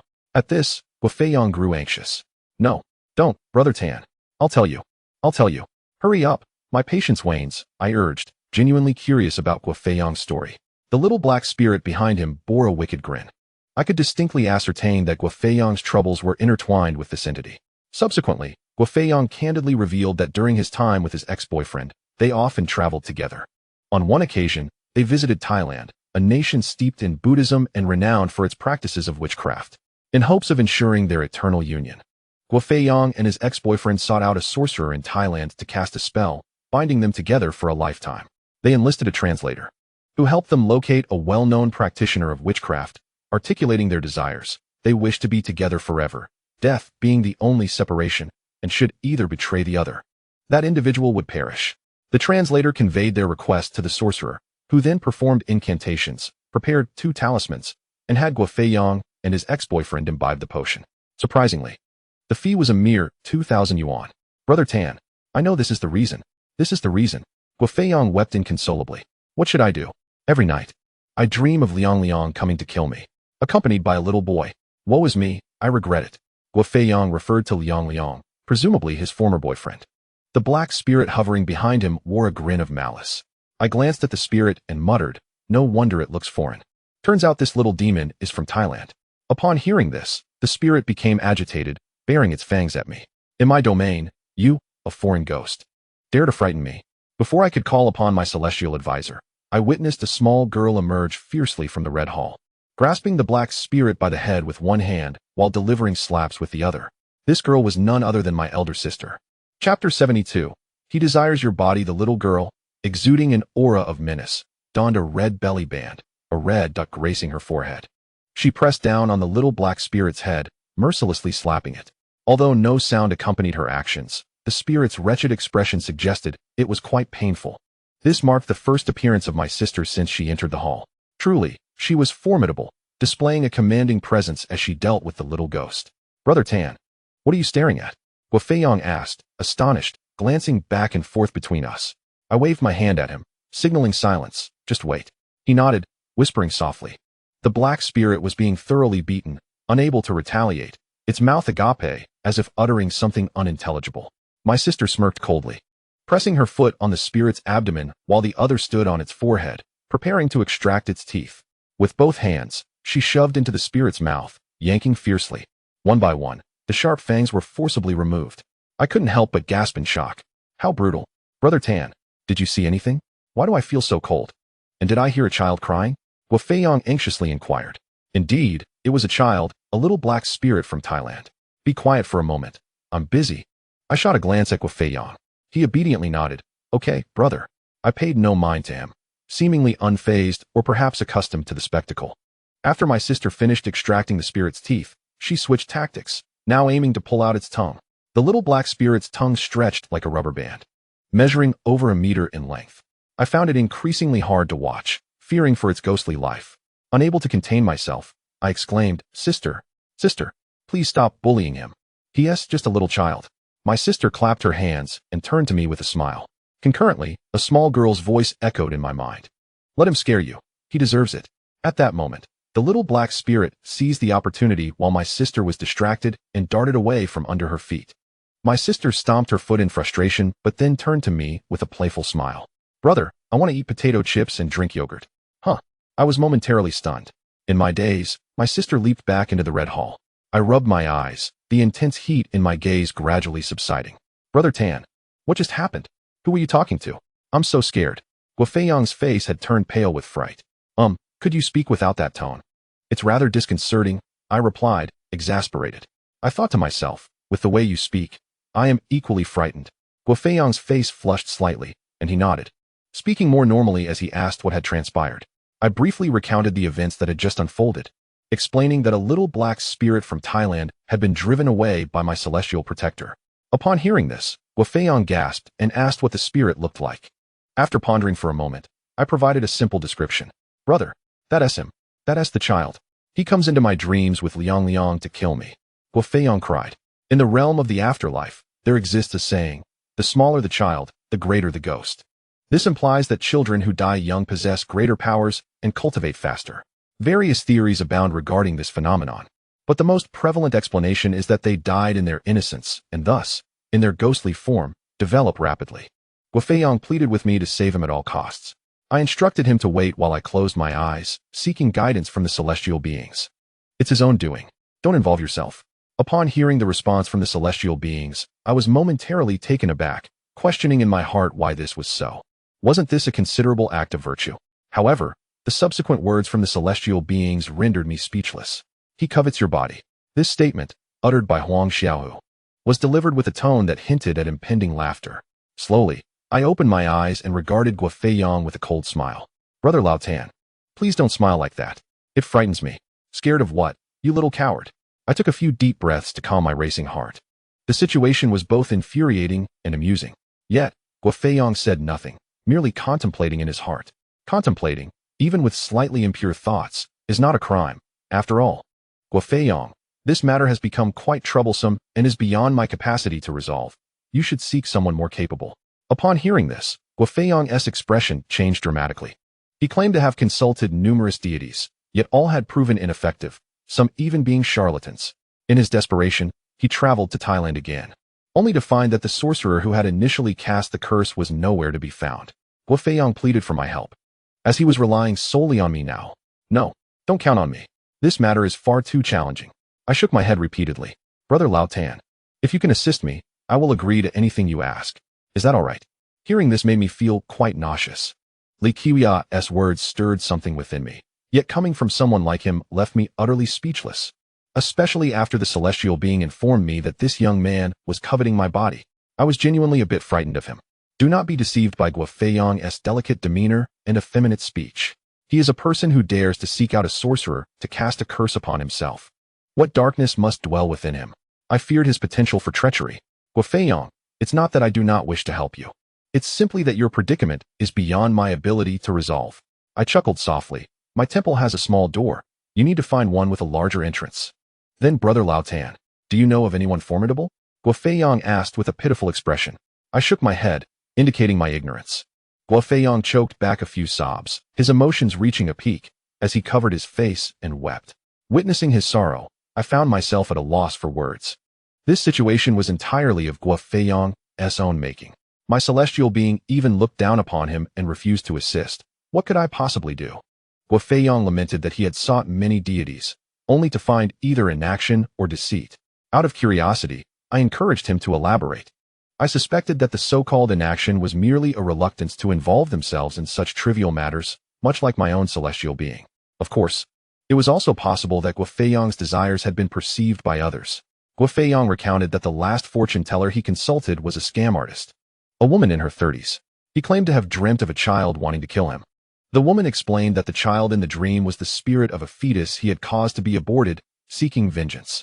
Brother Lao Tan, how can my boyfriend and I possibly be pregnant? How is that even conceivable? Guofei exclaimed hoarsely. That's just a huge scam. At this point, I couldn't help but burst into laughter. How could two men become pregnant? My curiosity piqued. I asked Guofei where this person was and how he had come to know her. She's from the East Station area. People around there are familiar with her. Guofei pursed his lips, admitting he had been desperate and had sought out various fortune tellers. He had never met the woman in person. Their interaction had only occurred via WeChat video. No wonder. I surmised that had they met face-to-face, she likely wouldn't have made such claims. Chapter 73. Appearing Professional Brother Lao Tan. Please help me out, one to you? Name your price. I shook my head, reiterating that this was not a matter of money, and once again declined his request. Guofei, in a state of helplessness, began recounting an array of recent fortune-telling incidents. To be honest, I found them quite engaging. The tales were genuine and particularly entertaining. As our conversation extended, we soon realized it was nearly 6 o'clock in the evening. I had arranged to meet Li Ingjun at his home at 7. Little brother, I have to step out for a bit this evening, I said apologetically. Before Guofei arrived, I had informed him of my need to leave by 6. Okay, thank you so much, brother. How much is it? Just a token of appreciation. Any amount is fine. Hearing this, Guofei paused for a moment before smiling and saying, Brother, you are truly a wonderful person. I smiled wryly, remaining silent. Guofei fiddled with his phone and informed me, Brother, I've transferred the funds. The way he spoke made me feel quite uncomfortable. I replied affirmatively and glanced at my phone. To my astonishment, the transfer amount was 1,888. I shot Guofei a bewildered look, wondering if he had mistakenly pressed the wrong button. Brother, thank you. Guofei exclaimed with a smile. No need for thanks. It's only right, I nodded, feeling somewhat more favorably disposed towards him. The young man was merely acting out of youthful folly. As for his homosexuality, it was not his fault. Rather, it was a matter of inherent genetic disposition. Guofei offered to drive me to my destination. I declined, stating I would take a taxi instead. All right, he replied, and we both descended the stairs together. After transferring 1888, my attitude towards Guofei had shifted. This was not due to any superficiality on my part, but rather the principle of not striking a generous hand. Upon reaching the roadside, I instructed Guofeyang to go ahead while I tried to hail a taxi. The evening rush hour had rendered it nearly impossible to find a cab. After a couple of minutes, a BMW X6 pulled up beside me. While I was momentarily stunned, Guofeyang exited the vehicle, cheerfully approaching my side. Brother Lao Tan, it's fortunate I have no plans. Let me give you a ride. It's difficult to catch a taxi during rush hour. I hesitated momentarily, glancing at the time, which read 6:15. I am a punctual person with a strong sense of time. Reluctantly, I nodded to Guofeyang. Then I appreciate your kindness. It's no trouble at all. Guofeyang chuckled, opening the passenger door for me. As I settled into his BMW, I couldn't help but reflect. When I was with my ex-girlfriend, we joked about living on Motwan Street and vowed to buy a BMW once we made money. Yet here I was, in a different reality, meeting him as if we were adversaries. Guofeyang inquired about my destination, and I provided him with the general location of Li Yingjun's home. Observing my seemingly troubled expression, he asked what was on my mind. I shook my head and jokingly remarked, life is good for the wealthy. Driving a BMW, traveling abroad, living carefree. Guofeyang shook his head with a bitter smile, claiming he had his own share of troubles. Did he really have troubles? Seeking a sorcerer to cast a curse upon oneself is simply absurd. Noticing my amusement, Guofeyang likely guessed my thoughts and laughed, stating I had misunderstood him. His troubles extended beyond merely being cursed. There were other matters at hand. Curious, I asked what those matters were. Guofeyang sighed deeply. My parents are constantly urging me to find a partner and settle down. They simply don't understand me. I was taken aback and blurted out, what? Your parents don't know you're gay? Guofeyang shot me a glance and shook his head. No, they don't. In fact, I only discovered it later myself. Later? Discovered what? That I'm gay, he replied with a gentle sigh before smiling and asking if I wanted to hear more. With time on my hands, I encouraged him to share. I have an insatiable curiosity and wish to understand everything. During our journey, Guofeyang recounted his romantic history. In college, he dated a girl, but their relationship only progressed to kissing and holding hands. He gradually realized that he didn't enjoy being with her, but rather preferred the company of his male roommates. Soon after, he came to the realization that he was attracted to men. Following a series of events, he eventually became who he is today. I wanted to delve into the details, but it was quite intriguing. As we approached Li Yingjun's home, Guofeyang asked if the friend I was visiting was also a fortune teller. Yes, he is a renowned fortune teller, here to chat. Upon hearing my words, Guofeyang's eyes brightened. Old Tan, will you take me there? He asked eagerly. Huh. I was momentarily taken aback. Guofeyang continued, expressing that his current situation was urgent, and he felt on the verge of a mental breakdown if the torment persisted. He wanted me to intervene, yet I remained indifferent to his plight. Old Tan, he is your friend. I can't ascertain his capabilities, but he certainly isn't a fraud. I simply wish to give it a try. If it can be resolved, splendid. If not, so be it. Is that agreeable? Guofeyang pleaded with a pitiful expression. I held no grudge against him, and given his generosity, coupled with the fact that I was already riding in his vehicle, I felt reluctant to decline. I will give him a call. If he says he can help, I will take you there. How does that sound? I proposed. Upon hearing this, Guofeyang nodded vigorously. All right, brother. But please don't call me brother again. It's too cheesy. I can't handle it. Just stick to Old Tan, okay? I couldn't resist remarking. Guofeyang chuckled, unperturbed, and gestured an O to me. Very well, Old Tan, he replied. With a sigh, I sent a voice message to Fatty, informing him that I had arrived nearby with a friend and inquiring if he could conduct a divination for us. Li Yingjun replied affirmatively, but then questioned why I hadn't sought his services myself. I glanced at Guofeyang and explained to Li Yingjun that I had already consulted him. But the issue remained unresolved. Such situations are commonplace.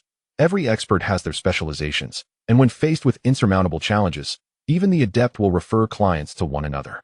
Just as Li Yingjun, who specializes in matters of the underworld, is the reason I sought him out to inquire about the origins of the woman in official attire. With Li Yingjun's consent, there was little more to discuss. I informed him of my proximity and that I would reach out again if I had trouble locating his building. Guofeyang's face lit up with joy as he incessantly expressed his gratitude. He parked the vehicle alongside the sidewalk, and we both exited. Following the location provided by Li Yingjun, we successfully found his residence. Fatty lived in a high-rise, a two-bedroom apartment he occupied alone, and it was quite well decorated. Li Yingjun greeted us in a black tang suit, catching me off guard. Fatty, what else with this attire? I inquired. Leaning closer, Li Yingjun whispered. I always dress like this when clients come for divination. It adds an air of professionalism. I turned to observe Guofeyang. who was watching Li Yingjun with a nervous expression, his face painted with awe. It's true. Appearances can be quite significant. Chapter 74. International negotiations. We exchanged our shoes for slippers upon entering. The divination altar was situated in the living room, adorned with red and yellow offerings. A few Buddhist statues, and a statue of Guangong. My curiosity piqued regarding Li Yingjun's altar. I approached to inspect it. The altar bore the name of Li Xiongba, while the names of numerous ghostly figures were densely inscribed. A few tablets were placed at the front, each inscribed with different names. I curiously inquired about these tablets. They represent formidable spirits from the past, my ancestors. They prefer not to be featured on the altar, hence I honor them this way, Li Yingjun explained with a smile. I nodded and briefly introduced Guo Feiyang to Li Yingjun. Hello, brother Yingjun. You possess quite the masculine charm. Truly handsome, Guo Feiyang exclaimed, giving Li Yingjun a thumbs up, showering him with flattery. Li Yingjun beamed with delight, calling him little brother in a familiar tone, and soon the two were jovially linking arms. Observing their camaraderie, I felt a wave of discomfort. I wanted to warn Li Yingjun to be cautious of Guo Feiyang's intentions, but with Guo Feiyang so close, I hesitated to voice my concerns. Fatty, it's getting late. We should focus on the matter at hand. Hearing this, Li Yingjun nodded and refrained from further delay. He suggested we address Guo Feiyang's situation first, which piqued my curiosity about how divination was conducted in a ghostly setting. Li Yingjun lit 13 incense sticks and placed them in the incense holder. Mere seconds after doing so, an icy chill enveloped the room, sending shivers down my spine. I glanced around but saw nothing. Yet, I sensed the presence of many spirits arriving. Li Yingjun's complexion shifted, where it had been rosy moments ago. It now appeared pale, even his lips losing color. He invited Guo Feiyang to sit, and requested his birth date and time. I rubbed my eyes, trying to focus on Li Yingjun. Unfortunately, the celestial beings did not grant me the sight. I was blind to their appearances. Li Yingjun muttered incantations, and after a while, he suddenly shuddered, fixing a serious gaze on Guo Feiyang. Do you prefer men? He asked. Uh-huh. Brother Yingjun, you truly are remarkable. Guo Feiyang nodded enthusiastically, giving Li Yingjun another thumbs up. Li Yingjun exhaled, his expression neutral as he turned away, casting a resentful glance in my direction, as if to say, Old Tan. Just you wait. I bit my lip, stifling laughter. The flirtation between Li Yingjun and Guo Feiyang was not my fault. Little Guo, you certainly seem to have a colorful social life, Li Yingjun remarked, astonished. Guo Feiyang's face flushed, and he scratched his head, awkwardly chuckling. Brother Yingjun, I think I'm not too excessive. Intrigued, I recognized that my celestial mentor had a disdain for Guo Feiyang and had shared little with me. However, Li Yingjun, being from the ghostly realm, found it easy to communicate with spirits, making the exchange straightforward and comprehensible. Additionally, spirits tend to enjoy gossiping. Naturally, not all spirits indulge in such chatter, but most do. At that moment, I felt a sharp pain in my eyes. In a vague vision, I saw a multitude of spirits behind Li Yingjun, all grinning broadly. Remarkably, the spirits of Li Yingjun's household were thoroughly entertained by the sight of him and Guo Feiyang's playful interaction. Unlike my own household spirits, who were akin to relatives, Li Yingjun's were a mix of familiar and unfamiliar entities. The latter found great amusement in Li Yingjun's antics. Being a gossip enthusiast himself, Li Yingjun inquired of Guo Feiyang about his escapades. Guo Feiyang, blushing, shyly recounted tales of whips, candles, handcuffs, and chairs galore. You are truly impressive. I am in awe? Li Yingjun exclaimed, unable to contain his amazement. Guo Feiyang bashfully scratched his head. I could empathize with Li Yingjun's sentiments. Despite Guo Feiyang's timid demeanor, his actions were undeniably outrageous. Li Yingjun, with a mischievous grin, urged Guo Feiyang to share more. Suddenly, he shivered, his limbs trembling slightly. I was taken aback as a dense black mist enveloped Li Yingjun. It's getting cold. Little Guo, let us return to the matter at hand. Our esteemed Xiongba has arrived. Li Yingjun stammered, visibly shaken. Oh, understood, brother Yingjun. Please, go ahead. Guo Feiyang nodded obediently. The spirit you've drawn from Thailand is rather fierce. Even if expelled, it will only be a temporary measure. It will not be easy to handle, Li Yingjun cautioned. Expelled? When did that happen? Guo Feiyang was taken aback. While you were at Old Tan's for divination, a little flower sister assisted in driving it away. Li Yingjun pointed at me. What? Guo Feiyang stared at me, gratitude shining in his eyes. I was astonished, regarding Li Yingjun with newfound respect. The esteemed Xiongba of Fatty's household certainly possesses formidable strength. So, brother Yingjun, what should I do? You must assist me. Guo Feiyang implored pitifully. Li Yingjun shook his head, sighing, Our Xiongba has stated that this matter falls outside our jurisdiction. It requires cross-border negotiations. Cross-border negotiations? What does that entail? I inquired of Li Yingjun.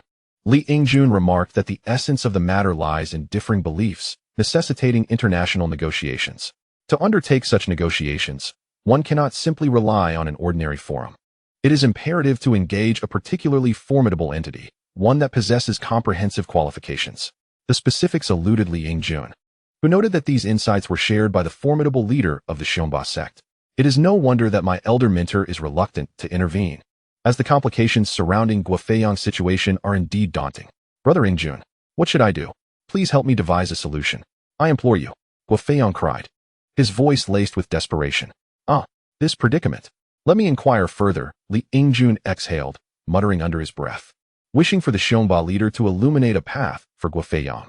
Suddenly, a spark of enlightenment crossed Li Yingjun's face. My esteemed leader has proclaimed, one need not search far and wide. What is destined shall come effortlessly. The Laotan family can indeed assist. He chuckled while gesturing towards me. Me? How could I possibly help? This matter transcends international borders. I stammered, bewildered. Fatty, do not jest. My elder mentor has stated he will not intervene. Li Yingjun shrugged. I know not the reasoning, but my esteemed leader has decreed that your family is capable of assistance. Upon hearing this, Guofeiyang rushed to my side, kneeling and clutching my leg, begging for my aid. Old Tan, please, have mercy. What some would suffice. I shall not negotiate. This is not merely a matter of money. This issue is international in scope. I cannot manage it. I repeatedly explained, yet Guofeiyang remained resolute in his determination to rely on me. My frustration mounted. I even began to suspect Li Yingjun was deliberately seeking retribution against me. Old Tan, Brother Yingjun has insisted you can handle this international matter. I beseech you, name your price. Any other favor will suffice. Guofeiyang implored, his eyes brimming with sorrowful innocence. Please, this is not a question of finances, nor anything else. Guofeiyang, be a man. Old Tan, I yearn to be a man. Yet, I find myself unable. Guofeiyang lamented, his tears flowing like rain. He lightly pounded my thigh with his tiny fists. Old Tan, you cannot turn a blind eye to my plight. Li Yingjun, observing the unfolding drama, erupted into laughter, slapping the table in mirth. This rotund fellow found humor in the most trivial of matters. Had I been in his position, I would have likely succumbed to laughter as well. What is so amusing? I glared at Li Yingjun, exasperated. You foolish glutton. What nonsense are you spouting? I have never encountered such an international matter. How would one even address it? Li Yingjun shrugged, his grin unabated. I know not. My esteemed leader maintains that your family can indeed assist. At this proclamation, Guofeiyang let out a wail, his tears flowing more freely. Brother, Guofeiyang, please cease your weeping. I beg you. Do not cry. Impossible. If you do not acquiesce, I shall cry. I will follow you wherever you go. I am now attached to you, Guofeiyang declared with a sense of determination akin to that of a rural matron. I felt an overwhelming urge to strike him, to teach him the true weight of a man's fist. Yet, given our past amicability and the fact that he had just bestowed upon me a sum of 1888, my hand remained still. I could empathize with Guofeiyang's desperation. He would not be causing such a scene if he were not cornered. Guofeiyang, can you not maintain composure? Not possible. If you, Old Tan, do not assist me, I shall perish before you. I will leap from this window. Upon hearing this, Li Yingjun's expression transformed into one of alarm. Brother, please do not jest. Let us discuss this calmly. Emboldened, Guofeiyang released his grasp on my leg, striding to the window, throwing it open, and shouting, Brother Yingjun, Old Tan, if you do not aid me, I shall end my life right here. Li Yingjun's residence was on the 10th floor. A leap from such heights would undoubtedly lead to his demise. What shall we do, Old Tan? Li Yingjun's face turned pale with fear. Guofeiyang's actions ignited my own anger. I have always despised being threatened. Jump. By all means, jump. Hurry, make haste. I spat in irritation, directing my frustration towards Guofeiyang. You abandoned me in my time of need. You are a villain. I loathe you, Guofeiyang exclaimed, attempting to climb further out the window. Good heavens. He truly intends to leap. I had underestimated Guofeiyang. He was indeed a man capable of extreme actions. Calm down, brother, Li Yingjun shouted, racing towards him. Despite his bulk, he moved with surprising agility, swiftly reaching the window and grasping Guofeiyang's waist. Brother Yingjun, do not restrain me. Allow me to die. A leap will free me. That is absolutely out of the question. You cannot do this. If you jump, my home will become a haunted site. I invested over 100,000 in this property. With that, Li Yingjun firmly held Guo Feiyong down. The disparity in their physiques was stark. Guo Feiyong was no match for Li Yingjun's robust frame. Brother, can you not calm yourself? Li Yingjun pleaded, pinning Guo Feiyong to the ground. I cannot maintain my composure. Woe is me. Guo Feiyong sobbed, utterly defeated beneath Li Yingjun's weight. While Li Yingjun's actions were intended to prevent Guo Feiyong from leaping, the sight was rather unconventional. Old Tan, you must devise a solution. Li Yingjun glared at me, likely blaming me for bringing such a volatile individual into the fold. If word of this incident spread, we would surely become infamous throughout the Northeast. I crouched beside Guo Feiyong, sighing deeply and gazing down at him. Guo, let us cease this foolishness. I am genuinely frightened for you. Then save me. Old Tan, name your price. I have stated this is not a matter of finances. Why can you not comprehend? I lamented, rubbing my forehead in exasperation. Guo Feiyong's obstinacy required a different approach. Guo, if you were to leap, what would become of Liang Liang? Who is Liang Liang? Li Yingjun asked, curiosity piqued. My boyfriend, I replied. Upon hearing this, Li Yingjun's expression shifted. Wait, Liang Liang is my ex. I no longer love him. Guo Feiyong shouted. Very well, if not for Liang Liang, consider your current boyfriend. Moreover, do you realize that should you perish, you would become a restless spirit? Such a fate is tragic. A wandering ghost, forsaken by the underworld. As I spoke, Guo Feiyong's countenance altered. In my current state, I might as well be dead. Every night, Liang Liang and that child come to torment me. Just the other day, they extracted my heart. Yesterday, they took my liver. They showed me the remnants. I cannot endure this torment.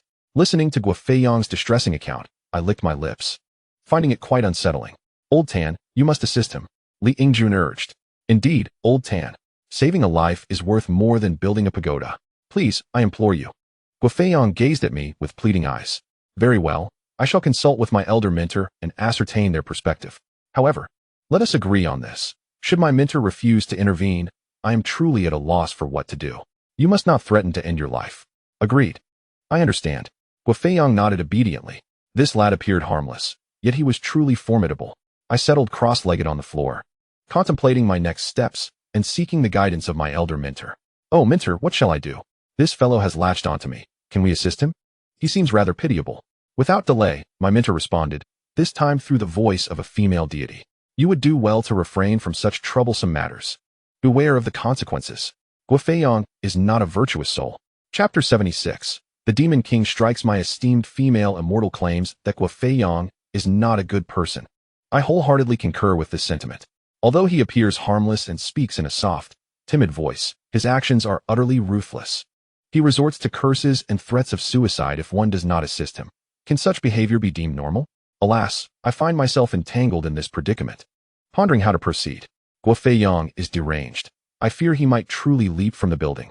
The immortal promptly reassured me, stating that I need not worry. He is merely attempting to frighten me and would not actually take his own life. Relieved by her words, my curiosity piqued, and I inquired, might I ask your name? Esteemed immortal? Hu Tianfeng. She replied with a clarity and decisiveness that left no room for doubt. Although I had not perused the Red Hall list extensively, I distinctly remembered that Hu Tianfeng was a highly esteemed figure within the Hu family, undoubtedly possessing formidable powers. While I could not ascertain the exact extent of her abilities, I estimated them to be impressive, perhaps even 3 or 4 stories high. I thought to myself, very well, esteemed immortal, your efforts are appreciated. Let us move on to the pressing matters at hand. My time is limited. Hu Tianfeng's tone bore a hint of exasperation, and as soon as she uttered those words, I felt a light tap on my forehead. Rubbing my brow, I opened my eyes to scrutinize Guo Feiyong. Old Tan, how are things? Are your grandparents willing to assist me? Guo Feiyong gazed at me with a pitiful expression. I stared at him, a cold smile gracing my lips. Remaining silent, his discomfort grew under my unwavering gaze. Li Yingjun interjected, Old Tan, don't just smile. What is the situation? Are your family members involved? He still sat atop Guo Feiyong. Get up, you fool. My immortal said he is merely trying to intimidate us. I declared with a mocking smile, standing up. Let him jump. We shall observe. Really? Old Tan, are you serious? Li Yingjun looked taken aback. Indeed. Absolutely true. Damn. Hearing you say that. Li Yingjun became enraged and slapped Guo Feiyong's head. You bastard. Jump. Go ahead and jump. You're scaring me to death. With that, he stood up from Guo Feiyong, brushing off his pants in disdain. Guo Feiyong, gritting his teeth, rushed to the window, shouting at me and Li Yingjun, you 1T help me. I will truly jump. I disdainfully shook my head, and took out my phone to record the moment. Jump if you wish. I have evidence. Your death is of no concern to us. At worst, this house may become a haunted property. You wealthy individuals live so comfortably, yet still seek to end your lives. How absurd. Upon hearing this, Guo Feiyang ceased his threats of jumping and knelt, pleading for my assistance. I truly cannot help you. Seek someone else. I crossed my arms, my stance unwavering. You bastard. Get out. Do not linger in my home. Li Yingjun was furious, ready to confront him. Seeing this, Guo Feiyang began to weep profusely. However, both Li Yingjun and I remained resolute, unwilling to offer him any support. Desperately, Guo Feiyang announced he would take his leave, urging me to reconsider. He promised to meet any condition I said if I could assist him. I agreed to let him depart. He, demonstrating understanding, mentioned he would pay Li Yingjun for his fortune-telling services. Naturally, the latter did not refuse and added Guo Feiyang on WeChat. I then observed as Li Yingjun's furious countenance transformed into one of delight, grinning widely as he escorted Guo Feiyang out the door, even encouraging him to visit often. Thank you, Brother Yingjun. Old Tan, I'll take my leave. Farewell. Guo Feiyang waved goodbye as he stood at the door. I nodded and bid him farewell. Once the door closed, I curiously asked Li Yingjun, how much did Guo Feiyang give you to make you smile like that? Old Tan. He must be a rich second-generation heir. He transferred 5,000 to me. Li Yingjun beamed. 5,000. I exclaimed in astonishment. Then Li Yingjun inquired how much Guo Feiyang would pay me for my fortune-telling. I pursed my lips and replied, 1,800. At this moment, Li Yingjun's anger dissipated entirely, replaced by jubilance. Earning 5,000 for a single reading is quite extraordinary in our field. Suddenly, my phone vibrated, and I picked it up to find a message from Guo Feiyang. He apologized, asking me not to be angry, followed by a transfer notification. Transfer amount, 18888.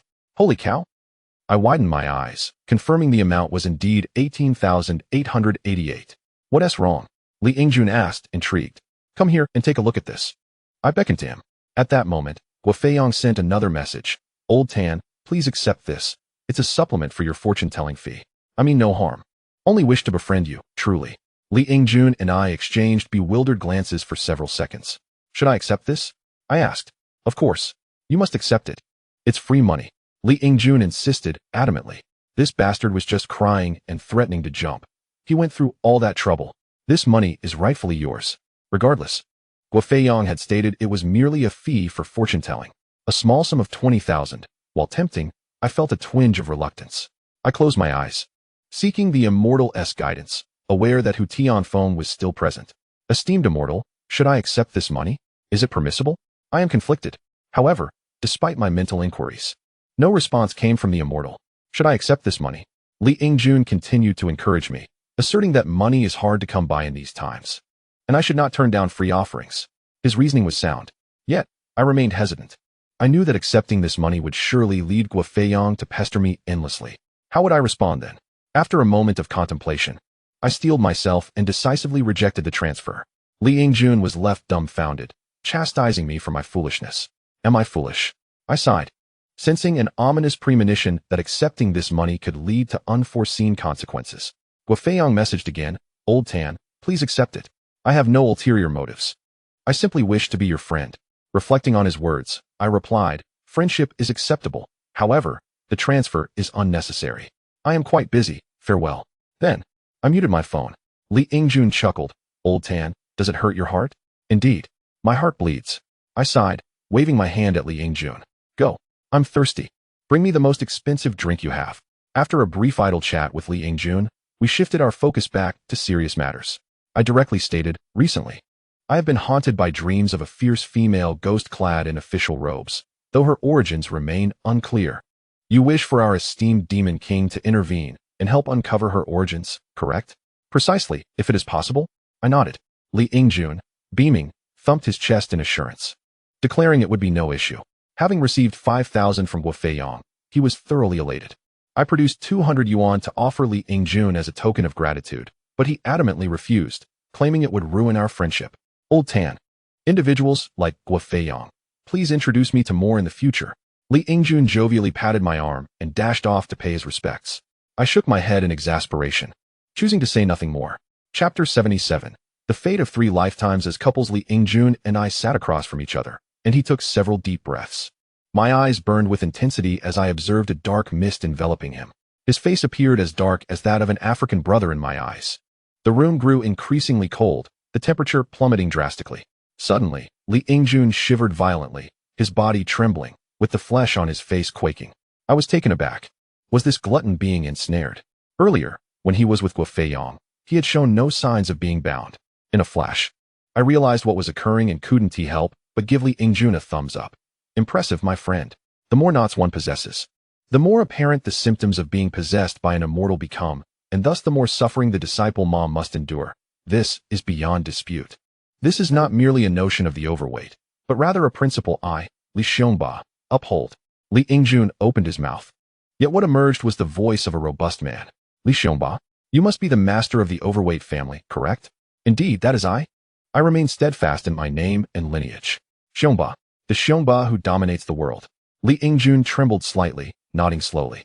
Previously, he had mentioned that he was the one who had named Xiongba. At this moment, I yearned to inquire whether Xiongba feared Feng Yun's wrath. Yet such a question remained unuttered. After all, I sought his assistance, and Xiongba was still a senior in the family of Li Yingjun. Thus, I must speak with courtesy. With a smile, I addressed him, Master Xiongba, I hail from the Taming house. Do you recognize me? Recognize you. Of course. You are quite fortunate. A person of pure and noble lineage. Li Xiongba's words, though not fully comprehended, were certainly pleasant. I smiled and returned a respectful gesture. Thank you. You are too kind. Li Yingjun is fortunate indeed, and of pure lineage. Li Yingjun smiled without speaking and inquired what matter brought me to him. I spoke plainly, revealing that I was being haunted by a female ghost in official attire, and I wished to discern her identity. She is quite formidable. Li Yingjun's expression darkened, as if he had bitten into something rotten. I remained silent, gazing intently at him. After a moment of hesitation, he sighed deeply, Disciple Ma of Taming. Regarding this woman, even I cannot divulge too much. Do you comprehend? I understand. The secrets of heaven must not be revealed. I nodded in agreement. Indeed. Well said. The secrets of heaven must not be divulged. Li Yingjun nodded earnestly. You are quite understanding, which reassures me. However, considering your close bond with my disciple Ma, I shall reveal a fragment of heavenly secret to you. It seemed that Xiongba was inclined to grant me a favor. Nevertheless, I promptly expressed my gratitude. Li Yingjun nodded, just about to utter a kind word when suddenly, the chandelier in the living room flickered erratically, casting the room into alternating darkness and light. Upon witnessing this, Li Yingjun's countenance shifted, and he exclaimed urgently, Disciple Ma of Taming, listen well. That woman shares a karmic bond with you across 3 lifetimes. Yet for your sake, she refrained from reincarnation in her final life, hence your predicament. I am sorry. I was wrong. Dear sister, I was wrong. In the midst of his words, Master Xiongba suddenly let out a harrowing scream.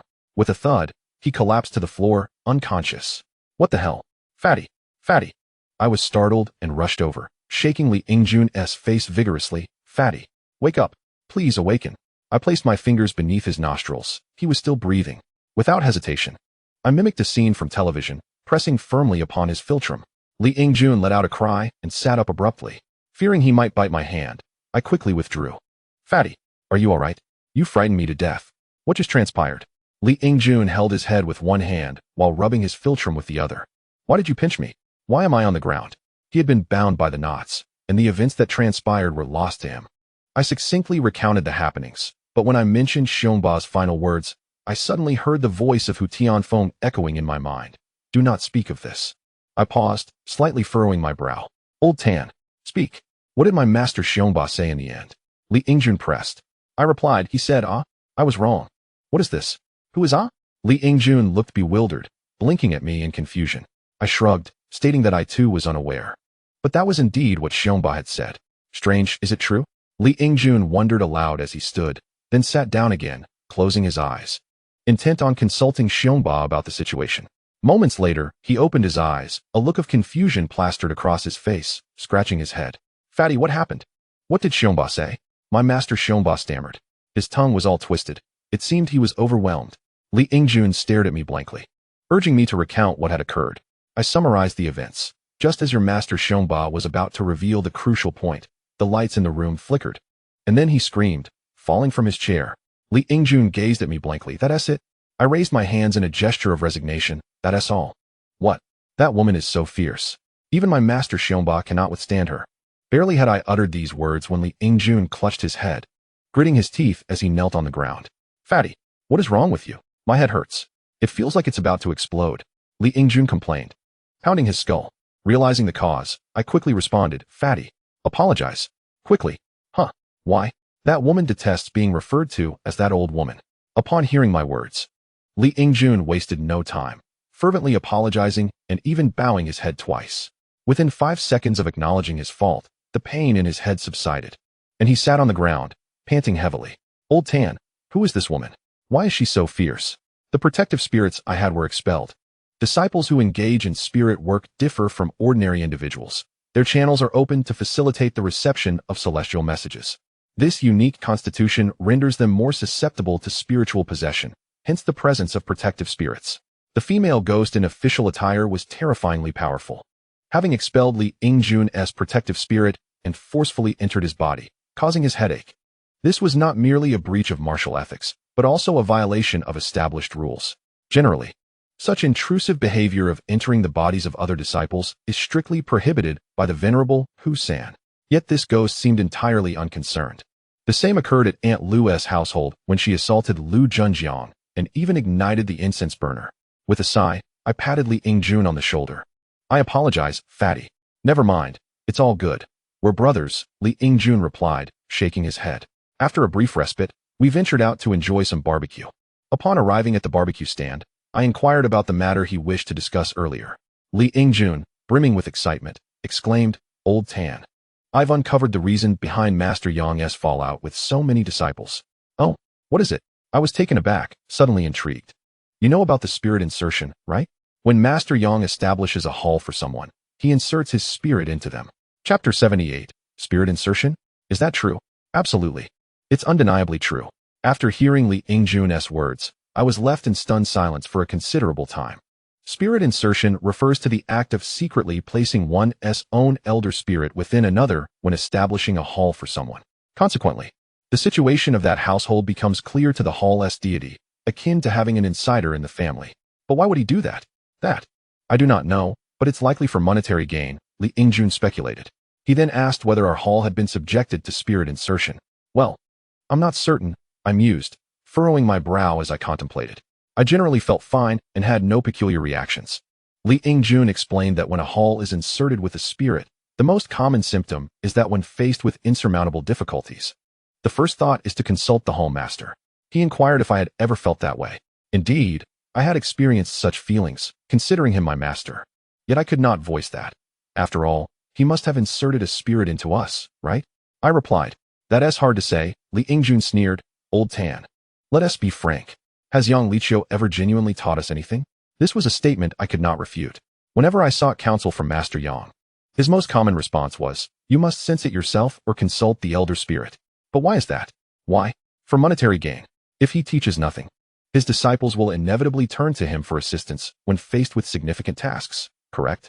Wouldn't he be entitled to a portion of the earnings? Otherwise, where do you think all his work comes from? Li Ingjun gritted his teeth. In any case, I'm certain. My family has his inserted spirit. Old Tan, what about yours? I am uncertain. Let me sense it.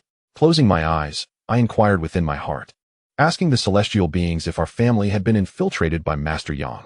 Are there any traitors within our ranks? To my dismay, my mind was met with silence, devoid of any response. So what did you find out? Li Ingjun queried. I shook my head, not a single reply. Old Tan, this is quite serious. You must pay attention. Many disciples have fallen out with him over the issue of celestial infiltration. Do you remember Wudong? He caused quite a stir recently, even confronting Yang Liqiu just a few days ago, nearly coming to blows. Of course, I remembered Wudong, the elder brother who had beaten Zhao Bin. I asked Li Ingjun if Wudong's troubles stemmed from the same celestial interference. Indeed, his temper is notorious. I probed further, asking how Wudong resolved his issues with Master Yang. He replied that eventually, Master Yang refunded Wudong the money for the hall, and their relationship soured to the point of mutual estrangement. How do you know all this? I asked. Li Ingjun informed me that Wudong had shared it with him. I had to admit, this little chubby fellow possessed remarkable social skills. He could converse with anyone. I then inquired if Li Ingjun had also experienced celestial infiltration. He nodded, sighing. Yes, it has been quite some time. What will you do about it? Doesn't your leader, Xiongba, care? I pressed. Care? How could he? There's nothing he can do, Li Yingjun lamented, shaking his head despondently. He explained that Xiongba remarked that while it was unreasonable for a master to allow celestial interference with his disciples, there was little recourse available. Even if the matter escalated to Husan Taijun, it could be explained away as a precaution against reckless behavior, maintaining oversight on the disciples' conduct. I had to admit, that explanation was quite reasonable. I inquired how one should deal with such celestial interference. Li Yingjun shook his head, confessing he did not know. And Wudong? How did he handle his celestial troubles? I asked. He redecorated the hall, Li Yingjun replied. Did that yield any results? Did he manage to expel the interference? I'm not sure. Wudong has just begun his efforts. I'll keep you updated on any developments. Our conversation grew increasingly somber as the hours passed. Frustrated, I drank 2 bottles of beer, feeling my head become hazy. It was only in the late hours of the night that I parted ways with Li Yingjun and took a taxi home. Reflecting on recent events, I couldn't shake the feeling of having been affected by celestial interference myself. After all disciples seemed to have been touched by it. Surely, I could not be spared. The taxi halted beneath my building, and as I stumbled out, I heard voices. Turning to look, I was momentarily taken aback, thinking I had encountered a ghost. Rubbing my eyes vigorously, I beheld over 100 young men squatting on the ground, with a robust man at the forefront, shouting through a megaphone. Indeed, they were holding a meeting. Intrigued, I stood by the roadside to observe. I lived on Ma Duan Street, and beneath my building was a renowned duck restaurant in Harbin. Yes, it was that very establishment. The group of young men, all likely around 20, sported vibrant hair colors and were quite handsome. While they might not have reached my level of attractiveness, they were not far off. I never imagined I would encounter such a gathering at night. The speaker, presumably the leader, emphasized skills, service, and maintaining relationships with major clients. One memorable remark from the leader was, "As long as you are not harmed, let the ladies enjoy themselves as they wish." A young man then asked, "What if the client is male?" This prompted uproarious laughter from the crowd, and I couldn't help but join in. Even those in this profession face their own struggles. Every industry has its challenges. After a moment of silence, the speaker failed to provide a clear answer. Soon after, the meeting dispersed, and the young men filed into the restaurant. I chuckled, intending to head upstairs, yet suddenly recalled something else. Before returning home, I had visited a supermarket to purchase chips and yogurt, fulfilling my sister's request for snacks. Upon reaching home, I placed the chips and yogurt before the altar, saying, "Old immortal, if you desire anything, just let me know, and I shall procure it for you. And regarding the celestial interference, please inform me. Is there indeed a traitor among us? If so, what should we do?" With that, I clasped my hands together in prayer. I went to bed without washing my face or brushing my teeth. I had anticipated that the old immortal would visit me in my dreams to reveal insights about the celestial interference, but alas, no such visit occurred. My dreams were chaotic, filled with scenes of conflict, as I wielded a watermelon knife, shouting, "Is this fruit ripe?" Upon awakening, I retained no memories of the night, my head heavy with discomfort. I rose to stretch and glanced at WeChat. A fortune teller was scheduled to visit my home today, with a message stating she would arrive around noon. I replied affirmatively, providing my address. The girl, whose WeChat name was Little Sheep is Beautiful, appeared fairly attractive in her photos. However, when she arrived at my home at 11, the reality was quite different. I cannot say it was merely a slight discrepancy. It was as if I were encountering a completely different person. Chapter 79, An Unjust World. This girl had a lovely appearance in her pictures, with large eyes, fair skin, and a slender figure. Yet, in person, she bore a striking resemblance to Chen Yuan, conservatively estimated to weigh around 160 pounds, with small eyes, dark skin, and thick arms. Aside from her name, everything else had transformed. "Hello, brother," she greeted. "Hello, come in." I replied with a smile, offering her slippers. To my surprise, her voice was quite pleasant, with a hint of a lowly tone. She was a client, not a suitor, so I maintained a cordial demeanor. Besides, she was not much superior to Guofeyang. Having dealt with Guofeyang, I felt my mindset had elevated to a new level. I invited her to sit and asked her to write her birth date and name on a piece of paper while I went to offer incense. Initially, she seemed a bit anxious, but under my warm demeanor and handsome appearance, she quickly relaxed. "Yang Xiaotong, what a lovely name," I remarked with a smile. She nodded eagerly, her joy evident. At 26, as expected, she inquired about 2 matters, love and wealth. Most individuals seeking fortune-telling typically ask these 2 questions. Regarding her financial prospects, the old immortal conveyed that her situation was rather stable, but lacking in abundance. Yang Xiaotong herself admitted that she held a modest position in a company, with an average family background. However, She harbored a dream of overnight wealth, asking if I had any solutions. Overnight wealth? How much do you consider wealthy? I curiously probed. To sleep beautifully and awaken to find millions gained, she exclaimed. Such aspirations left me expressionless, yet internally, I felt a sense of disbelief. I too desired such wealth. But it is a matter of fate. This is not merely about sudden gains. It requires significant merit accumulated over lifetimes. Yang Xiaodong's financial prospects were quite ordinary, befitting an average individual, sufficient for subsistence. I conveyed this to her candidly, advising her to remain grounded. However, upon hearing this, Yang Xiaotong became agitated, confronting me vehemently. She claimed that a master had once foretold her destiny as one destined for wealth and prosperity, promising that she would become rich in a few years. Destined for wealth? I was taken aback, scrutinizing Yang Xiaodong. While she might be wealthy, it was more of a superficial wealth. I encouraged her to elaborate on this claim. The young lady was quite straightforward, candidly recounting her experiences. Approximately 5 years ago, she consulted a fortune teller with a friend. This master, also a disciple, predicted that Yang Xiaodong's financial difficulties were merely temporary and that she would soon amass wealth, potentially overnight. However, several years have since elapsed, and she remains devoid of sudden riches. The fortune teller has since vanished, prompting her to seek out others to inquire when her fortunes might change. Thus, she arrived at my doorstep. Upon hearing Yang Xiaodong's explanation, I found myself overwhelmed with curiosity. I inquired how she had discovered my WeChat information. She mentioned that while getting her nails done, the salon owner, Sister Sue, had referred her to me. As she spoke, she extended her hand, asking, "Brother, do you think my nails look good? They are adorned with diamonds." I nodded, affirming that they were indeed lovely, perfectly befitting her noble persona. This compliment delighted her, and she once again inquired about the prospect of her sudden wealth. "Dear sister, your notion of becoming wealthy overnight is quite unfounded. To my eyes, you possess an ordinary fate. I am not one to deceive. Rather, I refrained from uttering falsehoods out of disdain. As she was a client seeking divination, I felt compelled to convey the truth. Yang Xiaotong, however, became agitated, insisting that my predictions were incorrect. "Where's the inaccuracy?" I retorted, asserting that her fate seemed rather mundane. "The one who foretold your overnight fortune was deceiving you." I sighed. "If that were the case after all these years, shouldn't you have already attained wealth? You could have become a modest rich lady." Most individuals would likely grasp the reality of my statement, but not Yang Xiaodong. She stubbornly maintained that she was destined for greatness and that some misstep must have occurred, preventing her from achieving her overnight fortune. I, feeling exasperated, asked, "What do you mean?" She replied, "A few days ago, I consulted another fortune teller who claimed I was afflicted by the 5 ghosts robbing my wealth. I need to break this curse." I scratched my head, asking, "Do you believe that?"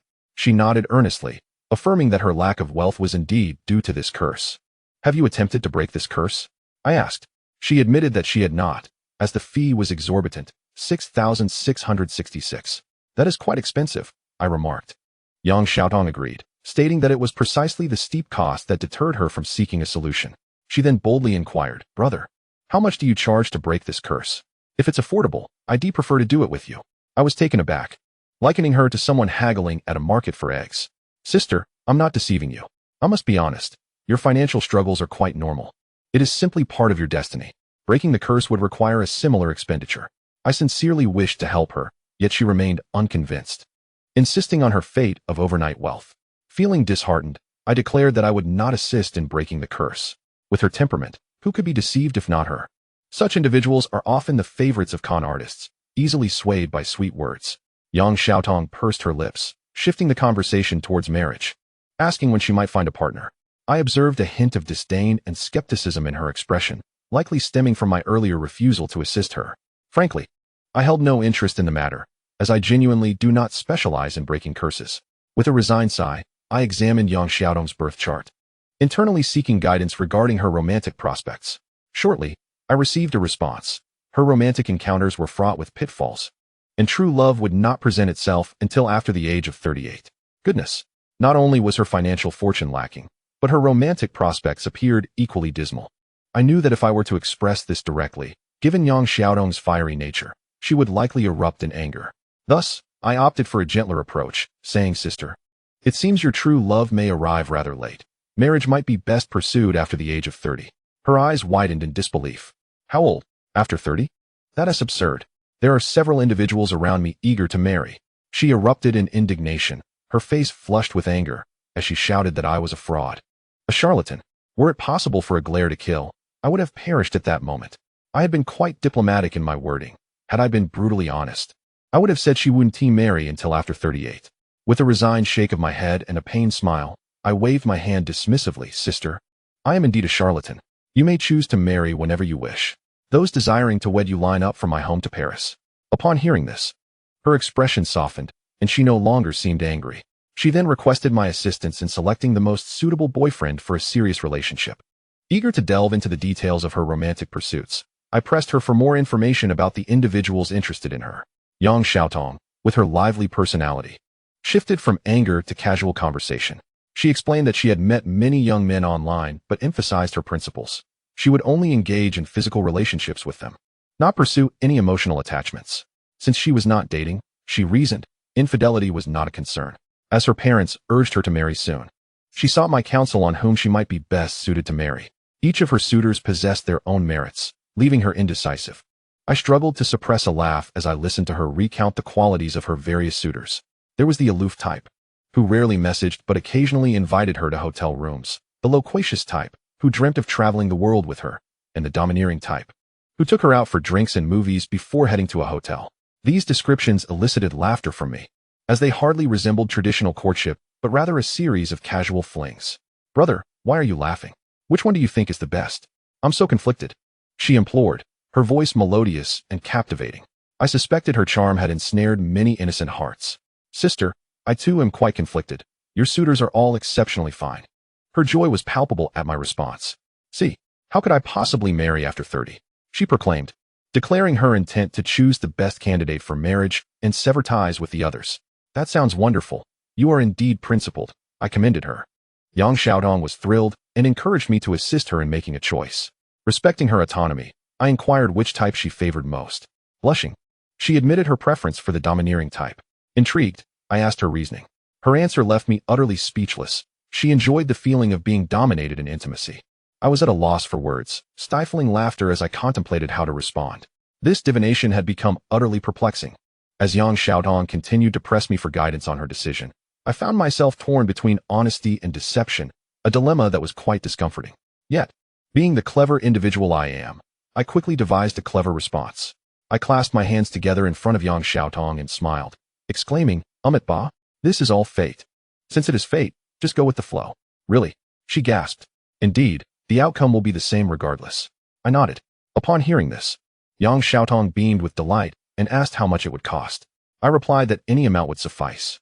She then transferred 1,888 yuan to me via WeChat, exchanged a few more words, and departed.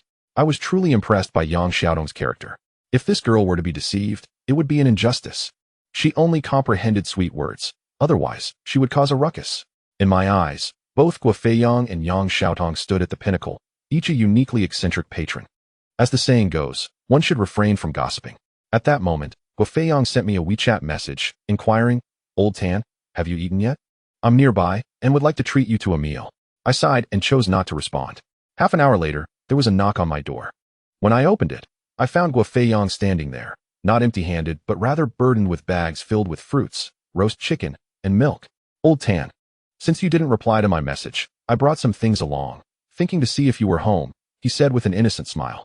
I forced a smile, telling him there was no need for such courtesy. Guo Feiyang insisted that the items were not for me, but were offerings for the old immortals. At that moment, several disapproving voices from the celestial realm echoed in my mind. No, it's unnecessary. Tell him to leave. Goodness. I cast a scrutinizing glance at Guo Feiyang, realizing that he had stirred the ire of my household. Rather than hastily expelling him, I closed my eyes and inwardly inquired with the immortals about the matter of the celestial insertion. Was I truly afflicted? My mind was blank, and I received no response. I was at a loss for words, unsure of how to proceed. Old Tan, I'll leave these things for you, and won't come in. Guo Feiyang cheerfully offered as he attempted to hand over the items.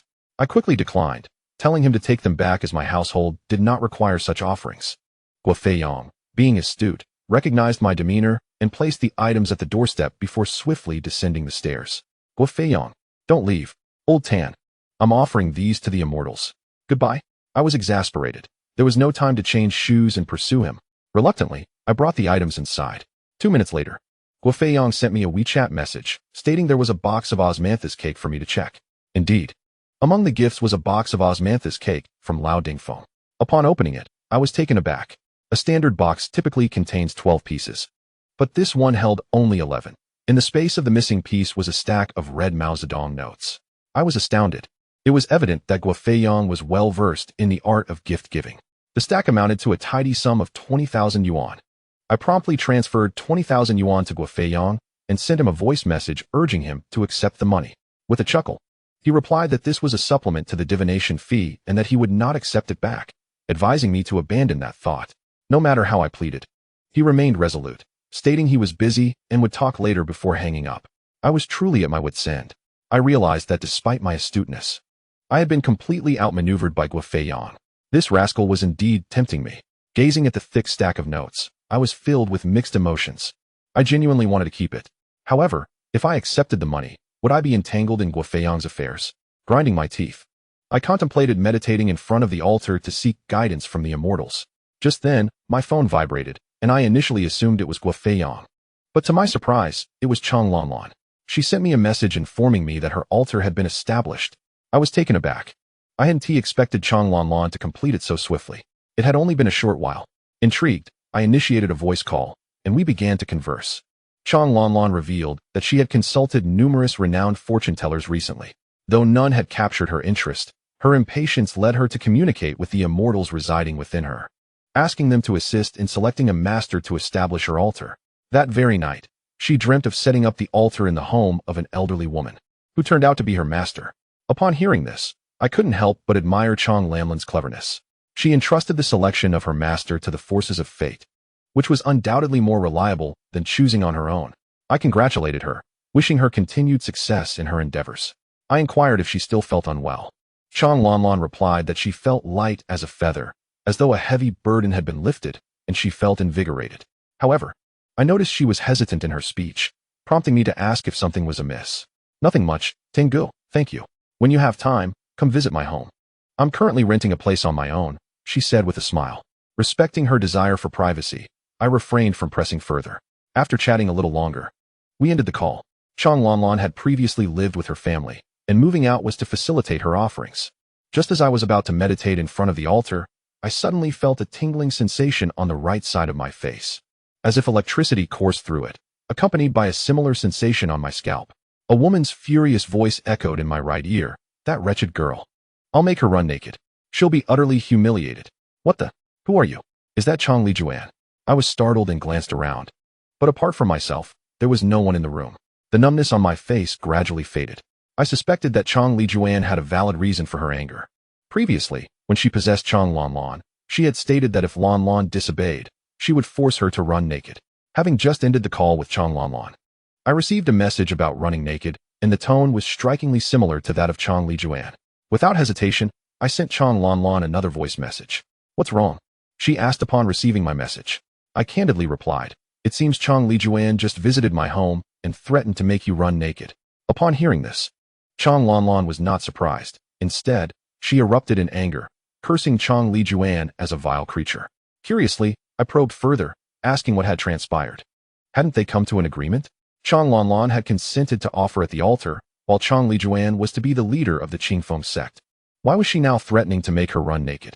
Chang Lanlan explained that it was simply because she hadn't allowed Chang Lijuan to enter the altar, asserting that she was too overbearing and was no longer welcome. Goodness, not only was she barred from being the leader, but she was also denied entry to the altar. No wonder Chang Lijuan was furious. Chang Lanlan refrained from divulging unnecessary details over the phone, suggesting we discuss it in person when time permitted. I agreed, contemplating that I would be free tomorrow. Chang Lanlan chuckled, mentioning she would contact Qin Yuan, and we would visit her home together the next day before hanging up. Suddenly, a thought crossed my mind. Why are you so gullible? This notion was not my own, but rather echoed the sentiments of my household's immortals. Possibly in response to my prying curiosity, I remained unconcerned. After all, isn't curiosity a natural human trait? I chuckled to myself. Placing the 20,000 yuan Guofei had given me in front of the altar and sat cross-legged in meditation. In my heart, I asked the immortals if this money could be accepted. It was too tempting. Soon, a voice echoed in my mind. "If you're not afraid of trouble, then accept it." Sigh, the choice was left to me. I felt utterly helpless. If he wouldn't accept the transfer, what could I do? Many matters unfold this way. Even if one has established an altar, the immortals are not omnipotent and cannot resolve every issue. Life is fleeting, and one's fate lies in their own hands. After some contemplation, I resolved to invite Guofeyang out for a meal that evening, and when parting, I would insist on giving him the money. With Guofeyang's slight build, he would surely be unable to resist my determination. With this in mind, I sent a message to Guofeyang, inquiring if he was free for dinner that evening. He promptly replied, expressing his availability and offering to treat me, asking what I desired to eat. Preferring simplicity, I suggested he come over and choose a restaurant near my home. Guofeyang responded with an adorable youthful emoji, which left me feeling quite amused. After a while, someone added me on WeChat for fortune-telling. I had grown accustomed to receiving such requests daily, but this particular individual stood out. As his note read, "I am your second uncle." I was momentarily taken aback. My uncles? They had all long since passed away. I had 3 uncles, none of whom survived to this day. I accepted the request, thinking it might have been a mistake. However, upon accepting, the first message I received was, "Ha, nephew, do you know who I am?" Confused, I asked him who he was, and he sent a voice message. Listening to it, I couldn't help but laugh. "Ha, I am Choya's second uncle." The unmistakable laugh confirmed it. He was Tian Laifu. I was utterly flabbergasted. I replied, "Brother, please don't joke around. I have no connection with Choya." Tian Laifu insisted on being called old uncle, relentlessly sending voice messages. Amused yet exasperated, I took screenshots of our conversation and sent them to Li Choya. She quickly replied, apologizing and stating she would handle the situation. Sure enough, 2 minutes later, Tian Laifu messaged again, claiming he was just joking and had drunk too much. I wasn't angry. In my eyes, Tian Laifu was simply a bit dim-witted. I remained courteous and asked him what he wanted. He inquired about my availability to meet in person for a fortune-telling session regarding career and relationships. At that moment, Chang Lanlan also messaged me, asking if I was free the next afternoon. I agreed to meet at her place. I then informed Tian Laifu that I would be free the following morning, sharing my address in case he had trouble finding it. He acknowledged my message, and our conversation ended there. Meanwhile, I chatted with Li Chuya for a bit, and the tone of our exchange became somewhat flirtatious. My irresistible charm seemed to transcend the screen. The matter of divination was quite troubling to me, so I reached out to Wang Qingxue for Lu Yi's opinion. Lu Yi's response was entirely unexpected. She remarked that in this day and age, establishing a tanko, a spiritual altar, and engaging in divination was quite common. Some people placed their ancestral spirits with their disciples to gather wealth, while others did so to shift their burdens onto the disciples. And some even intended to benefit the disciples. I understood the concepts of shifting burdens and gathering wealth, but I was puzzled by the notion of benefiting the disciples. So I asked Lu Yi for clarification. Lu Yi explained that some individuals have unfavorable destinies, such as frequent conflicts with spirits, leading to potential issues at their altars. If a master places a spirit with a disciple and problems arise, the master would be immediately aware. However, such occurrences are rare, as good masters are hard to find nowadays. Most contemporary masters are motivated by money, and it is commendable if they can establish a clear altar for someone. Chapter 82. A lesson in respect. Lu Yi's words were enlightening. Every situation has 2 sides. What appears to be a blessing may harbor a curse, and vice versa. I asked Lu Yi if I had been affected by a spirit. Lu Yi bluntly confirmed that I had been, stating she noticed the presence of an external spirit following me when I visited her, though she had not mentioned it to me before. Upon hearing this, I felt a wave of discomfort and inquired if the spirit placed upon me by Master Yang was benevolent or malevolent, and what I should do next. Lu Yi sighed and thoughtfully advised, "Tanner, you are quite intelligent, yet you seem to be overthinking this. Your destiny is already quite complex. Does it truly matter if you have a spirit placed upon you? After all, it pales in comparison to the issues you already face." Realizing the truth in her words, I understood that compared to the female ghost in official attire, the matter of the spirit seemed trivial. The ghost's power rivaled that of a nuclear weapon, capable of obliterating an entire altar effortlessly. With plenty of minor irritations, the spirit didn't seem like such a significant concern after all. I chuckled and thanked Lu Yi. Before ending the call, she cautioned me to be wary of the person who established the altar if they hadn't been forthright about the spirit. I agreed and then chatted with Wang Qingxue for a while, asking if she had eaten breakfast and whether she had thought of me. I expected her to dismiss me, but to my surprise, she earnestly replied, "I did." I nearly choked on my drink at her directness. "Old Tan, are you alright? Is everything okay?" Wang Qingxue's tone was urgent. "I'm fine. Just choked on some water. I miss you too." Come visit when you can. She responded positively, and we exchanged a few more words before ending the call. Wang Qingxue was quite pleasant. Dating her would be enjoyable. Yet, for some reason, I felt that something was amiss. In the afternoon, Song Yingying messaged me. She was the girl who had been caught between two relationships and had been discovered by her younger boyfriend. She transferred me 200 yuan, asking if I was available for a video call as she was feeling down. I immediately initiated a video call, asking her what was troubling her. I had previously told her that she could reconcile with her younger boyfriend, but that their arguments would likely intensify after reconciling. Brother, I'm so upset. Song Yingying cried. Judging by her background, she didn't seem to be at home. It appeared she was in a hotel, snuggled in bed, and I couldn't tell if she was dressed. Oh dear, these young girls are quite endearing. Song Yingying could definitely be considered a spirited young lady. I smiled and encouraged her to stop crying, curiously asking where she was. Brother, I'm at the hotel. Tao Gu just left, she sobbed. Tao Gu was the older, married man who provided her with money. Oh, Tao Gu just left? What about your younger boyfriend? Didn't you reconcile? I was momentarily stunned, wondering if I had miscalculated. Upon hearing my question, Song Yingying burst into tears, saying they had reconciled. I was dumbfounded for several seconds, asking, you reconciled with your younger boyfriend? Then why were you with Tao Gu? Song Yingying explained that she had run out of money, and her younger boyfriend was no longer giving her any, so she had to turn to Tao Gu for help. Tao Gu wasn't foolish either. He wouldn't just hand out money for free. After giving her 1,000 yuan, they had come to the hotel. Curious, I asked. Then why are you crying? Song Yingying replied that the previous night she had told her younger boyfriend she was tired and going to sleep, but in reality, she was with Tao Gu. As a result, her boyfriend came to her house in the middle of the night, only to find her missing, prompting a panic. Having been cheated on before, her younger boyfriend certainly had trust issues. He frantically called and video called her, demanding to know where she was. Song Yingying panicked and, feeling cornered, messaged her boyfriend that she was at her grandfather's house, where everyone was asleep, and it was inconvenient to answer a video call, suggesting they discuss it the next day. Her boyfriend wouldn't relent, repeatedly sending video calls, insisting she just needed to show her face. Essentially, he wanted her to prove her whereabouts. However, Song Yingying couldn't provide proof, as she was already in the hotel with Tao Gu, leaving her with no escape. Consequently, she ignored her boyfriend all night. After waking up, Tao Gu left for work, and her younger boyfriend had blocked her. Now, Song Yingying was left sobbing in the hotel, contemplating how to resolve the situation. Brother, what should I do? Please help me. She cried. Sister, please don't cry. This is quite a complicated situation. I found myself both amused and exasperated. This predicament was entirely of Song Yingying's own making. Yet, seeing her so heartbroken, I couldn't bring myself to say anything harsh. To be frank, isn't this akin to rubbing salt into Song Yingying's wounds? I found myself curious and asked her why she was still at the hotel. Tao Gu has left. Why haven't you returned home? Song Yingying replied tearfully, Tao Gu will come back tonight. My goodness, what am I supposed to do about this? Sister, you're truly putting me in a difficult position. Song Yingying implored me to take a good look and see if she and her young boyfriend could reconcile. Accepting payment to alleviate others' troubles, I closed my eyes and consulted the divine about this matter.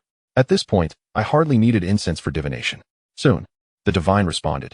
They could indeed reconcile. I was speechless. Could they really get back together? Brother, what do you think? Is it possible? Yes, it is. Upon hearing this, Song Yingying beamed with joy. Brother, you're so wonderful. She even planted a kiss on my cheek. My face instantly flushed, and I exclaimed, oh dear. Sister, please refrain from such actions. Amitba, respect yourself, fair maiden. Song Yingying chuckled and asked, brother, are you living alone? Yes. Oh, don't you have a partner? No, not anymore. Oh, Song Yingying nodded. Her curiosity piqued as she inquired about what it felt like to worship the divine. Being younger, it was quite natural for her to be curious about the unknown. I didn't dislike her, since I had nothing better to do. I shared numerous real supernatural stories with her. Song Yingying listened with rapt attention, alternating between feigned fear and urging me to continue. Only when my phone battery was nearly depleted did we finally end the call. I charged my phone and took a short nap. At 5:30, Guofeian contacted me, stating he was downstairs at my place. I replied affirmatively, and, before heading down, I shaved my beard clean. There was no way I could risk Guofeian harboring ulterior motives. After some thought, I placed 20,000 yuan into an envelope and then descended. Upon reaching the ground floor, Guofeian greeted me with a broad smile, sizing me up. Old brother Tan, you look even more handsome without your beard. I was so infuriated that I felt like kicking him. My mind was racing with thoughts. but I suppressed my anger and led him to the nearest restaurant. Ordering 4 dishes, Guofei continued to scrutinize me with a grin, insisting on drinking. I was adamant about not drinking, especially with him, for I truly feared for my virtue. Chapter 83. This idiot has gone mad. After a brief conversation, Guofei again asked for my assistance in dealing with some hex he was under. Old brother Tan, just name your price, and I won't haggle. If you wish, I can bring the person to you as well. With that, Guofei winked at me. I felt utterly disgusted, but couldn't resist asking, aren't you in a relationship now? He replied affirmatively, yet insisted it had nothing to do with that. Who can control matters of the heart? If feelings arise, they arise. He cast me a meaning-laden glance. Don't get the wrong idea. I'm not interested in your schemes. I shook my head repeatedly. You'd best be careful. I might just punch you. Guofei chuckled, dismissing it as a joke. Don't be so serious. Huh, a joke? I scoffed, declining as a jest, but what if I hadn't? Wouldn't it then be for real? The meal passed swiftly, and we finished eating within half an hour after the dishes arrived. At the restaurant entrance, Guofei urged me to think it over carefully. I smirked inwardly and directly shoved the envelope containing 20,000 yuan into his jacket pocket. Old Tan, what are you doing? Keep the money. I don't want handouts. Do you understand? I shot him a fierce glare. He recoiled in fright, nodding in compliance. I sighed, turned, and walked away. Returning the money to Guofei felt like a weight lifted off my shoulders.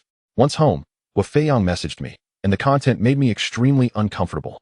Old brother Tan, you are truly a principled person. You looked so handsome when you were scolding me earlier.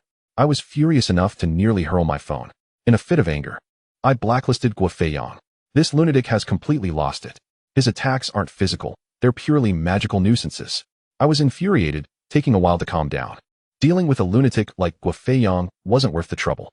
I decided to play some games before sleep when suddenly, Song Yingying messaged me, asking if I was awake and if it was convenient.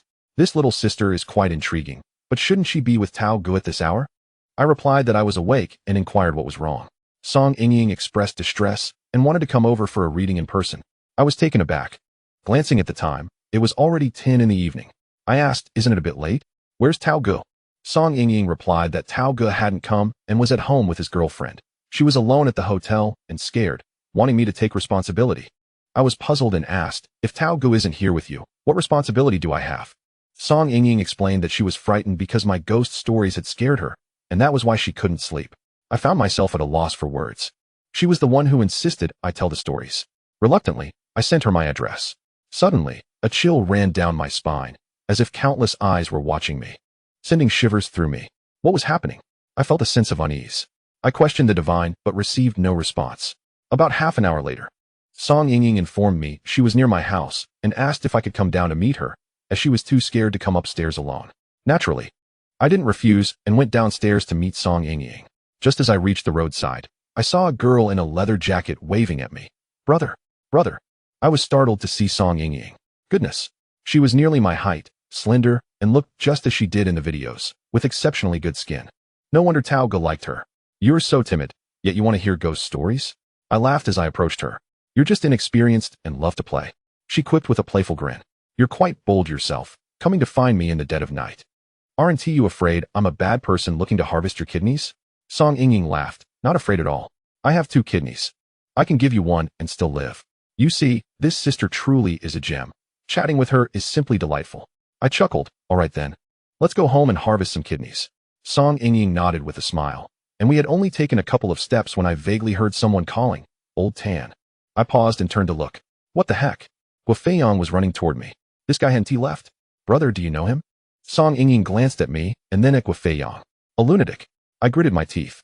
Before long, Guofei reached me, smiling as he asked why I had blacklisted him. You were too annoying, so I blacklisted you. Old brother Tan, please don't be angry. I was wrong. Forgive me? Guofei gazed at me with pleading eyes, begging me to remove him from the blacklist. I was so furious I felt like my back teeth were grinding together. And I asked him what he was doing near my house at this hour. I had initially thought he was lying in wait for me, but it turned out he was waiting for a friend, having arranged to sing at a karaoke bar that night. His car was parked nearby, and he just happened to see me and came over. Song Yingying began to giggle, and her gaze towards me shifted. Oh dear, the sister misunderstood. In the dead of night, I truly wanted to drag Guofei into a dark alley and give him a good beating. I removed Guofei from the blacklist, warning him not to annoy me again, or he would be permanently blacklisted. Guofei nodded vigorously, vowing he would never irritate me again. I couldn't be bothered to say much and led Song Yingying back home. Once inside, I fetched her a bottle of iced tea. Song Yingying was still covering her mouth, giggling. To clear my name, I earnestly explained my situation to her. Brother, I believe you. There's no need for explanation. Song Yingying said with a cheerful smile. I just find it intriguing. I'm glad you don't misunderstand, I sighed. She approached the entrance of my home, her curiosity evident. That evening, the light in our living room glowed a deep red, casting a chilling ambience reminiscent of a horror film. Sister, what else do you wish to inquire about? I asked her. I want to ask everything. Is that all right, brother? Of course, I replied, and then lit 12 incense sticks.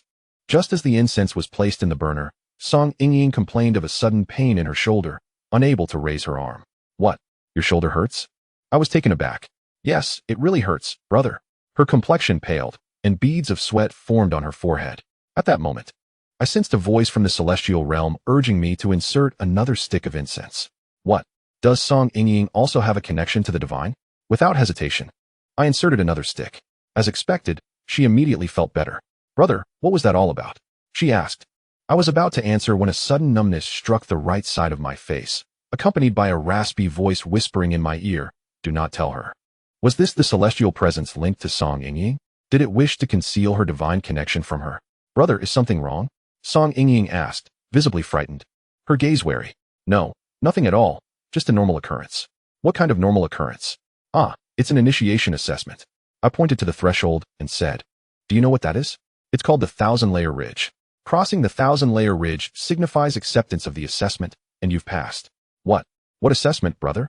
Song Yingying's eyes widened with curiosity. What kind of assessment? After pondering, I suddenly had a revelation and said, it's a rule set by my family's ancient sage. A rule? She was taken aback. Indeed, a rule.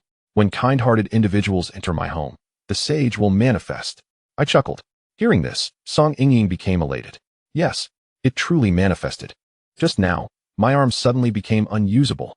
She whispered, brother, can I see them? See who? My family's sage? Song Yingying nodded anxiously. For a girl her age, it's natural to have a curiosity about the mystical. You probably won't be able to see them.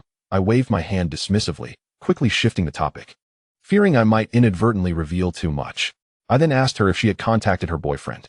Upon mentioning him, she burst into tears, lamenting that he had blocked her on both WeChat and the phone. Brother, what should I do? I love him so much. I was left speechless. How could she claim to love him while sharing a bed with her brother? The irony was that her infidelity had been discovered.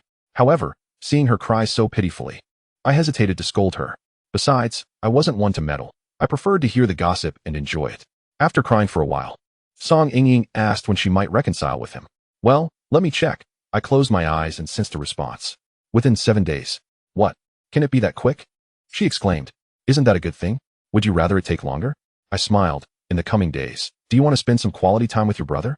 Upon hearing this, Song Yingying's face flushed crimson. Brother, that's not it. I have no feelings for him anymore. Why would I love an old man? So, you see him just for the money? Well, what else is there? I can't afford to spend money. No need to say more, I thought. This girl was quite honest. She had previously shared her family situation with me. Her parents were divorced, leaving her without care or concern, much like my own circumstances. A young girl, attractive at that, could easily stray down the wrong path under such conditions. As we continued our conversation, she revealed that her boyfriend not only refused to spend money on her, but also spent her money. I inquired whether he was employed. No, he doesn't work. When he needs money, he asks his mother, but he barely gets anything. Song Yingying licked her lips. My interest piqued. I asked how they had met. I was already aware that she had met her brother in a nightclub. Surprisingly, she revealed that she had also met this new boyfriend in a nightclub. Goodness. Nightclubs truly are a fertile ground for finding partners. Yet, it seemed that most encounters there were rather unreliable.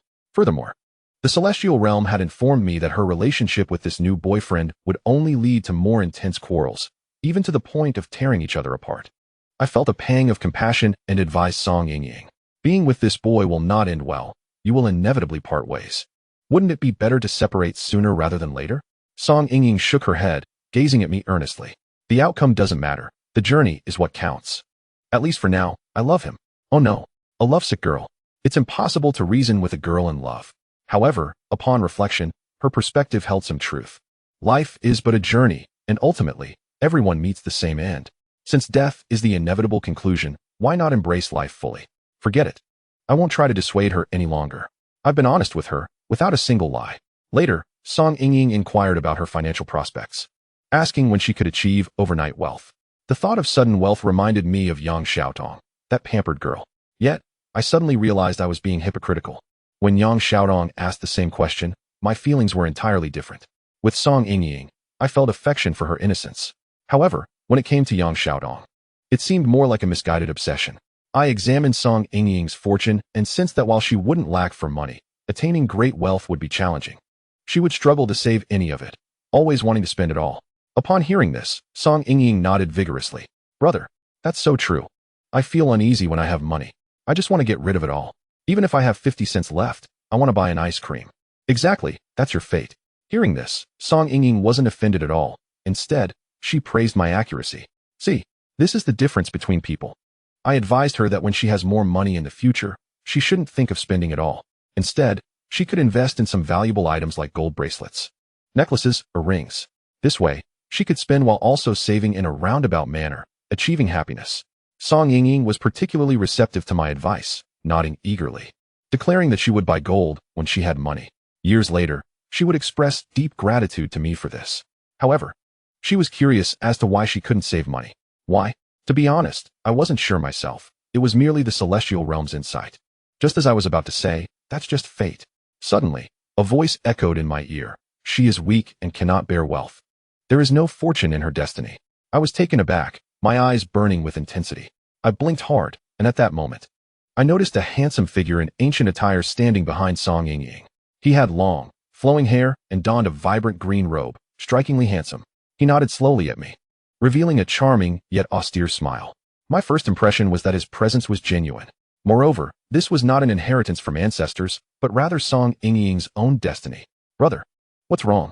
Why are your eyes red? Song Yingying asked softly. Nothing. Nothing at all. I shook my head and smiled at her. What I meant was, you are weak and cannot bear wealth, and there is no fortune in your destiny. Song Yingying responded with an "oh," stating that I spoke too professionally for her understanding. In truth, I was equally perplexed. Those words were likely from the celestial presence standing behind her. At that moment, the burning sensation in my eyes faded, and I could no longer see the celestial figure behind Song Yingying. Yet, deep down, I knew that this celestial presence remained close. However, I remain entirely unaware of the true origins of the other party, even uncertain whether she belongs to the lineage of the Hu Huangchong python. She was filled with curiosity, incessantly asking questions, and expressed envy towards me, inquiring, "Brother, is it possible for me to step into this realm too?" Your situation is rather complicated. It primarily depends on personal destiny. Were it anyone else asking, I would surely advise them to simply relax and enjoy being an ordinary person. Yet, Song Yingying is indeed extraordinary, possessing a remarkable connection. It is merely that the timing is not yet right. Her heart is too unstable for her to be privy to such matters. Otherwise, given her current disposition, it would only be a matter of time before something goes awry. As we conversed, the clock struck midnight. Song Yingying showed no signs of wanting to leave, continuing her barrage of inquiries. I couldn't help but marvel at youth's vitality, allowing for late-night vigils. Intelligent as she is, upon hearing my musings, she immediately grasped the underlying sentiment. "Brother, are you tired?" "I'm somewhat fatigued," I replied. At that moment, Song Yingying's complexion flushed, her gaze lowered, and her words became hesitant. "What is it? Speak freely," I encouraged. With earnest eyes, she gazed at me and said, "Brother, I'm afraid to stay alone. May I spend the night at your place?" What? The instant those words left her lips, my mind buzzed, and my heart raced. "You wish to stay at my home? Is that all right, brother?" She inquired sweetly, nodding. "I live in a one-bedroom apartment, sharing it with a woman. What a precarious situation." I wasn't lying. I truly felt a stir of emotions. Gazing into her pleading eyes, I contemplated accepting this challenge, to test my own resolve. Just as I was about to acquiesce, her mobile phone lit up with a voice call. Upon glancing at her phone, she froze, staring at me in bewilderment. "What is it? Who is calling you at this late hour?" I chuckled. "You," she replied. "Me? What do you mean by that?" I was momentarily taken aback. "You sent it," she clarified. "Huh, what did I send?" I was still trying to comprehend her meaning. She showed me her phone screen, revealing the caller, Lao Tan, with my profile picture. What in the world? I stared at her, dumbfounded. "Brother, did you send this?" "No." I raised my hands defensively. "I've been sitting across from you, untouched my phone." At that moment, the call ended. I scrutinized the details, and indeed, The caller was unmistakably me. I swore to the heavens, it was not my doing. I immediately opened my phone in front of Song Ying, navigating to our conversation. See, I didn't send anything. Then what is going on? She asked, her voice laced with anxiety. Suddenly, her phone rang again, this time a video call. The caller was still me. We exchanged incredulous glances. I reached out to accept the call, eager to uncover the mystery. Just then, the call was abruptly terminated. My phone remained silent. Yet her screen clearly indicated that I had initiated a video call. This was a first for me. I felt as though I were witnessing a ghost. Song Ying gazed at me, her voice barely a whisper. Brother, does your offering truly work? Of course it does, I assured her. Then why is your home haunted? That, I do not know, I replied, utterly bewildered. At that moment, the red lamp of the spirit altar flickered ominously, accompanied by a crackling sound. Song Ying was thoroughly frightened. Brother, please escort me downstairs. I want to go home. Her eyes were filled with terror, tears welling up. This girl must be utterly terrified. I agreed to accompany her. She insisted I only need to see her downstairs. She was too frightened to descend alone. I escorted her to the ground floor, where a few taxis were conveniently parked. Are you sure you don't want me to take you home? I asked. Brother, please, don't. I'd be even more scared if you did. Song Ying's face was pale, her voice trembling. I suspected she might sense something, given her own spiritual affinity. Thus, I watched as she climbed into a taxi. The driver speeding off after a swift turn. Truly bizarre. Was she afraid I would falter in my resolve? Am I the sort of person to succumb to such trials? Before heading upstairs, curiosity compelled me to glance at the duck restaurant nearby. The establishment was quite vibrant. Its lights bright and inviting.